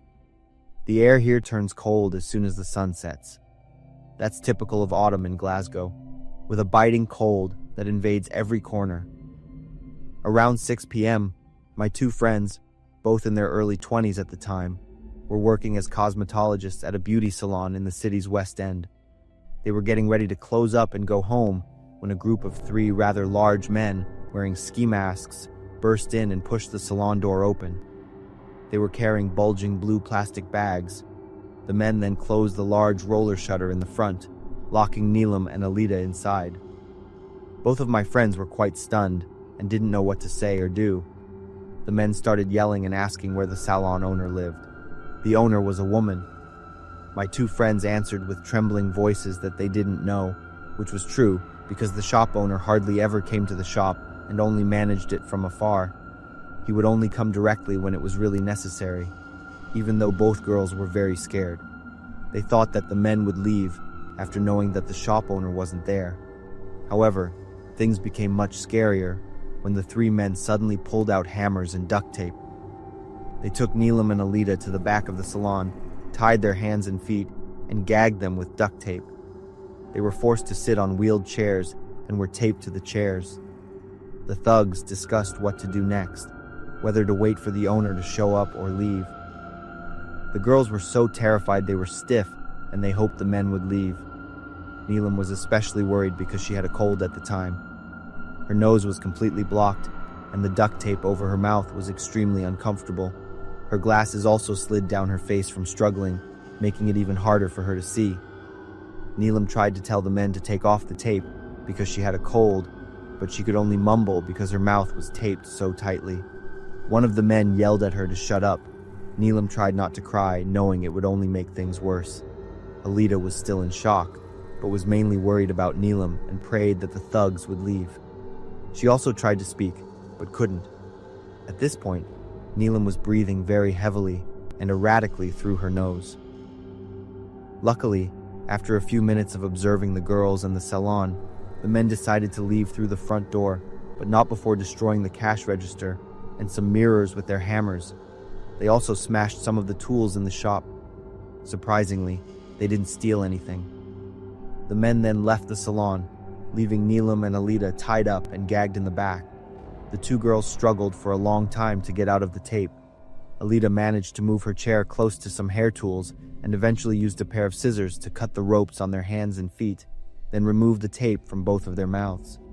As soon as Neelam was freed, they immediately called the police. When the police arrived, they gave the two girls warm blankets and took them to give their statements. The entire incident actually only lasted about 20 minutes, even though it felt much longer to the girls. Luckily, neither of them was physically hurt, but the shock left a big and lasting impact for a while. The men were never caught. Neelam and Alita participated in suspect identification, but couldn't be sure who the thugs were because they were wearing masks. Both of my friends quit their jobs at the salon right after this event and moved on to work elsewhere. They are now both very successful and have put that terrifying incident behind them. They never found out what the men wanted from the owner and are very grateful that she wasn't there at the time. Otherwise, things could have been much worse. Of course, they had their suspicions about the owner after the horrifying event, but they were just grateful to be alive and healthy, to have left that salon forever, and they are both very happy with their lives now. 2 years ago, I had a part-time job at Spirit Halloween. It was great because I got a discount on everything. Those things can be pretty expensive if you love Halloween as much as I do. Unfortunately, our store was severely understaffed. This meant I had to work on Halloween night. Instead of enjoying my favorite holiday, I had to stand behind the counter. However, I had bills to pay, so I tried to get through the shift without being annoyed. We were busy all day. People were coming in to buy last-minute costumes. I was constantly scanning barcodes and bagging items for customers one after another. About an hour before closing, the store started to empty out. 2 guys came in. I saw them walk straight to the mask section in the back. To me, they looked very suspicious. When they walked in, they were staring everywhere and keeping their heads down. Sometimes, we had to deal with theft at Spirit Halloween. I hoped these 2 guys wouldn't steal anything. After about 10 minutes, I saw them both walk out of the section and line up to pay. I silently cursed myself for thinking they would steal. When it was their turn, they bought 2 masks. One was a scary, scarred-faced Freddy Krueger mask. The other was a Jason Voorhees mask. They put cash on the counter and didn't say a word. I scanned the barcodes, took the money, and put the masks in a bag. They took the bag and left the store. Less than 5 minutes after they left, I realized my cell phone wasn't where it was supposed to be. I always kept it right next to the cash register, where I could easily check my messages when there were no customers. I started searching everywhere. I checked under the counter, in the drawers, and even in the trash can. I asked my coworkers if they had seen anything. No one knew where my phone was. I was already miserable working on Halloween night. Now I had lost my phone. It was a really bad day. We cleaned up and closed as usual. I locked up the store and went out to the parking lot. I drove home in a bad mood. Losing my phone was really bothering me. I got home around 10:30 that night. Luckily, there were still kids trick-or-treating in my neighborhood. Some parents were still taking their kids out, even though it was pretty late. I sat on my porch with a big bowl of candy. Kids ran up in all kinds of costumes. There were princesses, superheroes, and little monsters. I handed out candy to them. After about half an hour, things completely died down. I went inside to rest. I put on a movie, grabbed a pumpkin beer, and sat down on the sofa. I could finally relax and enjoy Halloween in my own way. I was really enjoying the movie when there was a knock on the door. It was almost midnight, too late for trick-or-treaters. Maybe it was some late kid. I paused the movie and stood up. I grabbed some leftover candy and went to the front door. I turned on the porch light and opened the door. No one was there. I stepped outside and looked around. The neighborhood was completely quiet. I was about to go back inside when I saw something on the doorstep. 2 masks were placed neatly right in front of my door. One was the Freddy Krueger mask. The other was the Jason Voorhees mask. I bent down and picked up the Jason Voorhees mask. It was heavier than I thought. There was something inside. I turned the mask over and couldn't believe my eyes. It was my cell phone, the phone I'd been searching for all over the store. I looked around my neighborhood again, but I didn't see a single person. My phone was locked with a passcode, but when I pressed the power button to turn on the screen, I saw that my wallpaper had been changed. It was no longer a picture of my family. Instead, it was a picture of me. In the photo, I was leaving Spirit Halloween and walking to my car in the parking lot. The photo was taken from a distance, probably from another car or from some corner of the parking lot. I checked my entire phone with shaking hands. Luckily, nothing else had been changed. I tried to understand what was happening. Those 2 guys clearly had a plan. They had stolen my phone when they bought the masks and followed me home. I quickly grabbed the 2 masks and threw them in the trash can. I didn't want them anywhere near my house for another second. I went inside and carefully locked the door. I checked all the windows, making sure they were all locked tight. I went back to the living room and tried to watch the movie again, but I couldn't focus anymore. I didn't get a wink of sleep that night. I lay in bed, staring at the ceiling. Every time there was a sound outside, I sat up and looked out the window. I was afraid they would come back. 2 years have passed, and I still can't explain what happened. I've never seen those 2 people again. My life is fine. But every time Halloween season comes around, when I see those masks in stores or hear a knock on my door late at night, I remember what happened that day. Some childhood memories are ones you want to forget, but you can't. For me, that memory is Halloween night when I was 11 years old. On that Halloween night, my best friend Lily and I were trick-or-treating together. We were neighbors and did almost everything together, including dressing up in identical skeleton costumes for Halloween. Our parents gave us a simple rule. We couldn't leave our neighborhood and we had to be home before 8 p.m. Knowing we had a time limit, we tried to visit as many houses as possible. Both of our candy bags became significantly heavier, and we were so proud of the amount of candy we had collected. Overjoyed with our success, I was walking and counting my candy.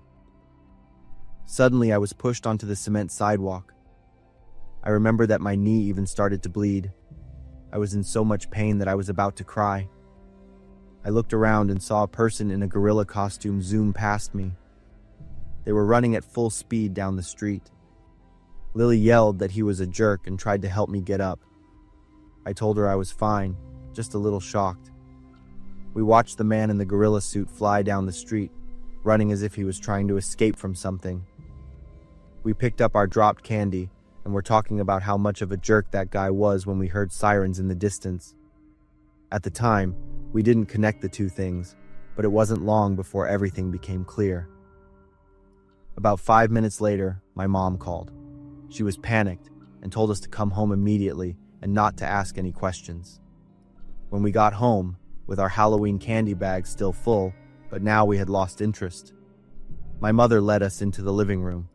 Her face was tense and worried. The television was on and tuned to the news. The news anchor was explaining that a young man who had attended a Halloween party was now the prime suspect in a murder case. He had entered the house where the Halloween party was taking place and found his girlfriend cheating on him. The young man had lost his temper and committed a knife attack. He had murdered 3 people: his girlfriend, the man she was cheating on, and the homeowner. When the anchor said he showed up to the party in a gorilla costume, My mind was dazed for a few seconds. He was now on the run and was very dangerous. That's when everything connected. The man in the gorilla suit who pushed me and the sirens in the distance were linked. I looked at Lily. Her face was pale, her eyes were wide, and her hands were shaking as she took mine. We both understood what had just happened. I remembered the feeling of being pushed by him, the musty smell of sweat from the gorilla suit, and the brief glance of madness I saw through the mask's eye holes. I now understood why he was running like that. I didn't tell my mom. She was worried enough. If she knew that her daughter had encountered a murderer, she would have been even more of a wreck than I was. We just sat in silence, holding hands as a way to comfort each other. This is something we have kept a secret to ourselves until now. Anyway, they caught the guy, and he's serving a life sentence. Many years have passed, but I still can't forget that moment. A simple push became a Halloween nightmare when I was 11, but what helped me get through it wasn't just time, it was Lily's hand holding mine. That memory reminds me that even in the scariest moments, true friendship can be the light that helps you stand strong. I never thought I would stand in the middle of a city on fire. Not in a movie or on the news, but actually there, smelling the smoke and feeling the scorching heat on my face. My name is Ricky, and I'm 27. In early September 2025, I was on a slightly crazy motorcycle trip from Thailand back to England. I'm currently stuck in Kathmandu. I arrived the day before and immediately found myself in the middle of a protest. I booked a hotel room and will stay in Kathmandu until the curfew is over. That morning, I was riding my motorcycle through the streets when I heard a strange noise. It sounded like thousands of people all at once. Curious, I parked my bike and walked toward the commotion to see what was happening. The crowd had gathered in Durbar Square. I felt the heat from all the bodies packed around me. People held signs in both Nepali and English, with words like corruption and justice. The air was tense. Protesters chanted slogans, and some speakers gave speeches. I stood at the edge of the crowd, just watching. A middle-aged man next to me spoke fluent English and explained that they were protesting government corruption. But then things started to change when the riot police showed up. They wore gas masks and carried shiny black batons. Their presence was like a tiny spark dropped into a barrel of gunpowder. The first scream came from the front of the crowd. I couldn't see what was happening, but I felt a wave of panic spread through the rows of people. Then the first bang went off. It wasn't a real gunshot, but the sound was still enough to make my heart race. Tear gas canisters were thrown into the crowd. White plumes of smoke billowed out, followed by the choking coughs of hundreds of people. I tried to get out of the crowd, but everyone was doing the same thing. The feeling of being swept away by a stampede was something I'll never forget. My feet barely touched the ground as I was pushed along by the power of the panicked crowd. When I finally broke free, my eyes were stinging and my nose wouldn't stop running. The tear gas burned my skin. But instead of running back to my hotel as my instincts screamed at me, I followed a group of protesters heading toward the Parliament building. Maybe it was the curiosity of a wannabe journalist, or maybe it was just the feeling of witnessing history in the making. The scene at the Parliament building looked like a war zone. Iron fences had been torn down, and barbed wire was pushed aside. Protesters and police faced each other only a few feet apart. There were shouts, the clanging of metal, and the constant explosions of tear gas canisters. Then everything escalated in a terrifying way. I don't know who started the first fire, but flames began to rise from the first-floor windows of the Parliament building. Thick black smoke poured into the sky. The protesters weren't scared by the fire. Instead, they cheered as if they were watching a sports game. The fire spread to the surrounding buildings. Cars and motorcycles were set on fire, creating more columns of black smoke. A nearby gas station caught fire and exploded with a bang that shook the ground. The sound was like thunder in my ears. In the middle of all that chaos, I saw strange moments of human kindness. An old woman shared her bottle of water with people around her who were affected by the tear gas. A young man asked me in English what soccer team I supported, as if we were sitting in a coffee shop instead of a riot. After witnessing the chaotic scenes, I decided it was time to leave. I needed to get back to my motorcycle. I was worried if my bike was still in one piece. In situations like this, theft is common. But when I got there, I was so happy and relieved to see that my baby was still safe and sound. Nothing was stolen. Just then, a group of people approached me. One of them talked to me and explained that the protest was about political change and fighting corruption. Then, another person in the group offered me a bottle of water, but I politely declined because I had just finished my own. This person introduced themselves as being from the Kathmandu Hiking Group, a club with 32,000 members who often go hiking and organize cleanup campaigns. They were there to give out free water to everyone after the protest. I was incredibly surprised and touched by this kindness. Only in Nepal could you be in the middle of a protest and come back to find your bike still there. After a short conversation, I said goodbye and rode back to my hotel in peace, a complete contrast to the chaos I had just experienced. That night, I lay in my hotel bed, thinking about everything I had seen. In the darkest moments, there were still flashes of kindness. This trip changed my perspective on travel. Before, I always imagined spectacular roads, beautiful photos to share, and memorable experiences. But the reality of travel is not always like that. Sometimes you get thrown into unexpected and violent events that you aren't prepared for. It's in those moments that you truly understand who you are and what the world is really like. When the plane took off from Kathmandu 3 days later, I looked down at the city shrinking below me and thought about home. The familiar streets where I grew up, the peaceful mornings drinking coffee without worrying about tear gas or gunshots. Stability and peace became incredibly precious in my eyes. Nepal taught me how fragile the line between order and chaos is, that there is both an angel and a devil inside every person, and that peace is a gift we often don't appreciate until we see the absence of it. I'm Jackson.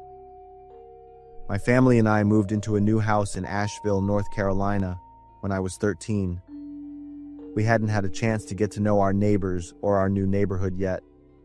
That's probably why my parents had so much trouble finding me, even though I was held just a few dozen yards from our house. That evening, I was watching TV on the living room couch and fell asleep. I vaguely remember someone lifting me up, and I just assumed it was my parents carrying me to bed.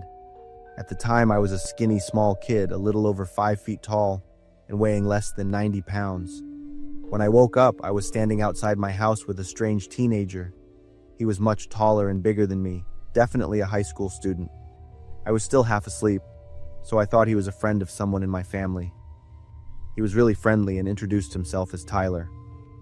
Tyler told me he was having a party at his place and listed off a few kids from my new school that I knew, saying they'd be there. I didn't suspect a thing and followed him to a house more than half a mile away. He said he lived there with his brother. The house was quiet. There was no sign of Tyler's brother or a party, but I still didn't feel like anything was wrong. I guess I wasn't fully awake yet. Tyler led me inside and said while we waited for his friends to show up, we could go upstairs and look at his model car collection. I trusted him and followed him. The upstairs room was dark, with just a dirty bed and a strong, musty smell. As soon as I stepped into the room, Tyler's whole attitude changed. The friendly smile was gone, and his eyes became cold and terrifying. Before I could even react, Tyler grabbed me and threw me onto the bed. Being so small, I had no chance against a guy who was much bigger and stronger. Tyler jumped on top of me, using his weight to pin me down.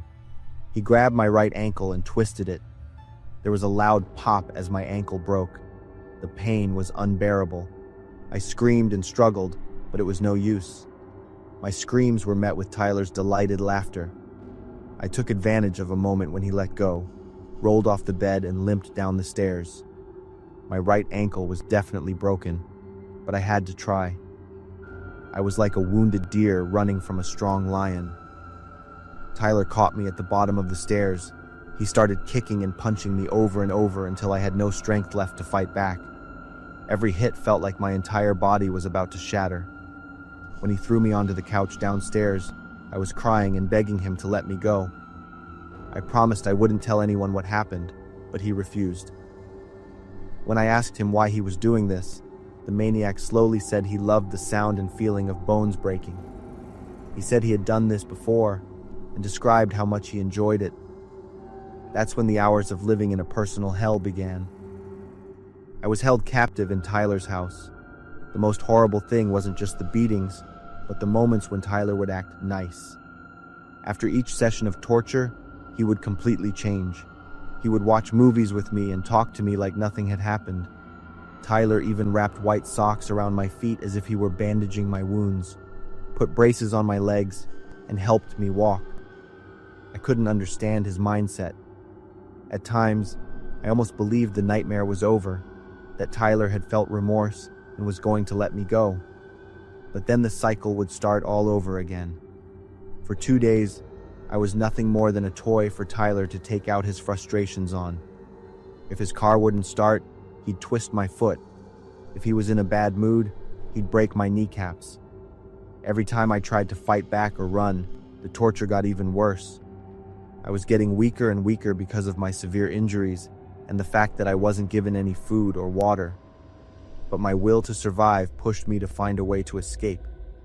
The first time, I tried to crawl downstairs while Tyler was out. With my broken legs, I could only crawl using my hands and elbows. When I made it to the kitchen, I heard keys jingle. Tyler was back. He found me collapsed on the kitchen floor and yelled like an animal that had been cornered. The second and third attempts to escape failed in the same way. Each time I was caught, I had to endure even more intense pain. After those failed escape attempts, he locked me in an upstairs closet. The space was tiny and pitch black. There was no food or water. I sat huddled in the corner, my body in constant pain, my mind becoming fuzzy from exhaustion. I knew I was getting weaker, and if I didn't get out soon, I'd probably die. Tyler, meanwhile, was living like a normal teenager.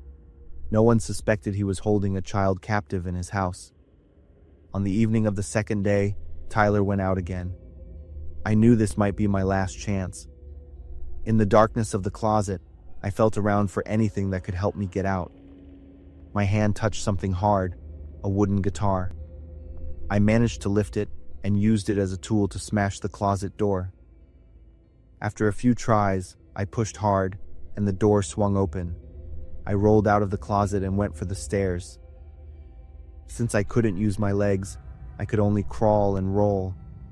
I remember passing out from the pain a few times, but my will to live was stronger. I had to get out before Tyler came back. I finally made it to the wall phone in the kitchen. My hands shaking, I shook the cord until the receiver fell to the floor. In a weak voice, I called 911 and gave them my location. The police arrived before Tyler did, and I was in critical condition. They rushed me to the emergency room right away. Let me tell you about the terrible state I was in. I heard the details from the doctor who treated me. They probably thought I was unconscious, but I remember everything clearly. My feet were twisted, my toes were crooked, and my skin was pale. My arm was dislocated, my thigh was broken, and my ribs were bruised and fractured. Most importantly, I had serious internal bleeding, which could have killed me at any moment. The doctors saved my life, but they said it would take years and dozens of surgeries to repair my legs and get back my ability to walk. Later, my parents told me what happened.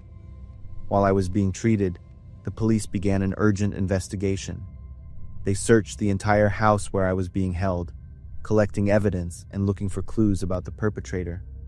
What was unbelievable was that Tyler was my family's neighbor. I was very close while my family was doing all the searching.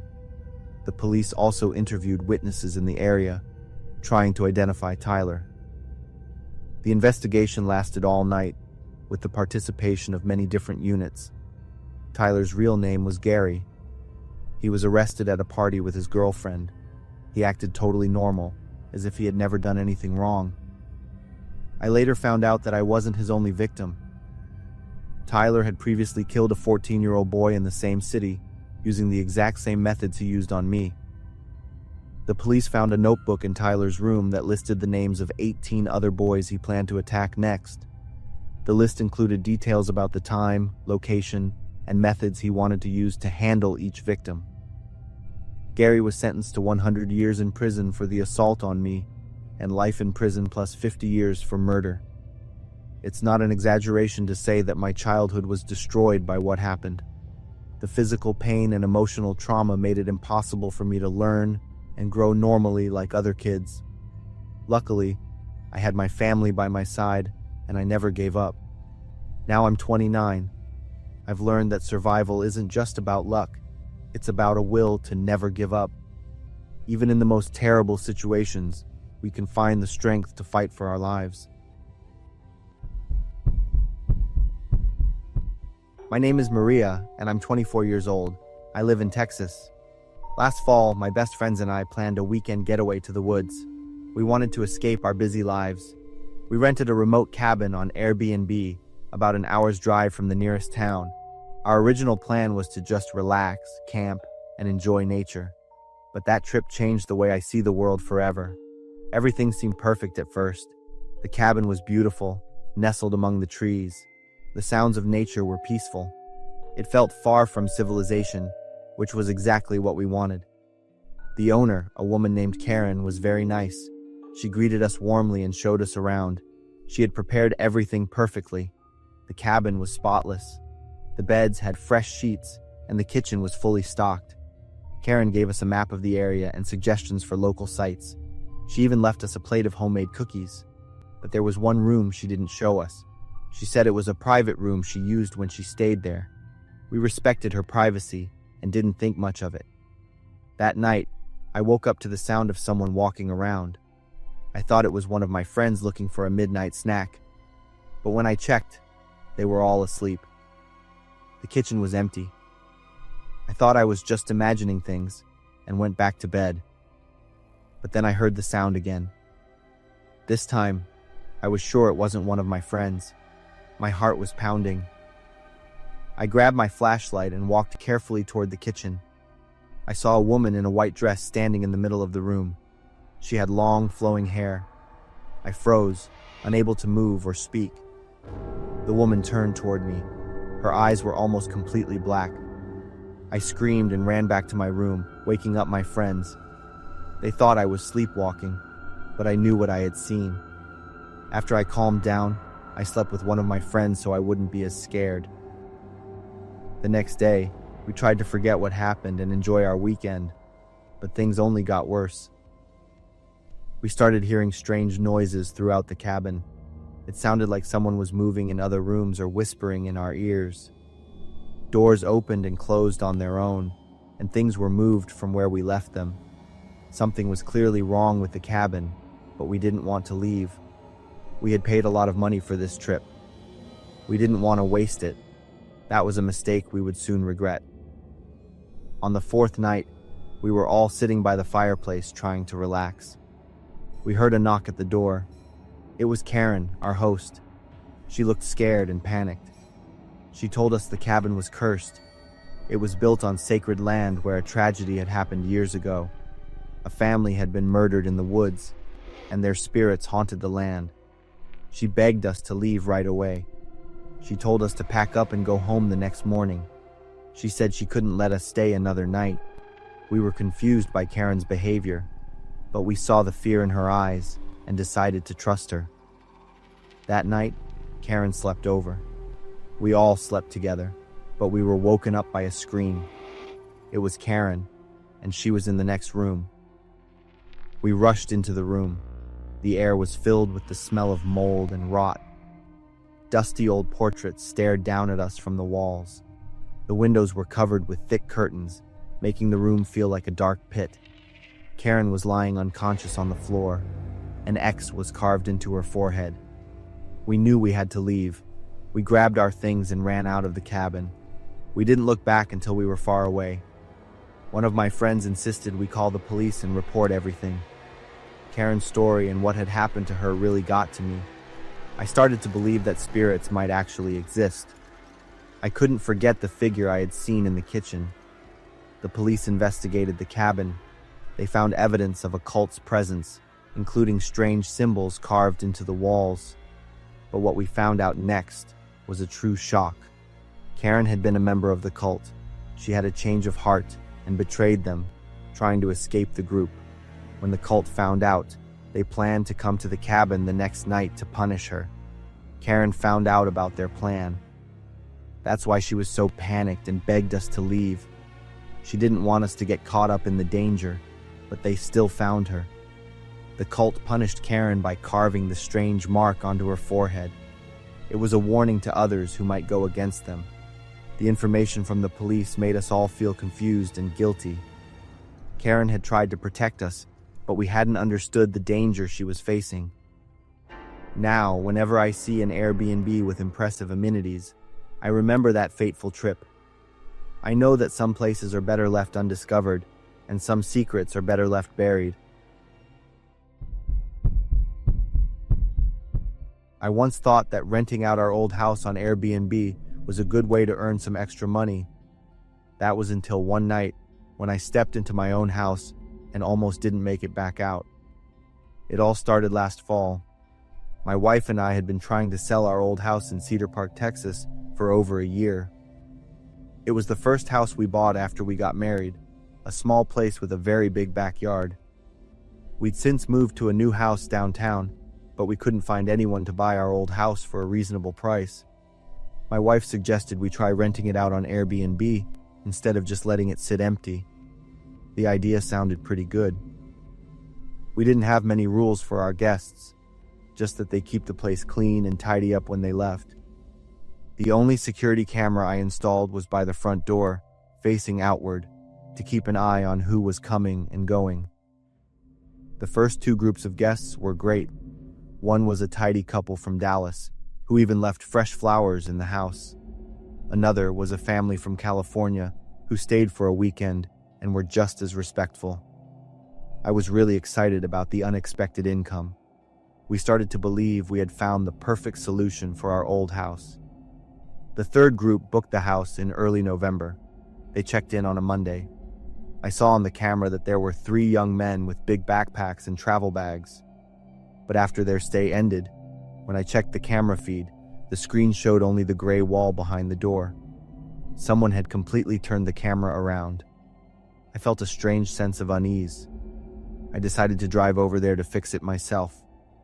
I went alone, as my wife was busy and I had already told her I was going.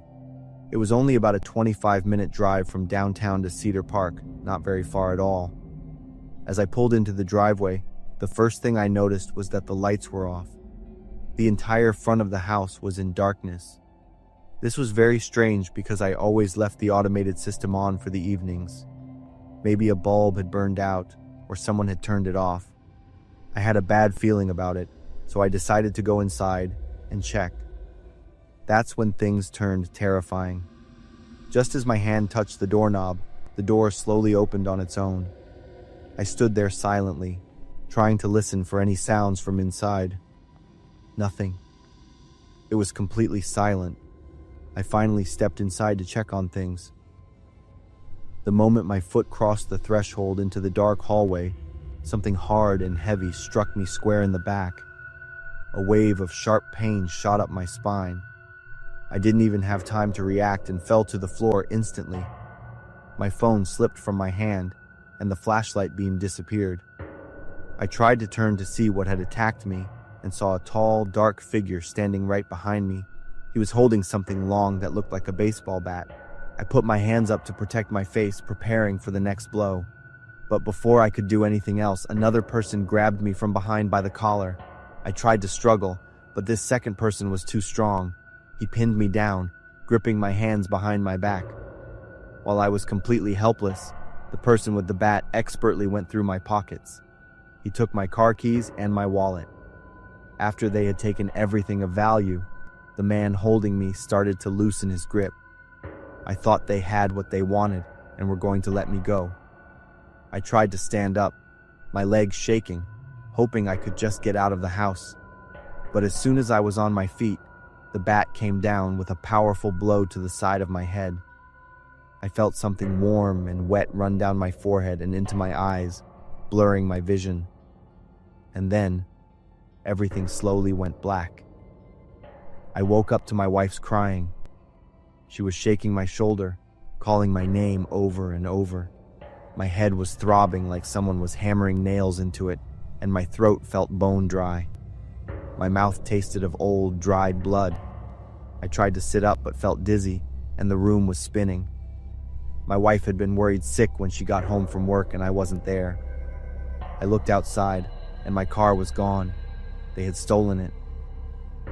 An ambulance arrived along with the police. The paramedics checked the wound on my head, a long gash that needed 3 stitches. The police took my statement and photographed the scene, but I remember the lead officer saying that there wasn't much useful evidence. There were no witnesses, and no other cameras in the area had caught anything. My house camera had been turned around.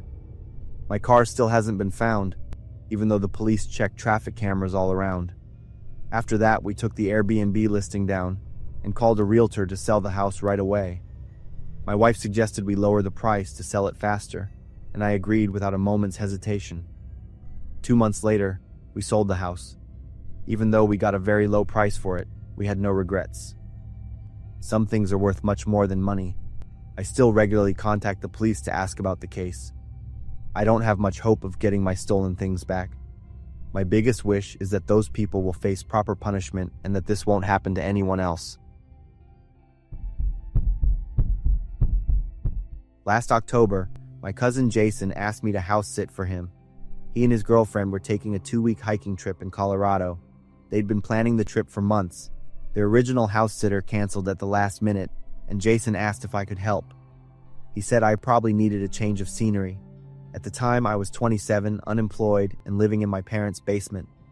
The thought of spending a couple of weeks alone in a quiet cabin with just me and his dogs sounded like a vacation. I told Jason I'd do it. Jason and his girlfriend live way out in the Blue Ridge Mountains of Appalachia, near a small town called Clarksville. It's one of those places you won't find on a map unless you already know it's there. Their cabin is about 20 minutes outside of town, tucked away behind a few winding turns. It's a place where your phone signal disappears halfway down the road. When I arrived, Jason was waiting in the driveway with his 2 dogs, Sophie and Tank.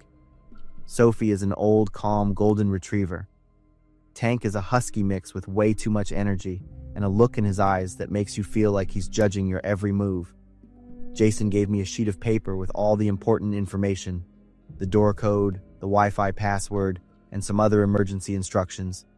Just before he left, he pointed to the side of the house and explained where the fuse box was in case the power went out. I'd have to go down to the basement through the storm cellar door at the back of the house.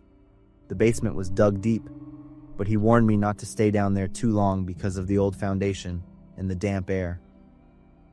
The job was simple: just flip the breaker and get right back out.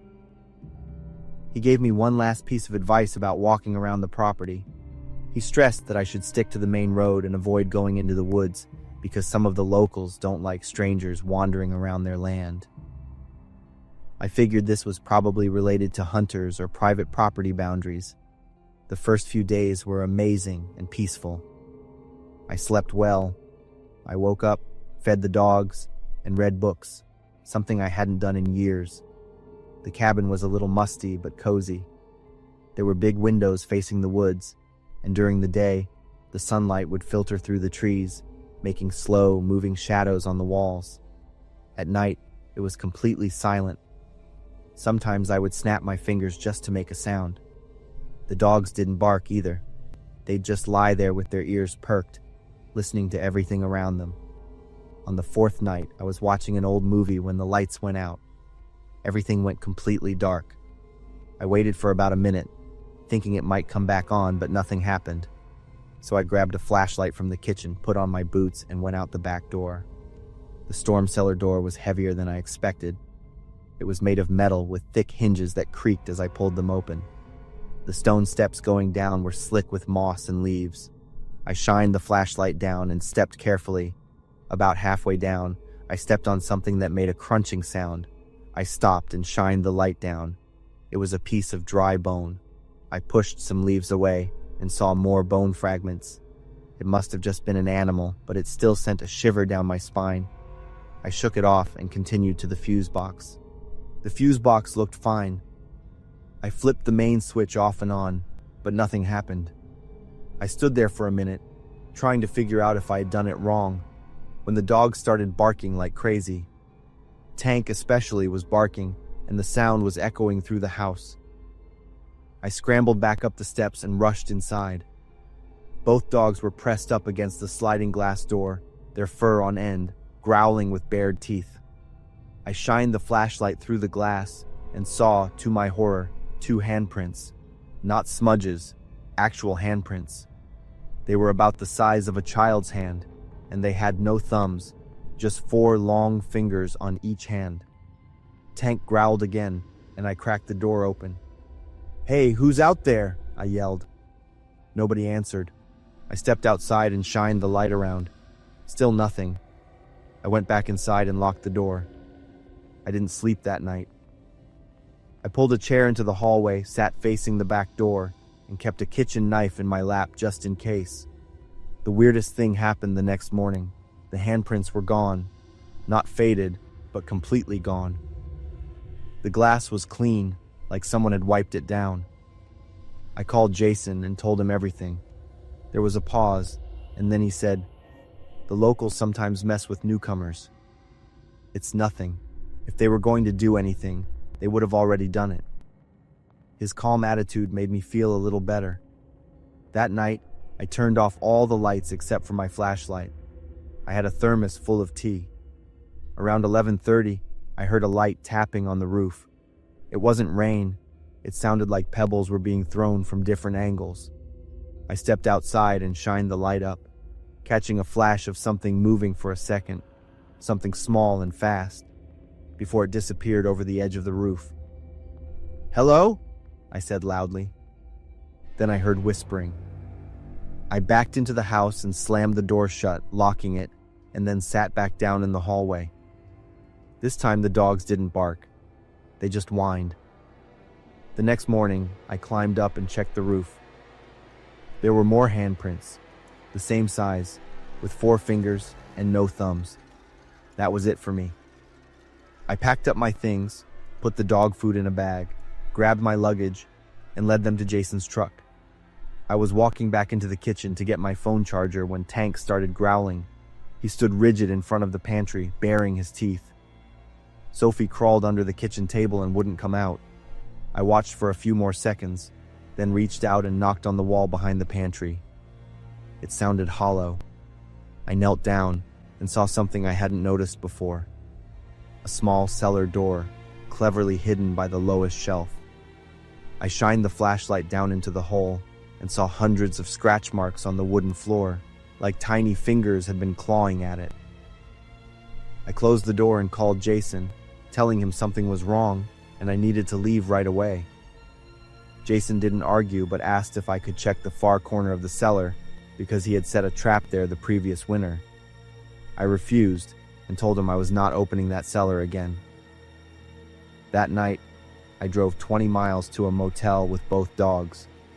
I slept with them in the bed and wedged a chair under the doorknob.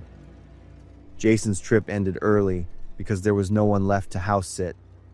I waited until I knew he was back home before I drove the dogs back to him.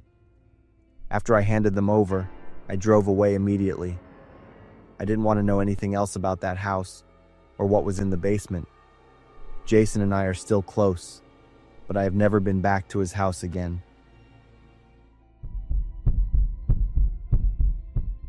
Some memories we think we've forgotten are still there, hidden in the darkest corners of our minds, just waiting for the right moment to surface. This story takes place when I was 6 years old, living with my mom in a small house in rural Texas. Now, more than 20 years later, I still can't go to sleep without checking the window locks. My mom worked at a town medical facility. Back then, we lived in a tiny 2-bedroom house. My room was in the corner, with a window that was only about 10 feet from our neighbor's house. I remember it was a fall night. I woke up to a sound outside my window. The streetlights shone through my thin curtains, casting stripes of light on the wall. I lay still and listened. The sound was a gentle tapping, like fingernails on glass. I sat up and looked through a small gap in the curtains. I saw a figure standing outside. I remember not feeling scared at all. I slowly went to the window and opened the curtains all the way. It was a woman. She had neat, long brown hair and was wearing a dark blue jacket, like the ones my mom wore to work. She had a kind face and a warm smile. She waved at me in a friendly way. I waved back naturally. I was curious why she was there at that time, but I didn't feel scared or suspicious. My window was only open a crack for fresh air, and she pointed at it and gestured for me to open it wider. I looked at her for a moment, thinking about it with a child's simple logic. Kids often naturally trust adults, especially when they seem kind and friendly. I decided to push the window open wider. A cold November breeze blew into the room, making me shiver, but I still stood there, looking at her through the insect screen. She said she was looking for a house and needed my help to find her mom. Her voice was soft and warm, just like my favorite teacher's voice. The idea of looking for a mom was something I understood completely. Sometimes I had to search for my mom all over the house when she wasn't in the living room or kitchen. I nodded enthusiastically and told her I didn't know much about the houses around us, just my house and Mrs. Jenkins's house next door. She nodded in understanding, then tilted her head to the side with an expectant look. She asked if I could come outside and help her look. I stopped, looking out at the small, dark yard behind our house. Mom always told me not to go outside alone, especially at night, but this was to help someone find her mom, and the woman would be with me. I told her I had to ask my mom first. She smiled and said I could decide for myself because I was a big girl. This praise made me feel special and important. I stood there, my mind torn between following my mom's rules and the pride of being complimented. She continued, saying I only needed to climb through the window. I looked down and realized the window was low enough that I could easily climb out. But just as I bent down to put a foot on the windowsill, a small thought flashed in my mind. My mom always told me that if anything strange happened, I should find her first. I stopped and told the woman that I was going to get my mom because my mom could help her faster than I could. The woman interrupted me and said no, that she only needed my help, but I had already made up my mind.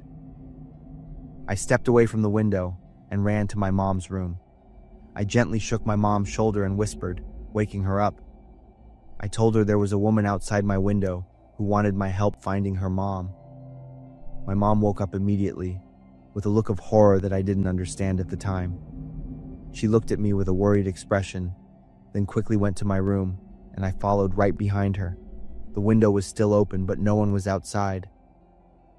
My mom stood there for a long time, staring out at the small yard and the empty street.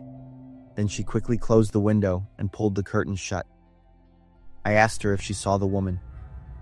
My mom knelt in front of me, her warm hands on my little shoulders. She asked me if I had gone outside with her. I shook my head and said no. I went to find her first, just like she taught me. My mom hugged me tightly. I could feel her heart beating very fast. That night, my mom let me sleep in her bed with her, and for many nights after that.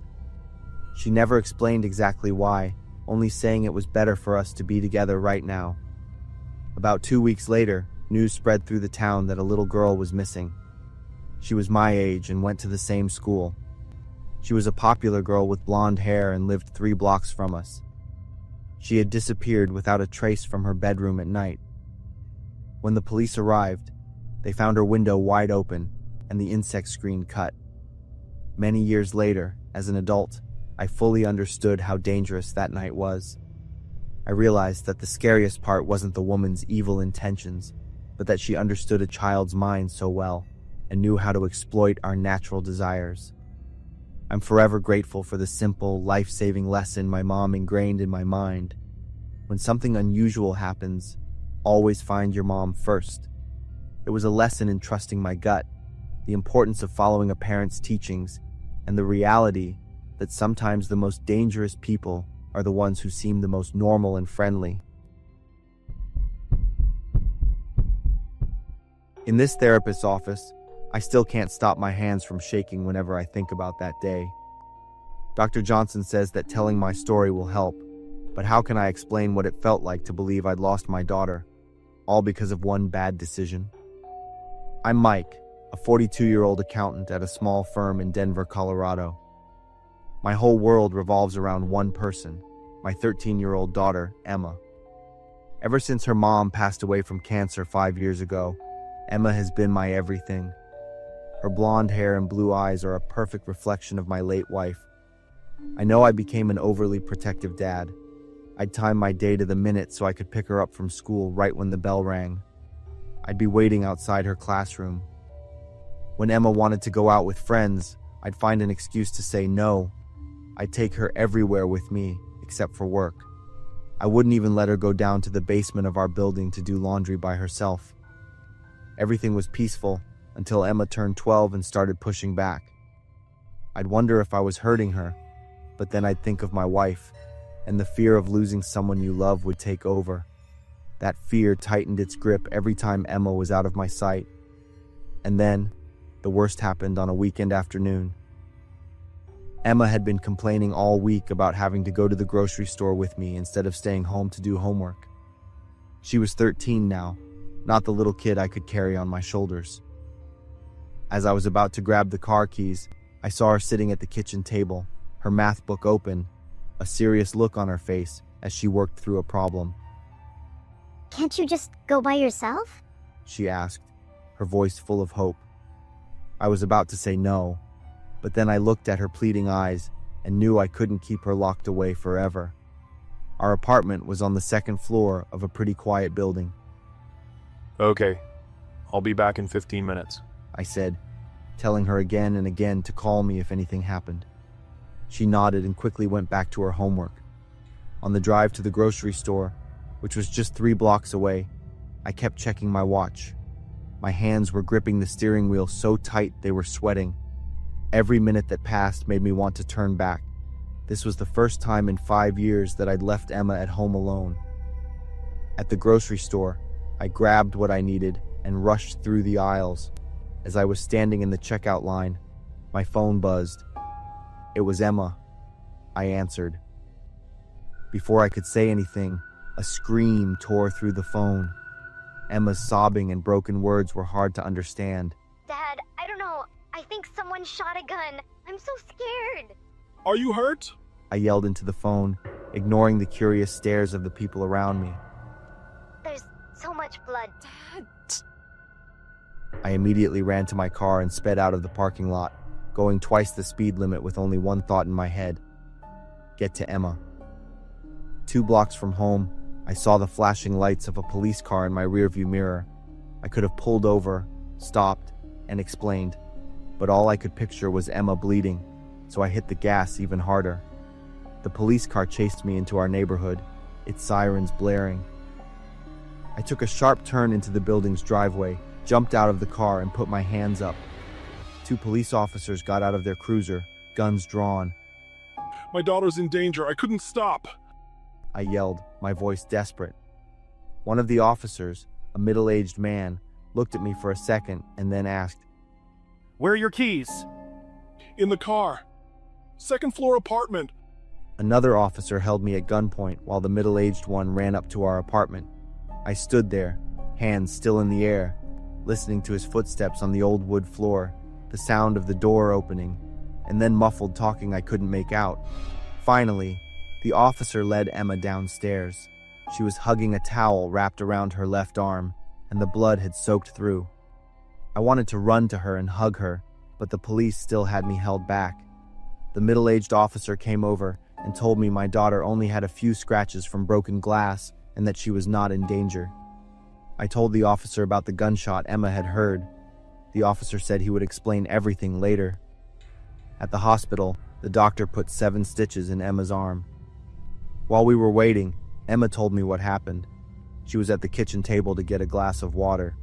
Suddenly, the glass exploded in her hand, sending shards of glass everywhere. At the same time, a loud bang came from the apartment next door, shaking our wall. When we got home, the two police officers were waiting for us to explain. It turns out our neighbor Fred had been arrested. He had been drinking and using drugs when he decided to clean his hunting rifle. He didn't check to see if there was a bullet in the chamber. The bullet went through the thin wall between our apartments and flew through our kitchen right where Emma had been standing. The sound wave from the gunshot made the glass in her hand shatter. The police told us that if the bullet had been just 8 inches to the side, it would have hit Emma. If she had been standing a little taller, it could have hit her in the head. Fred was charged with reckless endangerment and drug possession. He got 2 years of probation, mandatory drug rehab, and had all his guns taken away. I got a $500 ticket for evading a police officer, but the judge was sympathetic to my situation. That night, after Emma had gone to bed, I sat in the dark living room, replaying everything. I realized that no matter how much I tried to protect my daughter, danger could come from anywhere.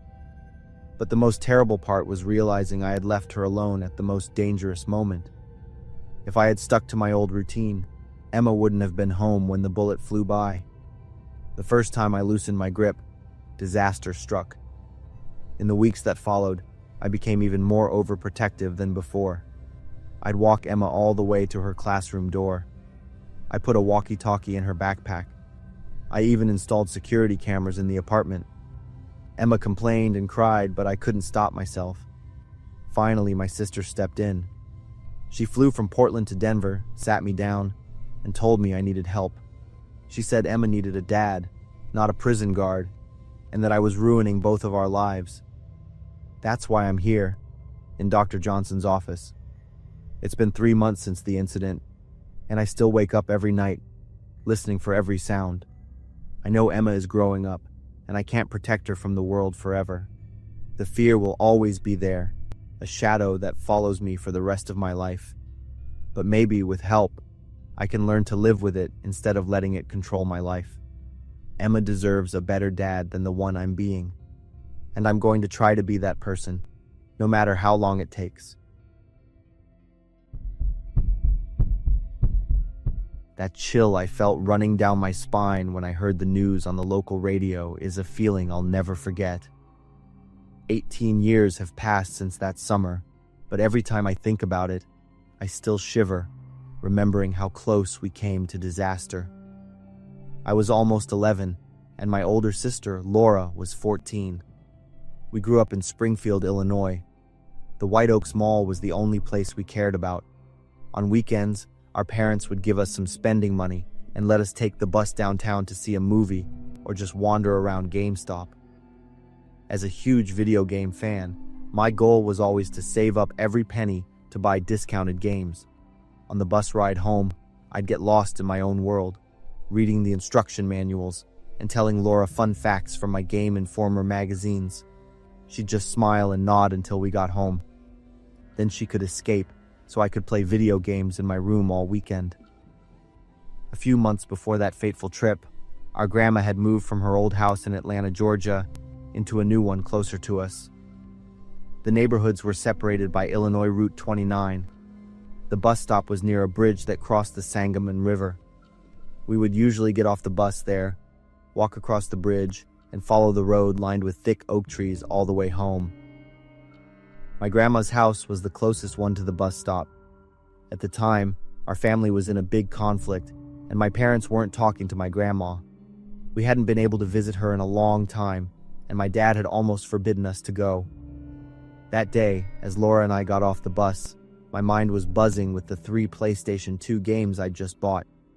I had a faint feeling that she seemed stressed, but I just figured she was in a hurry to get home to chat with her friends on AOL Instant Messenger.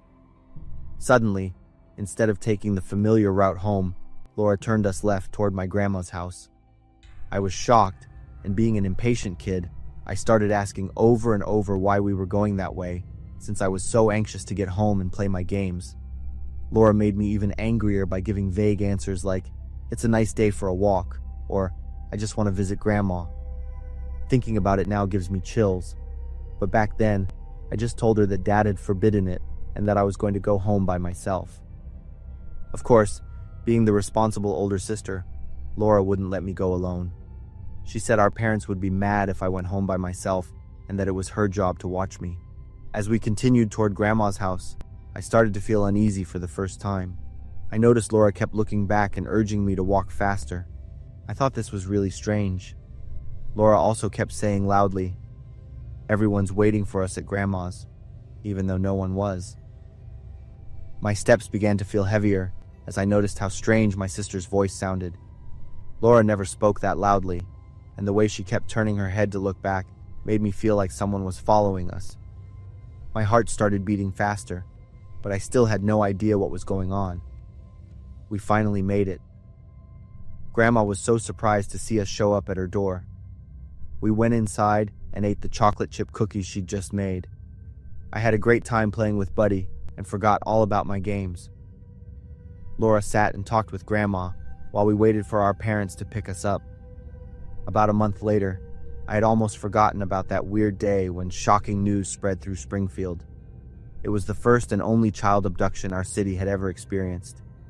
Everyone was talking about it, and I remember my parents and other parents joining search parties, scouring the woods in Lincoln Park.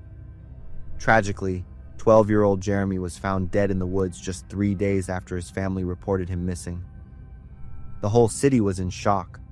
The main suspect in the case, a man named Harold Green, killed himself with a gun in his garage before police could question him. Jeremy had apparently been kidnapped while walking across a bridge on his way to school. This bridge was about 4 bus stops toward downtown from the stop where we usually got off.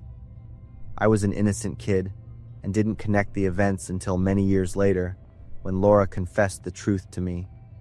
She decided to take the long way to Grandma's house after she got a bad feeling about a strange man who was sitting behind us on the bus.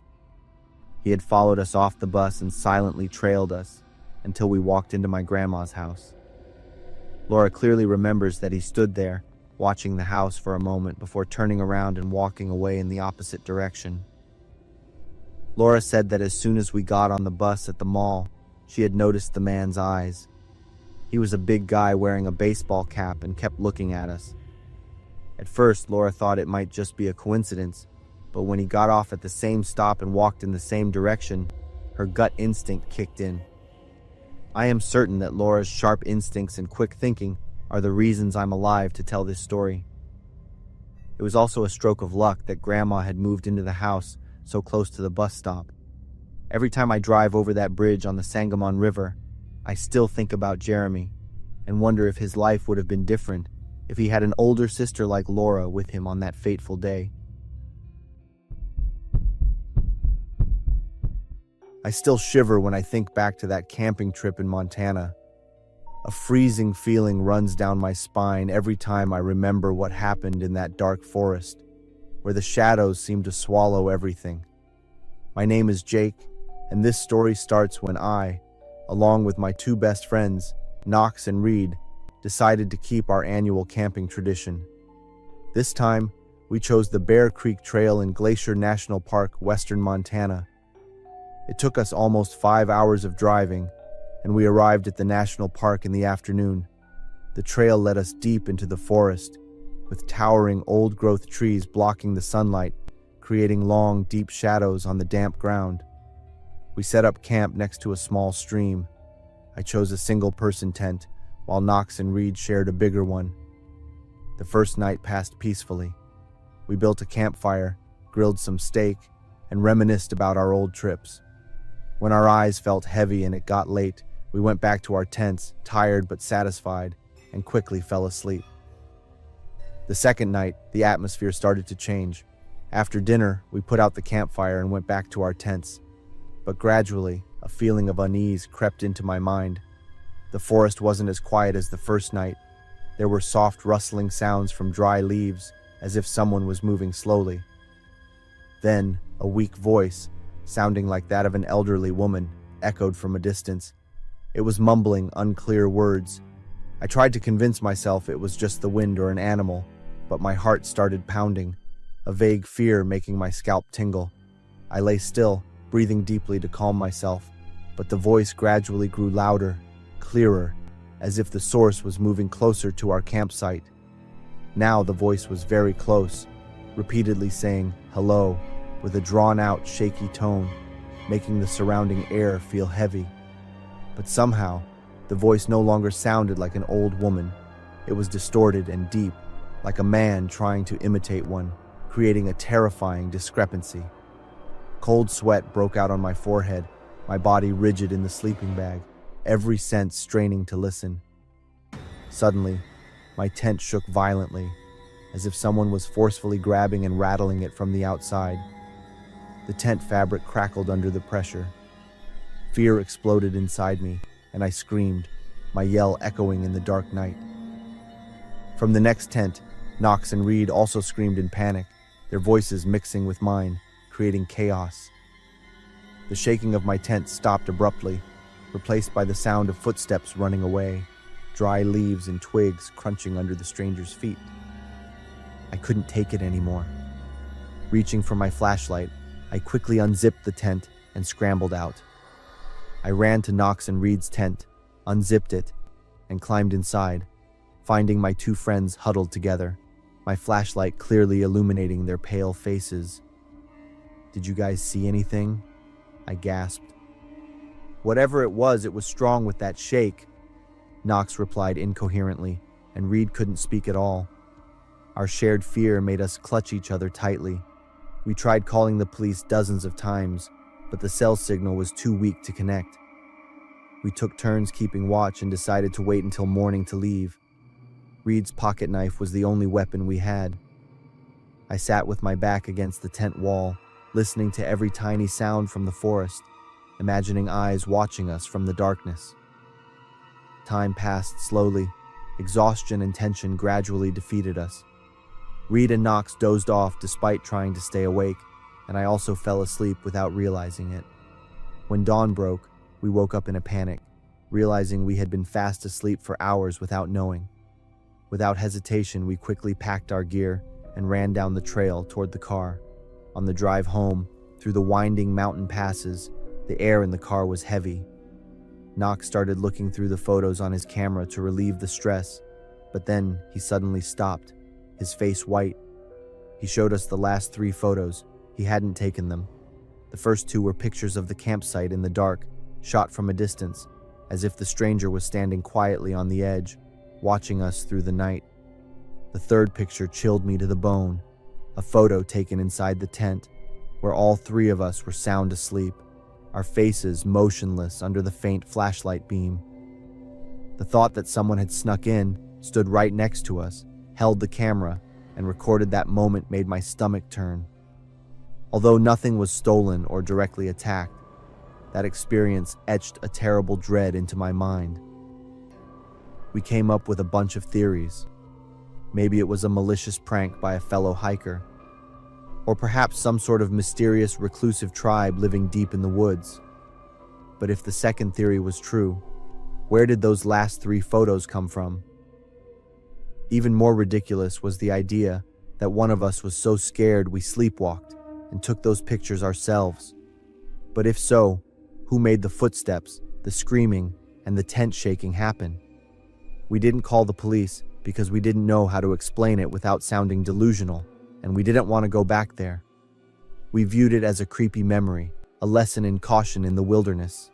Above all, we truly appreciated our friendship and the peace we had after everything that happened. My story took place in the early morning of New Year's Eve. When I retell it, I often refer to it as a John Wick story, while the beginning of the story, like in the first movie when he was at a gas station. I was wearing all black, a long-sleeve shirt, black yoga pants, a long straight ginger wig, and some light glam makeup.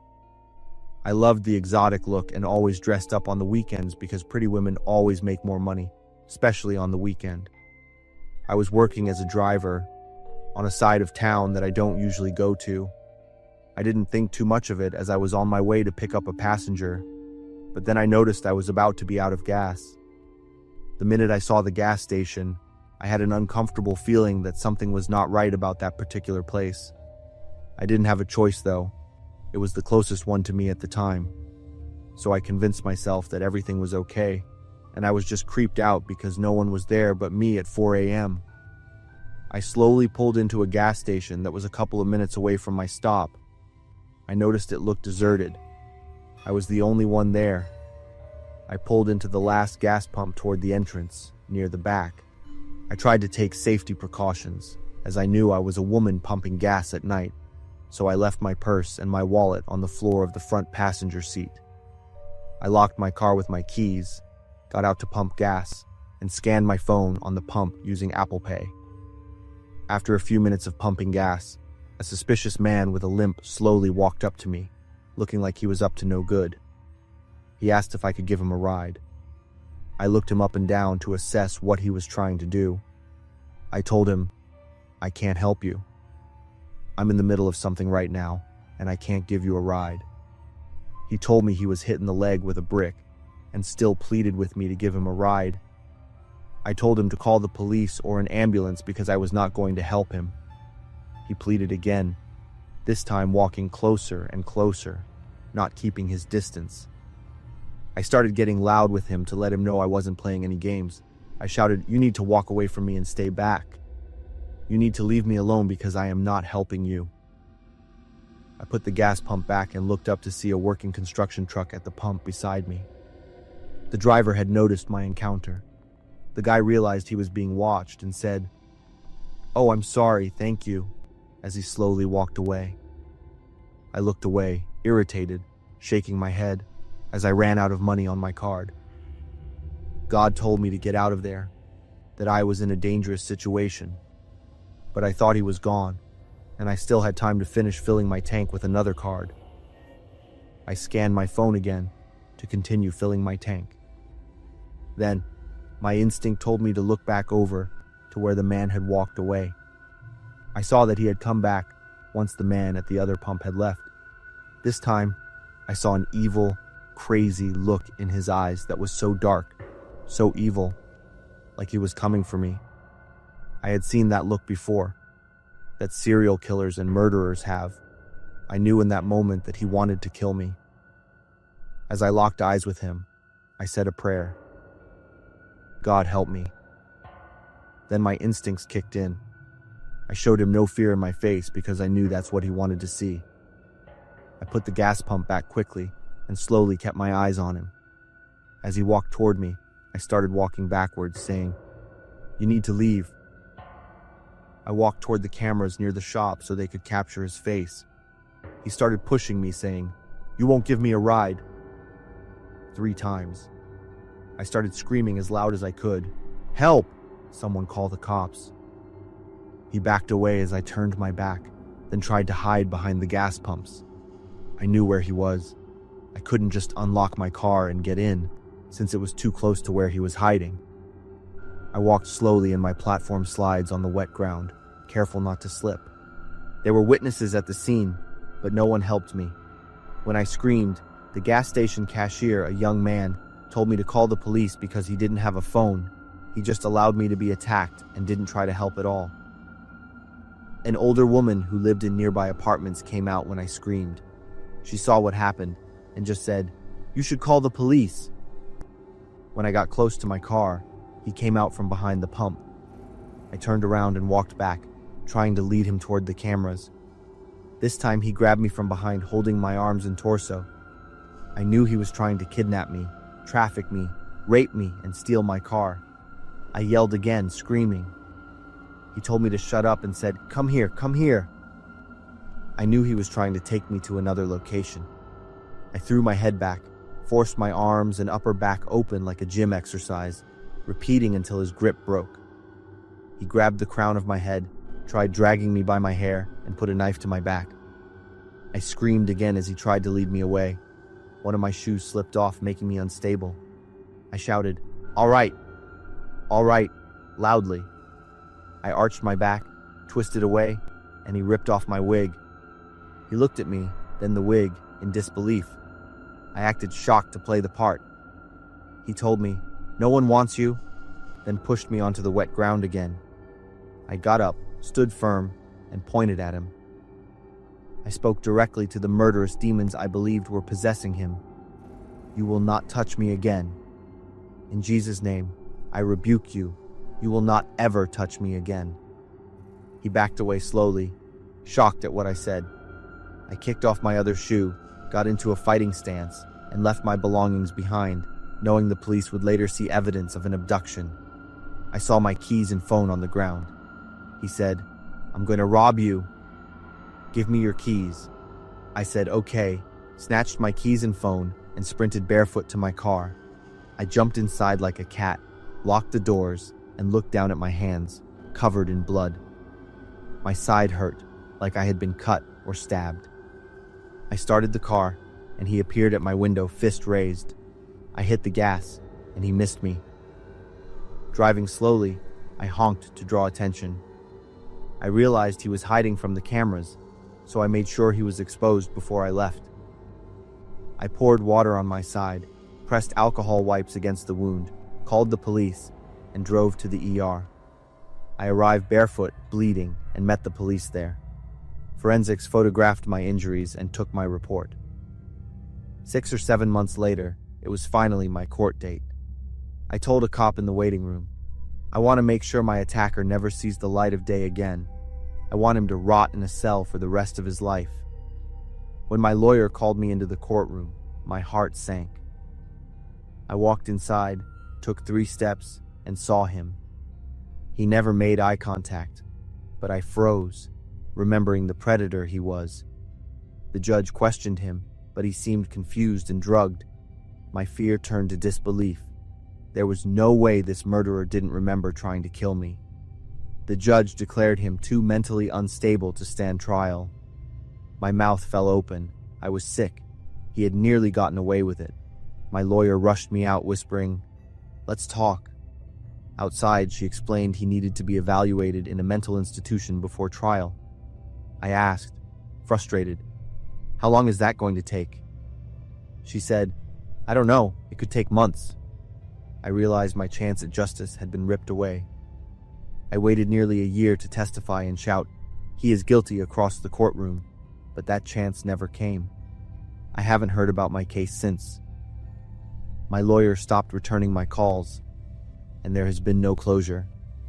I knew without a doubt that God saved me, not any of the witnesses. I learned through this experience that when you call on God, He will help and save you. My name is Chasey. The story starts late last fall. It was a chilly weekend afternoon. I was raking fallen leaves in the backyard when I heard a knock at the door. A woman was standing on my front porch. She looked about 60 years old, holding a small paper box tied with a bright red ribbon. "I'm Anna. I just moved into number 47, she said, pointing to the greenhouse next door. "This is some tiramisu I made myself. I know young people don't really like these old-fashioned desserts anymore." I thanked her and offered her some tea, but she politely declined. She said she had a lot of things to unpack in the new house. We chatted for a few minutes about the neighborhood, about the other neighbors, and about the perpetually damp Oregon weather. Then she said goodbye and left. After a simple dinner that night, I opened the cake box out of curiosity. The tiramisu was small and pretty. The cocoa powder dusting on top was dark brown, smooth, with a faint coffee aroma. I have a fierce love for tiramisu. I could eat it every day and never get tired of it. I took the first bite, and the flavor melted on my tongue. That taste was unlike any tiramisu I had ever eaten. It was intensely sweet, slightly bitter from the coffee, but there was also another strange, indescribable taste. The next morning, I tried to buy the dessert everywhere in and out of the neighborhood. I even drove for an hour to try famous bakeries I found online. I tasted dozens of different types of tiramisu, from those made with traditional recipes to modern variations. None had the flavor of Anna's cake. Finally, I decided I had to go over and ask Anna. She opened the door with a bright smile. She invited me in as she was brewing tea. The house was decorated in a classic style, full of old items that were carefully maintained. I sat on the sofa, feeling a strange stillness that enveloped the house. There was only the steady tick-tock of a clock. On the table next to the fireplace was a family photo frame. In the picture, a younger Anna stood next to a tall man and a brown-haired boy. The boy had a smile that made my heart suddenly pound. I felt like I had seen that face somewhere before. When Anna brought out the tea, I asked about the tiramisu recipe. Anna smiled, proudly stating, "It's homemade, my own special formula. If you like it, I can make you more. It's no trouble at all." I was both excited and constantly thanking her. We drank tea and talked. I asked about her family, and she said she was here alone. Finally, I couldn't hold back anymore and asked about the boy in the family photo. "That's Evan, my only son. He's working in Europe and hasn't been home in a long time. Work there is very busy, and he rarely has time to call. My husband passed away quite a while ago." Hearing the name Evan, that name had haunted me for years after I graduated from college. Rewind to my time at the University of Washington. We dated for about 6 months. In the beginning, Evan was sweet and thoughtful. He knew I was addicted to tiramisu and often bought it for me every weekend. But gradually, his love became an obsession. He called constantly, tracked me, and controlled my every activity. When I tried to create distance, he became desperate, saying he would never let me leave him. I finally had to cut him off completely, change my phone number, and even move to a different city after graduation. From the moment I heard the name, my demeanor became quite stiff. I quickly drank my tea and made an excuse to leave. Anna walked me to the door with a warm smile. I thought about it a lot. There are many people named Evan. It could just be a coincidence. But the boy's face in the photo slightly resembled my ex-boyfriend, Evan. The next day, a knock came at the door. This time, Anna brought a larger tiramisu, placed in a fancy cake box. She said she had experimented with a new recipe and wanted me to taste it. I accepted the box with mixed feelings and invited her in. She agreed. She asked about my job, my family, and my future plans. I shared everything naturally and comfortably. Anna also gave me advice and encouragement. When Anna left, I couldn't wait any longer. I ate the entire cake in one evening. The flavor was certainly different from the previous one. It was so delicious. In the following days, Anna and I continued to develop a normal relationship. The frequency with which she gave me cake also increased. I gradually felt like I was addicted to Anna's warmth and the taste of her cake. I was still troubled about her son, but it was really hard to bring it up. Finally, I suddenly remembered how to call Josh, a close college friend who now lives in Seattle. Josh was surprised to hear me ask about Evan. He said Evan had died 3 years ago from cancer. Josh said he'd only heard it through another friend, but was very sure of the information. I hung up the phone in shock. Evan died 3 years ago. Although he had haunted me, I was truly shocked by this news. Anna said her son was working in Europe. Maybe the Evan we were talking about was the same person, but maybe not. I decided I would find an opportunity to clarify things with Anna. In the following weeks, Anna still regularly brought tiramisu over. Then one evening, as I was sitting in the kitchen eating the latest tiramisu, I heard a voice from the other side of the wall separating our two houses. I listened curiously. Anna's voice sounded very tender. "Mom did exactly what you whispered as your sacred last wish. Your ashes have been mixed into the baking ingredients. You were right. She would never refuse this dessert. She will be with you forever." I was stunned. What was she saying? Had I been eating Evan for the past 2 months? Evan was living inside me, becoming a part of my flesh and blood. That was exactly what he had wanted most before closing his eyes. Evan knew that I could never refuse my favorite dessert. Now we would never have to be apart again. Evan had succeeded in being with me forever. The fork in my hand dropped to the floor. I fell onto the ground, covering my head with my hands, my mouth open but no sound coming out. A scream was stuck in my throat. I hugged my stomach. my mind echoing only one question. How much have I eaten? How much of him is inside me? I rushed to the bathroom, my stomach turning upside down. I vomited something thick and brown, with that familiar sweet and bitter taste. Tiramisu. At this moment, I just wanted to rip my guts out of my body. Right then, I heard a familiar whisper echoing in my head, as if Evan was talking from inside my body. I told you, you can't leave me. I couldn't stand it anymore. I jumped up and rushed to Anna's house immediately. My whole body was shaking with the questions in my mind. What did you do? Are you crazy? Why did you treat me like this? I intended to scream them in Anna's face, but then I froze. Through the slightly open window, I saw Anna, tightly hugging Evan's photo and sobbing uncontrollably. I thought I would bang on the door and scream, curse, and demand answers. But when I saw her face and Evan's picture, I couldn't confront her. My steps retreated slowly. I stood motionless for a very long time, staring at Anna without looking away. She wasn't just crazy. She was a mother who lost her son and lost her mind. Then I looked down at Evan's photo. A jumble of emotions flooded me, but above all was fear and disgust for what he and his mother had done to me. I let out a loud cry. Anna looked up at me with a startled look. We stared at each other for a few seconds before I ran away from that haunted place. I packed up everything in a panic, not knowing what I took with me, and immediately left the house like I was being chased by a ghost. The next day, I went to the hospital for a checkup. I asked the doctor to perform a gastric lavage, to use every method to make sure my digestive tract was as clean as possible.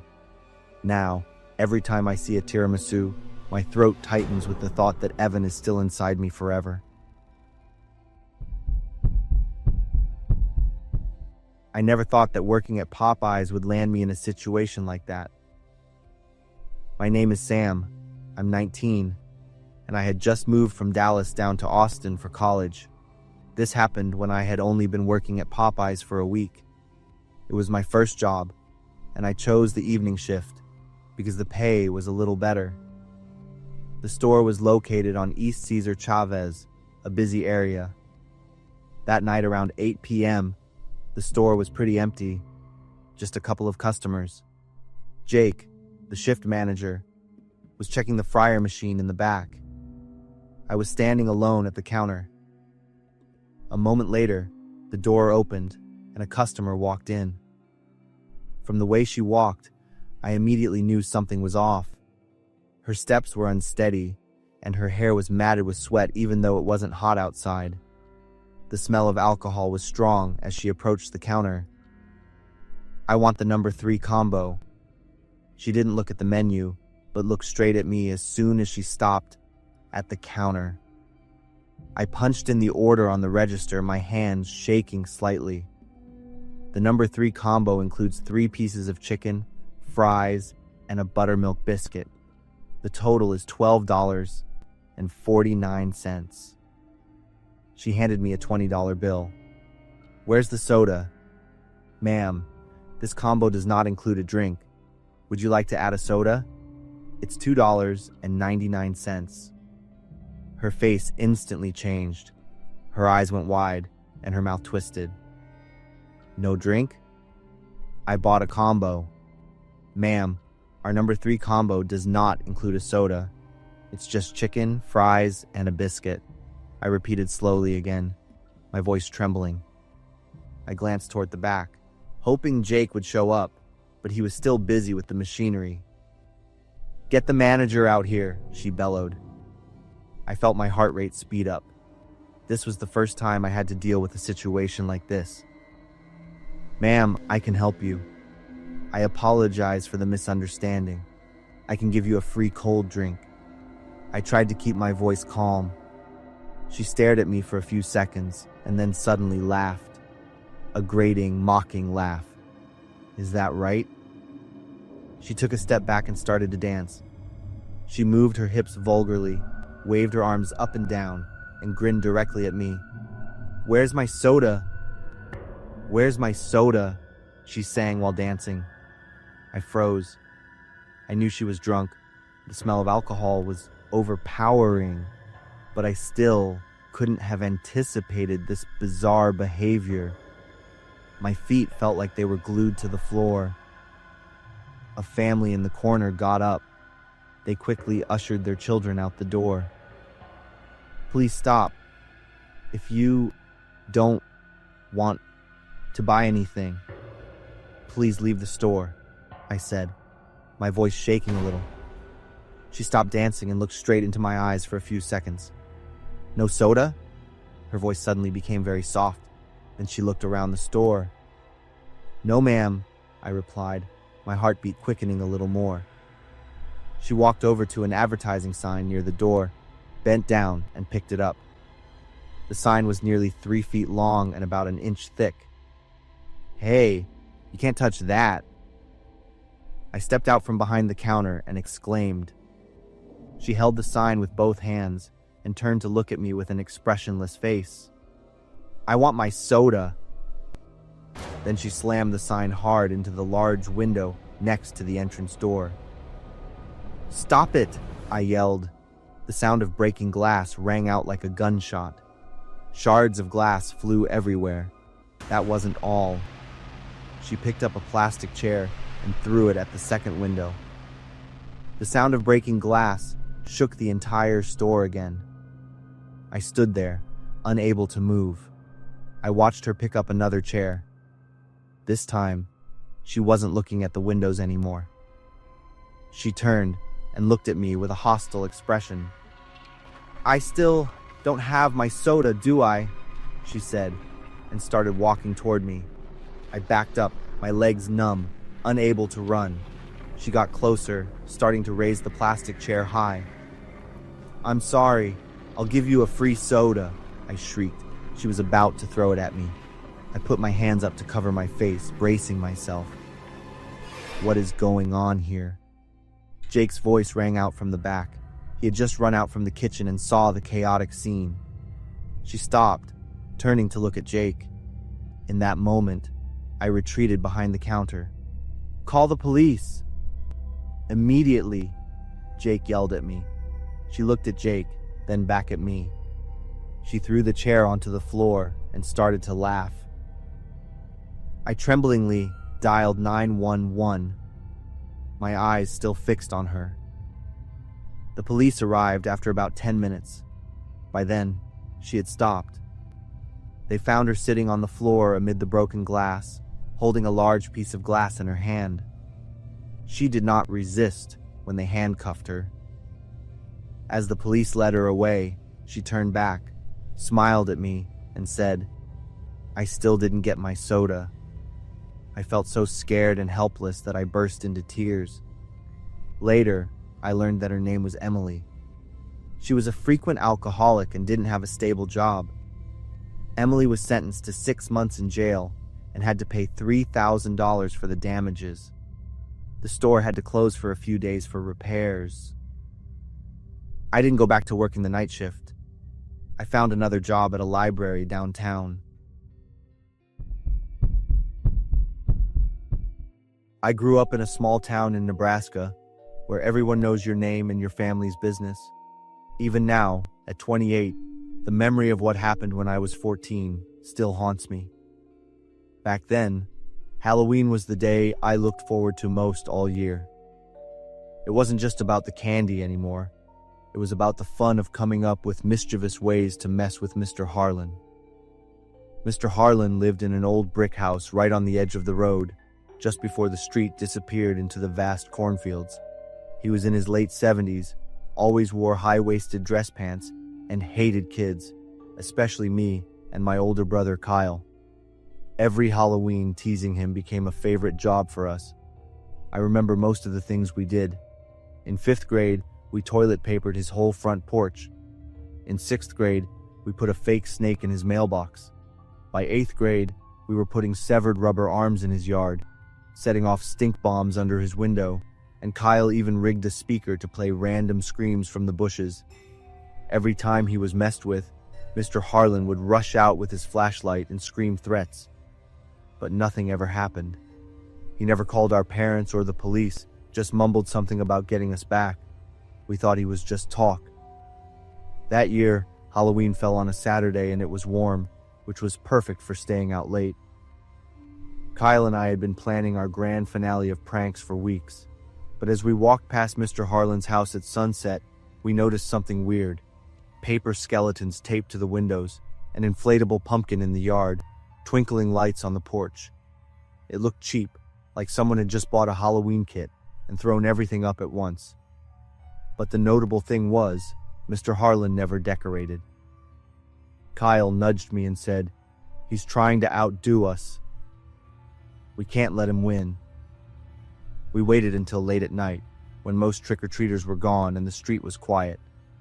Kyle brought a bag full of tools, nothing dangerous, just our usual stuff: smoke bombs, a motion-activated sound box, and a plastic doll painted with fake blood. We sneaked through Mr. Harlan's backyard, keeping low behind the row of bushes along his fence. Everything was dark, except for the faint orange glow from the porch. There was no noise, not even the static radio he usually kept on. I whispered, "This feels wrong." Kyle just grinned, tossed me the sound box and said, "That's the point, let's mess it up." We split up like always. Kyle went around to the shed near the back fence, while I stayed closer to the house. I was trying to find a good place to hide the sound box when I noticed something strange. The pumpkin on the porch was slowly deflating, like someone had stabbed it. But no one was around. I figured it had a tear. I crouched low behind a bush, waiting for Kyle's flashlight to flash. That's when I heard the shed door open, followed by a loud clank, like something heavy had slammed shut. Then everything went silent again. I waited for a few minutes. I whispered Kyle's name, but there was no answer. I stood up and crept toward the shed. The padlock on the door was secured shut. I tapped lightly on the door and called Kyle's name. No reply. I knocked harder. Still silence. Then I noticed a small camera mounted high in the corner of the shed, flashing red. Right below it, a piece of cardboard read, "Tricked." It hit me then that this was the prank on us. Harlan had turned the tables. I backed away, looking around the yard, expecting him to leap out of the shadows. But no one was there, just a tense silence. I pulled on the shed lock. It wouldn't budge. I tried to smash it with a rock, but it only made a useless clanking sound. From inside, I thought I heard a faint noise, like Kyle was muffled or trying to move. Panic started to spread through my body. I ran back out to the street. I stood frozen under the streetlight. I had two choices: go get help, which meant waking up my parents or the cops and having to admit we had been harassing Harlan, or go back and save Kyle before dawn. I stood there looking at the dark house, the creepy feeling sinking in as I realized we were in too deep, way past what we had ever imagined. I decided I couldn't leave Kyle. I ran back, heart pounding. I used the screwdriver to pry the hinge bolts from the outside. It took forever, but I finally got it open. Kyle was sitting on the floor, pale, with his knees pulled up to his chest. Inside the shed, dozens of photos were taped all over the walls. Astonishingly, they were all pictures of my brother and me over the years. Us in our costumes, walking past his house, even some taken secretly through our bedroom windows. Harlan hadn't hurt Kyle. He had just locked him in, surrounded by the photos. That was Harlan's message. I've been watching, letting everything build up, and this is your punishment. We didn't say anything. We just ran. Since that night, we never set foot near Harlan's house again. He didn't call the police, nor did he ever mention it again. I never forgot that evening. We ran home like crazy, Kyle gasping for breath, and me shaking and speechless. That night, we lay still in our room, unable to sleep, and for the first time, I saw my brother cry. Kyle whispered, "We went too far, didn't we?" I nodded, the guilt feeling like a rock in my chest.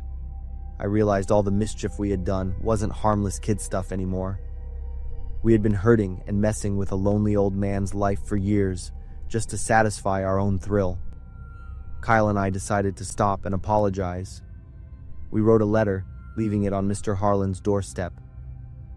We're sorry for everything. We won't do it again. Mr. Harlan didn't reply, but from then on, every Halloween he decorated his house as usual, and we just quietly walked past. Now, at 28, every time I recall it, I still feel scared. The fear isn't from Mr. Harlan, but because of my own carelessness and impulsiveness back then. I understood that seemingly harmless pranks can leave real wounds on others, and Mr. Harlan's silent retaliation was the deepest lesson I ever got. Consequences always come sooner or later, and empathy is always harder than impulse. Now I tell this story so we can understand that some pranks aren't jokes, and sometimes, just by putting ourselves in someone else's shoes, we can save them and ourselves a lot of pain. My name is Tessa. It all started this past March. My washing machine completely died after 7 years of faithful service. I sat there looking at the dirty clothes piled up in the hamper and calculated all the expenses I needed to cover. I sighed and walked back to the living room. I called my best friend to complain, and she suggested I look for a used washing machine on Craigslist to save money. She had bought a fridge that way a few years ago, and it was still running fine. That evening, after reconsidering my budget, I decided to take my friend's advice. I downloaded the Craigslist app and scrolled through dozens of posts. Most were for old, rusty machines, or the price was way out of my budget. I kept searching patiently and found one that looked pretty new. The photos were clear. The asking price was quite reasonable. The description said they needed to sell it fast because they were moving quickly. I immediately messaged the poster, whose account was named Dave. He replied in a few minutes. According to the information he sent, the washer was almost 2 years old and still had a warranty until August. We messaged back and forth on Craigslist for a while, and he was quite patient in answering my questions. Dave even enthusiastically sent a few more photos of the washing machine. Regarding delivery, Dave said he was in Seattle visiting his mom, but could have his friend drop the machine off to me if I wired the money first. For that price and Dave's enthusiasm, I decisively transferred the money right away. The machine was delivered the next afternoon by 2 men. There was no setup required, so they placed it where I asked and left. I didn't have time to ask many questions. When I plugged it in and turned it on, the control panel lit up. I put clothes in and hit the start button, but the machine stayed still. I tried again, and the situation was the same. I checked the power source, looked at the user manual, and still no luck. I started to feel uneasy. I opened the app to message Dave, but his account now showed as non-existent. A message to the phone number I had used earlier reported it as unavailable. I sank down to the floor, thinking about the money I had lost, and immediately wanted to cry. The next day, I went to the police station to file a report. The officer said they would create a file, but fraud cases like this take a long time to investigate. They might not even get a result. I left in a daze, clutching the crime report receipt. In the car, I reopened the Craigslist app, searching similar keywords. All the posts with the same photo style and similar writing tone, I left comments warning that this was a scam account. Very quickly, the posts with my comments disappeared. I kept reporting dozens of listings like this. I had to make these scammers pay. That evening, my Craigslist account started receiving abusive messages. I knew immediately it was one of the scam accounts I had reported. I instantly blocked it. The next message didn't come on Craigslist, but on my phone. You don't know who you're messing with. Stop before you regret it. I blocked that number too, then actively continued searching for posts and reporting them, ignoring dinner. Did he really think he could scare me? Then came the third message, with details about where I worked, the car I drove, and the coffee shop I usually stopped at in the morning. This time my hands were shaking slightly. He was right about everything. I called the police again. They advised me to stop leaving comments. The threatening messages weren't enough for them to intervene strongly. I thought I would stop. But when I looked at the useless washing machine in the corner and the money that had disappeared, anger flared up again. I wrote a long post detailing how I was scammed, attaching screenshots of the conversations and photos of the broken machine. The next day, my phone rang non-stop. A lot of people called asking about a free washing machine, which confused me. Searching online, I was surprised to see a post promising a free washing machine and listing my phone number. Before the calls even stopped, a few people came knocking on my apartment door. I had to tape a note to the door saying there was no free washing machine and that it was a malicious prank. I called the police again and turned off my phone for the whole day. That evening, I was about to go to sleep when the doorbell rang. I looked through the peephole and saw a tall, big man. "Who is it?" I asked, not unlocking the door. "Hi. Did you post the ad?" My heart pounded. "I didn't post anything. You have the wrong place. The internet says you want to have a good time tonight." The address was clear. I was shocked and immediately yelled for him to leave. He stood still for a few seconds, muttered a curse, and turned around. I trembled, checked the lock again, and went into the bedroom. My phone vibrated with a text from an unknown number asking if I liked the gift. "This is just the beginning. Stop your stupid actions, or more men will be knocking on your door." The final message was like a match lighting my horror. It clearly listed all my personal information and accurately described the clothes I was wearing. My heart was pounding very hard now, and my hands and feet were ice cold. Did I really provoke a maniac? What else did he know about me? I fearfully locked the bedroom door, closed all the curtains, and hid under the blanket. After calming down a little, I typed a reply saying he won. I would stop. I begged him not to do anything else, and that I just wanted to live normally. I deleted all my posts, left the buy-sell groups, and changed my phone number. For 2 weeks, I lived in fear and high alertness. I constantly felt someone was watching me, checked the door many times every night, looked over my shoulder every time I walked, and parked in a different spot every day. Fortunately, nothing else happened. I got rid of the old washing machine and bought a new one from an appliance store on a payment plan. I reported the entire incident to the police and am still waiting for the results of the investigation. Honestly, I don't expect to get the money back anymore. I just want my life to return to peace. Sometimes I still think about the person who scammed me, the person who turned me into a prey in my own home. He's still out there, doing the same thing to others, but I can't do anything. All I know is to lock my door tightly every night and never buy anything online again.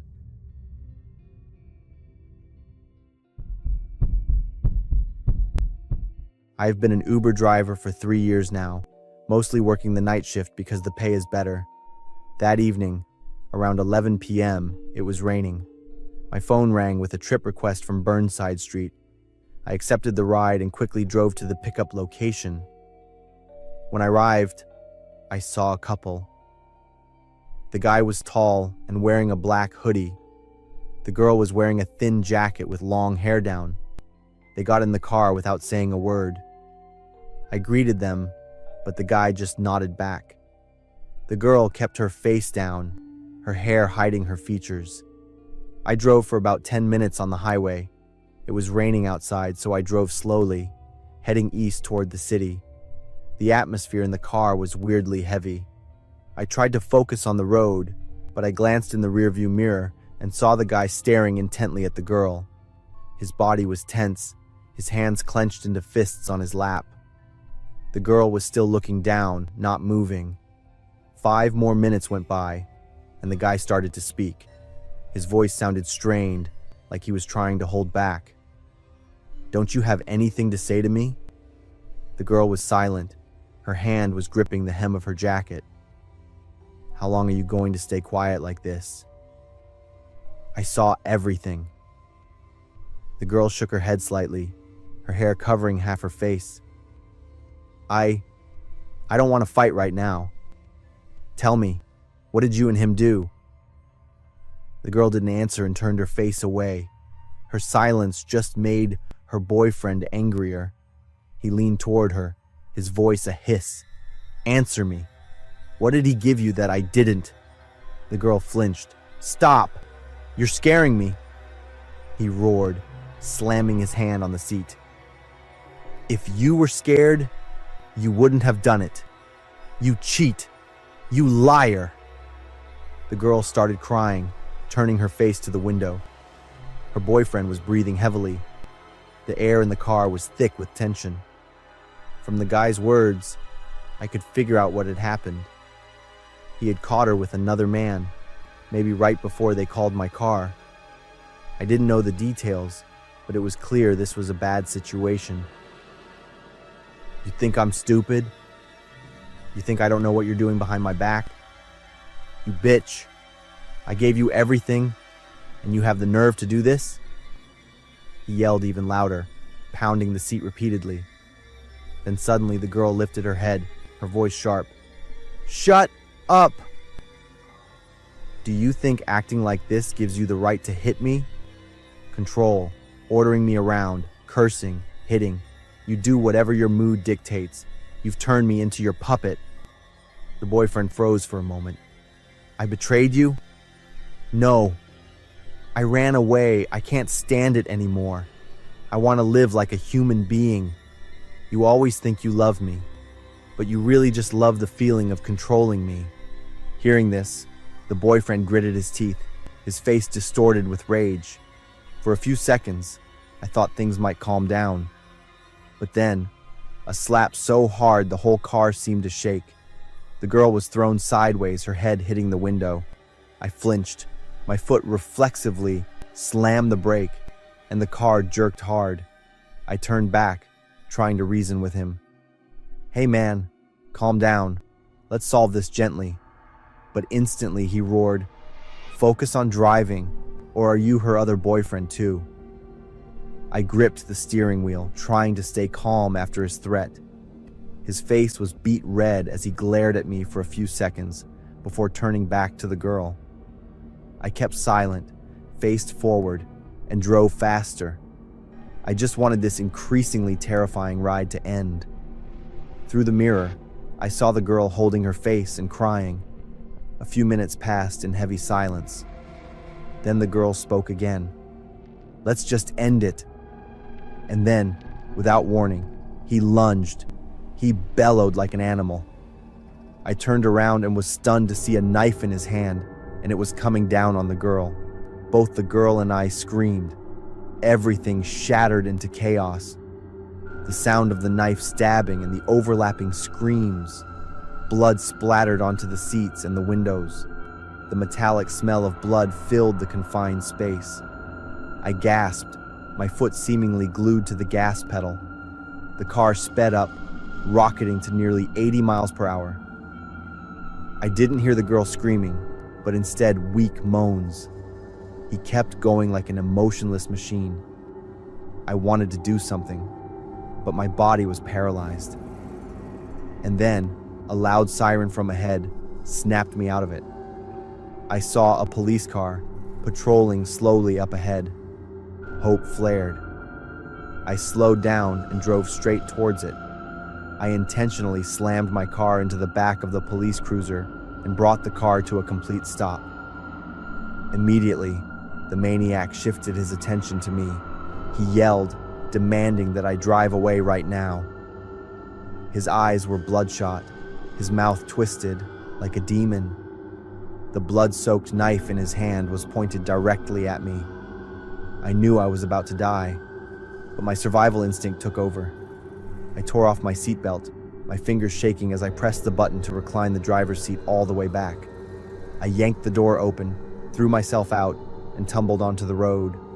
I screamed for help, my voice hoarse, blood smeared all over me. 2 officers from the patrol car rushed over. One pulled out his gun, and the other lunged to open the back door. The guy was still struggling, the knife still in his hand. The police officers subdued him and put him in handcuffs. I sank down onto the curb, shaking uncontrollably. The ambulance arrived about 10 minutes later. They took the girl out. She was still breathing, but weakly.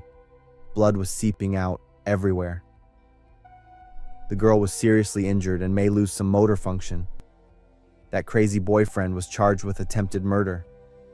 I was diagnosed with severe PTSD by a doctor and had to undergo therapy. The girl survived. I, however, suffered from insomnia for months. I used to think that just working hard was enough to be safe, but in this city, no one knows what awaits them after every ride. I don't drive Uber anymore. But every time I see the light reflected on a wet road, I hear the screams in the rearview mirror. If you are driving at night, pay attention to the look in the eyes of the person sitting behind you. I'm Laura, an elementary school teacher. I teach kids from about 7 to 11 years old.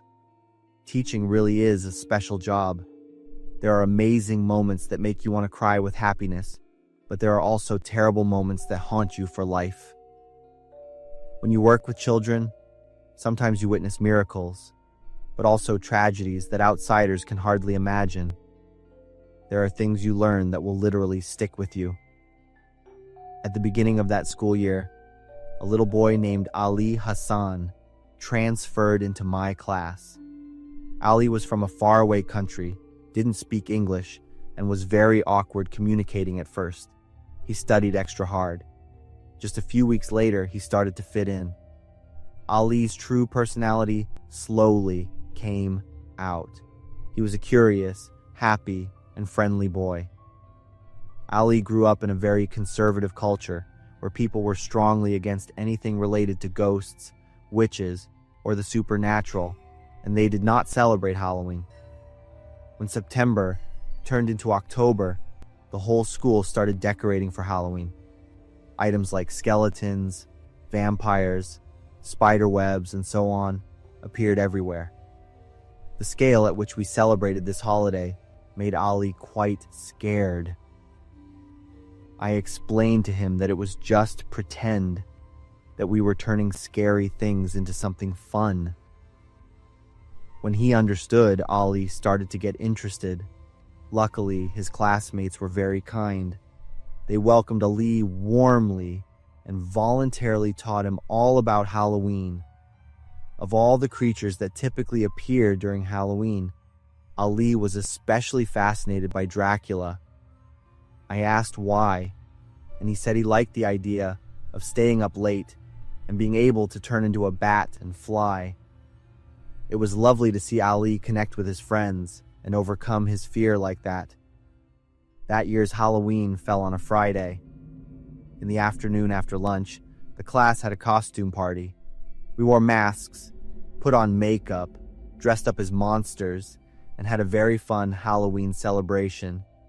Ali wore the plastic fangs I bought him and draped a black trash bag for a cape. All afternoon, he snuck up on his friends, jumped out and hissed like a vampire. The whole class laughed out loud, and once again Ali was a real joy to watch. When school ended, he insisted on walking home in his costume. At the time, I simply thought he loved the holiday too much, completely unaware that it would lead to a tragedy. By Monday morning, I was excited to see if Ali was still playing vampire, but he didn't come to class. The principal called the family. They said Ali was sick. The next morning, Ali still hadn't returned, so the principal called again to check in. Their English wasn't very good, but they tried to convey that Ali was still resting in bed and would be back soon. After Ali missed the entire week and the first 2 days of the following week, we started to worry. The principal called a third time and asked if they had taken Ali to the doctor. They said no, but the reason for this was vague. Social services got involved and things started to get serious. 2 weeks after Ali first missed school, a social worker visited the house. Ali's parents again said their son was sick. The social worker asked if she could come in and see Ali, but they refused. The social worker warned that she would come back with the police and they would be arrested if they interfered. But Ali's parents didn't react much. I'm not sure if they didn't understand or didn't believe what the social worker said. It took 3 weeks from Ali's absence for a team of professionals to finally gain access to the house. And the scene they saw inside was terrifying. Ali was lying in bed, just skin and bones. There were signs that the family had tried to care for him, but Ali was critically ill. The boy was taken to the hospital immediately. Doctors quickly discovered the reason. Ali had not been fed for almost 3 weeks, only given a little water, just enough to sustain life. This was a case of starvation. While Ali received medical care, the police arrested his parents. The officers described Ali's parents as kind, hard-working, and sincere people. They were very distressed to see their son so ill. However, when asked why they had let their child become so emaciated, they seemed confused, not understanding what the problem was. In their view, they had done exactly what a local holy man advised: to feed Ali as little as possible to starve the evil spirit that had possessed the boy's body. They fully believed their son was possessed because of Ali's fascination and special interest in vampires. By the 3rd week, when Ali started to become tragically thin, they even arranged for the holy man to perform an exorcism. But according to them, it didn't work, so the starvation regimen continued. They didn't take their son to the doctor. They didn't listen to the school. They only believed the person they considered holy. Hearing this whole story was the most horrifying and shocking experience of my career, and it still haunts me today. I ask myself, did I contribute to this tragedy? I introduced Ali to Halloween, encouraged him to explore scary things, thinking I was helping him fit in. But in the eyes of his parents, that was proof that their son was possessed by a demon. I didn't foresee the cultural difference, that what I thought would enrich a life could become a deep hole that swallowed an innocent child like that. Ali's parents eventually went to jail. Ali was moved to live with a foster family elsewhere. I never got to see little Ali again. Ali's parents loved their child, but they didn't believe in the natural curiosity of a child or the explanation from the school. Instead, they easily trusted the words of a stranger simply because that person claimed to be holy. They looked at their son with cultural fear. They didn't see a boy happily exploring a new world, but only the sign of a demon. Sometimes, love combined with ignorance can lead to devastating consequences.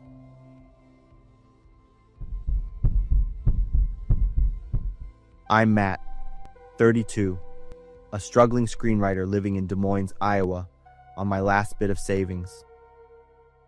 That night, I drove out because all I saw at home were blank walls and a white computer screen. People say inspiration comes when you move around, when you change your environment. So I decided to try it. It was almost 2 a.m. when I pulled into a rest area on the highway near the city of Cedar Falls. The parking lot was nearly empty, with only 2 big trucks parked far off. I parked near the main entrance, turned off the engine, and just sat there for a while. My mind was as blank as when I started, with 0 ideas. I walked into the rest stop to get a cup of coffee. While waiting for the machine to brew, I went into the restroom. I splashed water on my face and looked up at myself in the mirror. A face with dark circles under the eyes and a messy beard. I dried my face, took a deep breath, and opened the door to walk out. 4 people were standing right outside the door, blocking the exit, which made me jump. They were all very young men. I could smell beer on their breath. A punch landed directly in my stomach before I could react. I staggered, lost my balance, and fell backward onto the cold concrete floor. The kicks started raining down. They kicked my ribs, my back, my legs. I curled up into a fetal position, using my arms to cover my head for protection. Sharp pain spread through my body in waves. I could hear them laughing like they were playing some fun game. Someone's hand violently yanked the wallet from my back pocket. Another one snatched the phone from my jacket pocket. I didn't resist. I just lay there and waited for it all to end. "You got anything else?" A very young but aggressive voice demanded. I shook my head, and a final kick to my back made me groan in pain. Finally, they stopped. I lay still, breathing in short, gasping breaths. When I opened my eyes, I saw them going through the wallet and bursting into laughter as they pulled out a few bills. I figured that was enough to satisfy them. I got up with all the strength I had left. One kid was standing right in front of me. I shoved him aside and ran full speed towards the parking lot. Behind me, loud shouting erupted. They were chasing me. I didn't look back, just ran straight for my car. I scrambled into the car and hit the central lock button immediately. The keys were still in my pocket. I fumbled for them with shaky hands. Just as I got the car started, a loud bang on the window made me jump. The 4 kids were now surrounding the car from all sides. They were banging repeatedly on the windows, the hood, and the trunk. One of them slammed a rock into the front windshield. I stared at the kid standing right in front of the hood. His face was red with excitement, his mouth yelling loudly. I realized he was just a kid, maybe around 15 or 16. His face was still full of acne, and he was wearing a shirt that looked like a high school uniform. My hands tightened on the steering wheel. Negotiating with them probably wasn't an option. The other way was to start the car right now. I could back up or drive straight ahead. If I floored the gas pedal, they'd have to jump out of the way. Or maybe they wouldn't be fast enough. I looked again at the face of the kid who was continuing to smash my car. Then, a sudden beam of headlights flashed over. A big pickup truck turned into the parking lot. A tall man stepped out and looked our way with surprise. Immediately, I started the car, shifted into reverse, and slammed the gas pedal. The 2 kids standing behind quickly jumped to the sides. I sped away, driving straight out the exit and onto the highway. The rest stop's lights slowly disappeared behind me. I drove in silence for the next 20 minutes, my hands still shaking. It wasn't until I saw the sign for the next town that I pulled over to the side of the road, retrieved my backup cell phone from the glove compartment, and called 911. My voice was hoarse as I recounted the whole incident. They asked if I was injured and needed an ambulance. I said no. I just wanted to report the event. They confirmed they recorded the information and would send a patrol car to check it out immediately. 2 days later, I got a call from the police officer in charge of the investigation. They said they had reviewed the security camera footage at the rest stop, both from the parking area and nearby traffic cameras. Thanks to that, they were able to identify 2 of my attackers. They were 2 brothers who lived just a few blocks from the scene, in a neighborhood known for several disturbance incidents. One was 17 and the other was only 15, the same one who stood in front of my car's hood. Based on the evidence and identification, the police detained both for investigation. The other 2 attackers were still being sought. The officer asked me if I wanted to pursue the case and be ready to testify in court if necessary. I agreed. It wasn't because I wanted revenge. It was because if no one stopped these kids now, many others would be in danger. I couldn't stop thinking about the face of the boy standing in front of the hood with that look of pure excitement. A kid who was only 15, but already knew how to make someone so scared they thought death would be the easier choice. What haunts me is not just the violence, but the feeling that they didn't know what they were doing. If there's anyone young reading this or living as if consequences are only for other people, please stop for a moment. Choices, even those made in a moment of reckless abandon, can become an indelible memory for someone else, or a life sentence from which there's no turning back. At that moment, I could have chosen to drive the car forward to defend myself, but I didn't. I could die, but I'd rather die than hit a 15-year-old kid with my car. Months have passed since the incident, but I've never gone back to that rest stop, and maybe I never will. In every high school, there are the kids who fit in and the kids who are left out. I was just an average student, not popular, not invisible. Noah, the student this story is about, was definitely in the second group, and worse off than anyone I'd ever seen. Noah was a frequent target of bullying by everyone in school. He was known as a loner, quiet and without friends.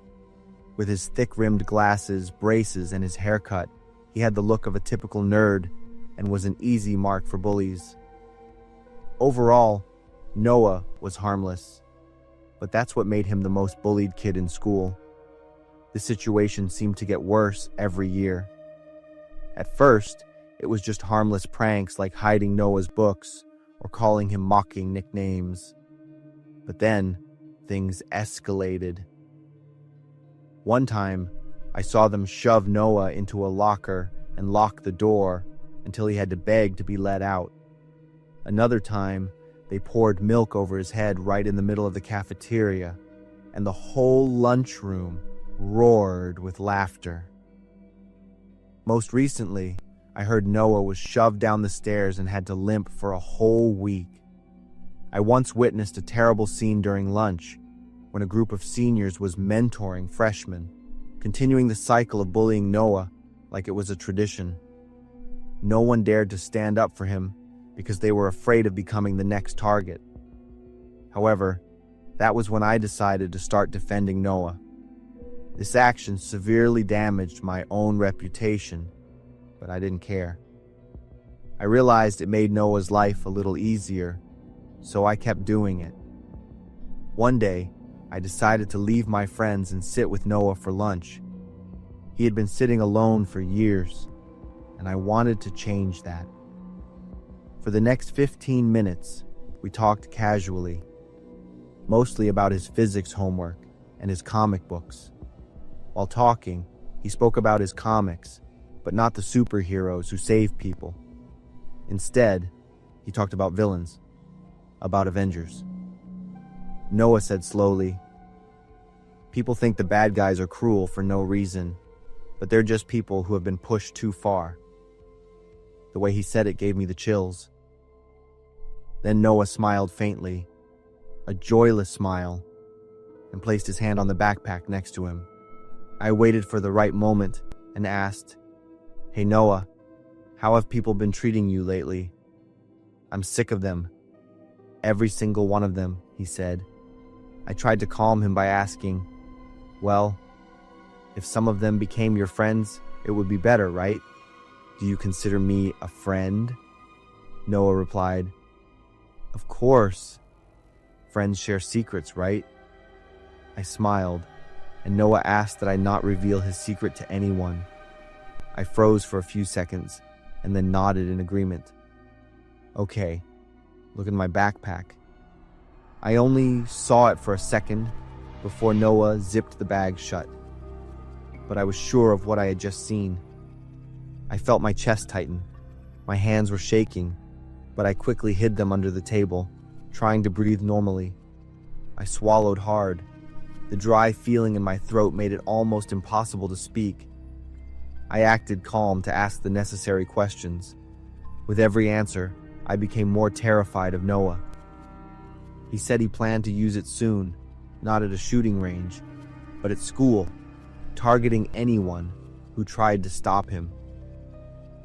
Noah said all of this while remaining completely calm, as if he had been considering this for a long time. I suspected this might not be the first time Noah had brought a gun to school. When lunchtime ended, I told Noah I would see him later. I tried to walk away as calmly as possible. Our next classes were in opposite directions, so fortunately, I didn't have to walk with Noah. I maintained a normal appearance until I rounded the corner and sprinted to the office. I immediately told the story about Noah. I had no other choice, and this was truly dangerous. Less than a minute later, the lockdown alarm was activated.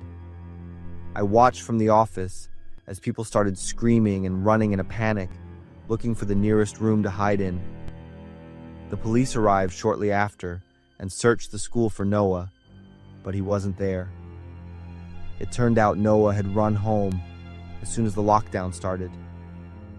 I guess he knew I was the one who reported him. Afterward, Noah was arrested at his house. When everything settled down, I sat alone in the office, stunned by what had just happened. I had saved everyone. I knew that. But deep down, I couldn't stop thinking about Noah. I felt guilty for him and angry at all the bullies who had pushed Noah to the edge. But I was also terrified of what might have happened if I hadn't spoken up.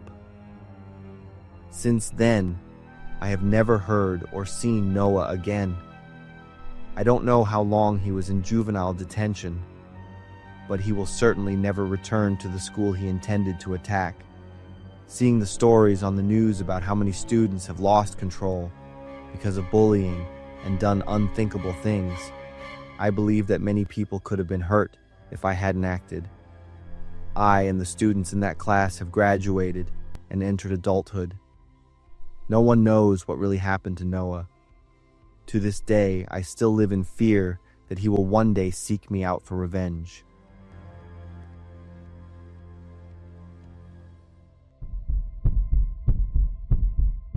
It was a late weekend evening in October, and I decided to stop by Popeyes to grab dinner for a perfect horror movie night. I live in an old apartment building on the outskirts of the city. It's the kind of 3-story building with long outdoor hallways that always give you a creepy, uneasy feeling after dark. I usually call a friend when I walk into the building just to feel less scared. That night was no different. I was chatting on the phone with my best friend. Just as I was stepping onto the stairs, a man suddenly came rushing down from the upper floor. He was running so fast, I only got a quick glimpse of his tall figure. I cried out and turned to the side to avoid him, but the man still slammed hard into my left shoulder, which made me stagger and almost drop my bag of food. The man turned his head and looked at me for a few seconds. I couldn't clearly see his face because his hoodie was pulled down low. Then, without a single word of apology, he continued to run off. I complained to my friend about how rude the guy was. My friend asked what happened, and I briefly explained as I continued to head upstairs. I felt like someone was watching me. I turned back, looking through the window, down to the parking lot across the street. There was a shadowy figure, but the streetlights were too dim for me to see clearly. It was probably just someone going home. My relaxing evening went exactly as planned with the fried chicken and the scary movie. I drank a few more beers and fell asleep on the couch in the living room without realizing it. A knock on the door startled me awake. I clumsily sat up, looked at the wall clock and saw it was 9 a.m. I walked to the door and looked through the peephole and was surprised to see a police officer. I opened the door, looking groggy, and asked the officer what was going on. The man politely introduced himself as an officer from the local police station. Then he explained that there had been a murder in the apartment below mine last night. and they were interviewing all residents in the area to gather clues. My mouth dropped open. I was completely shocked, stammering and repeating the word murder. The officer asked if I had noticed anything unusual like a stranger, strange noises, or anything else. Meanwhile, he opened his notebook and held his pen ready to write. I tried to recall the night before, still in a state of shock. Truthfully, nothing seemed out of the ordinary last night. That's what I answered. The officer nodded, asked a few other questions about when I got home and what I did last night, and then left. I went back inside, utterly unable to believe there was a murder right downstairs, and I hadn't known. I needed to wash my face and take a shower to wake up properly. Just as I took off my shirt and tossed it into the laundry basket, I suddenly saw something that made me freeze in place. On the left shoulder of the shirt, there was a reddish-brown stain the size of my thumb. I picked it up to look closely and was quite sure it was dried blood. Memories from last night rushed back as clearly as a rerun of a movie. This bloodstain was exactly where the man had slammed into me last night. The following deduction made my body tremble in waves. That man was the killer, his body still covered in the victim's blood. He was fleeing the scene and collided with me. Trembling, I ran to the living room and immediately called 911. I stammered a report about a murder at my apartment complex. I gave them my apartment address. The voice on the other end suddenly grew more serious. They had not received any reports of a murder at that address, and then asked me who told me about the murder. The blood in my body seemed to turn to ice, and a cold sensation washed over me from head to toe. I replied that a person claiming to be a police officer had come this morning and said they were investigating the incident.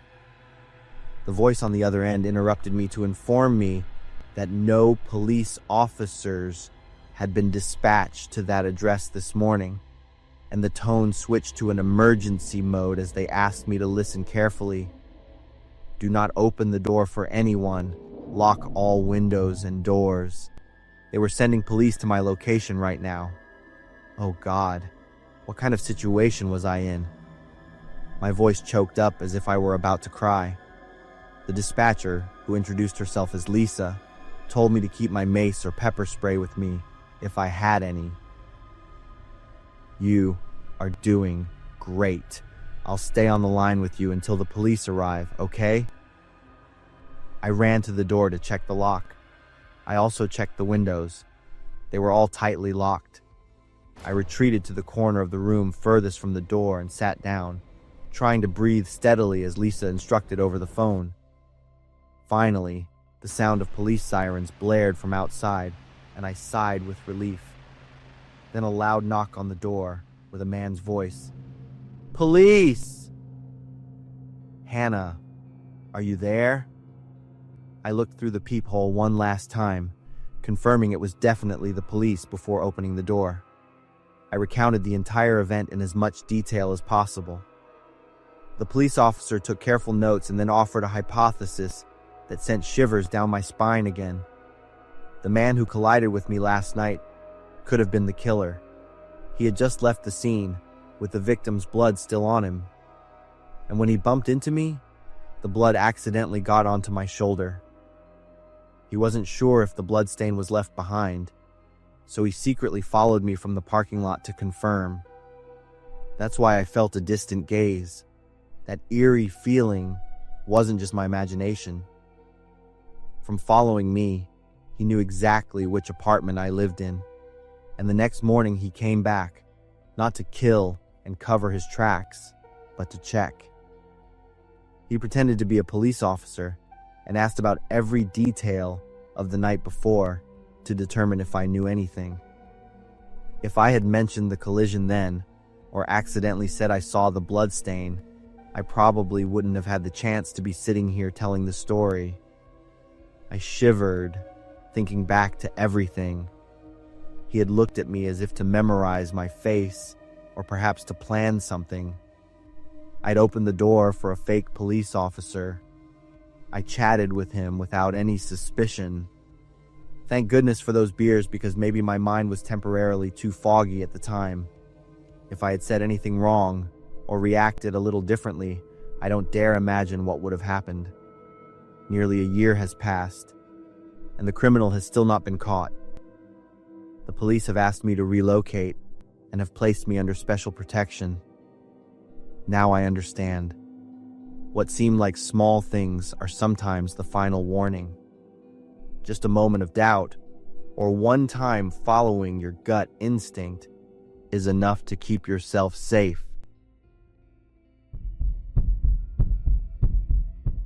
When I was 9, I made up a game to play with my 2 best friends. The rule was simple.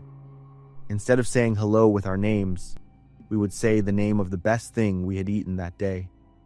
For example, if I had a really good pancake for breakfast that my mom made, when I saw my friends, I would say, "Pancake has arrived."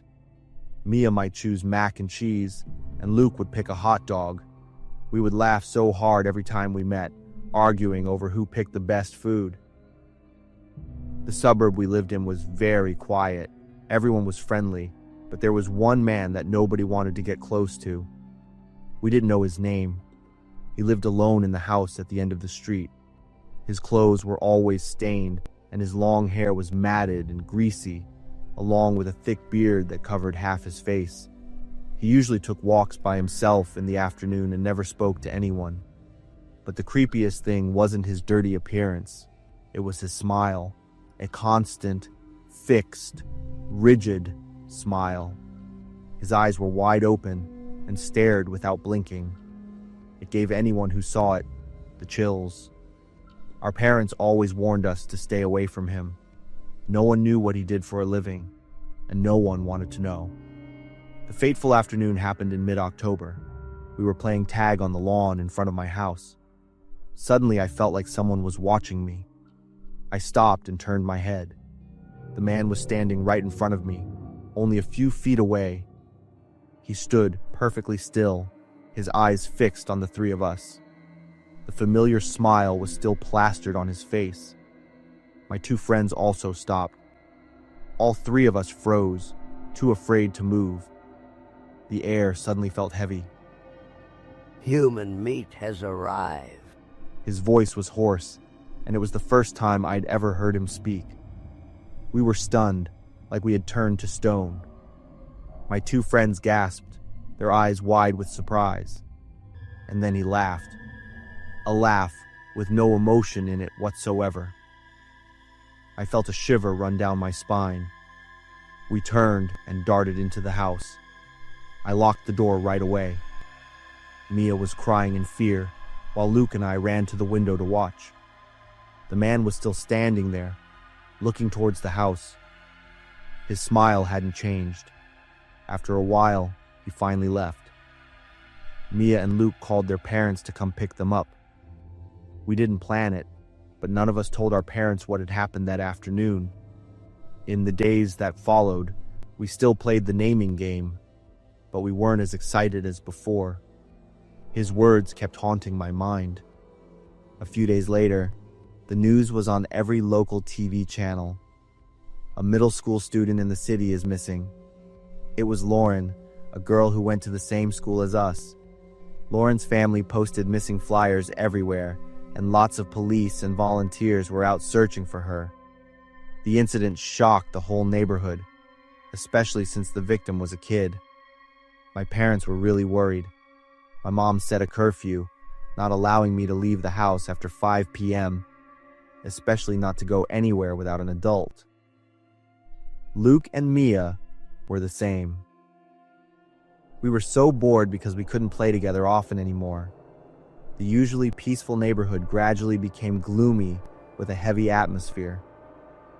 Then one morning, people started buzzing. The man at the end of the street had disappeared. Besides those who were curious, many parents felt a sense of relief. My mom was a perfect example, but things weren't that simple.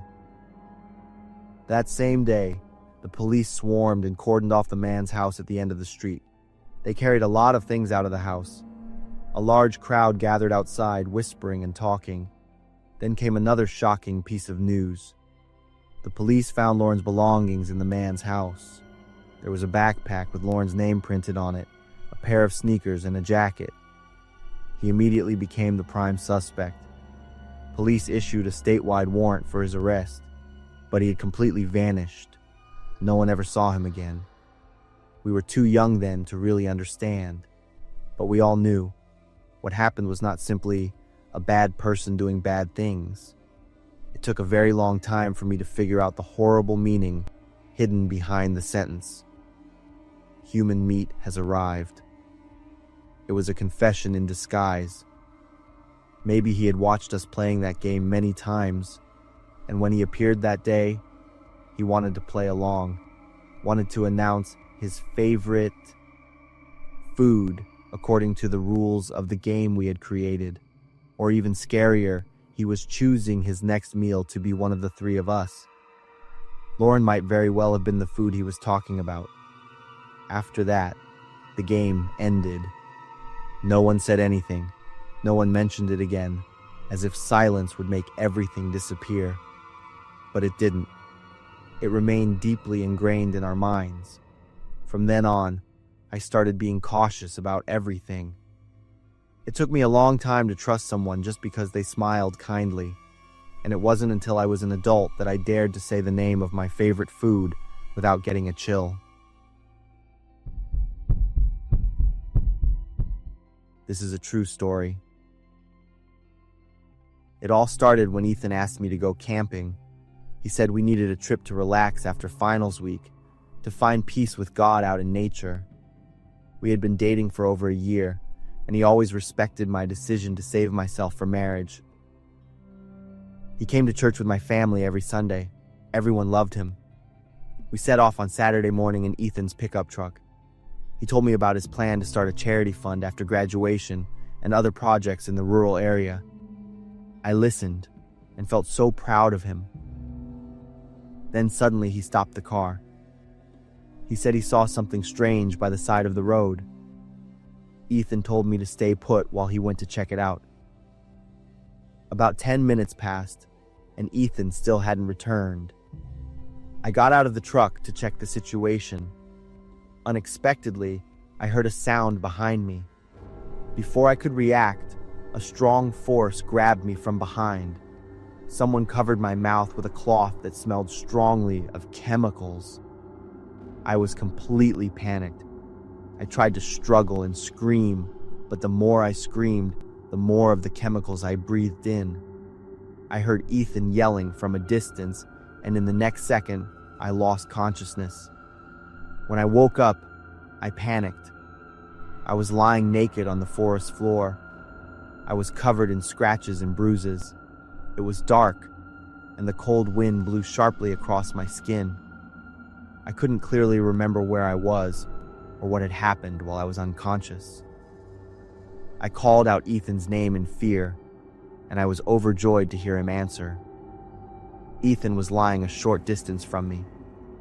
He was also naked and covered in wounds. Blood was running down from his forehead. When we found each other, we just held on tight and cried. He said there was a group of people wearing black robes. He thought it was a satanic cult. They had stolen everything. He tried to fight them, but couldn't. Everything happened too fast. But having him there made me feel a little less scared. We started walking for a while, hoping the spot wasn't too far from the main road. After walking for some time, it was still pitch black all around us. Ethan thought we needed to find shelter first. If we kept going, we would just get more lost and suffer terribly from the cold. Suddenly, Ethan spotted a canvas bag hidden behind a large rock. Inside, there were canned food, a knife, a lighter, and 2 sleeping bags. Ethan suggested that the people had forgotten these items. After we found a safe and warm spot, we ate some food. We encouraged each other, believing we would be able to get out of there the next day. But contrary to what we thought, we were stuck in the woods for many days. I was desperate and couldn't stop crying. I kept asking why God would let this happen to us. There were times when I just wanted to lie down and wait to die. But Ethan wouldn't let me give up. He hugged me, wiped my tears, and said we would get through this. He built a makeshift shelter using branches and the canvas bag. Every night, he sat guard to make sure no wild animals or those people came back. He tried to keep my spirits up. He told funny stories and sang hymns. I saw how exhausted he was. The wound on his forehead was getting infected. Ethan ate very little, always giving the food to me. On the fourth day, I ran a high fever. My body wouldn't stop shaking, even wrapped tightly in the sleeping bag. Ethan held me all night, using his body heat to keep me warm.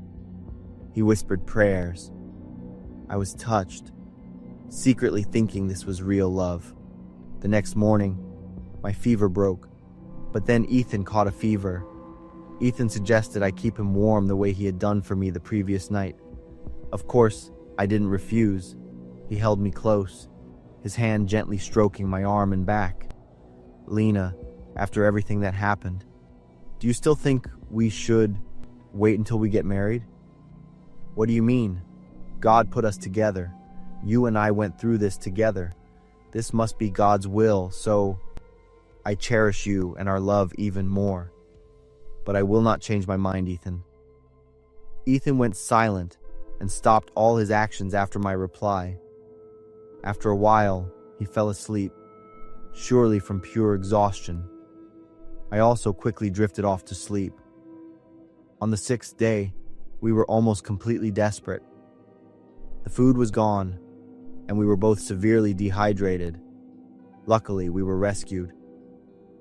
A hunter found us. He called the police, and we were immediately taken to the hospital. Fortunately, both of our health recovered quickly. There were no serious problems. We video called all the time to update each other on how we were doing. On the third afternoon after being rescued, 2 police officers came to see me. They asked me about everything that had happened, especially the bag of supplies that Ethan found by accident. They showed me the purchase receipt and security camera footage of Ethan buying everything himself 3 weeks earlier. Then they showed me photos of the scene. There was absolutely no evidence that anyone else besides Ethan and me had been there. They checked the wound on his forehead. It didn't look like it was caused by an impact. It looked like he had intentionally hit his head on something, perhaps a tree trunk. Seeing that I had no reaction, they continued and showed me a video recording of the interrogation. Ethan sat in the interrogation room crying and confessing everything. Ethan had planned it for weeks. I love her too much. I thought if we went through something extreme together, if I saved her, she would see that we belonged together. There would be no reason left to wait. I didn't mean to hurt her. I just wanted us to be closer. I immediately turned off the video. I couldn't listen anymore. I thought we had survived a nightmare through love. But the truth was, I had been living in a terrible play orchestrated by Ethan for a disgusting purpose. Ethan had to face the appropriate sentence, and I was left with deep psychological trauma. The days that followed were truly awful, but my parents were always by my side, caring about every emotion and thought I had. After a few months, I was doing better, but that doesn't mean I was completely over it. People say the most painful thing isn't being betrayed, but realizing you were never truly loved. What I thought was love was just carefully disguised manipulation. And the most horrible thing is that I'm ashamed to admit that I still remember the feeling of being held by Ethan on the night I had a high fever. My body still remembers that warmth, even though I know it was also part of his plan.